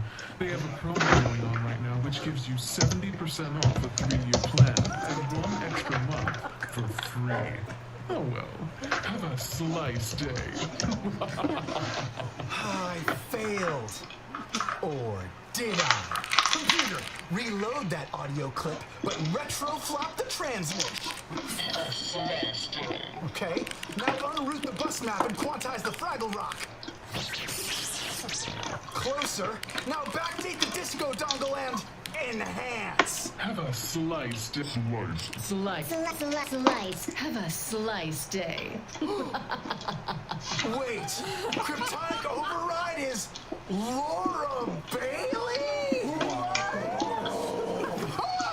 You cracked my code, Black Willow. Let's settle this the way all elite hackers do. Head-to-head hack-off. Do you accept? 0111101, which is binary for yes. Ready, set, hack. Oh, you put spyware on my aux interface? Try re-troglodyting the CD-ROM. Oh, a triple ASCII counter-virus? 1995 call. Sandra Bullock wants her moves back. Oh, you're trying to scramble my Jumbotron? Yeah, good luck. It's password protected. It's swordfish. It's always swordfish. No! You're gleaming my cube! That's right, Black Willow. You're going down. Huh? Wait, we both got sliced? Simul-sliced. But by who? How? Oh my god. The Ultra Codex. It's going to infect the whole world. Which means we're gonna have to hack the planet. Find out what happens next time. Find out what happens next time NordVPN sponsors the show. Until then, learn more at nordvpn.com/roll. And be sure to use our coupon code roll at checkout. Matt, hack to you. I think you mean if. I'm Laura Bailey. I'm not gonna lie. Now I'm invested. What is the Ultra Codex, Matt? You don't know. I don't know. Who does? Who That was just well does? done. Do we have any time left to play D&D though? Well, we'll try to do it. The planet needs to be hacked. Yeah. You better. I can't even. Swordfish hurt. Thank you, Sam. Thank you, Laura. And thank you, NordVPN, for sponsoring us. Simul-Slice is pretty great. So those are the announcements. Let's see what else. Is anything else they want to mention? I think that's the end of our list, and we can jump into tonight's session. So let's go ahead and jump into tonight's episode of Critical Role.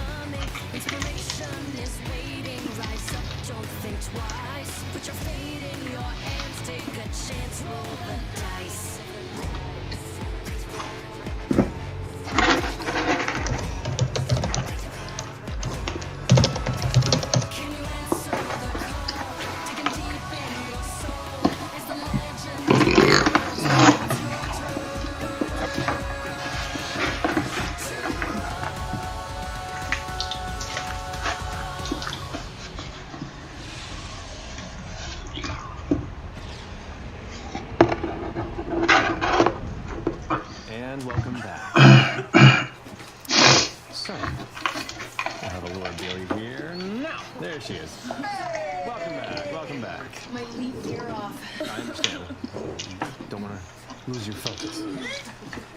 So, last we left off, the Mighty Nine have been working between the Dwendalian Empire and the Kryn Dynasty to try and arrange some sort of negotiation to bring us to a semblance of peace talks between these two places. You were given the option by King Dwendal to essentially clear the slate of what could be some problematic behavior from their perspective in your dealings with the dynasty by arranging this.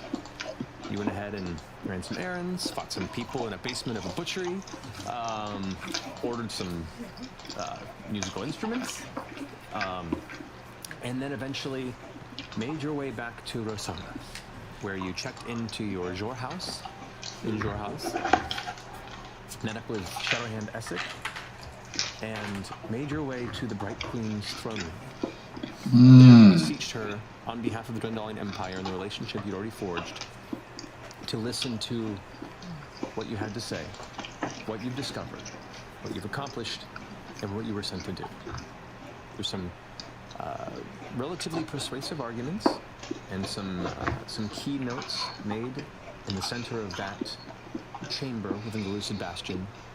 You succeed in convincing her to allow not only for it to happen, but for you guys to be somewhat present during these negotiations. So, you were sent to return this information onward to the Dwendalian Empire, and an arrangement will be made at some point in the future where these will take place. Under the absolutely necessary scenario that the ceasefire is maintained on both sides, there's very much like a mutually assured, reinstated conflict should anything poorly go down. You returned towards the Jor house. You messaged an encroaching series of questions upon Essek. You went into your home, and after kind of setting yourselves up in the early parts of the evening to have a night back in the house that you were gifted based on your deeds here in Rosohna, began to play of musical something. Actually, you were doing pretty good. Along with the tiny piano and the... So much you can do with the bone coat. I think Frumpkin rolled the highest. I think so. But Frumpkin usually does. And he's not killed in one hit. So, after your loud performance display, thrashing the ears of the neighborhood, who had thought it calm and silent for oh so long in your absence, what would you like to do with the evening? You're hungry? You're tired? Essek isn't with us. No. You want food? You want to sleep? You're hungry? You're tired? What do you want? Ford's been drinking. Damn that masculine face. New face. Well, maybe before we go to bed, we should plot out our next move for the next few days, weeks. We've done our duty here. We don't have to hurry back to Lexington yet, do we? True. I mean, are we meant to contact the Dwendal's people and tell them about the arrangement? In time. We probably should, yeah. That will be the next thing, and then probably getting the ship in order, I guess. Yes. But there's no pressing, like we don't have to do that today, right? Well, the longer we wait, the more of a chance there is for something to slip and the Oh, right. war to restart. We have to let them know right away to like, hey, not fight, Yes, right? yes, we do have to let them know right away. Yeah, so should I contact them like now, tonight? Did I not do that? I think we did that. You messaged. Oh, that's right. We did. Yeah. Oh, okay. We're so. I remember that. I say we have a leisurely evening, a leisurely morning, make our way back tomorrow to deliver whatever other information we need to. You have armor to pick up, right? Yes. Yeah. I do. I forgot about that. You had to finish paying for it? Finish paying for it, which I think should I have left on it. I believe it was about 2,000 gold left. Yikes. We can make that. Straight money. It is 2,000. I've been keeping a little mental to-do list. Can I just run it through, you guys, and you can tell me what's important on the to-do list? Totally. Okay. There's TravelerCon. Yeah, that's coming up soon. How soon? About 5. Make sure everybody's going to be there when we get there. I wonder how long it's going to take to get from Nicodranas over there. I'll have to contact Orly. Do we need costumes? Do we need anything like is there a uniform? I don't know. Assuming our ship survives this treaty talks.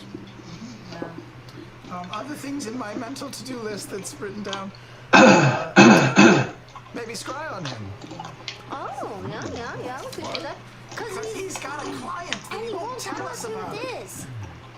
Obviously. We could scry on him and find out who the client is and get useful intel, or at least just fuck with him. Yeah. All good options. Vince! Scry on him! He's unscryable. The necklace thingy. Yeah. Or something. Pride Silk at Pride's Call for Kiona? Yeah, it's kind of like a worms. Yeah, it's like a bonus thing. You have to like smuggle out the worms, and then we could get paid a decent amount of money. Yeah. But the worms are like real big and real sacred, and they're like real protective of them. So it'd be like a worm heist. It seems like plenty of areas for us to fuck up. Beautifully. There are Jaggin Toths in Shady Creek Run that exist? Dragon Toths. I don't know. I mean, we can do that though. But did we need to go and look it up or something? Do we want to murder them? I don't know. Are we murdering people? Maybe? Are we? Should I send them a message and let them know that we're going to kill them? I feel that. Okay, hang on though. Should we like? Are we above? We've risen an echelon in society, right? To not like murder people without Which society cause, are you right? talking about? The dynasty or the empire? The human one. The I'm not human. You know what? We're Speak for himself. Well, no. Okay. Civilization. Thank you. Civilization. We are rather high I'm a profile scholar. everywhere. No. The who? We are well known. We are. We are the mighty nine of. We are. Couple other options for us. Exactly what I'm saying. Caduceus has some unfinished family business, I believe. In the direction of TravelerCon, I figured I would hit you all up to accompany me to that. On the way? Either on the way or after, whichever is more convenient. On the way would be wonderful. I also wrote down Snee Snake for some reason. Don't know what that means. I don't know. And we need basilisk oil from Pumat Soul. Those are the outstanding to-do list items. Get that. Good list. That is a really good list. Shit. Where you need to stop by somewhere on, and where is it on our? If we're up in Jorhaus and we're going down. I'll probably scry a bit more, but it's a little past, if I recall. The place that you've been contemplating would be the possible location for this is south of Jorhaus, kind of to the east of Nicodranas. It's if you want to pull up a map of the Menagerie Coast, perhaps. No. Menagerie Coast and or Jorhaus. We'll set them both out. There's so many maps. How far down does the Jorhaus one go? We need the coast. There it is. This is where. That is where you're thinking. And the White Dog. There we are. This would link approximately about there. In this vicinity. Can I invent a Thomas guide? I was just laughing at that. I felt it from you. So the negotiation, the location where you had it agreed upon, which was between the White Dawn Lagoon and Nicodranas, which is kind of just south of the border between Jorhaus and the Empire. Okay. So it's kind of either, depending on where you start, wherever your ship picks you up, and either you go there before, if you're coming from Jorhaus' direction, or go there after if you're coming from Nicodranas, would be like your easiest one. It's up to you. That we could do that. I would appreciate that. I pretend I'm not a little nervous. But yeah. Your plate's on the way down to. Wait, do we need to hide anything? Is anything out there? Inside ourselves? I'm gonna go to the door. Okay. Go ahead and kind of peek through the curtain there in the front, and you see behind it the familiar visage of Essek, the Shadow Hand. Oh, hey. Just saw you. Opening the door. Thank you. Is this a noise complaint? No, it is nothing but a noise complaint. I just, if you would have a guest for dinner, perhaps? Oh, come on in, Essek. We invited you before. Come. I thought about it. I hadn't really, done something like this in a while, and perhaps it is something I should do. Inside check. Yeah. Make an insight check. I believe him is what you're Does he have? Do I believe him with an insight check? I know, make an insight check. Actually, he did. Okay. He takes it out from under his cloak and hands it over. This is Solovia Grove's Diamond Plum Wine. I'll decant it right away. Yeah. Natural 20. Natural 20. Right. He has to do a little spin on the way over. Wow. This whisper is brought to you by NordVPN. They can protect you on the internet. Nothing can protect us from the dangers that abound in Wildmount, but Keep you from split slicers. split slicers, simul slicers. That's hard. I was like, this isn't it. Also, that's very hard to say. This is why Laura got the job. It was a bad audition. I was having a bad day. My apologies. And you watch as he kind of like, after stepping into the chamber and handing off the bottle of wine, he kind of stops wandering around on his feet and unfastens the mantle. His body? We've never seen his body.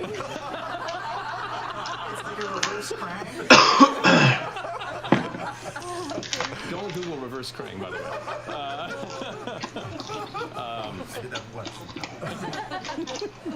But no, he removes the mantle and kind of sets it on one of the chairs in the kind of foyer area of the Shore House, and he's dressed in nice, comfortable clothes, kind of well trimmed. Yeah, it's just as juicy as it has. It's from the Rossana Victoria's Secret comfortable line. No, it's not too different from your Jorhassian outfit as you had it tailored. The design of which you requested is kind of loosely based on similar designs you've seen around the city, and his is more of a designer version of that, but comfortable and sleek and nice. It would be from his. He's fancy. Do you float all the time? I'm sorry, I called it float. It just seems you're always gliding. Not all the time. For me, it's more of a. I don't know. It's an expectation, I guess. People expect it of you. Oh, when you're young and impetuous, you tend to do things to try and impress people. And once you've set a sort of expectation for a presentation, you have to maintain it. It's your gimmick. More or less. So people just expect you to float everywhere. Yeah. Does it make you tired? Particularly. Walking makes you tired if Can you you think make? about it. Yeah. Can you make anyone float?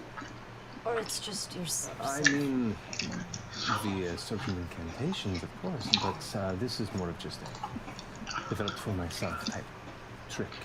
Gimmick, Bring up if you some wine. Here you go. Needs more time to air it. I'm gonna go get everything going in the kitchen. I'll have everything up and running real quick. In for a treat, Caduceus is quite a cook. I'm very excited. Thank you. The dining room. We So have are dining. you single? Do you have kids? What's your last name? Small talk first. I'll build a fire. Oh, I'll start heating up the hot tub just in case later. Oh, that's a Where are you from? Here? Are you married? No. What's your mother's name? Well, my mother's name is Dierta Thales. She's the mother of my den. Oh, wow. What was your last name? One of the multitude of things. Shall we see? Yeah. Come and have a seat on this couch. So we have couches. It's just Shay's lounges. So comfortable. I'm not imposing. No, we were just playing a concert for our. I was wondering what that sound was. That was us. It carries quite a distance. Oh yeah. Good. So we focus. After a huge meeting, we play and join our thoughts as one. An unfamiliar custom, hey, it is not unlike some things I've seen in Asarius. Franklin jumps into his lap. Sure. Hello. So, what is the mood here in the dynasty? Yeah. Right now it is tension. A little bit of frustration in the halting of what was to be a very successful raid on Exentrum.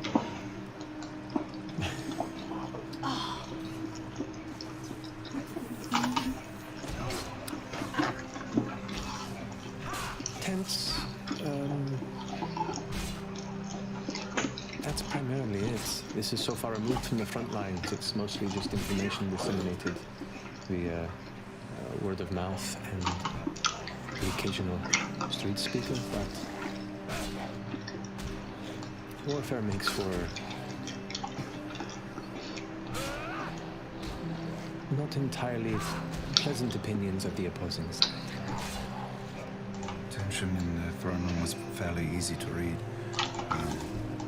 I wonder what the dealers, various stands think of people. Yeah. It varies from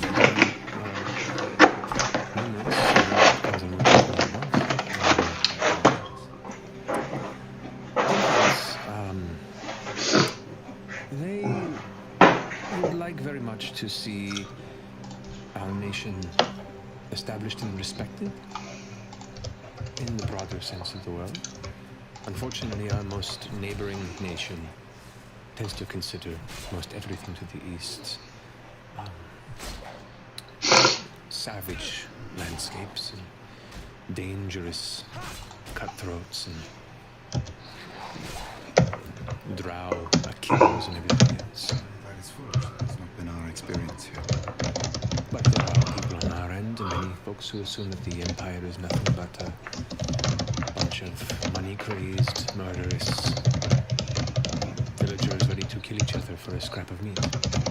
That's very true. That's how everyone is. Just I care little about this, to be honest. But it seems you did as well. But circumstances thrust us into spaces where we What do you care for? What are, your hobbies and things that you like to do? Pet peeves. Allergies. Hopefully none of this. A cheese and vegetable plate comes out. So, you can see the tension breaks when you sit it down and he's like, thank you so much. Right. Thank you for coming. Thank you. Yeah, helping their business. I'll be just a minute. I'm fine. Stand the fucking out. Yeah, I got that. I'll cut Wow, this is where Caduceus gets violent. You've asked me quite a few questions, and I'm willing to converse. But I'm curious. I'm curious to get to know you as well. What is it you want to achieve? What are your goals? What are things you are looking to do? I assume you weren't intending to bring a beacon here and throw yourself into the midst of this chaos. What else of this pushes you forward? It's surprising to know that perhaps a year ago we didn't even know of the beacon, or of the dynasty, or of any of this. We knew of bacon, just not a beacon. Important distinction. We all have individual goals, and issues we're working on. But,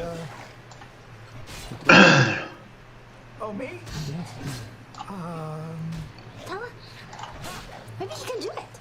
I'll take a big sip of wine. I've just had some. I'm not myself. I haven't been for a while, and was like many of us. We're all sort of searching for. Well, many of us are searching for sort of who we are, but mine is much more odd because I know I'm not supposed to be like this, and I'm trying to change myself physically. So this is not your original form? No, and actually, being in the throne room of your queen, it actually gave me a lot of hope. Seeing that people among you and her, and some of the den leaders, I suppose, have changed form and shape many times over and put their spirits into other bodies. It's actually given me a lot of hope. You said that when we were in there that you had to be, what was the term again? Consecuted. Consecuted. That is a process, though I would say it is one that requires a lot of patience. It's a bit convoluted. Does it take a long time? The ritual itself takes about a day. Is it painful? The consecution is not. The process of having to die to be consecuted or return to a new form, ending can be painful, I'm sure. They don't kill them once they're consecuted, but when life comes to an end, they are within a radial region of a beacon. Then the soul is taken by the beacon and then implanted within a new life. Instances of outsiders. How do we start? No one who has not been bound to the beacons via consecution has fallen into its net. It is a requirement for the process. Are you consecuted? I am. You're not excited about it? I mean, prolonging life is divine. But I think religion is I would say a crutch to some spaces. I mean, the dynasty is so focused on this Luxon, and this religion, and the possibility of what it means. It's distracting them from what other good things they could see. It's selective, right? No, not everyone in the dynasty is consecuted, so there are some that expire in this life, and that's the end for them. There is an expectation of advancement within to be consecuted. I really do not care for the specific theology behind it, but I was lucky enough and privileged enough to be born within a den where it was not questioned. But So it's reserved for people within certain families. well, it's expanded into those that aren't part of the dens, but they don't just consecute anyone who steps into the dynasty and requests it. You forgive me, on your first life. Yes, I'm merely the youngest of 90. Forgive me if this is presumptuous. How old are you? It would be close to 120 years. Same for all of us. Just Do you have to be consecuted every single lifetime? No, once you're consecuted, the process continues. For thousands of years, you're just there. Well, until you die too far from the beacon.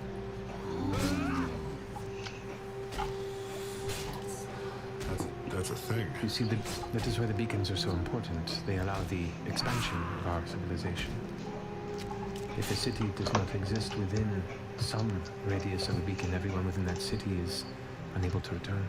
And just to follow a thought experiment with a friend, not here, if she were to be consecuted, she would need to remain here. Well, you would have to ensure that if you were to pass away, it was within the radius of the beacon, yes. But again, she would be transferred to a new body and a new young life, not a current one. Correct. And you would... Yes. And you would grow in age. How old are you before you realize it was like the same person you were before? A little bit into adolescence, you begin to have dreams of memories of your previous lives. And you begin to seek out members of the dynasty to then bring you through this anamnesis process in which you are to combine your current life's memories with the personality's memories of your previous lives to become one. Sounds very confusing. I'm sure I've not done it myself. But like, what's to keep somebody else from like coming and saying, "Oh, I'm the queen, I'm the bright queen," so... Well, those who would receive her would then ask many questions that only the bright queen would know. Yes. I guess that makes sense. Do you remember your previous life fully? I don't know. I have not undergone this process myself. Has anyone, like an adult, been like have you used an adult body before instead of an infant? I think what he's saying is that a new life is born and the soul is within it. It is not of our choosing. It is the choosing of the beacon. Wow. We've had issues in the past where beacons and our soldiers were killed on foreign soil. And then souls were born in elements of the Empire. We had one conflict about 13, 14 years ago on the northern side of the Empire in which many of soldiers on both sides were killed. And recently some of those spirits began to undergo anamnesis there, around Novgorod. And as such, we helped the children return to the destiny. And as such, have now been reintroduced into our society. So Empire kids might turn 15 and be like, "Oh shit, I'm a queen. Under the rare conditions in which a spirit that has been consecuted were to die near a beacon away from the dynasty. That's why, do you remember? The criers were going, "Children are being stolen from Novgorod." That would make sense. Unique spin to the tale. Stolen from Novgorod. So they may have just awakened and left. Wow. Whoa. Shit. I wonder how old those children were. There's food. Oh, all right. Oh, wow. So to your point, it is possibly a way, though there is no guarantee which body will find you. It could very well be another goblin. It could be one of our fine drow, which is not so bad. It could be all manner of creature. If what you're seeking is some sort of a transference to a new body, I don't think that's within my purview. Can you just like turn this body into a different body? I do not know of such magic myself, unfortunately. There are rumors of extremely powerful polymorph spells and incantations, but even those have limitations that can be temporary or dispelled. But if I hear anything, I will let you know. If we hear of something, could we ask your aid If I can. in deciphering it? If I can. So you live alone, huh? I do. You mentioned that you felt like the dynasty could utilize its time for much better purposes. What would you see the dynasty do? I would not focus so much on trusting these religious beliefs that are based on myth and interpretation. I know gods exist because we have proof, and there are those who speak to them. There are visions and miracles that happen, but the Luxon does not speak to anyone. It's a lot of religion based on assumption, on existing scripture written by individuals hundreds and hundreds of years ago. There is power in the beacons, and Dunamancy in itself is something unique. That, I think, is worth pursuing. The rest of this is a distraction. that pursuit frowned upon or largely ignored? Like a standard is kept and additional knowledge not sought out? It's not so much ignored more than not as much of a priority. Not knowing how deep the ocean is. Indeed. You know how deep the ocean is? And that is where I spend my time toiling away to find depths. There is so much untapped possibility in the utilization of Dunamis. To answer the question of what it is I want to do, I believe you can understand this, and I can see a similar spark in you, Caleb. I want to unlock these mysteries. I want to dive as deep as I can into that ocean of the unknown. See what is possible. Are you saying you want to date for? I don't think that's what he said. I'm sorry, I was just. There's cookies. Yeah, and also the ocean talk. Yeah, the ocean, dive deep into the ocean. It's a metaphor. Rip that open real fast. Rip it. Go for it. Rip it. I believe in you. Get it. Ooh, Turns back to Caleb and says, To pursue beyond the limits of what you're told is capable. To seek the impossible. To do what every archmage before us has failed to do. Anything is impossible. You just have to look long enough and hard enough. Indeed. We see. You don't strike me as having much of an appetite for war. No. I have an appetite for knowledge. Yeah, go back to the ocean metaphor, because it's kind of working. Thank you. You could also get crushed into oblivion by several tons of weight at the bottom of the ocean, or consumed by some other scary being like Katoa. Are you not remotely humbled or afraid of some of the unknowns you might find? I am as afraid as anybody is facing into the unknown. But that's what makes it worthwhile, is it not? High risk, high reward. Indeed. But you can mitigate the risk. It's actually an interesting train of thought. How can we mitigate the risk? In investigating your Luxon and the beacons, has anyone ever, I don't know, died researching it, or perhaps gazed in it too deeply? I don't know. There have been those who have not understood what they're capable of and reach beyond their means too soon. Their research was incomplete. They attempted to bend the core elements of existence before they were ready to do so.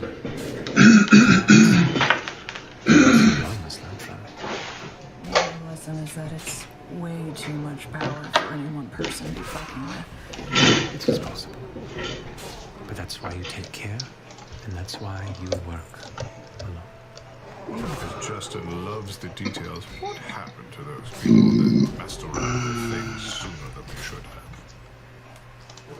There are rumors of some that just vanished.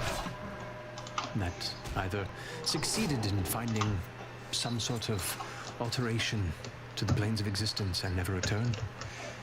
There is 2 tales I can think of off the top of my head of those that wish to try and use Dunamancy to actually step into the annals of history. To step into the time before. Whoa, really? And one of them returned. What? To scatter to dust. It's possible, but it seems to be extremely dangerous. So to answer your question, there are things that are possible, but if we're careful, we take our time.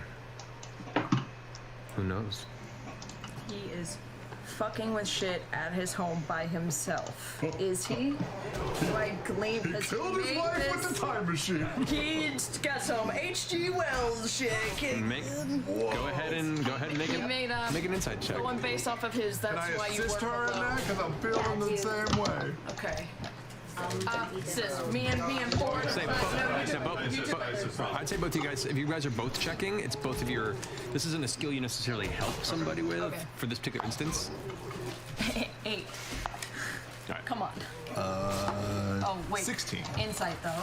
Insight. So, 15. Okay.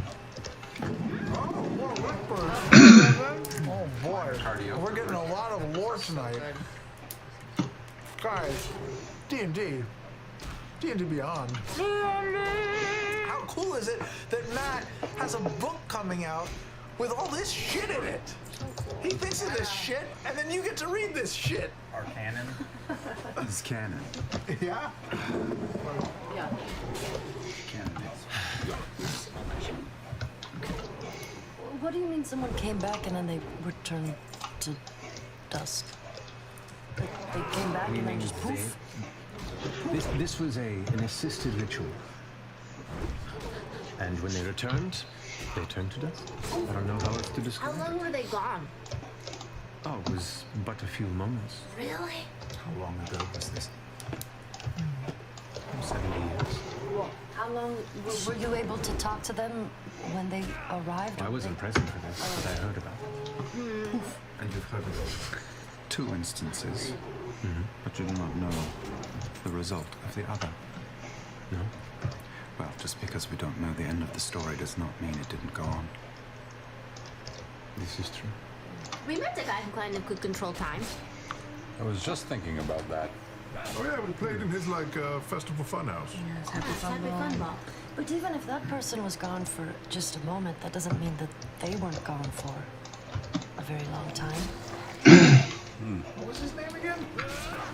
Halas. Halas, yeah. Have you ever heard of him? I have. You have? Was he the other guy? Was he the other He story? eats like people or something? He's like really weird. No, I just know of scattered records from the previous age.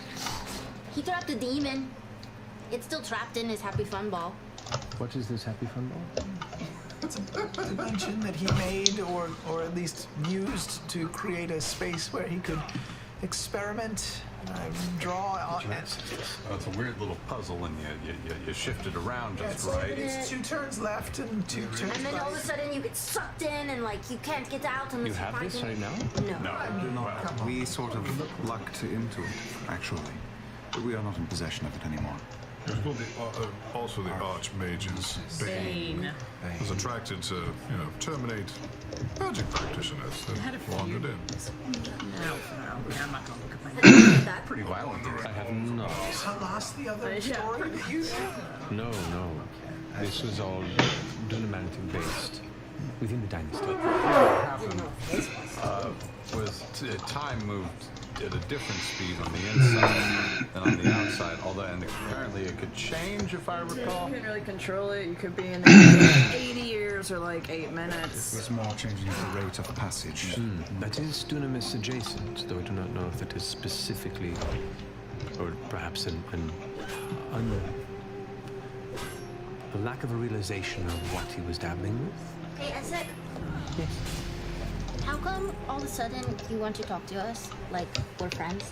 Not that I mind because I'm really happy that you're here, but did we do something cool or something that you like us all of a sudden? He takes his wine, takes a big sip.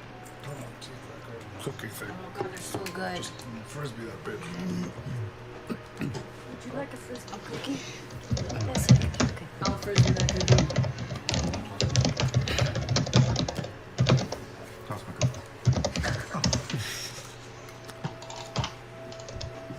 The dynasty. I've lived here my entire life.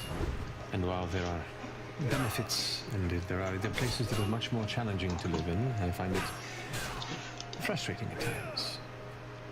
I find that the obsession with this Luxon entity belies what the truth may be. That these artifacts, I theorize, have nothing to do with a divine being, but are just perhaps artifacts designed in the Age of Art that have been misread. In which case it is being misused, or at least only the surface has been scratched of what's possible. So, My interests leave me not trusting anyone, not feeling like I in some ways belong. And as such, I spend a lot of my time in solitude. You trust us with your interests. Because I'm thankful to have met you. I don't have much in the way of friends, due to the expectations placed upon me, and you are driven, you are adaptable, you're clever, and not shackled by blind devotion to one flawed society or another. I think you all have what it takes to survive in this cold, cruel world. As it's something I pride myself on. And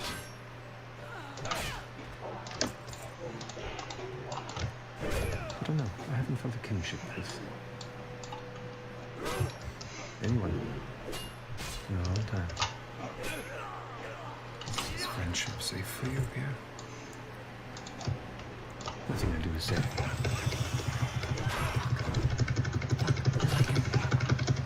Can you go get in the hot tub? He goes and takes some of the food off the plate. And, this is very good. We appreciate the trust. It means a lot. We move around quite a bit ourselves. You've been a rock for us, and it's appreciated. Should I tell him secrets? Right now, right now. We owe him some favors. Hey, yeah, let's do that first. What do you mean by that? What favors? I don't know. Perhaps some of my research at some time might require more hands than those I have at myself. How many do you have? 2. Oh. We can get hands to kill a lot of people on occasion. Yeah. Or we can use our own. Oh, yeah, okay. Yeah. Still. While we're asking questions, you've asked a few questions of me. I'll ask a few questions and you can ask some more. This is how conversation works, right? Yeah. I'm a little rusty.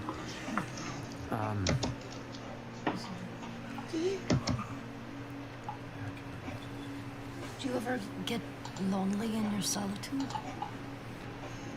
I didn't think so until recently. What about you?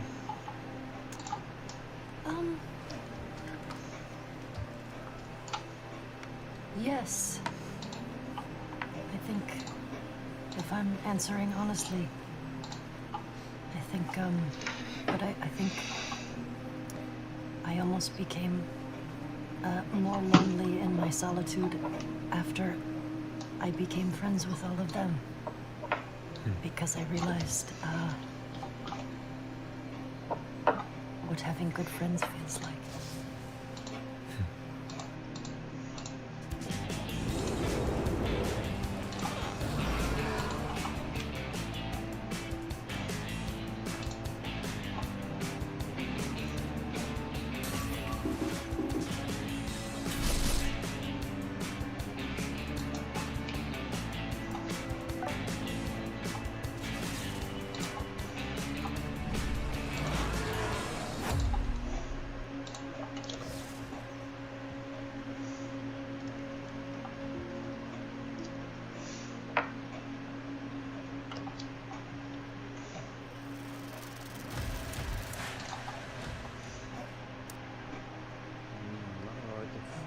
Oder nehmen wir lieber 10 Meter. Damit wir mal richtig Schnitt. Das ist abgedeckt. Doch. Kondition von Delegation. Das war ja nie der große Wolf. Und manche aller hoch. Ja, war gut. Wenn das das Einzige war, ist nicht das jetzt.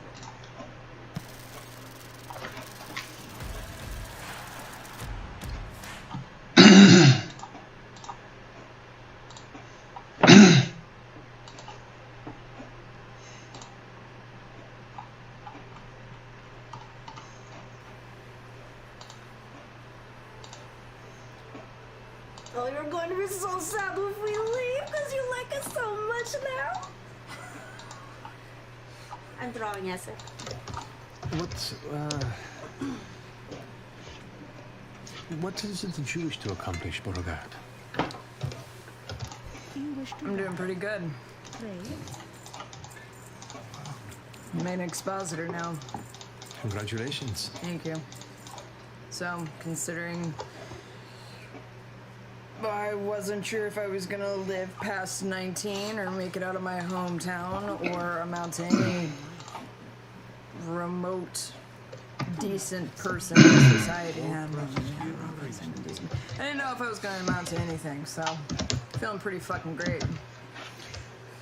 Feels nice sometimes to be the youngest when people expect little of you and to prove them wrong. Yeah, the bar was pretty low.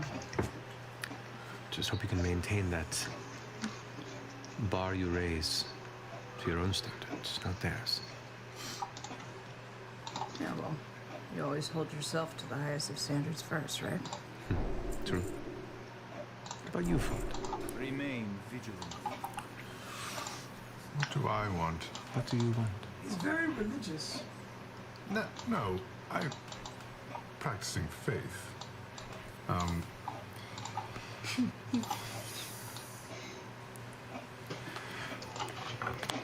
I'm not actually sure.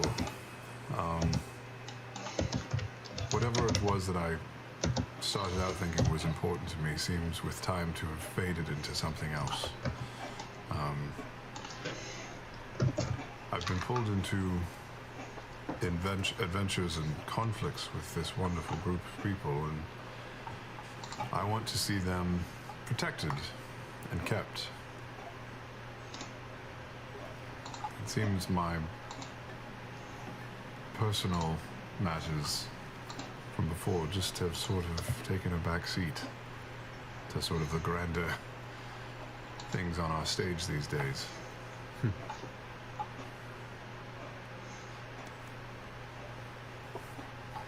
And you, Jester? What is it you are seeking? What am I seeking? Mm-hmm.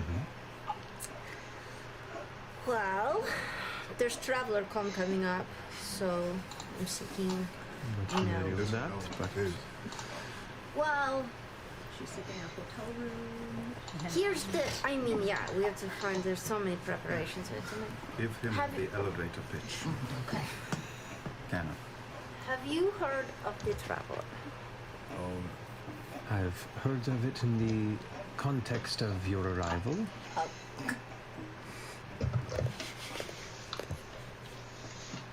Well.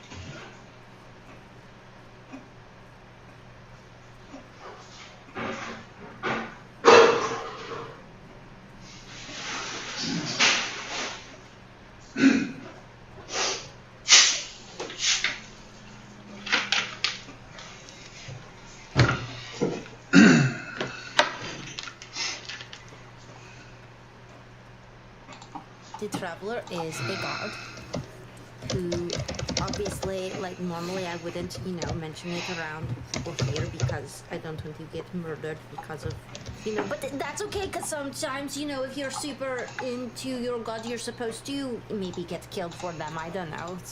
I don't think the Traveler wanted me to be killed for him though, right now. You know, anyway, the Traveler's really cool. He wears this green cloak. He's super powerful. He travels around. He's always with us. He likes, you know, for you to do good things and bad things. He likes for there to be a good balance. If you feel like doing something funny, he's into it. What? Well, like little bad things, not like bad things. No, not like bad things, but it's like... Like naughty things. Well, yeah, but like, that's, you know, everybody shows their devotion to the Traveler differently. I'm sure maybe there's murderers out there or something that can be, you know, liking the Traveler, but at the same time, if they murder people, then maybe they have to go and make a lot of babies. I don't know, you know, it's all about balance. Maybe I'm presenting this wrong. What I'm saying is, We're having a big convention for everybody that's like super into him, and we're gonna get together. And that's happening in like a month. Interesting. Something more like a cult. It's a cult. It's not a cult, it's not a cult, it's not a cult. There's like, because the thing is, here's the thing. If it's a cult, then it's not, you're not actually worshipping like a god or something. You know, you're just worshipping a person that thinks they're like religious or a god or something. But this guy really is a god. So it's a religion. Good luck. Do you want to hear more about him? I'm fine. I have here, I'm going to get my brochure out. Here, take it.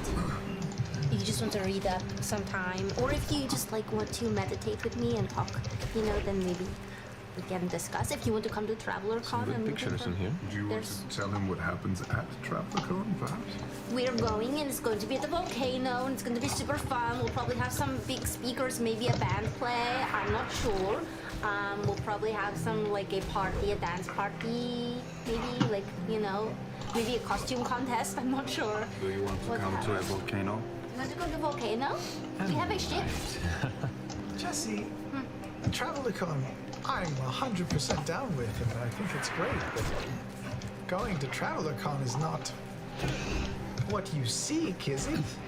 Well, no, but, well, I mean, ultimately, you know, I'm kind of just trying to find, you know, like where I fit in the world.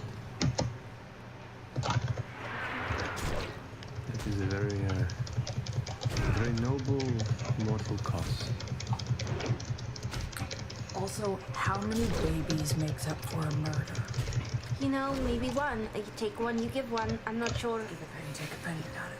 I'm not sure. You know, I haven't actually talked to the Traveler about that because I don't, you know, murder people on a regular basis. But he did give me healing powers because, you know, maybe because we're out doing these kind of things, you know, we fight people. So maybe that's why I can heal people. What is the worst thing you've ever done? As far as bad things go. Oh, well, I stuck an axe in a dude's head one time. Yeah, I watched you do it. Yeah, that one was pretty fucked up. But that was badass. And totally justified. Well, he was going to potentially kill us. Yeah. Too, so I was just defending. What about you, Essek? What's the worst thing you've ever done? I would say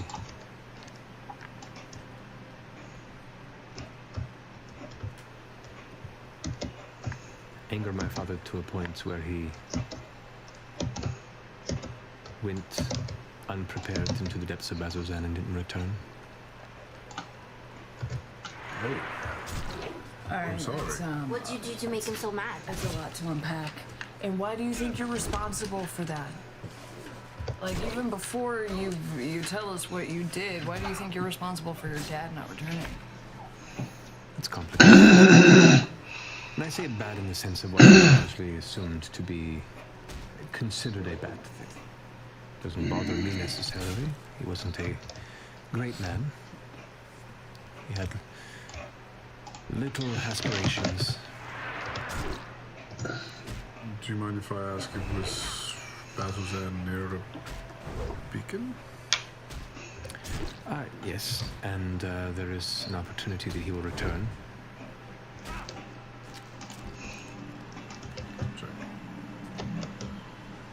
It's going to be odd raising your parents. Oh, yeah. Yeah, the more you think about it. Did you say raising your parents? Well, yeah. As a kid. And you know he's your dad, but he's also 5. Nope, not going now. It has to have happened. Oh, numerous times. Not to me yet, and I'm curious to see what that would be like when or if he returns. When somebody dies and they're like in love with somebody else, and then that person gets really old and it's like a 200-year-old person, right? And then the other person realizes when they were like 15, they're like, oh my god, I loved this person. Do they like marry like the person when they're like adolescent, or does it like not transport like that sort of emotional feeling? Like, are you star-crossed lovers for all time, or do you like reset? Yeah. It's not matters I've conjectured too often, but there are individuals that have relationships that span multiple lifetimes. There are those that, over lifetimes, feelings change, as the heart itself for some does evolve and wander. For others, it is held straight and narrow. How long? 700 year age. I'm still figuring a lot of this out. I understand. It's a lot to take in. Yeah. Can a person still be dead for Yeah, a okay. long time for I'm- to come back into another Yeah. body, or does it happen? Yeah. As far as I understand, it's fairly quick. I am. I mean, as long as it happens in a place where people are being born. I think theoretically, if a Luxon were Yeah, to be that's in true. presence